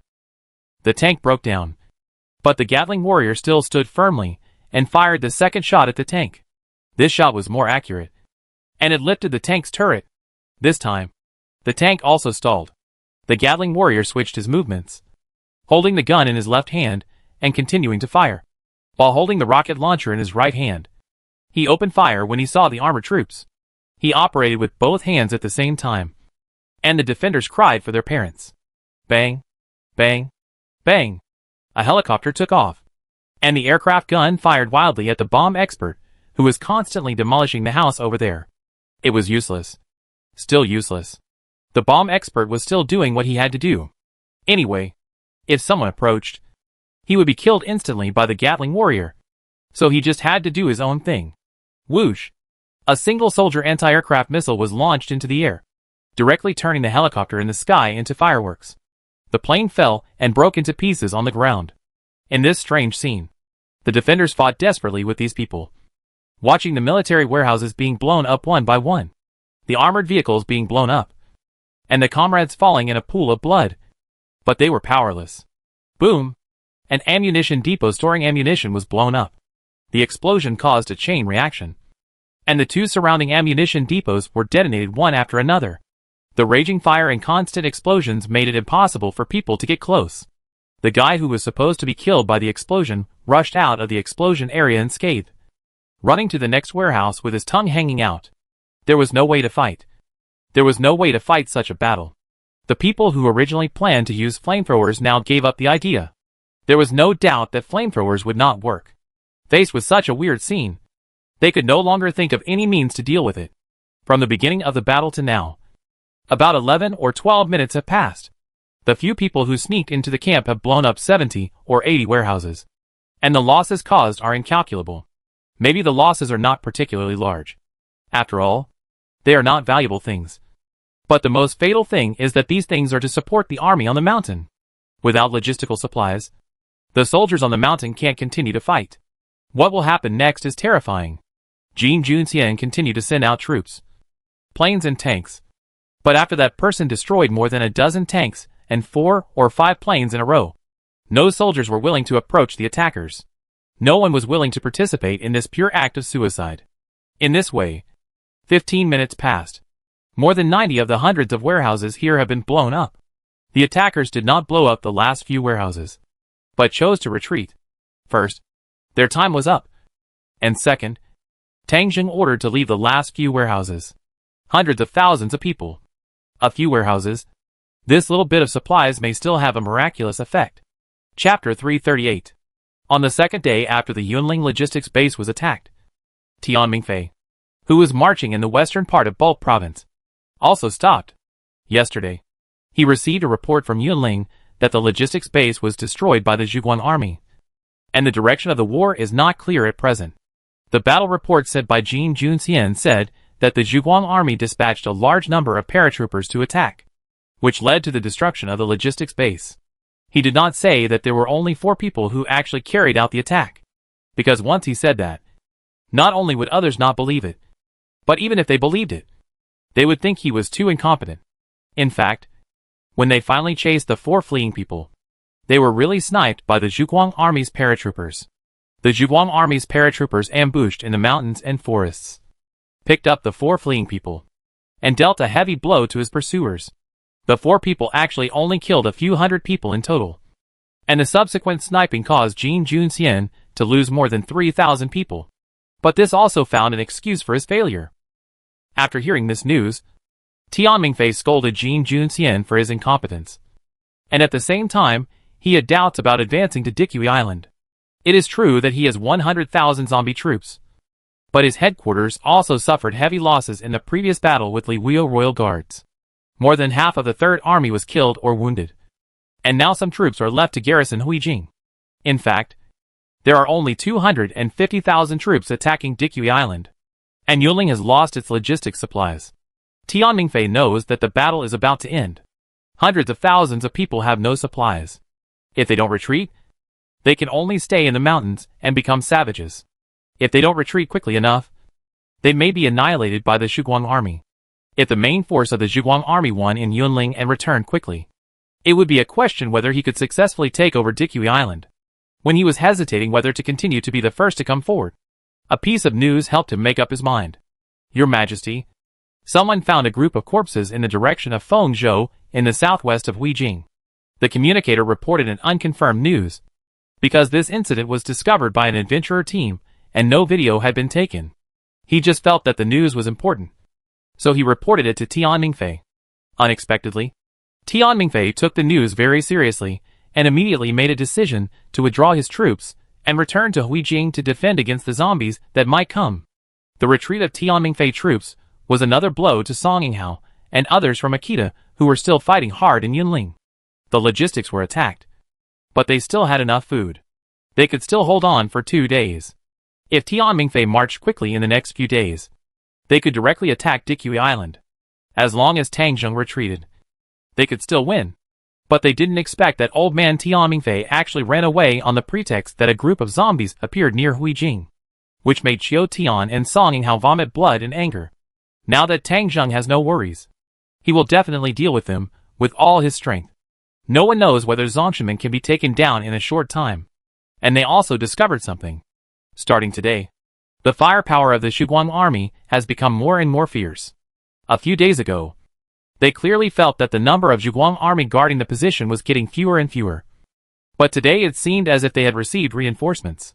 The number of soldiers began to increase significantly, putting more and more pressure on them. Although they didn't know what was going on, Qiu Tian and Song Yinghao already felt something was wrong. Under such circumstances, it was obviously a pipe dream to take Zongshenmin within 2 days. In addition, Tian Mingfei also withdrew, and they felt that the battle could not be fought any longer. So, the two gave Jin Junxian a chance. Jin Junxian felt a little guilty for losing the logistics warehouse, and was thinking about making up for his crime. Otherwise, he would not be able to explain to the people when he returned. After being encouraged by Qiu Tian and Song Yinghao, he immediately led the soldiers of the Tiger Empire to take over the task of the frontline attack. He started the main attack, but he didn't know that Qiu Tian and Song Yinghao had already quietly arranged the retreat. Tian Mingfei was very decisive. After he ordered the retreat, the troops began to return to Huijing. On the way back, Tian Mingfei praised his wit, thinking that he had found a reasonable excuse. After all, there were zombies, and no one could find fault with him. But before returning to Huijing, a shocking news suddenly appeared. There really was a zombie group. On the morning of May 15th, the TV station in Huijing reported the news that the zombie group was heading towards Huijing. It was an extremely huge group of corpses. On the TV screen, a high-altitude reconnaissance plane captured a scene. On the way from Fengzhou City to Huijing, zombies, mutant birds and mutant beasts were everywhere in the mountains, moving towards Huijing at a very fast speed. In the picture, it was impossible to see how many corpses there were. Even if the reconnaissance plane was filming at high altitude, it could not capture the edge of the corpse group. In short, a rough estimate was that it would definitely not be less than the size of the corpse group that attacked Zhuguang City. The reconnaissance plane wanted to get closer to take pictures, but was attacked by a large number of mutant birds. Countless mutant birds rushed over at a high speed, and the reconnaissance plane, which had no time to retreat, was attacked by the mutant birds and finally fell from the sky. The filming ended here. This news also shifted people's attention from the civil war in Hanwei to Huijing. At this time, some people really took the issue of the Corpse King seriously. It seems that every time the Corpse King appears, the size of the Corpse Group will grow a little bigger. This also means that the power of the Corpse King is constantly increasing. I just don't know if the Corpse Sister is still leading this time. After all, the Corpse Sister disappeared in the Battle of Zhuguang City. The appearance of the Corpse Swarm has once again ignited the fear in people's hearts. Many people in the Bay City took to the streets to call for a ceasefire between the parties fighting in the Yunling area. These marchers believe that humans should not kill each other before solving the threat of the Corpse King. Usually, their marches have almost no effect in power. After all, those in power often do not listen to the voices of the people for the sake of their own interests. But the effect this time was unexpectedly good. As soon as the march was announced, in the Yunling area, Akita was the first to announce the withdrawal, and then Chen Hanchan of Dian also announced the withdrawal of Dian's troops. In fact, before they issued the order to retreat, their large forces quietly moved out of the mountain at night, and the camps left in front were almost empty. When they happened, the last people also began to evacuate quickly, leaving Jin Junxian, who was still confused, at the front line of Yunling. Akita! Song Hao! You bastards! I'm not done with you! At the front line of Yunling, in the command post of the Tiger Empire, Jin Junxian roared angrily. A kind of humiliation of being betrayed, as well as the fear of impending defeat, has filled his heart. Akita and the others left. And they left so quickly. It's ridiculous that I'm still fighting bloody battles here. And those two guys have already left Yunling. Now there are no supplies, no food, and only the Tiger Empire is left to face the Zhuguang army. The ending can be imagined. In fact, the current war situation is on the verge of collapse. After the two families left, the Zhuguang army had already launched a full-scale counterattack. The position they had captured with great effort was facing the fierce bombardment of the Zhuguang army's rocket launchers, and was about to be unable to resist. The deafening shouts and screams outside made Jin Junxian's back sweat continuously. Crash! The door of the command post was pushed open, and the communicator rushed in a hurry. General, something bad has happened. The position has been lost. What? How did we lose the position so quickly? With a shortage of ammunition, and no one having enough to eat. How could we possibly hold on? General, let's run quickly. The Zhuguang army has already attacked. If we don't leave now, it will be too late. Jin Junxian didn't want to run away. If he did, he might not be able to inherit the throne after returning home. But reality didn't allow him to have more choices. The roar of the Zhuguang army's fighter planes could be heard in the sky. After several days of fierce fighting, his air defense weapons had been almost destroyed. Now the Zhuguang army's fighter planes were showing their power, which was also the main reason why the position fell so quickly. Boom, boom, boom. Several thermobaric bombs landed near the command post. This destructive weapon wiped out most of the defenders near the command post. Even the communicator didn't care about respect and pulled Jin Junxian out. But it was too late. The Zhuguang army's counterattack was too fast. After the bugler blew the charge, the Zhuguang army all over the mountains and plains rushed over. The Tiger Empire had been defeated and had no chance to turn the tide. Jin Junxian followed the trend of the defeated soldiers and fled in a panic. But the Zhuguang army was faster and soon chased up. The soldiers of the Tiger Empire began to surrender on a large scale. When an Apache helicopter flew overhead, Jin Junxian knew he could not escape. His stupidity and hesitation made him miss the best time to leave. Now, he had no other choice but to surrender. With Jin Junxian's surrender, the Battle of Yunling came to an end. In this battle, the Zhuguang army defeated the 750,000-strong army of the Three Kingdoms Alliance, with a small force of 100,000 defenders. A total of more than 200,000 people from the Three Kingdoms Alliance died in the battle, and there were more than 100,000 wounded. In the end, more than 80,000 people were captured by the Zhuguang army, including Jin Junxian, the supreme commander of the Tiger Empire. The only ones who really managed to escape were the 300,000 people of Dash and Dian. They left behind countless corpses and equipment, went into battle lightly, and fled all the way back to Highway City. With a force of 100,000, they annihilated more than 300,000 enemies, and captured more than 80,000 people. The record of the Zhuguang army was brilliant. With the end of this battle, the power structure in the eastern region and sea area of Hanwei will be rewritten again. The behavior of Dash and Diane at the last moment was even more despicable. On the day of the incident, the Tiger Empire announced its withdrawal from the Four-Nation Alliance and announced that it would enter a state of war with Dash and Diane. Moreover, they sent people to publicly express their intention to visit Dikui Island, hoping to meet with Tang Zheng, express their apologies, and negotiate on the issue of prisoners. Of course, although this news is important, it is not as important as the news from Huijing. The Battle of Yunling has ended, and now people are more concerned about the fate of Huijing, because the group of corpses is almost reaching Huijing, and the number can be roughly confirmed after a few days of observation.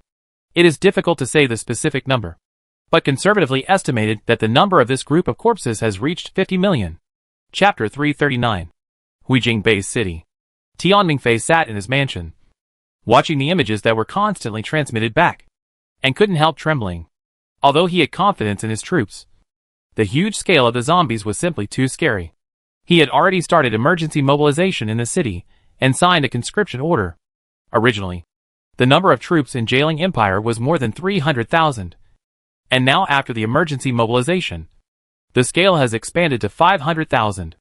And he also has 100,000 zombie troops. He had seen the power of the zombie troops before, which gave him more confidence in defending the city. He has already asked Dr. Zhu from the Research Institute whether these armed zombies will be summoned by the Zombie King. Dr. Zhu's answer was this: "Please rest assured, Your Majesty, after a long period of research, we have discovered the essence of the Zombie King's control of zombies. It is through a kind of mental interference that makes the zombies follow him. The power of the mind must pass through the brain. When designing the armed zombies, we have installed a small thing in their brains. It has no cost, but the effect is very useful. We don't have the specific data of the Corpse King, but this small device can definitely resist the Corpse King's summons. Unless the Corpse King's potential is extremely high, it is impossible to control the armed zombies. So please feel free to use our armed zombies." With Dr. Zhu's assurance, Tian Mingfei felt a little more at ease, but he was still not so assured. He secretly decided not to use armed zombies unless it was absolutely necessary. Every ruler now has some research on the Corpse King, especially the Hezhou Siege and Zhuguang City Siege. These two battles have been repeatedly studied. Tian Mingfei felt that although the zombie swarm was huge, he should still have hope of defending it. The Fifth Army failed in Hezhou because of insufficient preparation and could only build walls with ice blocks. How could it not fail? Zhuguang Army was able to resist 20 million zombies with tens of thousands of people. It is reasonable for him to resist 500,000 zombies with 500,000 troops and 100,000 armed zombies. The walls of Huijing were also very solid. The 20-meter walls were almost the same as those of Zhuguang City, which gave Tian Mingfei confidence. So after several evaluations, he felt that he was capable of defending Huijing. So he made a televised speech. At this moment, Tang Zheng had already returned to Dikui Island in advance. The battle in Yunling was over, and the large army still had to escort the prisoners, and it would take some time before they could return. When he returned to Dikui Island, he originally planned to use the TV station to call on Tian Mingfei to immediately evacuate the people of Huijing. After all, there were still tens of millions of people in a Huijing Bay city, compared with Hanwei, which had a population of tens of billions in the past. The current population of 10 million is already a lot. Tang Zheng felt that Huijing might be in danger. Although he was already at war with Tian Mingfei, he didn't want the people to die there in vain. Just after returning here, I saw Tian Mingfei TV speech. I know that because of the problem of armed zombies, many people are going to laugh at me. But I am here to tell those who are laughing at me that everything Tian Mingfei, do is based on the interests of all the people in Jailing. Although the zombie army is about to arrive in Huijing, I am confident that I can defend Huijing. Those who want to make fun of me should just give up on this idea. Tang Zheng suggested that I move the people away from Huijing. Don't think I don't know what you are up to. If my people go to your side, will you let them go back? Without the people as a foundation, is there any meaning for Jailing Empire to exist? The wolf's ambition is obvious. The people of Jailing will not surrender. We will defend Huijing to the death and fight until the last Jailing person. I declare that we will continue to blockade the Haojiang waterway and cut off all trade with Dikui Island. Seeing this, Tang Zheng turned off the TV. Since you all don't care, Tang Zheng won't care about their lives. At present, The Navy has advanced hundreds of kilometers along the Haojiang waterway from the west of Dikui Island. There was originally a Dian checkpoint in this area, but since Tangjung occupied Dikui Island, the checkpoint there has been withdrawn because it is known that it is impossible to guard it. Therefore, the Haojiang section in the west of Dikui Island is also under Tangjung control. Tangjung simply issued an order to block the Haojiang waterway and prohibit Jialing's ships from passing through.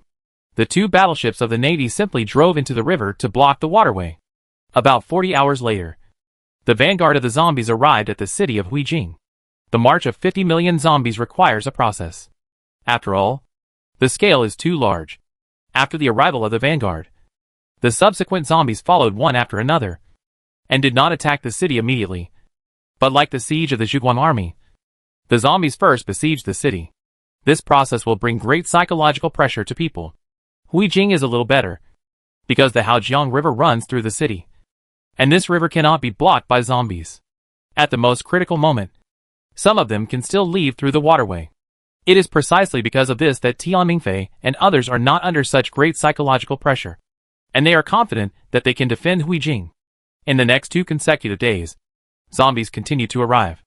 Except for the Haojiang waterway, the Huijing Bay city was almost completely surrounded. The air was filled with a foul smell, and the endless hordes of zombies were squatting on the plains, seemingly ready to crush the Bay city at any time. Huijing also provided a live broadcast of the siege, under the gaze of the whole world. The siege of Huijing began on May 18th. This siege was extremely brutal from the beginning. The zombies began their never-ending charge from the evening of May 18th. Tian Mingfei also imitated the defense of Zhuguang City and placed millions of mines on the periphery. But it was useless. The scale of the zombie swarm was too large. Ordinary zombies and mutant rats charged as cannon fodder and easily detonated all the mines. The loss of 1 million cannon fodder in a swarm of 50 million zombies was not even a tickle. The next attack of the zombie swarm made Tian Mingfei a little overwhelmed. At the beginning of the battle, a large number of mutant zombies began to charge. Using mutant zombies as cannon fodder to build a passage to the city wall was too extravagant. But it was nothing for a huge swarm of 50 million zombies. Although the defenders killed many zombies, after 5 hours of charging, the zombies finally reached the foot of the city wall. Then the mutant birds began to appear. It was already night, and the mutant birds flying all over the sky began to attack the defenders on the city wall. Tian Mingfei still followed suit and asked the troops to launch flares and prepare to start night operations. But at this time, a terrible thing happened. The zombie king who controlled the zombies actually let the mutant birds devour the flares in the sky. The flare is actually a projectile filled with illuminant, which is launched into the air. Then the ignited illuminant is thrown out from the bottom of the projectile along with a small parachute. Slowly descending, the illuminant emits strong light, illuminating the target area. The temperature of the flare is very high at this time. If the mutant bird swallows it, it will be burned to death from the inside. But it doesn't matter. There are so many mutant birds. The mutant birds swallow as many flares as Tian Mingfei fired. These terrible flat-haired beasts opened their mouths and swallowed the flares and small parachutes in one gulp, and then burned to death, gloriously dying in the line of duty. Soon Tian Mingfei found that his flares were running out. He didn't even dare to fire flares anymore, and asked the defenders to wear night vision goggles and continue fighting. But his supplies in this area were not as abundant as those of the Zhuguang army, and the night vision goggles were not enough. In desperation, he could only turn on the searchlight and light torches on the city wall to try to ensure the light of the battlefield. But these things were just a drop in the bucket, and they could not be compared with flares anyway. For this reason, the defenders of Jialing Empire paid a huge price in casualties in fighting against the zombies.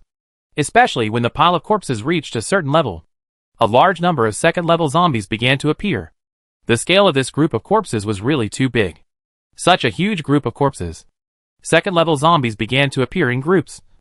And this kind of zombies was almost unstoppable by human power. At 11 o'clock in the evening, Tian Mingfei's side could not hold on. Unclear vision. Insufficient firepower. These were all problems. Tian Mingfei had to send out the armored troops to fight and slow down the zombies' attack. The troops sent out drank farewell wine before leaving, because everyone knew that they would never come back. The result was the same. The zombie king outside was very smart and seemed to have anticipated this. He also organized a group of second-level zombies to attack the armored troops. Under the siege of the second-level zombies, the armored troops were completely wiped out, and Huijing only bought less than 3 hours. In the second half of the night, Huijing was in danger again and had to send out planes to fight. This time, the mutant birds showed their power. Under the siege of the mutant birds, hundreds of fighter planes and helicopters in Huijing were destroyed, and the time was only delayed until dawn. The darkness before dawn came, and the situation fell into extreme danger again, because the third-level zombie appeared. This zombie king's operation was obviously better than that of the little zombie girl. The third-level zombie appeared at the right time, because of the unclear vision. The third-level zombie was discovered only when it reached the bottom of the city wall, and everything was too late. More than a dozen level 3 zombies rushed up, and the city wall began to fall on a large scale, with a large number of defenders killed. Tian Mingfei was forced to play his last card. Armed zombies appeared. As a result, terrible things happened again. The armed zombies that appeared were actually summoned by the Zombie King. 100,000 armed zombies mutinied and began to turn their guns against the defenders. Internal and external troubles. Huijing City was broken. The Jailing Empire's 500,000 troops, facing the siege of the zombies, did not hold out for a night, and the city defense was broken. The entire city was in danger, and tens of millions of people were in danger. Chapter 340. Huijing Base City. The edge of Haojiang River. The Great Escape is staged here again. Since the battle situation turned unfavorable at night, the people of Huijing have begun to flee. Although Huijing Base City is on the edge of Haojiang River, it is not the Huijing before the end of the world. In order to prevent the invasion of zombies, there is not even a river bridge here, and people usually rely on shipping to go out. Therefore, there are a large number of ships in Huijing. Those large cargo ships. One ship can easily carry 3,000 or 4,000 people. Tian Mingfei Inland Naval Fleet was also fully mobilized. All the boats began to pull people. They did not require a long distance to transport. As long as they pulled the people to the other side of the Haojiang River, they would unload them and then immediately return to continue the rescue. Even so, the boats here were far from enough. One boat after another left the port and crossed the river to put people down and then return for transportation. This was still not enough. All the small boats that could be mobilized were used. Even the small boats were not enough.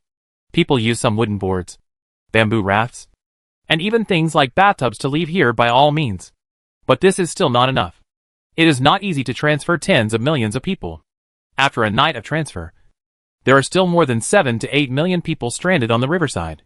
Some security guards and armed police from Jailing Empire are guarding here with guns, trying to maintain order.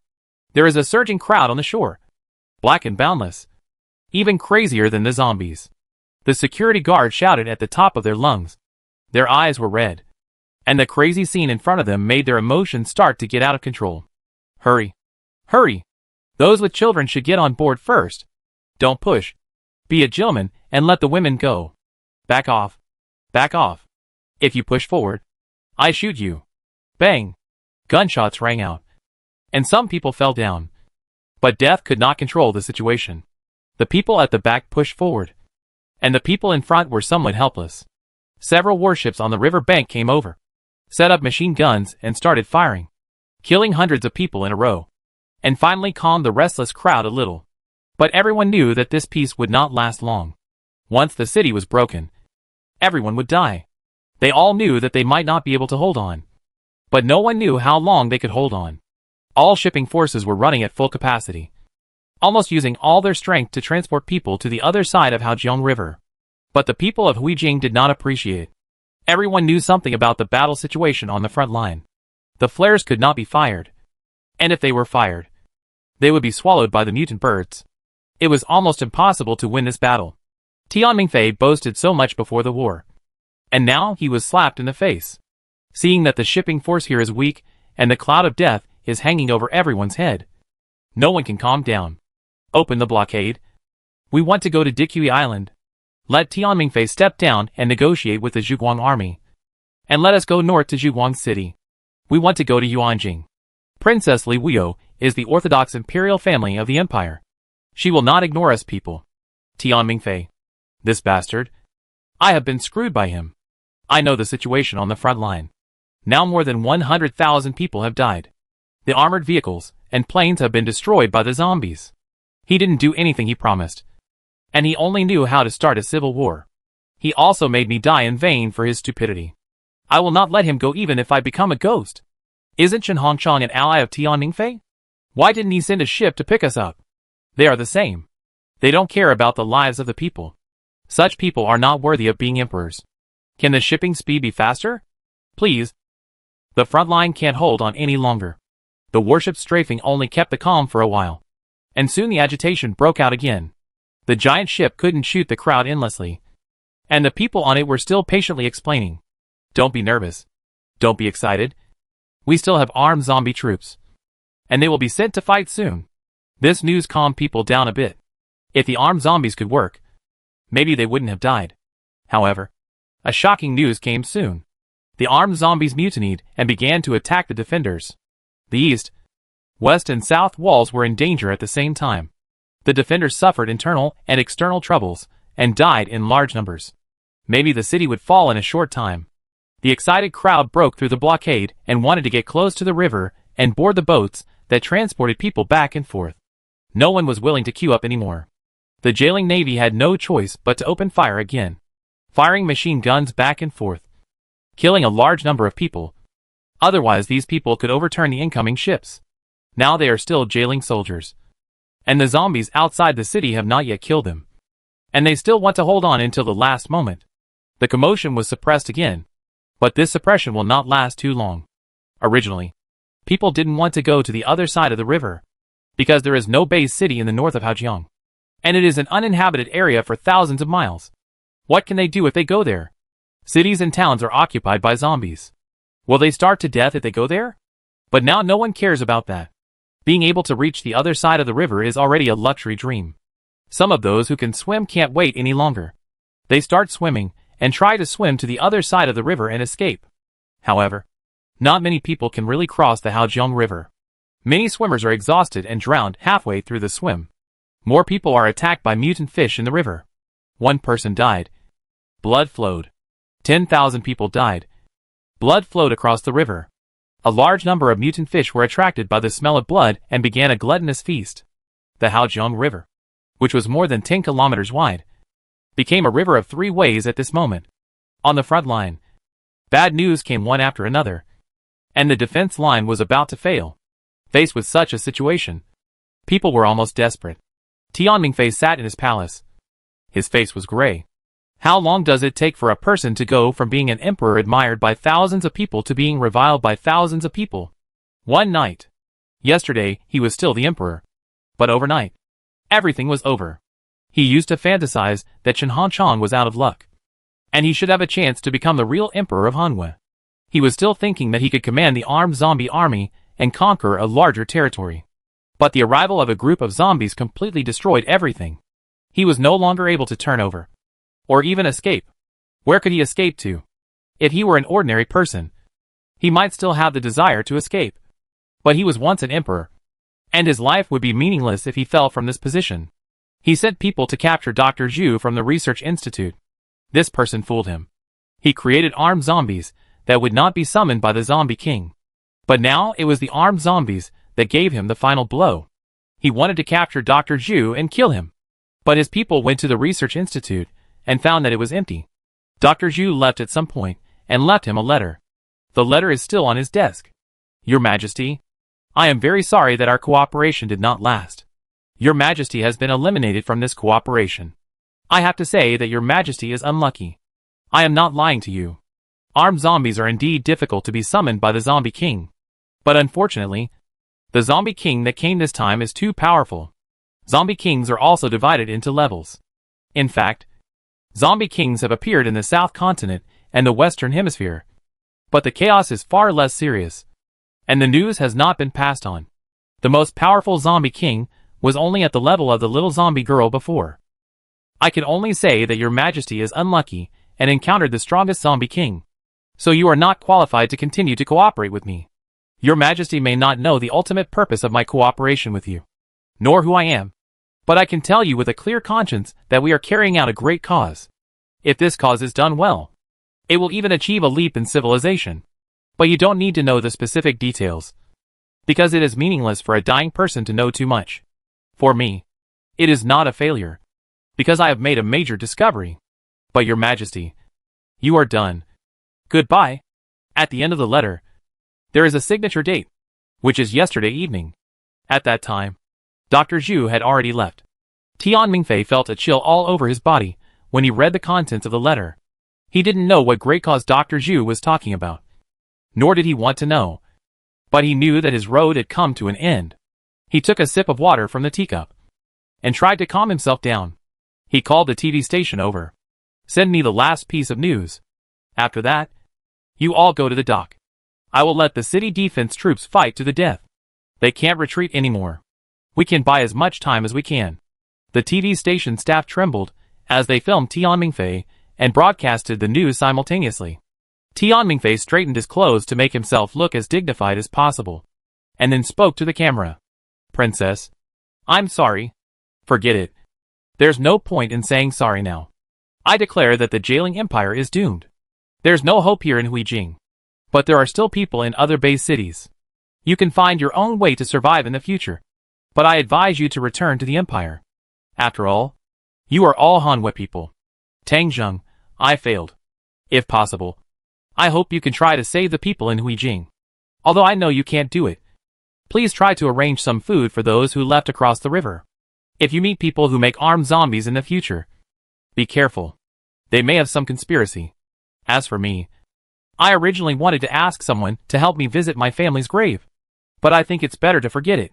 It's easy for someone to dig up my ancestral grave. There's nothing more to say. So let it go. As he said this, Tian Mingfei waved his hand in despair, indicating that the filming was over. After the filming was completed, Tian Mingfei waved his hand again, asking everyone to leave. The people around him also chose to leave.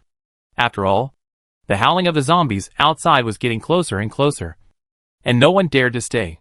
With the closure of the palace gate, the jailing empire officially became history. Chapter 341. Seeing Tian Mingfei's final speech, Tang Jing also sighed. If I had known this, why did I do it in the first place? Tian Mingfei's death is certainly not a pity. But there are still too many people in Huijing. Of course, in this case, Tang Jing can't go to rescue them. The only thing he can do is to build a floating bridge for these people. His pontoon bridge troops have actually set out to build a floating bridge a few kilometers away from Huijing Wharf. So Tang Jing responded on TV. 5 kilometers east of Huijing Wharf. My pontoon bridge troops will soon build a pontoon bridge. You can go as many as you can. This is the last thing I can do for the people of Huijing. Tang Jing's response was immediately transmitted to Huijing. People who were already on the verge of despair began to rush to the pontoon bridge frantically. Now that the city is about to fall, no one has the ability to rescue millions of people in a short time. But as many as can leave will be counted. This is the only hope for people. The running people arrived at the place Tang Jing said, where the floating bridge had just been completed. People ran almost as hard as they could and began to cross the river along the floating bridge. There were too many people running, and many people were squeezed off the floating bridge and fell into the water, becoming food for mutant fish. No one cared about it at this moment. Almost every second, dozens or hundreds of people stepped onto the floating bridge and left from this way of life. And the last remaining naval force of jailing empire seemed to have a conscience and came to defend the floating bridge, trying to ensure that more people left here. An hour later, Huijing City was broken. The 500,000 soldiers were the defending troops. After guarding the city for a night, they finally collapsed completely under internal and external troubles. The number of casualties exceeded 480,000. It was not because they were so brave, but because they couldn't get down at the last moment. The zombies attacked them from both inside and outside, especially when they were blocked by armed zombies inside. Those soldiers could only fight to the death. At the last moment, only a troop of more than 10,000 people succeeded in breaking through. And it was because the location where they defended the city was relatively close to the river, and they almost jumped into the river to escape at the last moment. After this troop entered the water, more than 5,000 people became food for the mutant fish, and less than 10,000 people finally managed to escape to the riverside. At this time, the number of people who successfully crossed the Hao River was only more than 5 million. And there were still 4 million people who had not completed the crossing. Just when people thought these people were almost dead, the zombies stopped attacking for some unknown reason. Some high-level zombies in the zombie group were moving back and forth, and no one knew what they were doing. People didn't understand the zombies' behavior, nor did they know what they were going to do. But there was no doubt that this was their best chance to escape. Taking advantage of this time, all the ships in Huijing seized every opportunity to transfer, and a large number of people were able to escape every moment on the floating bridge. In Yuanjing, Li Wuyo still sent some transport ships, which finally arrived at this time and joined the work of transporting people. About 2 hours later, the zombies began to enter the Huijing base city in an all-round way. At this time, people found that the corpse group was divided into two parts. One part had more than 10 million corpses. The other part had more than 30 million corpses.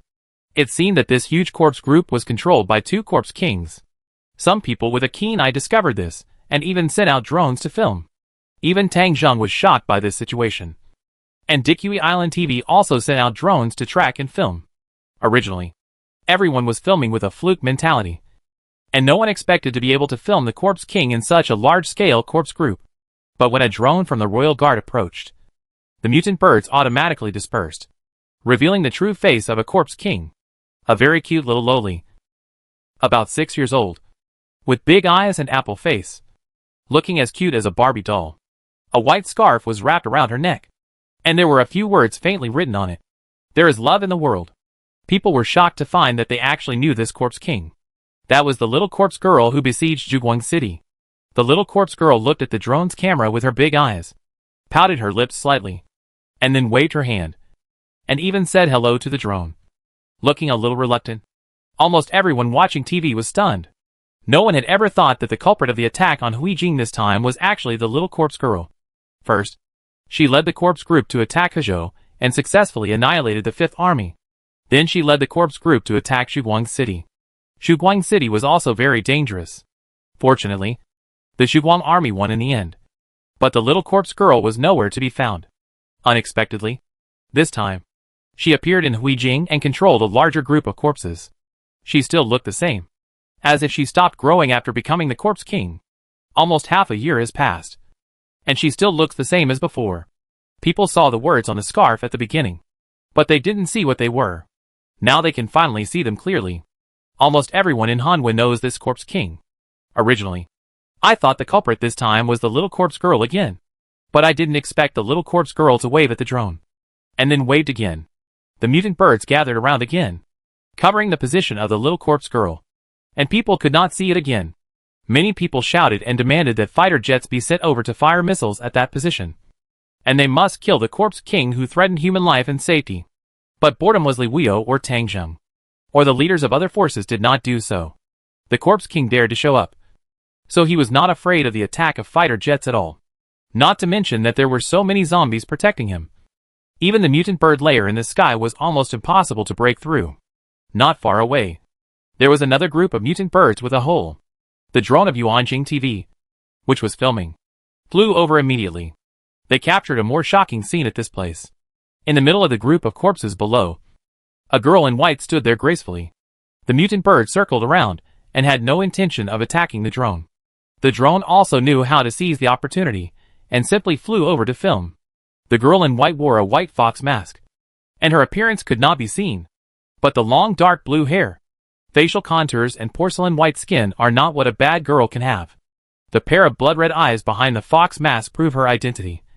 The corpse king. A white windbreaker wrapped around her slender figure, and she also wore a scarf like the little corpse girl. The same scarf. The same handwriting. Looking at this scarf, many people even doubted whether this scarf was the standard for the corpse king. It was strange to say. Who gave the corpse king this scarf with the words "There is love in the world" written on it? Who could do this? The fox-masked girl looked at the drone for a while, then lowered her head. At some point, the little corpse girl came to her side. The girl raised her hand and held the little corpse girl's hand. Then the mutant bird closed again, and the two figures disappeared. After that, zombies entered Huijing City in large numbers. The speed of the zombie group was not fast, but the goal was clear. That is, to go to the dock. The Battle of Huijing was over. The zombie group was inexplicably delayed for a while, and two zombie kings appeared. The zombies went to the dock. Because of the delay, most people were able to escape and leave Huijing and head north of Haojiang. But not everyone was so lucky. Jialing's navy and some remaining troops put up a final resistance. But they were outnumbered. In the end, except for the Navy, the remaining defenders were swallowed up by the zombies. In the end, there were about 100,000 people left. Some of them did not have time to board the ship and could only choose to jump into the water to escape. Some of them were rescued, while others remained in the river forever. The floating bridge of the Zhuguang army was also evacuated at the last moment. They had done their best. People were actually very satisfied with this result.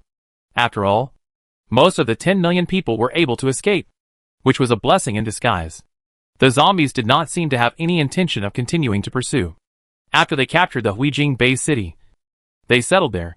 It can be imagined that for a long time in the future, no one would dare to attack this base city. Because there are two corpse kings here.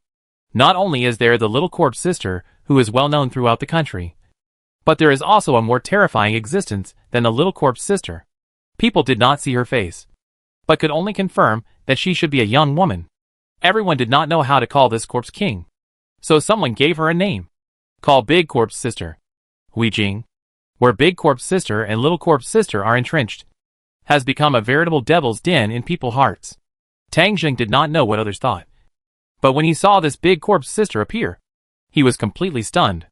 The body and temperament of this Big Corpse Sister, as well as some details and the white scarf, all made him confirm the other party's identity. That's Luo Qiuwan. That's the White Fox. Luo Qiuwan really turned into a zombie. And it's not an ordinary zombie, but a powerful zombie king. Tang Jing couldn't help but sigh, feeling very bad. He even found Gui Yun and asked him if he could turn the zombie king back into a human. Gui Yun gave Tang Jing a negative answer. At this stage, he couldn't do it at all. After all, according to Gui Yun's long-term research, one thing has been confirmed. That is, there are two types of corpse kings. One is the real corpse king, and the other is a semi-finished corpse king. Semi-finished corpse kings, like Chen Feilong, have limited abilities and incomplete evolution. They are half human and half zombies. They can be transformed back. The corpse king is different. The corpse king is also a member of the zombies, but it is intelligent. Now he has not found a way to transform the zombies back. And of course, it is impossible to transform the corpse king back. As for whether it will succeed in the future, Gui Yun is not sure. At least there is no hope now. Chapter 342. The sudden zombie siege of Huijing completely disrupted people's lives. Every time the zombie king appeared, it was a heavy blow to the human psychological endurance. Especially seeing that the zombie king was getting stronger and stronger. Many people even doubted whether humans could still dominate the world and whether they would perish. The civil war in Han West suddenly stopped here. And even Tang Jing did not choose to continue fighting, even though it seemed that he and Li Wuyo alliance had gained the upper hand. The zombies entrenched in Huijing are worrying. Neither Tang Jing nor Li Wuyo dare to mobilize troops for a large-scale expedition. And they have another important thing to do, which is to rescue the people of Huijing who have crossed the Haojiang River. Tian Mingfei has received accurate news. After driving away everyone, he set himself on fire in the palace. This person has preserved his last bit of dignity and did not give others a chance to judge him. But the matter in Huijing is not over yet. Especially Li Wuyo. She must take on the responsibility of rescuing the people at this time. Tang Jing did not take the lead in this matter. He just sent some food to the people on the north bank of Haojiang River out of humanitarian concern to alleviate their imminent survival problems. After that, everything was left to Li Wuyo. After all, no matter from which aspect, Li Wuyo was the most suitable person to handle this matter. Li Wuyo did not disappoint the people of the empire. She was originally a kind woman. Not to mention that she was the heir to the empire. So she immediately devoted herself to the busy rescue work. She gathered the survivors, solved their food and clothing problems, organized the diversion, transported them to various base cities, and then the base cities under her control received and settled them. She was busy. In addition, there were other base cities in Jialing Empire. Some of the base cities relatively north of the empire chose to return to Hanyu Empire and return to the princess's rule. As for the few base cities in the south, they were indeed out of reach. So they chose to join the empires in the south. Li Wuyo couldn't take care of so many now. She was very happy to be able to take back half of the territory and population of Jialing Empire. On Dikui Island, Tang Jing hung up the call with Li Wuyo, with a slightly embarrassed look on his face. Li Wuyo called him, and at first, she was just discussing some rescue matters with him. Tang Jing gave her some advice. And then Li Wuyo said that the royal guards needed to temporarily stop fighting for a while, because she was really busy. The royal guards also suffered a lot of losses in this battle, especially the battle in Huijing Plain, which was suddenly attacked by armed zombies, with more than 100,000 casualties. There were also heavy losses in the fierce battle in Jialing Mountain area, and they really needed to slow down. Although Tang Jing had other plans in mind, they did not conflict with Li Wuyo ideas, so he agreed. Unexpectedly, at the end of the call, the princess' words made Tang Jing speechless. Tang Jing, do you think that big corpse sister with a scarf is the mother of the little corpse sister? Tang Jing was stunned and could only say no in a low voice. He had owned 3 such scarves. One was picked up by the little corpse sister, one was taken away by Luo Qiuan, and the last one was given to Li Wuyo. Li Wuyo was very happy when she received the scarf. Tang Jing still remembered that she once said that she didn't want others to have the same gift as her. Tang Jing thought that the 2 scarves would never appear again, so he promised solemnly that they would not appear again. Then the little corpse girl appeared. When Li Wuyo called him that time, she jokingly asked him if there would be another girl with a scarf. Tang Jing thought that a coincidence was enough once, and of course, it wouldn't happen a second time. So he patted his chest and promised that it wouldn't happen again. As a result, Luo Qiuan appeared again. So when Li Wuyo asked this question for the 3rd time, Tang Jing felt that he could not clear himself even if he jumped into the Yellow River. Fortunately, Li Wuyo did not seem to intend to delve too deeply. After hearing Tang Jing answer, he still smiled and said goodbye to Tang Jing before hanging up the phone. After hanging up the phone, Tang Jing was still a little depressed. This is too coincidental. He decided that he would never wear a scarf again from now on. Li Wuyo's side was just an episode, and Tang Jing still had his things to do. That is the issue of prisoners after the battle in Yuling this time. In the underground cell of the Military Intelligence Bureau of Dikui Island, Tang Jing met Jin Junxian of the Tiger Empire. When Tang Jing saw him, this guy who had always been elegant in the past was already depressed and had a half-dead attitude in the cell. Tang Jing understood why Jin Junxian was like this. Losing the battle was one aspect, but more importantly, Jin Junxian knew that after he was defeated and captured this time, he had no hope of ascending the throne of the Tiger Empire. At this moment, his mentality was similar to that of Tian Mingfei, who set himself on fire. He could no longer be the emperor, and there was no point in living. So after being taken into this dungeon, he almost lost his will to live, and was just waiting to die here. In his opinion, he had invaded Hanwei, and now that he was caught by Tang Jing, there was no way he could live. But Tang Jing didn't think so. He ordered someone to open the prison door and bring Jin Junxian over. When Jin Junxian saw Tang Jing, a trace of fear first appeared on his face, and then he was relieved. He sat crookedly on the chair and said in a desperate tone, "I never thought that I would have the famous General Tang Jing come to see me off on my last journey. I am really flattered. But General Tang, you are so mean. I am about to die. Please give me a good meal." Tang Jing smiled. "What do you want to eat?" "Whatever is delicious. And some good wine. I won't be afraid when I am drunk. Also, give me a box of cigarettes. Forget about women. I guess you won't arrange that for me. Just food and drink will be enough." Tang Jing asked again, "Do you have any other wishes? Or any unfulfilled wishes?" Jin Junxian finally showed a trace of resentment on his face. "Tang Jing, if you can win in the future, I hope you can kill Qiu Tian and Song Yinghao. These 2 scumbags have made me suffer. If they hadn't deceived me, I wouldn't have been stupid enough to fight against the Zhuguang army in the end. As a result, the 2 of them took the opportunity to run away. I won't hate you even if I die. We were fighting originally, but I hate these 2 things. If you can kill them, remember to let someone tell me in front of my grave, so that I can rest in peace when I die." Tang Jing nodded. "No problem. Then do you want to eat this meal now? Or after returning home?" "Of course now." "What did you say?" Jin Junxian could hardly believe his ears. His voice trembled a little. You want to let me go back to China?" Tang Jing had a blank expression. "Then do you want to go back to China?" Jin Junxian's eyes suddenly flashed with hope. But the hopeful look did not last long, and soon dimmed. "If you really want to give me a way out, then let me stay here. If I return to China, I will definitely be killed by my cousin. He will not leave me as a scourge. I lost the battle, which just gave him an interface to get rid of me." Tang Jing looked into his eyes. So you have no ambition? I thought you still wanted to seek revenge on Qiu Tian and Song Hao in person. I am now. How is that possible? Jin Junxian stuttered in reply. But the light in his eyes became brighter and brighter. And he heard a different taste in Tang Zheng's words. Tang Zheng looked directly at Jin Junxian. Jin Junxian. I will only say this once now. If I give you a chance to return to the country and help you ascend the throne of the Tiger Empire, then are you willing to obey my orders and fight side by side with the Zhuguang army from now on? Are you serious? Jin Junxian had already stood up, his body shaking uncontrollably. Just say whether you are willing or not. I am willing. I am willing 1,000,000 times. Jin Junxian's eyes were red. Tang Zheng smiled. Very good. Keep this mood. You come in. Outside the dungeon, Gui Yun, He Shui, and a medical expert walked in. Tang Zheng looked at Gui Yun and the others. Do you think he is in this state? Gui Yun nodded. You are in the right mood. My experiment will be verified soon. The medical expert said, it is indeed suitable for surgery. It should be completed soon. He Shui also said, my bomb is also ready and can be implanted during the operation at any time.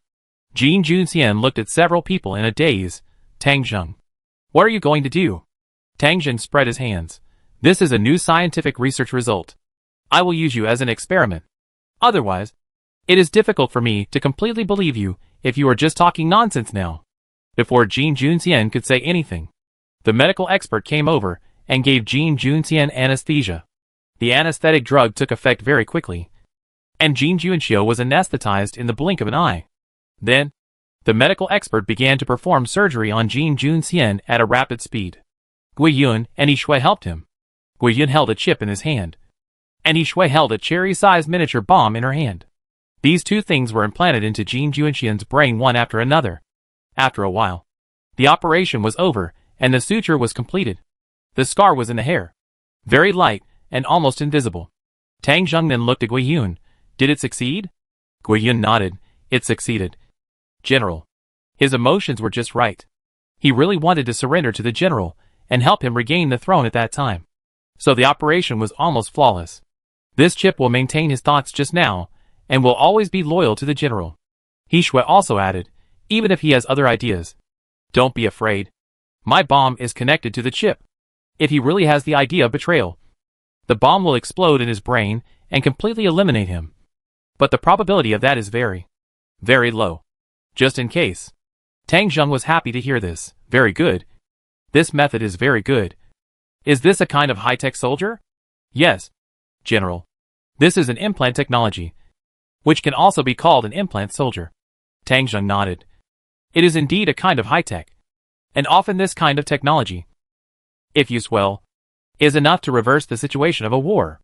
Now just wait for Jin Junxian to wake up, and Tang Zheng can start the next plan. Chapter 343. After a while, Jin Junxian woke up. After getting up and seeing Tang Zheng, Jin Junxian actually forgot about the implanted event. His emotions were still on Tang Zheng's request to return to the country to take the throne. He said passionately, General Tang, don't worry. As long as you can do what you said, the Tiger Empire will follow your lead in the future. I will do whatever you ask me to do. Wherever the Zhuguang army goes, the Tiger Empire will follow. Gui Yun looked at an instrument and nodded slightly. His brain waves were connected to the lie detector. What Jin Junxian said at this moment was true. Okay. Now there is something for you to do. Your Tiger Empire has sent people to Dikui Island, hoping to exchange the prisoners captured by us in Yunling for ransom.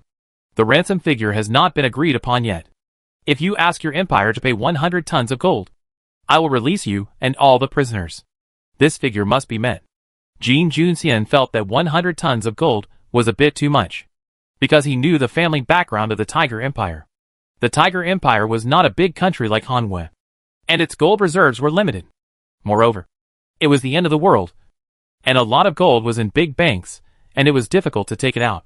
Now the total amount of gold in the Tiger Empire was less than 100 tons. Tang Zheng wanted so much at once, and normally he would not agree. But at this moment, he didn't know what happened.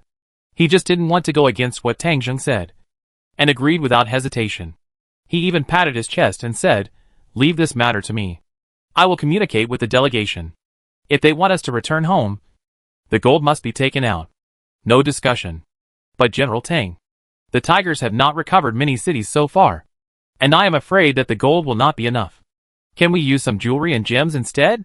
Yes. I will ask someone to give you a price list. Gold and jewelry are both fine, but the quantity must meet the requirements. No problem. I will definitely get it done. Tang Zheng smiled and signaled the guards to open the dungeon and let Jin Junxian leave. Food had been prepared for him outside, and after he finished eating, Tang Zheng negotiator would appear. Gui Yun reported this to Tang Zheng when he came back from Yunling, saying that he had developed a method of controlling people using implant technology. Tang Zheng immediately thought of Jin Junxian.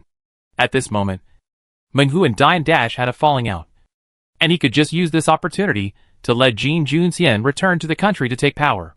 In this way, the alliance between the countries was completely broken, and there was no possibility of recovery. The Tiger Empire's betrayal will definitely affect the next strategic deployment of Dian and Dash. At least the three families that cannot stick together are no longer as scary as before. Once Jin Junxian takes power and the time is ripe, Tang Zheng can launch a counterattack on this area.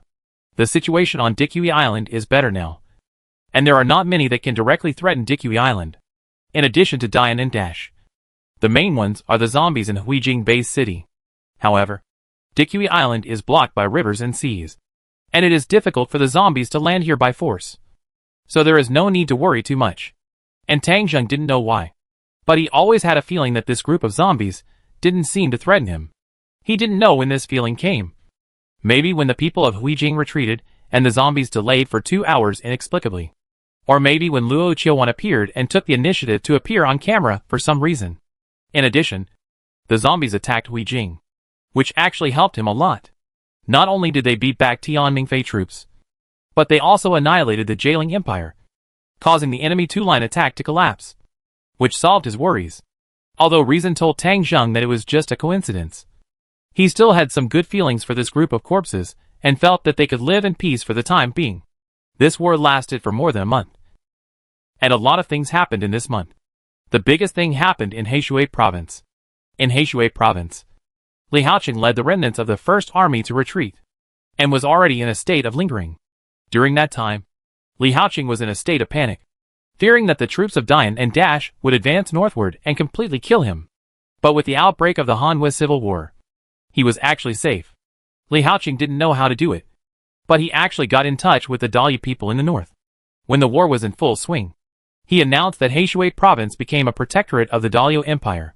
The royal family of Dalio also gave strong support to Li Haoqing, dispatched a large number of troops into Heishui, and began to immigrate there in large numbers. When the Hanwei Civil War temporarily died down, he was rejuvenated. The joint garrison of both sides exceeded 400,000 people, which turned out to be a tough nut to crack. This incident was also condemned by the whole country. But Tang Zheng was fighting in Yunling at that time, and had no time to pay attention to it.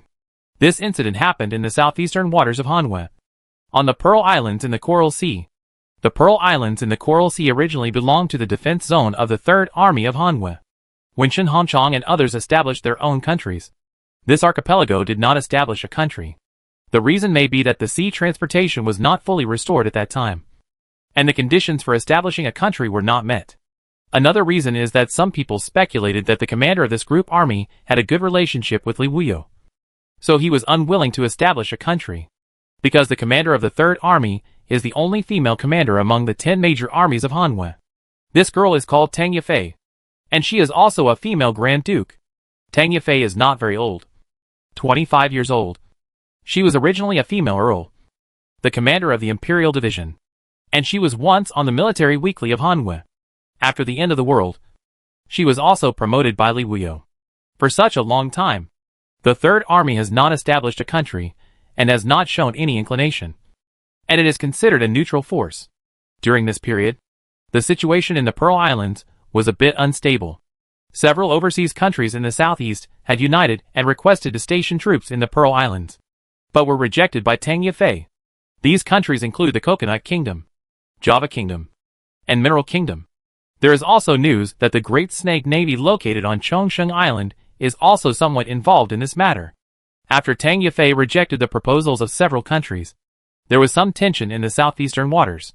However, now that Hanwei is falling apart, everyone is wary of each other, And there is no war. So this news is not very eye-catching. These are the two main things happening outside. There are some other things, such as after the fall of Jailing, some news came out that corpse kings appeared in other continents. But it has not been confirmed. After all, not every country's communication has been restored so quickly. Some underdeveloped areas have not yet fully restored communication with other countries. Communication in many places is still only regional.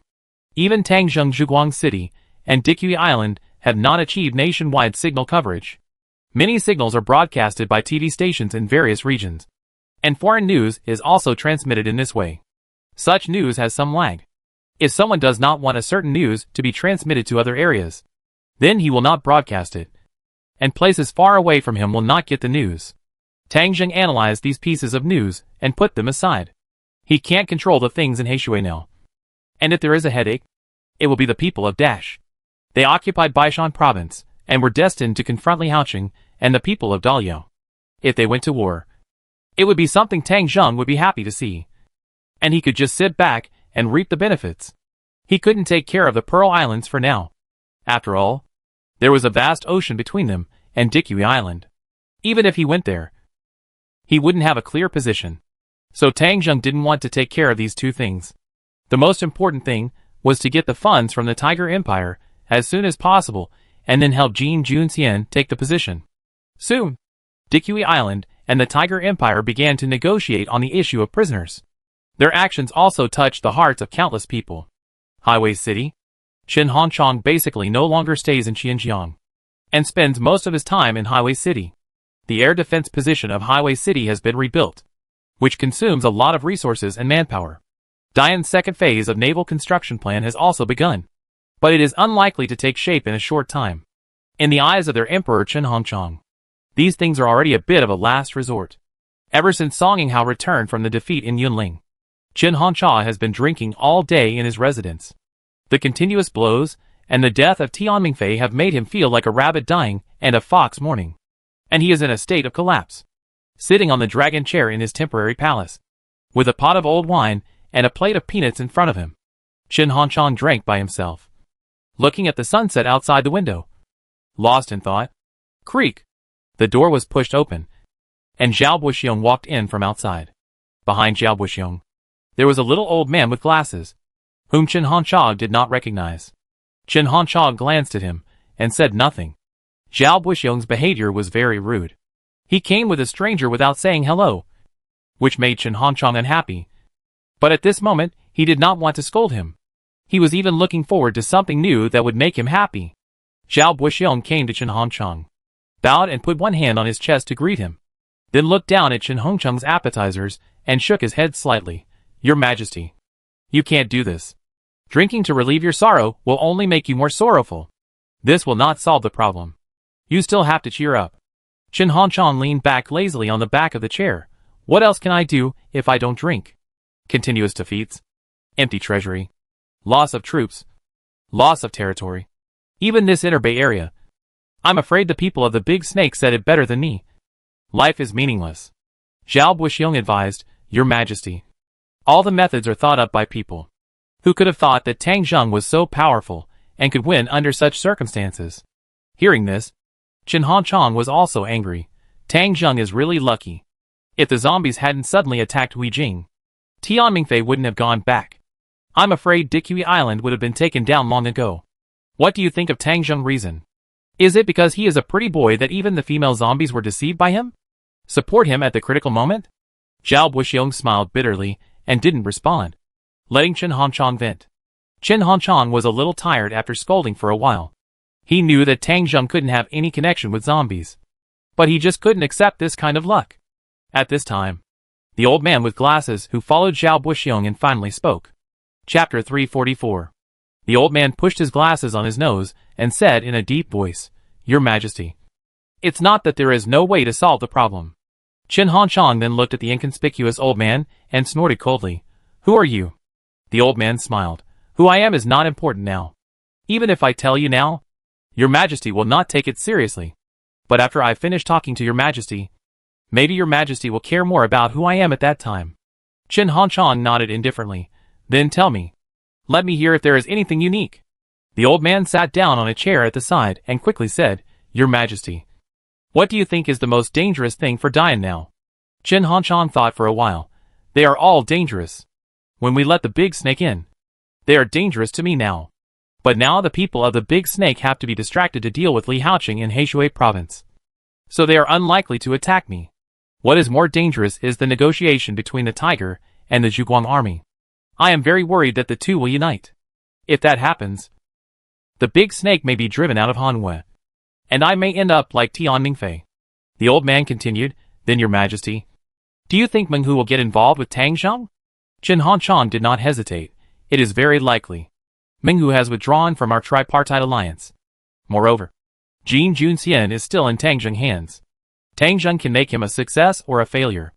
I believe Tang Zheng will not miss this opportunity." The old man laughed. "Although Your Majesty has drunk, he looks sober. We can talk about the next thing." Qin Hanshan snorted from his nose, without comment, just waiting for the old man to continue. The old man continued, "Then, in Your Majesty's opinion, who can threaten Dikui Island?" Qin Hanshan thought for a while. "Dikui Island is almost no threat. To the north of it is my territory. I lost the battle with the snake's people, and I can't take care of myself. To the northwest is Li Wuyo ally. To the south is the almost impassable Zhonghai city. To the east is the vast ocean. The only thing that can threaten him is probably the zombies in Huijing in the west." At this point, Qin Hanshan was indignant again. The big corpse sister in the zombie group is a fool. If she is not a zombie, I really suspect that she has an affair with Tang Zheng. After conquering Huijing, she just lies there and doesn't move. You continue to go east. Are the zombies afraid of wasting their troops? Hearing Qin Hanshan's complaint again, the old man smiled. "Your Majesty, do you think that group of zombies can really threaten Tang Zheng?" Qin Hanshan was stunned for a moment, and after thinking carefully, he finally shook his head slightly. "There will be a threat, but it won't be too big. After all, Dikui Island is surrounded by water, and it's too difficult for zombies to get up there." The old man nodded. "Then, Your Majesty, think about it again this time. What else can threaten Dikui Island?" Qin Hanshan thought for a long time this time, but he couldn't say anything. In his opinion, these were the only forces that could threaten Dikui Island. Seeing that Qin Hanshan couldn't say anything, Zhao Buxiong tried to smooth things over. "Sir, just tell our Majesty directly. His Majesty has been drinking, so it's inevitable that he will think a little slower. Don't keep him in suspense." The old man finally spoke. "Your Majesty, then I tell you, as Your Majesty said, as long as the zombies in Huijing Bay City don't take action, Tang Zheng is almost no threat at present. He can boldly carry out his plan. Your Majesty doesn't need to worry about whether Tang Zheng will cooperate with Jin Junxian. They have different positions and interests. Even if they cooperate, I'm afraid they won't last long and will fall apart. After all, almost all interest alliances are like this. And the real threat to Tang Zheng, I think, should come from the sea." Hearing this, Qin Hanshan was stunned. "Sea? What's on the sea?" The old man smiled. "Your Majesty's navy has been damaged, and his attention has shifted away from the sea. In fact, the most dangerous thing in the world may not be zombies or mutant beasts, but the mutant giant beasts in the sea." As he said, the old man took out a mobile phone, opened a video, and placed it in front of Qin Hanshan. Qin Hanshan picked up the video and was immediately attracted. The video screen shows a beach that doesn't look like Hanwei. On the beach, a small group of survivors are having a barbecue. In the end times, there are many such small groups. Although each base city has a large population, there are still some small groups in some hidden and unknown corners. They don't like to be restricted by entering the base city, so they survive in the wild. Anyway, the land is vast, and the population is sparse. As long as they are careful, it is not difficult to get food. For example, this small group was having a barbecue. They grilled some mutant fish and killed a mutant cow, making the beach bloody. There were about 20 people in the group, and they looked happy. One person was filming, and it was this video that recorded the following horrific scene. In the ocean, there was a sudden splash. A huge black shadow suddenly rushed out of the sea and went directly to the shore. It was a huge great white shark. The people filming retreated in fear, but did not forget to film. Those who were barbecuing screamed and shot with their guns. But this great white shark was too big. Its body length used to be 6 or 7 meters, But now it is more than 20 meters. Even bigger than some whales in the past. Its terrifying bloody mouth opened and swallowed some survivors easily. The survivors' guns could not penetrate the thick fat layer. In a few seconds, this shark killed most of the people on the beach. Then swallowed the mutant cow in one gulp. And swung its head and tail into the sea. As soon as the shark went into the sea, some huge marine creatures appeared. A big turtle as big as a small house came over to eat some food scraps. A huge starfish even crawled ashore. Its body more than 10 meters long squirming on the ground for a while, swallowing up all the blood on the blood-stained beach. There were also some big fish, all kinds of which could not even be named. And they also ran to the beach to wander around. Their fins have evolved, like short legs, which can help them crawl on the beach.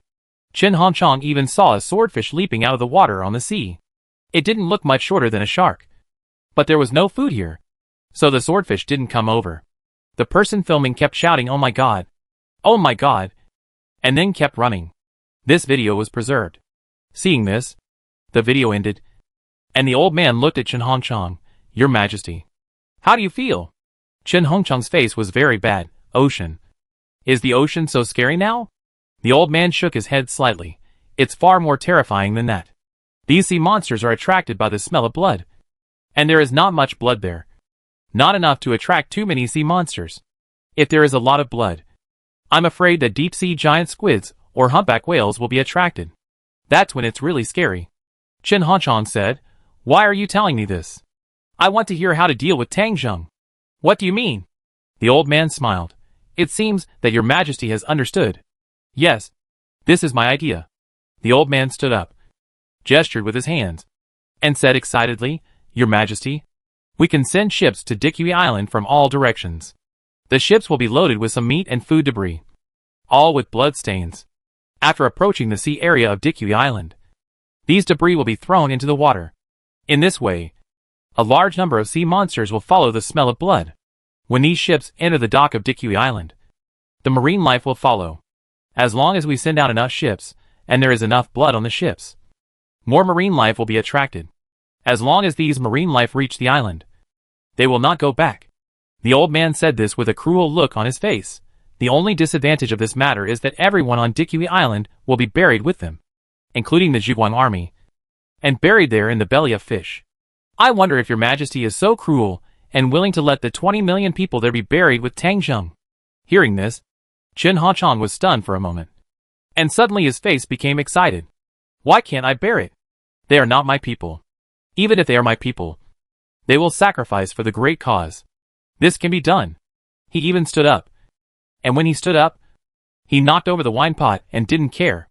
His eyes were a little red. And he looked at the old man. "I agree with this plan in principle.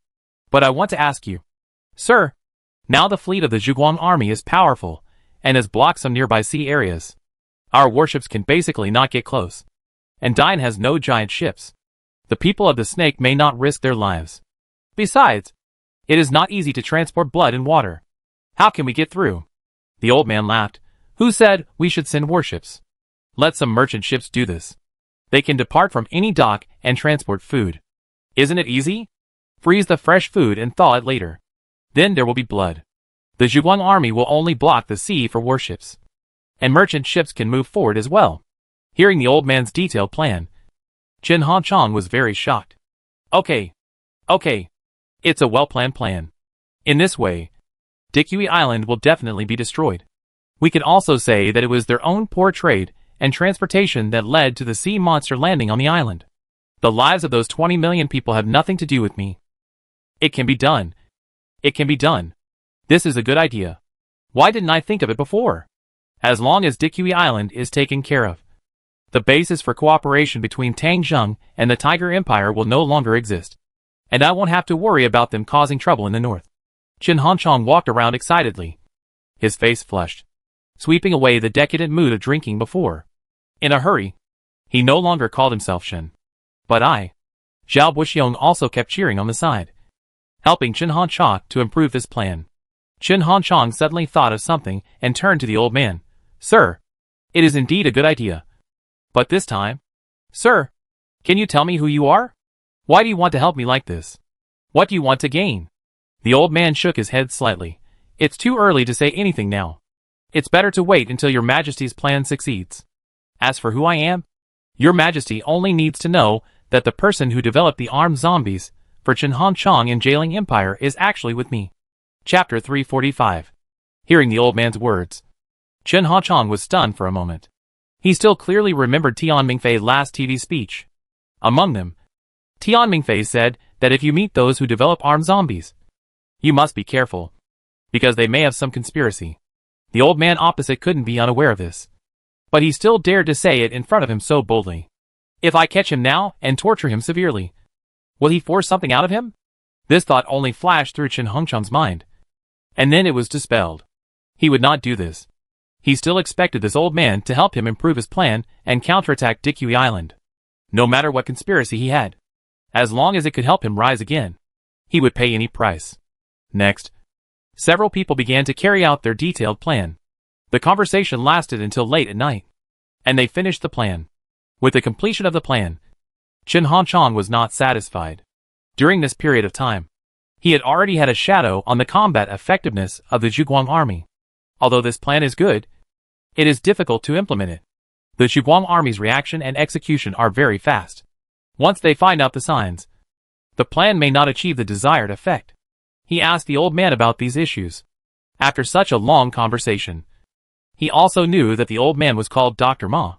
Dr. Ma smiled and answered when he heard Chen Hongchang's question, Your Majesty, don't worry. The Zhuguang army has been our research object for a long time. According to our investigation, the strategic formation and command of the Zhuguang army are almost all done by Tang Zheng alone. As long as we can get Tang Zheng to leave Dikui Island, then Dikui Island will be leaderless and easy to deal with. Oh, will Tang Zheng leave? Dr. Ma nodded, of course. Tang Zheng is not the only smart person in the world. Many people know what he wants to do after capturing Jin Junxian, so he may not go to other places. But he will definitely go to the Tiger Empire, and there are good things waiting for him there. Chen Hongchang listened with some disbelief. Will he really go? If I were Tang Zheng, I would send my subordinates there. If Jin Junxian really turned against him, he would have an advantage over the Tiger Empire. Why would he take the risk himself? Dr. Ma smiled and said, It's nothing but profit. Besides, it's not so easy to take over the Tiger Empire now. No matter the people of Dash or Daliao, they don't want to see Tang Zheng annex the Tiger Empire. So he will go. Early June. The negotiations between Dikui Island and the Tiger Empire were not as smooth as Tang Zheng expected. The first was the ransom for the prisoners of war. Although Jin Junxian tried very hard to help the Zhuguang army, the representatives of the Tiger Empire were reluctant to give in. Even the people from Daliao and Dash spoke out one after another, expressing their hope to see the two sides resolve the issue through peaceful negotiations. If the issue cannot be resolved at the negotiation table, they will send troops to help the Tiger Empire defend itself. Tang Zheng wants to gain control of the Tiger Empire, but he does not want to expand the war in the north. The situation in the Pearl Islands is unstable now. If Tang Zheng wants to upgrade his position as a division commander, he must control 3 islands. The Pearl Islands are a place he must go to sooner or later, and he does not want to put all his troops in the north. Therefore, if we want to conquer the Tiger Empire, we must do it quickly. At least we cannot give the Snake and Daliao the opportunity to send troops to interfere. After many days of negotiations, we finally made some progress. The Tiger Empire is willing to pay 55 tons of gold, as well as a number of other platinum, silver, gems, pearls and other items to make up the remaining gold price difference. Tang Zheng agreed with this point. It is actually better for him to use jewelry instead of gold, because the uncertainty of the value of jewelry can often bring him higher returns. He agreed to this, but the Tiger Empire also made a request. It was not convenient for them to transport these things now. After all, the journey was long. If there were problems during transportation, they would not be able to pay a second ransom. So they asked the Zhuguang army to escort the prisoners to the Tiger Empire and hand over the money and the people there. The person in power in the Tiger Empire now was Jin Junji, Jin Junxian's cousin. This person made a request. That is, Tang Zheng must be present in person to negotiate with him in order to show his sincerity. He said that other people were not equal to him and were not worthy of negotiating with him face to face. If Tang Zheng did not have this sincerity, then he would rather not redeem these captives and let the people from Dash and Daliao come to assist in defense. Faced with the other party's request, Tang Zheng hesitated. Tang Zheng did not want to go. The first reason was that the situation on Dikui Island was a little unstable during this period. Although it had gone through several rounds of purges, Dikui Island was not Zhuguang City after all, and the Zhuguang army's foundation here was relatively weak. During the time when Tang Zheng was fighting, this place was heavily infiltrated by external forces. When Tang Zheng checked his upgrade tasks, he found that the number of people who truly belonged to Dikui Island had risen a little slowly recently. So he knew that there were still some forces active here. He originally planned to stay here for a while and govern Dikui Island well. The second reason was that Tang Zheng felt that the other party had to go there by himself. Maybe there was some conspiracy. Tang Zheng had the system, and now the troops were formed. As long as he took steady steps, the speed of strength improvement would exceed anyone else. The system relies on Tang Zheng to exist. Once Tang Zheng is in danger, the system will cease to exist, and all previous efforts will be in vain. So Tang Zheng will not personally take risks. Of course, there are benefits to going there. First of all, gold and other things can be directly obtained. Once Tang Zheng gets the gold, he can immediately convert the system funds. It is safest to put it in the pocket. Now Tang Zheng has a premonition that the future war will only escalate. Although the Corpse King has appeared, many people will not stop because of the appearance of the Corpse King. After all, many countries and regions do not have Corpse Kings. They have not experienced the pain, so they will not pay so much attention. For example, those overseas countries are far away from each other, and zombies can't come here anyway. As long as the local zombies are eliminated, they will be safe. It's strange that they care about Han Yu's Zombie King, but these alone are not enough for Tang Zheng to take risks. The opponent's territory is heavily guarded everywhere. If they really plan to attack him there, Tang Zheng will not be able to resist. There are also prerequisites for the bathroom riot. And the first prerequisite is that there can't be too many enemies. So Tang Zheng didn't reply to the Tiger Empire and hadn't decided whether to go or not. Seeing that Tang Zheng was reluctant to express his opinion, Jin Junji proposed another condition. The place of the transaction can be within the territory of the Tiger Empire. The specific location can be determined by Tang Zheng, and the number of participants in the meeting can also be determined by Tang Zheng. But it must be in the city or county that has been recovered. After all, they can't go deep into the city where the zombies are and negotiate with Tang Zheng. After hearing this, Tang Zheng also deliberately checked the map of the Tiger Empire. As a result, there was really a place that made Tang Zheng a little excited. After the end of the world, the Tiger Empire, like other countries, also wanted to restore the country, but did not complete it. At present, they have recovered 2 prefecture-level cities, and some county towns in the territory. Tang Zheng will not go to those 2 prefecture-level cities. Too dangerous. But among the other recovered counties, Tang Zheng has his eyes on one of them. Qiushi County. This county is a mountainous county in the Tiger Empire. Everything else is ordinary, with a small population. There are also few zombies after the end of the world. It is one of the earliest counties recovered by the Tiger Empire. But here is something Tang Zheng needs very much. Nuclear reactor. Before the end of the world, this was the nuclear test plant of the Tiger Empire, located in the mountains. The Tiger Empire has conducted many nuclear weapons tests, but it did not really make nuclear weapons in the end. However, this nuclear reactor was made, and it is estimated that it is not far from making nuclear weapons. Unfortunately, the end of the world came. Everything was destroyed, and their nuclear weapons did not appear in the end. Now that talents are dwindling, it is unknown when they want to make nuclear weapons. Tang Zheng fell in love with this place at first sight, regardless of whether this trip could take down the Tiger Empire in one fell swoop. As long as he could get the nuclear reactor, it would be fine, because this kind of place cannot do without a substance. That is, enriched uranium. Han Yu's enriched uranium is probably in the desert area, or Li Wuyo should have it. But Tang Zheng has no position to ask for it, so he has been thinking about finding new enriched uranium. He has Yishui under him. As long as he finds new enriched uranium and gives it to Yishui, he can make a small nuclear bomb again. You know, Tang Zheng doesn't even have a small nuclear bomb in his hand at the moment. So Tang Zheng wants to go on this trip. But there is a strong smell of conspiracy in this matter. The other party insisted on letting him go, which is very strange in itself. It is very likely that they want to play a decapitation operation. But Tang Zheng couldn't think of any way the other party could deal with him for a while. The location is decided by himself. And the number of participants is also determined by himself. If he arranges a one-on-one negotiation with Jin Junji, can Jin Junji kill him single-handedly? Of course. A one-on-one fight is not possible. At least the vehicle must be driven by someone. And there must be at least one guard around. But as long as Tang Zheng controls the number of people, if there are only a few people, he really doesn't believe that the other party is sure to kill him. After all, he has War Eagle reconnaissance and radar reconnaissance. If the other party has an ambush, it will be discovered. Why are they so confident? This matter troubled Tang Zheng for a while. He thought about it for a long time, but couldn't think of any good way for the other party. He decided to go on this trip himself. If everything went well, he could get the gold directly and find some enriched uranium. Then, he would return with a full load. He would have the final say on whether to take down the Tiger Empire immediately. More importantly, this would not give the Snake and Daliao the opportunity to send troops. Once they missed the opportunity, things would be much more troublesome in the future. However, Tang Zheng was not impatient. He told the prisoners to leave first, and he would leave in a few days. He still had to think about this matter carefully.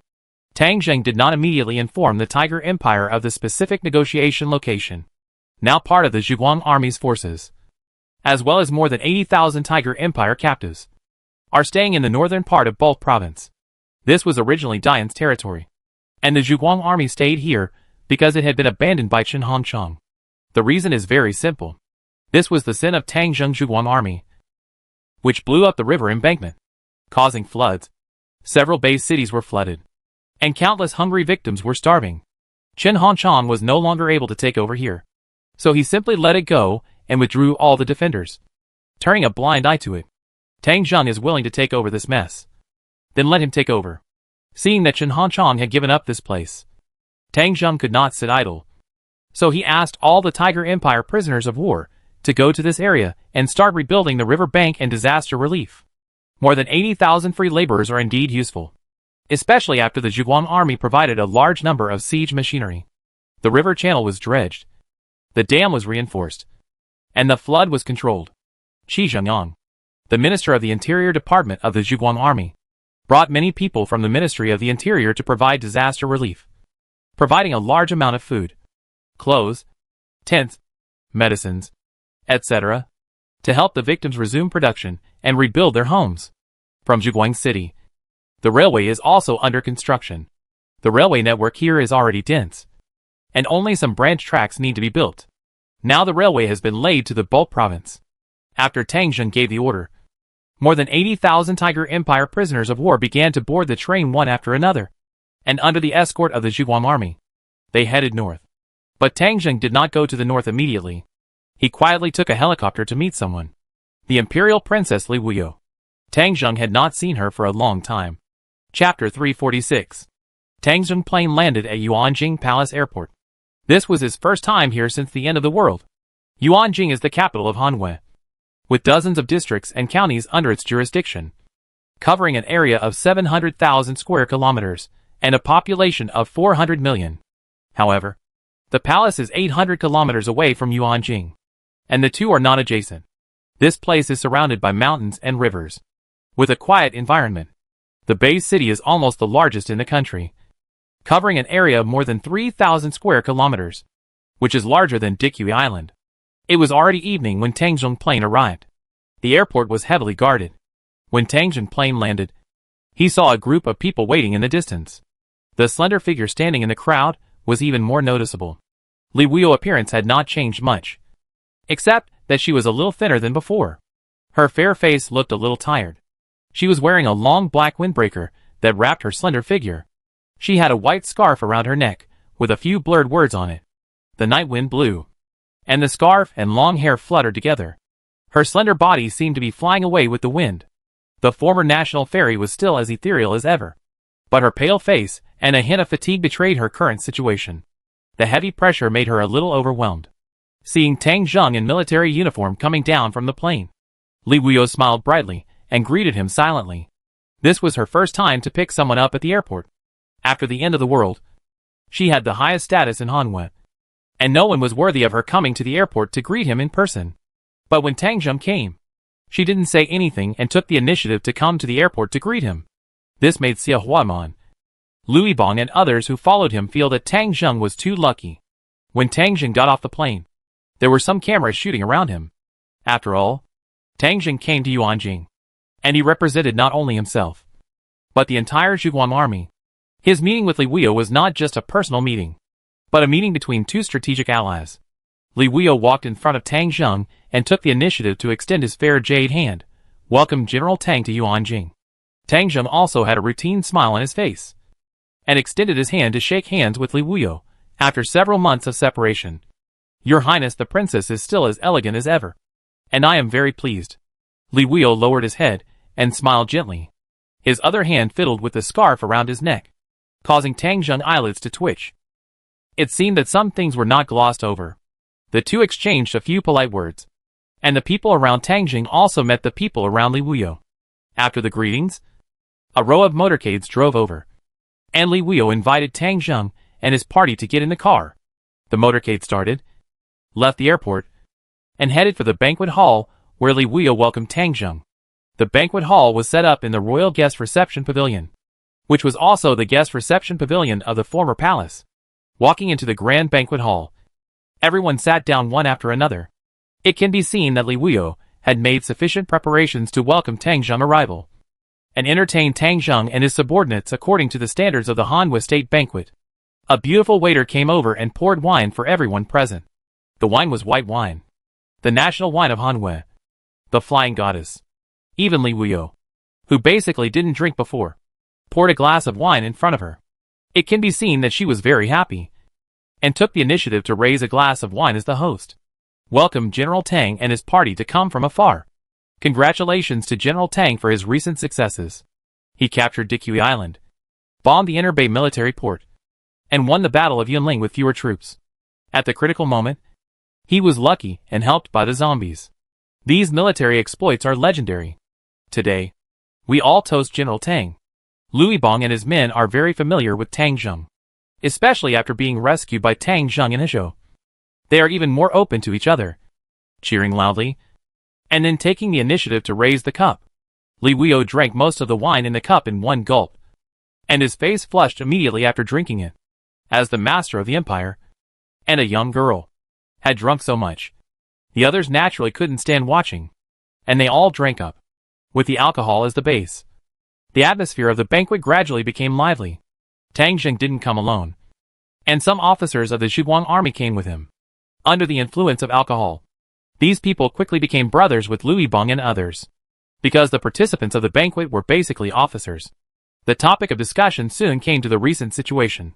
From the situation in Blackwater Province to the situation in the Pearl Islands. From the situation in Yuanjing to the situation in Zhuguang City in the Northern Territory. Any place can become a topic of discussion. Tang Zheng sat next to Li Wuyo, of course, and the two of them had a light conversation. Li Wuyo's fair face was pink due to the effect of alcohol, but her expression was still dignified, and she smiled slightly when she was happy. Tang Zheng couldn't help but sigh in his heart. Life is indeed the most experienced person. The carefree girl in the past is gone. She has grown a lot. As the banquet progressed, the people filming left, and everyone relaxed. After all, they didn't have to face the problem of broadcasting, and the conversation became casual. The officers who followed Tang Zheng also began to toast. There are rules for this kind of occasion. No matter who toasts, the first cup must be toasted to Li Wuyo. After all, as the only member of the royal family, no one can ignore her. Li Wuyo was in a good mood today, especially the people from the Zhuguang army. She would also hold a cup when they toasted, and she would not drink too little to appear perfunctory.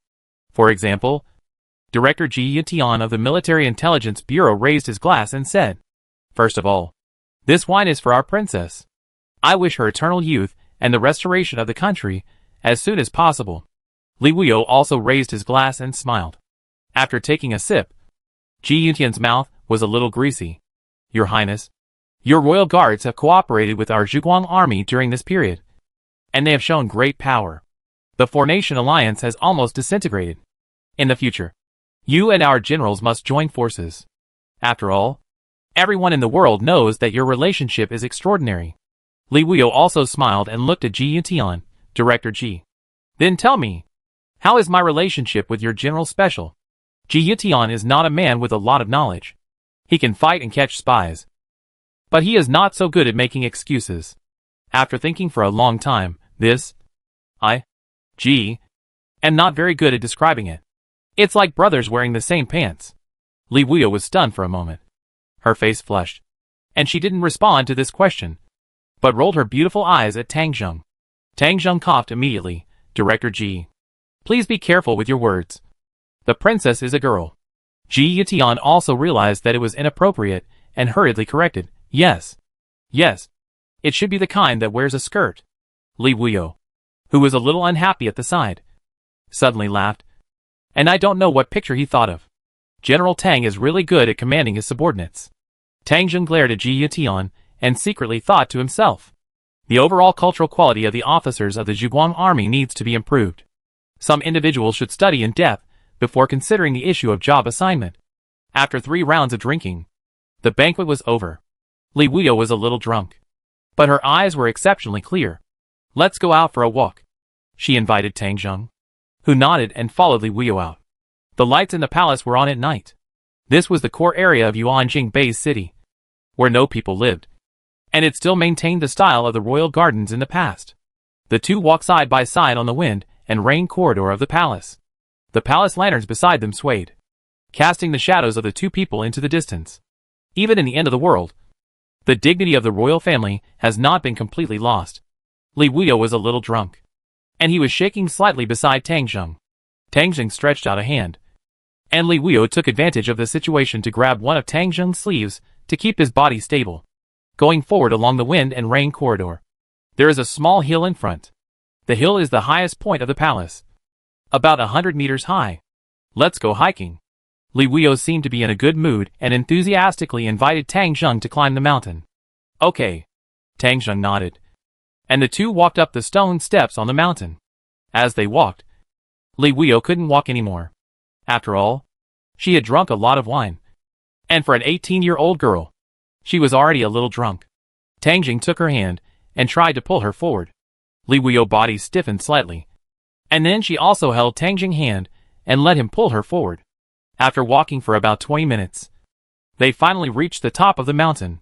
On the top of the mountain is a small park, covering an area of several hundred square meters. There is also a viewing platform of the palace here, with a double mahogany armchair. Sitting there is the best view. The two of them sat down here, and Li Wuyo also pulled back his hand and tightened his windbreaker to resist the somewhat cool mountain breeze at night. Tang Zheng also looked into the distance here. The lights below were brilliant, and the night view of Yuanjing Bay's city was very beautiful. There were many better night views than here before, but now it is the end of the world, and this night view is particularly precious. Your Highness Princess has governed Yuanjing Bay's city well, Tang Zheng praised sincerely, but did not get a reply from Li Wuyo. He looked back and saw Li Wuyo's eyes fixed on him, with a little worry in her eyes. Tang Zheng was stunned for a moment. What's wrong with the princess? Li Wuyo said slowly. At the banquet, I heard from your people that you are going to the Tiger Empire? Tang Zheng nodded slightly. This matter was also one of the purposes of his coming to Yuanjing. He wanted to ask Li Wuyo about his opinion on this matter. After all, there are not many people who can communicate with Tang Zheng on an equal footing now. Some people may not be able to give him a satisfactory answer even if they ask. After all, although Li Wuyo is young, her status and position determine that she has a longer-term vision than ordinary people of the same age. Seeing Tang Zheng nod, Li Wuyo's worry became even worse. Is it necessary? Tang Zheng pondered for a moment. If I don't go, I may suffer a great loss. If I succeed, many things will be much easier. But you are not alone, Li Wuyo said, and suddenly grabbed Tang Zheng's hand again. You still have a father and a sister, and there are thousands of people following you. When considering problems, you can't just see the benefits and ignore the risks behind the benefits. I don't want to stop you. I just hope you can think clearly about how to protect yourself to the greatest extent. If something happens to you, what will happen to your family? What about your subordinates? What about me? Our agreement? Chapter 347. The night wind blew gently.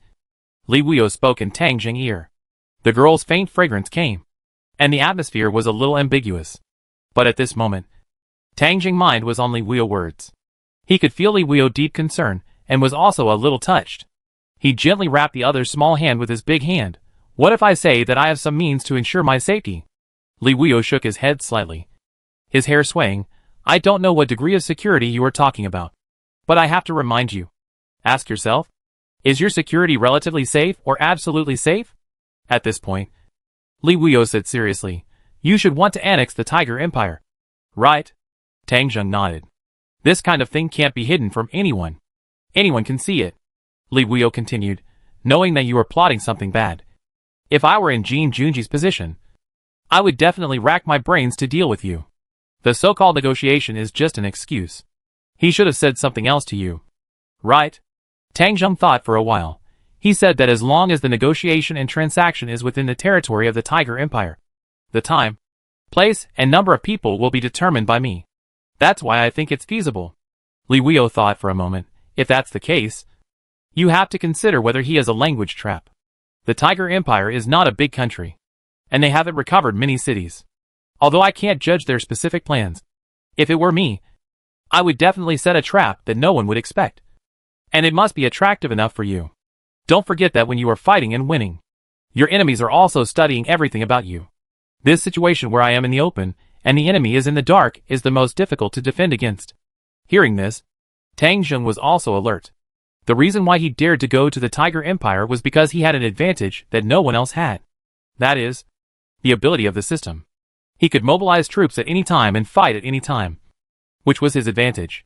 But what if the enemy advantage exceeded his ability to mobilize troops at any time? The Tiger Empire must want to kill him this time. They dared to let him set the time, place, and number of people. It can be imagined that their plan must be very serious. Am I a little too arrogant? Thinking of Li Wuyo relative safety and absolute safety, Tang Zheng gradually realized that he was not absolutely safe. Let's make an assumption. If he has set a location, and the enemy has deployed missiles hundreds of kilometers away, and suddenly launches an attack during the negotiation, how should he deal with it? Although the military strength of the Tiger Empire is not very strong, this possibility still exists. After all, there are definitely more than 1 or 2 people who want him to die. At that time, it might be too late to temporarily build an air defense system. Even if it is in time, the enemy still has the possibility of saturation attack. This is just a hypothesis. There are many other situations that no one can predict. Thinking of this, Tang Zheng looked at Li Wuyo's eyes. Your Highness Princess, don't you want me to go? Unexpectedly, Li Wuyo shook his head slightly. It's not that I don't want you to go, but I hope you can clearly weigh the pros and cons, especially the safety issue. If you are absolutely sure, then as you said, you can get great benefits by going. So why not go? I just hope you are safe. As she spoke, Li Wuyo's mood became a little sad. The alcohol was rising, making her body sway a little. Tang Zheng leaned towards her, and Li Wuyo did not refuse. Gently leaning her head on Tang Zheng's shoulder, she looked at the lights of the thousands of houses in Yuanjing Bay's city below, and her voice became a little whispery and broken. Do you know? I have been to this place many times. Every summer. Yuanjing City is very hot, and my father will bring people from the palace to the temporary palace. Sometimes my father will bring his other concubines, and sometimes he will bring my mother, my brother, and me. Whenever we come here, we will sit here at night. My brother is old and doesn't like to stay with my father and mother, but I am young and always stay with them. At that time, my father and mother sat on both sides, and I was in the middle of them. I felt that I was the happiest child in the world. My father named me Wuyo because he wanted me to be carefree. I never thought that there would be a day when I would suddenly lose them. This place, this location, this is the first time I've come here since the end of the world. I didn't dare to come here before, because I was alone when I came. Looking back now, I don't know how I got here most of the time. Sensing Li Wuyo's sadness, Tang Zheng said softly, it's all in the past. It's in the past. But the past can never come back. Tang Zheng, do you know that? Before I met you, I felt that I couldn't hold on many times. But that time in Zhuguang City, you gave me hope and strength. At that time, I felt that you were mine. Li Wuyo hesitated to speak. Tang Zheng asked with a smile, what am I to you? However, Li Wuyo did not answer this question, but said, we even made a pinky promise. Tang Zheng smiled, I remember. We also had an agreement and a promise. Yes, but sometimes I am still very scared, especially afraid of losing. I don't have much anymore. Our agreement and promise support me to move forward. If you have an accident, I am afraid. Feeling the girl's fragile emotions, Tang Jung also felt sour in his heart. He and Li Wuyo had never expressed anything other than business to each other, but he unconsciously felt the heavy responsibility on his shoulders. As he continued to grow stronger, he had become a towering tree. The princess in front of him was essentially just an 18-year-old girl, and she even had some feelings of dependence on him. And what Li Wuyo represented was not just her. She now represented the entire Hanwei, their entire nation. So the entire responsibility is really not something that ordinary people can bear. His mind turned, and he began to think about this trip to the Tiger Empire. What if it can be guaranteed to be absolutely safe? Time passed slowly. Tang Jung's previously vague thoughts began to gradually become clear. I don't know how long it took. Tang Jung found that it had become dark in front of him. The lights in Yuanjing Bay City began to gradually go out, and it was already very late. And there was a shallow breathing sound coming from his shoulder. Looking back, he found that Li Wuyo was actually asleep. The girl didn't seem to be sleeping peacefully. The night wind made her feel a little cold. Her eyebrows were slightly wrinkled, and she looked insecure. Tang Jung certainly couldn't let her sleep here, so he gently raised his hand, carried the princess down in his arms, and started walking down the mountain. As a top-level double mutant, Tang Jung's strength and stamina were amazing. He easily held Li Wuyo, who weighed only about 90 kilograms, without any pressure. Perhaps it was because Tang Jung's body temperature was too warm. Li Wuyo arched into his arms twice, found a comfortable position, and fell asleep so deeply. Tang Jung brought her all the way to the bottom of the mountain. When he saw the maids waiting at the foot of the mountain, he handed Li Wuyo to his maids. Several of her maids knew Tang Jung. When they were in Hezhou, they could be said to have been saved by Tang Jung. One of the maids, who was also a mutant, gratefully took Li Wuyo over, then patted Tang Jung's body, expressed her gratitude, and took Li Wuyo back to rest. Tang Jung returned to the residence that Li Wuyo arranged for him, and immediately arranged the next step. Before dawn the next day, Ning Yue, the guard captain who had been in Zhuguang City, came to Yuanjing Bay City and joined the action plan. Tang Jung asked about the progress of the prisoners' transportation and learned that the large army had escorted the prisoners of the Tiger Empire to the border area of the Tiger Empire. It would take about 3 days to reach Qiushi City from the border. Tang Jung also told Jin Junji of the Tiger Empire that the transaction would be carried out in Qiushi City 3 days later. The time was 3 days later, and the number of negotiators on both sides was only 3. Tang Jung brought 2 followers, and Jin Junji could only bring 2 people. Before the transaction, the Tiger Empire could send people to the border to check the number of prisoners. Jin Junxian was also among the prisoners. Tang Jung also asked the other party to deliver all the gold, jewelry, and other things to the transaction location within 3 days. This is also to ensure the sincerity of the transaction between the 2 parties. If this cannot be achieved, there is no need to proceed with the transaction. After hearing Tang Jung news, Jin Junji agreed almost immediately. The 2 sides determined the time and place of the transaction, and Tang Jung was ready to set off immediately.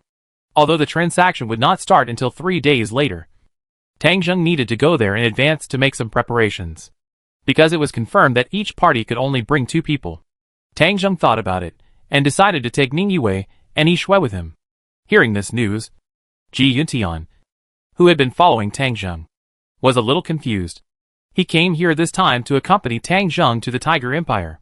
Why did Tang Jung only take 2 girls with him when the time came? However, Tang Jung did not intend to explain this matter. He had his own plan. He looked at the time. It was just 7 o'clock in the morning. Tang Jung took the 2 girls and immediately left their residence and drove to the airport.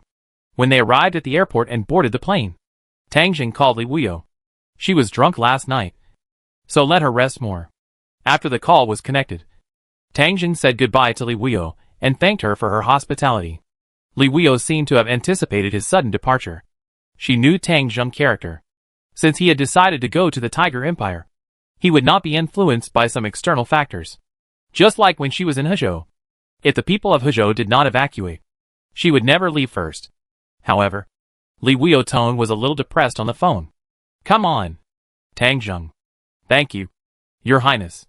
Your words helped me a lot last night. Don't worry. I will be fine. Tang Jung hung up the phone, and the plane took off. What he didn't know was that Li Wuyo was now in the terminal of Yuanjing Airport, silently watching Tang Zheng plane take off through the brown glass. Bon voyage, my hero. Chapter 348. A transport helicopter, under the protection of an Apache formation, flew over the border between Hanwei and the Tiger Empire. The Tiger Empire's territory is not large. After flying for a while, the helicopter arrived at Tang Zheng destination, the sky above Qiushi County. This place is very remote. In the distance are barren bald mountains and piles of rocks. Even though it is already June, there is still not much green. When the plane just approached Qiushi County, Tang Zheng and the other two got off the plane. The plane landed in a deserted mountainous area, and Tang Zheng opened the system page. He first built a radar station here. This mountainous area is hidden and belongs to a typical uninhabited area, so it is convenient to build a radar here. After the radar is built, the area within a radius of 500 kilometers is covered by the radar. This includes the place where the transaction is negotiated and the location of the nuclear reactor that Tang Zheng is interested in. The radar produced by the system is different from ordinary radars. General radars are air defense radars, which are mainly used to monitor the sky. If there are aircraft approaching, they can be detected. Some radars are more advanced and can monitor large vehicles on the ground. However, there are almost no radars that can accurately monitor people, except for the light-chasing army. Once this radar is established, all living things around can be displayed on the radar. Tang Zheng even saw zombies far away, but around the transaction site, there were no zombies, only some light spots representing mutant birds occasionally flying in the sky. However, there are some vehicles moving around near the trading site, which should be transporting gold there.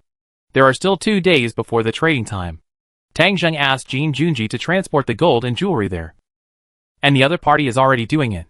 Seeing this, Tang Zheng was quite satisfied, although the other party must have a plan that he didn't know about. The premise of this plan was that they must transport the gold to the right place. Otherwise Tang Zheng would not be able to release the prisoners. The prisoners have now entered the territory of the Tiger Empire under the escort of the Zhuguang army, but they have not gone too far. Tang Zheng looked at the situation at the nuclear reactor again and found that there was no one there. Tang Zheng opened the system again and bought a Polaris all-terrain vehicle. Ning Yue and Yi Shui followed Tang Zheng and got on the vehicle together. The other planes began to take off and retreat.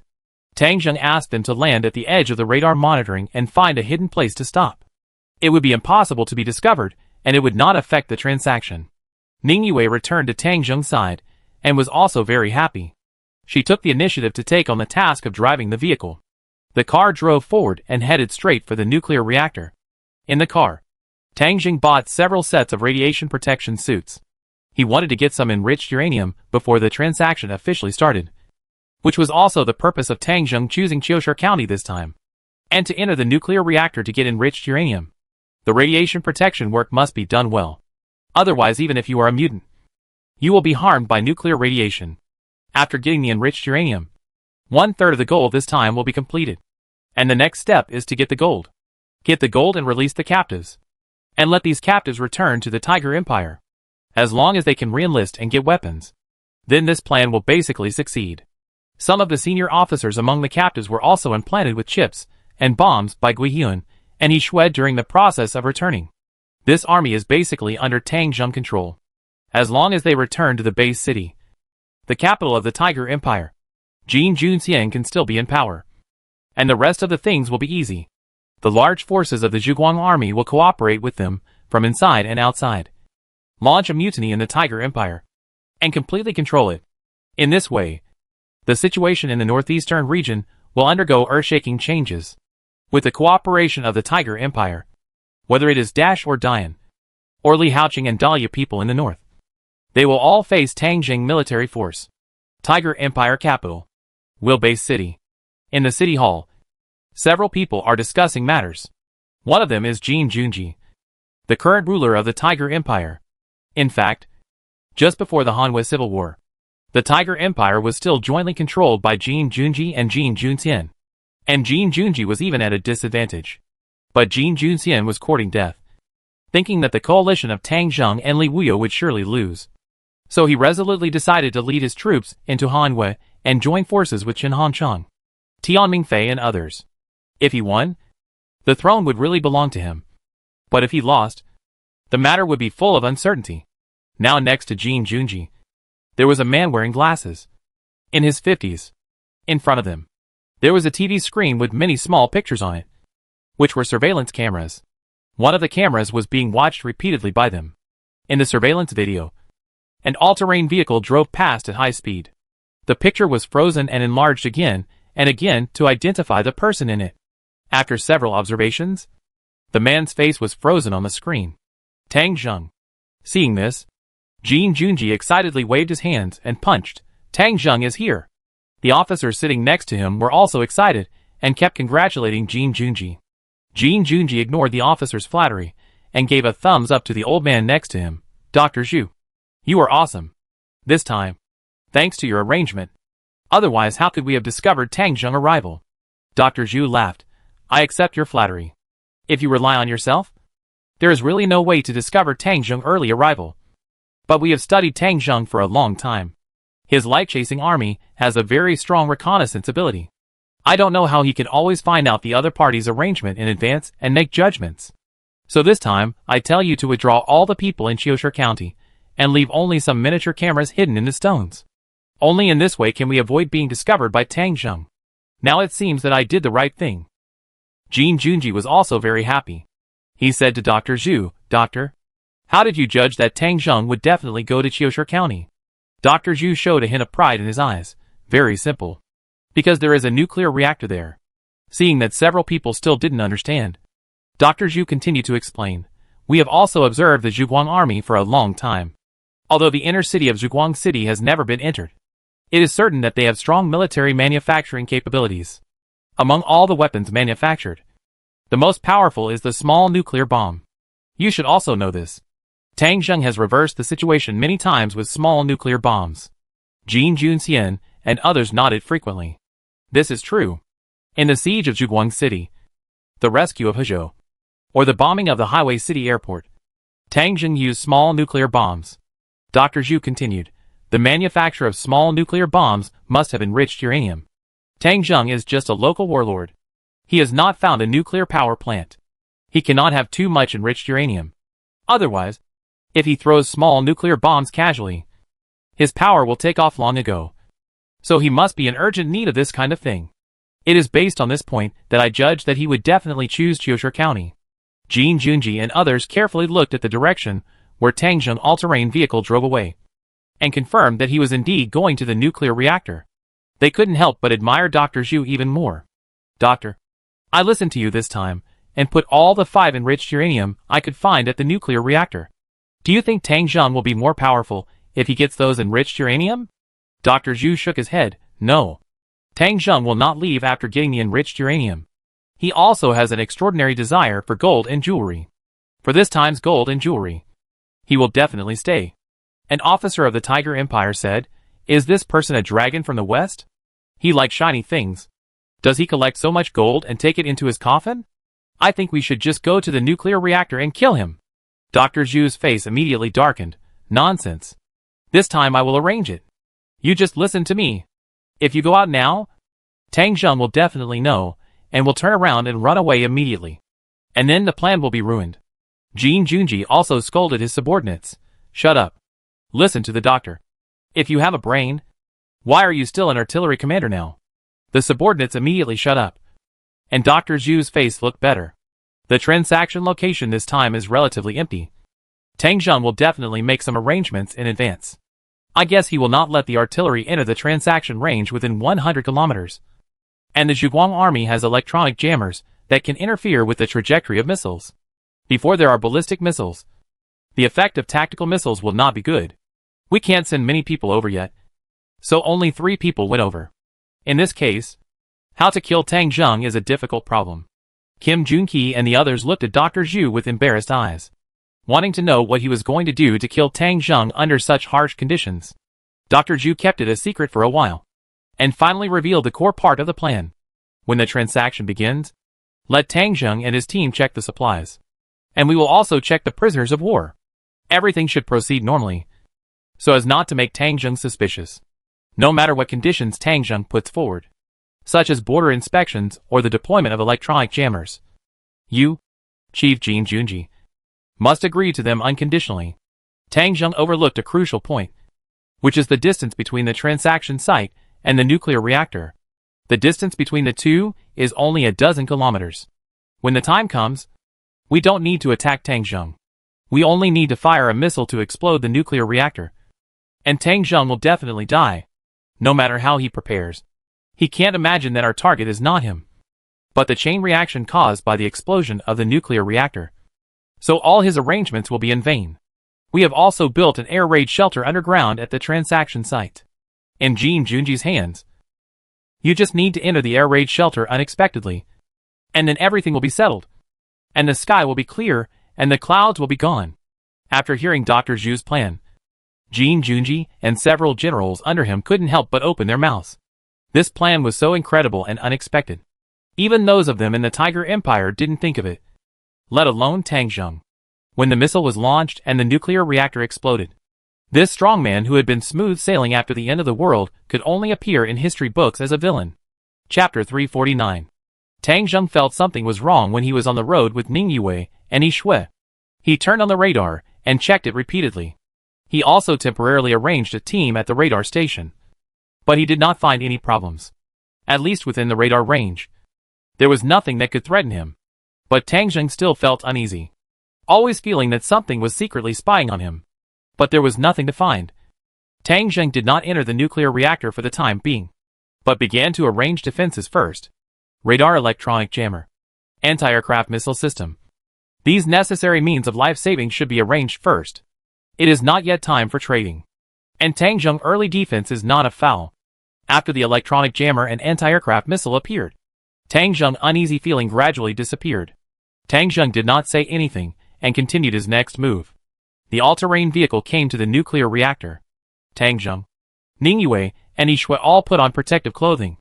And then the main task here was handed over to Yi Shui. This process went surprisingly smoothly. Yi Shui was busy here for nearly 2 days, taking out the enriched uranium of several key units in the nuclear reactor. And nothing unexpected happened. Finally, when Yi Shui came out the next night, she happily brought out 5 pieces of enriched uranium. Seeing Yi Shui happy as if she had found a treasure, Tang Zheng was also very happy. This means that he can produce 5 more small nuclear bombs here, which will undoubtedly be of great help. Okay, now that we have this trip is not in vain. Let's take a break tonight. Let them check the supplies, and then wait for the transaction. Yi Shui asked Tang Zheng, General, I have already got the enriched uranium. Can I go back to research the small nuclear bomb? I will not be able to help you with the next thing. Tang Zheng thought about it, and did not let Yi Shui leave immediately. Although Yi Shui is a scientific research soldier, she is not an ordinary scientific research soldier. She is a 5-star scientific research soldier, at the same level as Guiyun. And she also has the ability of a bomb expert. Even if she fights with a gun, she is not inferior, and is considered an elite in the army. After all, the level is there. The difference is not that big. He asked Yi Shui to stay and wait until the transaction is over tomorrow before going back together. The 3 of them found a place at random and started to set up tents for camping. Fortunately, it is not the middle of winter now, but June and summer, and it is not cold to sleep anywhere.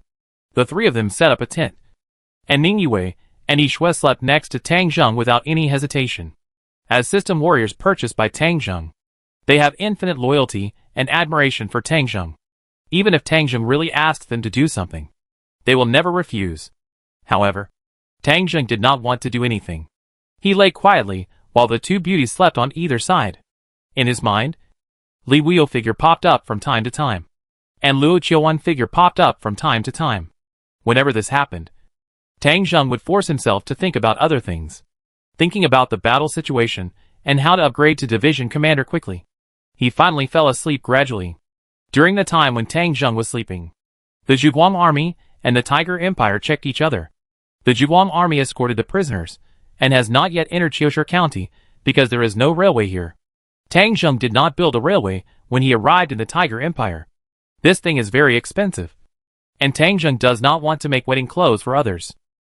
Even if the Tiger Empire may be under control in the future, it will not work, unless it is the kind of real control and complete integration into Hanwei. Tang Zheng does not want to build infrastructure for others. In this way, relying on these feet, These prisoners slowly moved forward. On the Tiger Empire side, Jin Junji sent someone to check the approximate number of prisoners among the captives. They also saw Jin Junxian, who was following the troops on foot. Jin Junxian was very rude to the people sent by the Tiger Empire and asked them to move faster. He didn't want to suffer in the Zhuguang army for a day. The whole process was very natural, as if he particularly hated the Zhuguang army, which made the special envoys who received Jin Junji's secret order unable to see any clues. It seems that Jin Junxian did not cooperate with the Zhuguang army and his heart is still with the Tiger Empire. While checking the number of prisoners, the Zhuguang army also sent people to check the gold preparation of the Tiger Empire. All the gold and jewelry were checked and weighed one by one to confirm that the quantity would not be cut corners. After working for most of the night, all the inspections on both sides were completed. There were no problems, and tomorrow's transaction could proceed normally. Are you ready? In the Tiger Empire City Hall, Jin Junji was still checking again and again.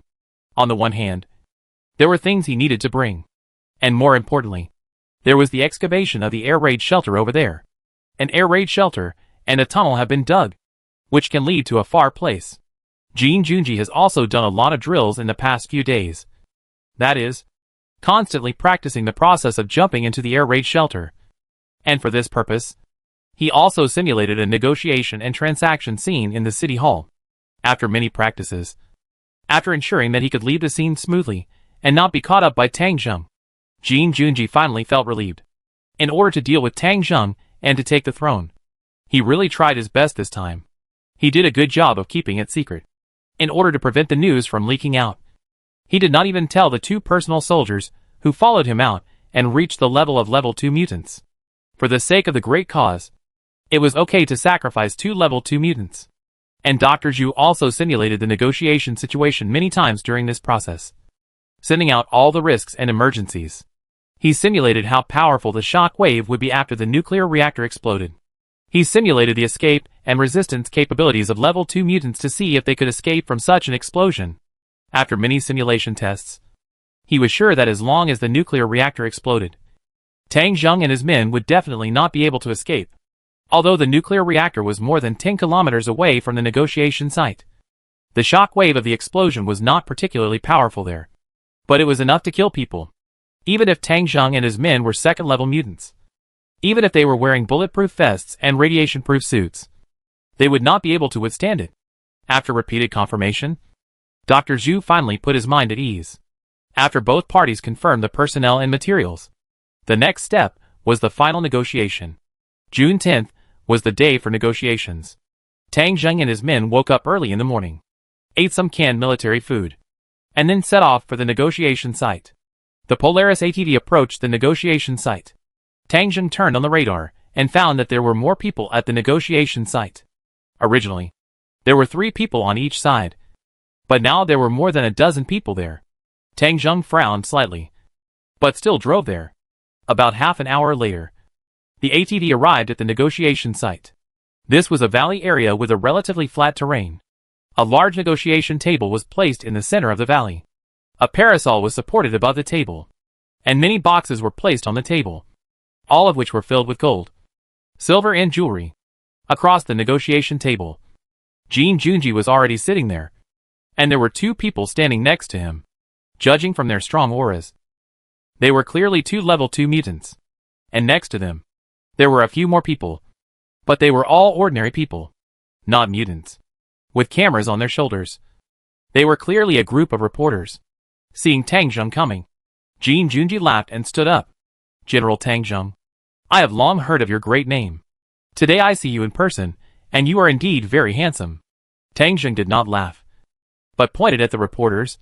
What's going on? Jin Junji spread his hands helplessly. Our negotiation is a major event in the world today. After hearing the news, the people from Dash, Dahlia, and Diane all sent reporters to interview us. And our Menghu TV station also wants to broadcast live. I have no choice. You don't care about the presence of these ordinary people, right? Tang Zheng snorted. You broke the rules, and you still ask me if I care. Who knows if there are any gunmen you secretly arranged among these reporters? Jin Junji looked a little embarrassed. He didn't expect Tang Zheng to be so fussy, but he couldn't drive these reporters away.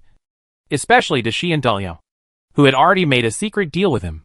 He could only frown and ask, "What are you going to do?" "General Tang?" Tang Zheng came to the boxes without saying a word, picked up a box and put it in the ATV. The ATV was pulled up to the carport, and the boxes were placed inside so that people outside could not see them.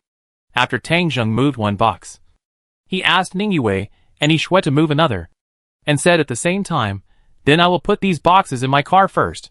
You don't mind? Anyway, they can't run away if they are placed there." Jin Junji rubbed his nose and acquiesced without saying anything. Anyway, this place will explode soon, so he certainly won't mind. Even after the explosion, the gold and silver should still be there, so let's keep them in Tang Zheng's car for a while. Seeing that Jin Junji had no objection, Tang Zheng and his men quickly put all the gold and silver in the car. During this process, Tang Zheng quietly opened the boxes in the car and converted all the boxes of gold and silver into system funds. No matter what tricks Jin Junji would play later, he had the money in his pocket. For Tang Zheng, this was the most enjoyable process. Every time a conversion was made, a large amount of funds were deposited, which was even more substantial than conquering a county.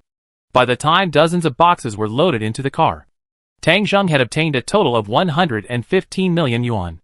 If it were all gold, he would not have gotten so much, because of the uncertainty of the value of jewelry. Tang Zheng could get higher returns than gold every time he obtained jewelry. This transaction made Tang Zheng funds soar to 180 million. Some of the funds were obtained by the Zhuguang army from cleaning up zombies during this period, and some were exchanged by the people of Dikui Island. Looking at the nearly 200 million yuan in funds in his hand, Tang Zheng was secretly excited. It was not much away from the funds needed to upgrade to a division commander. After all the funds were loaded into the car, Tang Zheng returned to the negotiation table, and the negotiations officially began. Chapter 350. Jin Junji watched Tang Zheng load all the gold into the truck and waited patiently. The live broadcast was also being carried out simultaneously. After all, this was the official start of the negotiations. During this period of time, everyone who could watch the live broadcast also turned on the TV to watch. The negotiations between Tang Zheng's Zhuguang army and the Tiger Empire can be said to directly affect the changes and trends of the world. No matter what the result of their negotiations is, as long as Tang Zheng is not allowed to annex the Tiger Empire, that is what many people hope to see. And then the Zhuguang army will have nothing to fear. The Big Snake and the Big Liao originally wanted to intervene militarily, but they were rejected by Jin Junji, because Jin Junji did not want to invite the wolf into the house. He had sufficient arrangements and could deal with Tang Zheng on his own. Jin Junji had just sat down, but he did not expect Tang Zheng to sit across from him at the negotiation table, but came directly to his side, sitting next to Jin Junji. Tang Zheng patted his shoulder and laughed. "Mr. Jin, although this is the first time I met you, I feel that I am particularly compatible with you, and this table is too big for talking. Can we just sit here and talk?" Jin Junji's expression was a little stiff. "I think it's better for General Tang to sit opposite. Negotiations should be more formal after all." He thought to himself that if Tang Zheng sat next to him like this, he would not be able to hide underground when the explosion happened. How could this work? Unexpectedly, Tang Zheng sat here and refused to leave. "Hey, why should we stick to formalities? I will not give up until I achieve my goal. Let's talk like this. If the talk goes well, I will go back."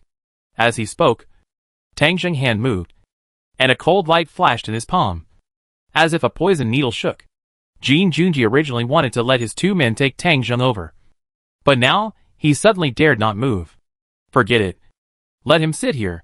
Jin Junji had never experienced any life and death test, and was still very timid. Seeing this situation, he immediately thought of appeasing him. At most, he agreed to some of Tang Zheng's conditions. So Jin Junji smiled with an ugly face.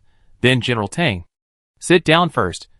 But after we have agreed, you still have to go back to the opposite side. After all, you still have to sign the contract." Tang Zheng smiled and nodded. "Of course. I will go back after the deal is done." After that, the negotiation officially began. In fact, there was nothing to discuss. Normally, the gold was handed over to Tang Zheng, and the transaction was completed as long as the prisoners were taken back. And now the troops of the Tiger Empire are ready to take over the prisoners. I thought everything would go smoothly, but I didn't expect Tang Zheng to make another request. "Mr. Jin, Will you treat this batch of prisoners well? Jin Junji was stunned for a moment. Of course. They are all from our Tiger Empire. I have no reason not to treat them well. Tang Zheng shook his head slightly. That may not be the case. I heard rumors before that your Tiger Empire suspected that these captives were surrendered by me. When they return to the country, they will be immediately disbanded on the spot and become ordinary survivors. I think this is unfair. Their profession is soldiers. They should pick up weapons and return to their duties. So I suggest that you should issue them weapons on the spot. Jin Junji looked unhappy. General Tang. This condition was added by you later.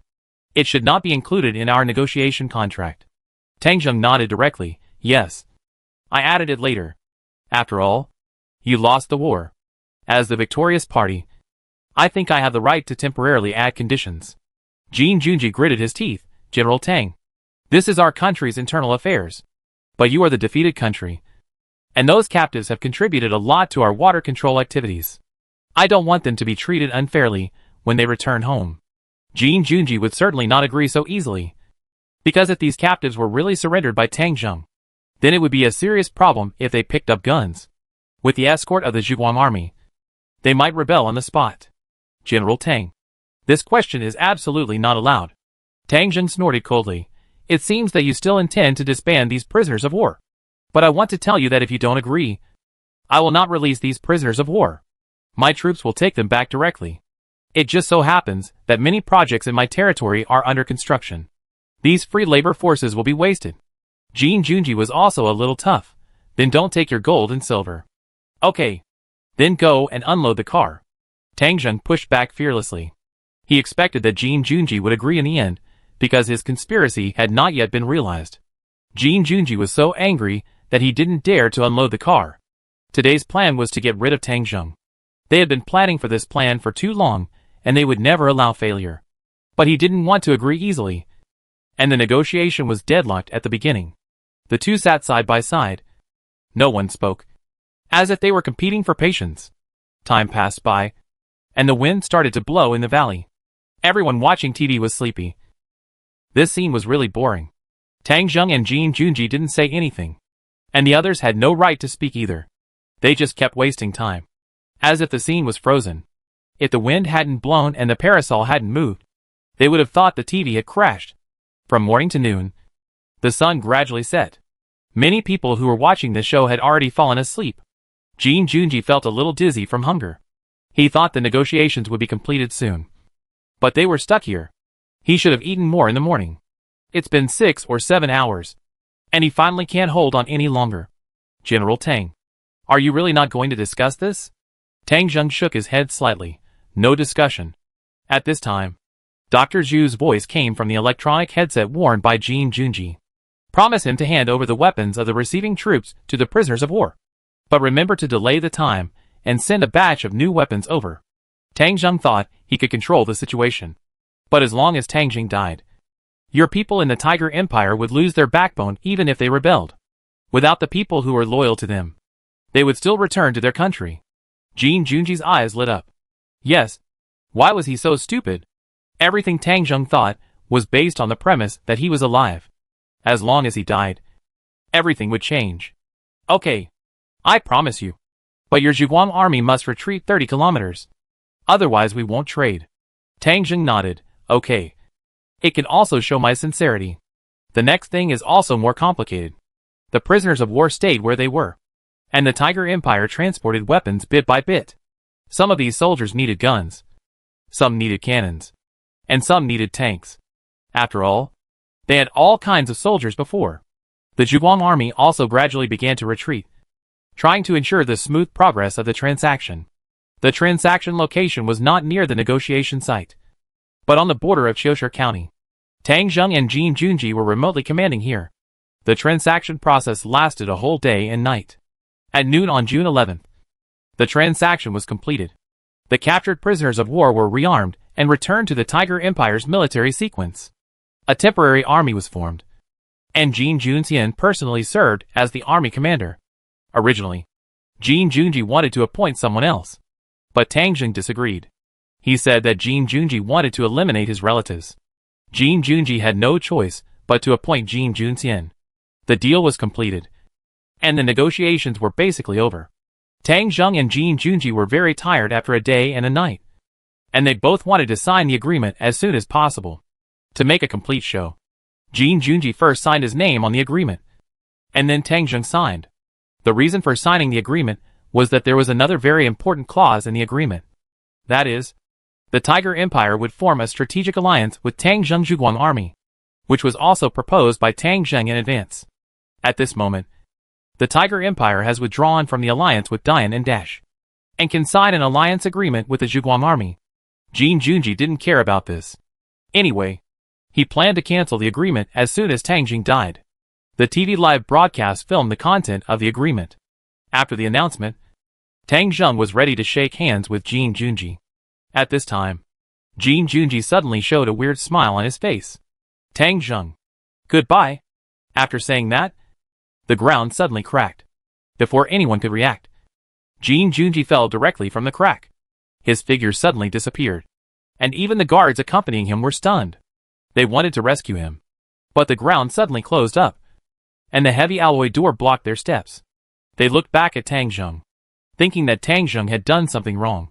The sleepy cameraman suddenly became alert and began to shoot with full concentration. Tang Zheng looked at Jin Junji's guards and sneered, "Don't look for him. Your master has run away. I guess a fatal blow will come soon." At this time, in the distant sky, several missiles with long tails fell towards the direction of the nuclear reactor. Then, there was a violent explosion at the nuclear reactor. A huge fireball rose into the sky, and the earth was rumbling. On the negotiation table, wine bottles and cups fell over. Like an earthquake, the mushroom cloud rushed straight into the sky, and a huge shockwave spread. Those reporters and Kim Jun-ki's personal soldiers were dumbfounded. They didn't care about filming or anything else. Just threw the camera there and ran away.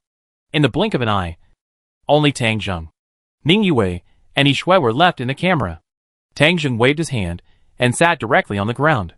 Ning Yue and Yi Shui also quickly ran to Tang Zheng's side, sitting on his legs, one on the left and one on the right.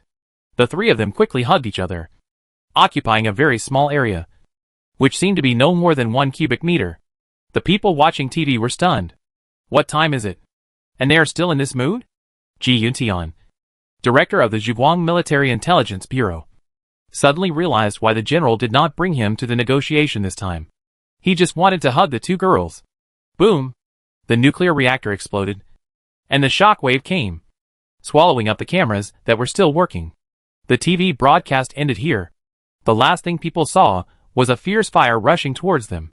In this case, there would be no survivors except Jin Junji, who hid underground in advance.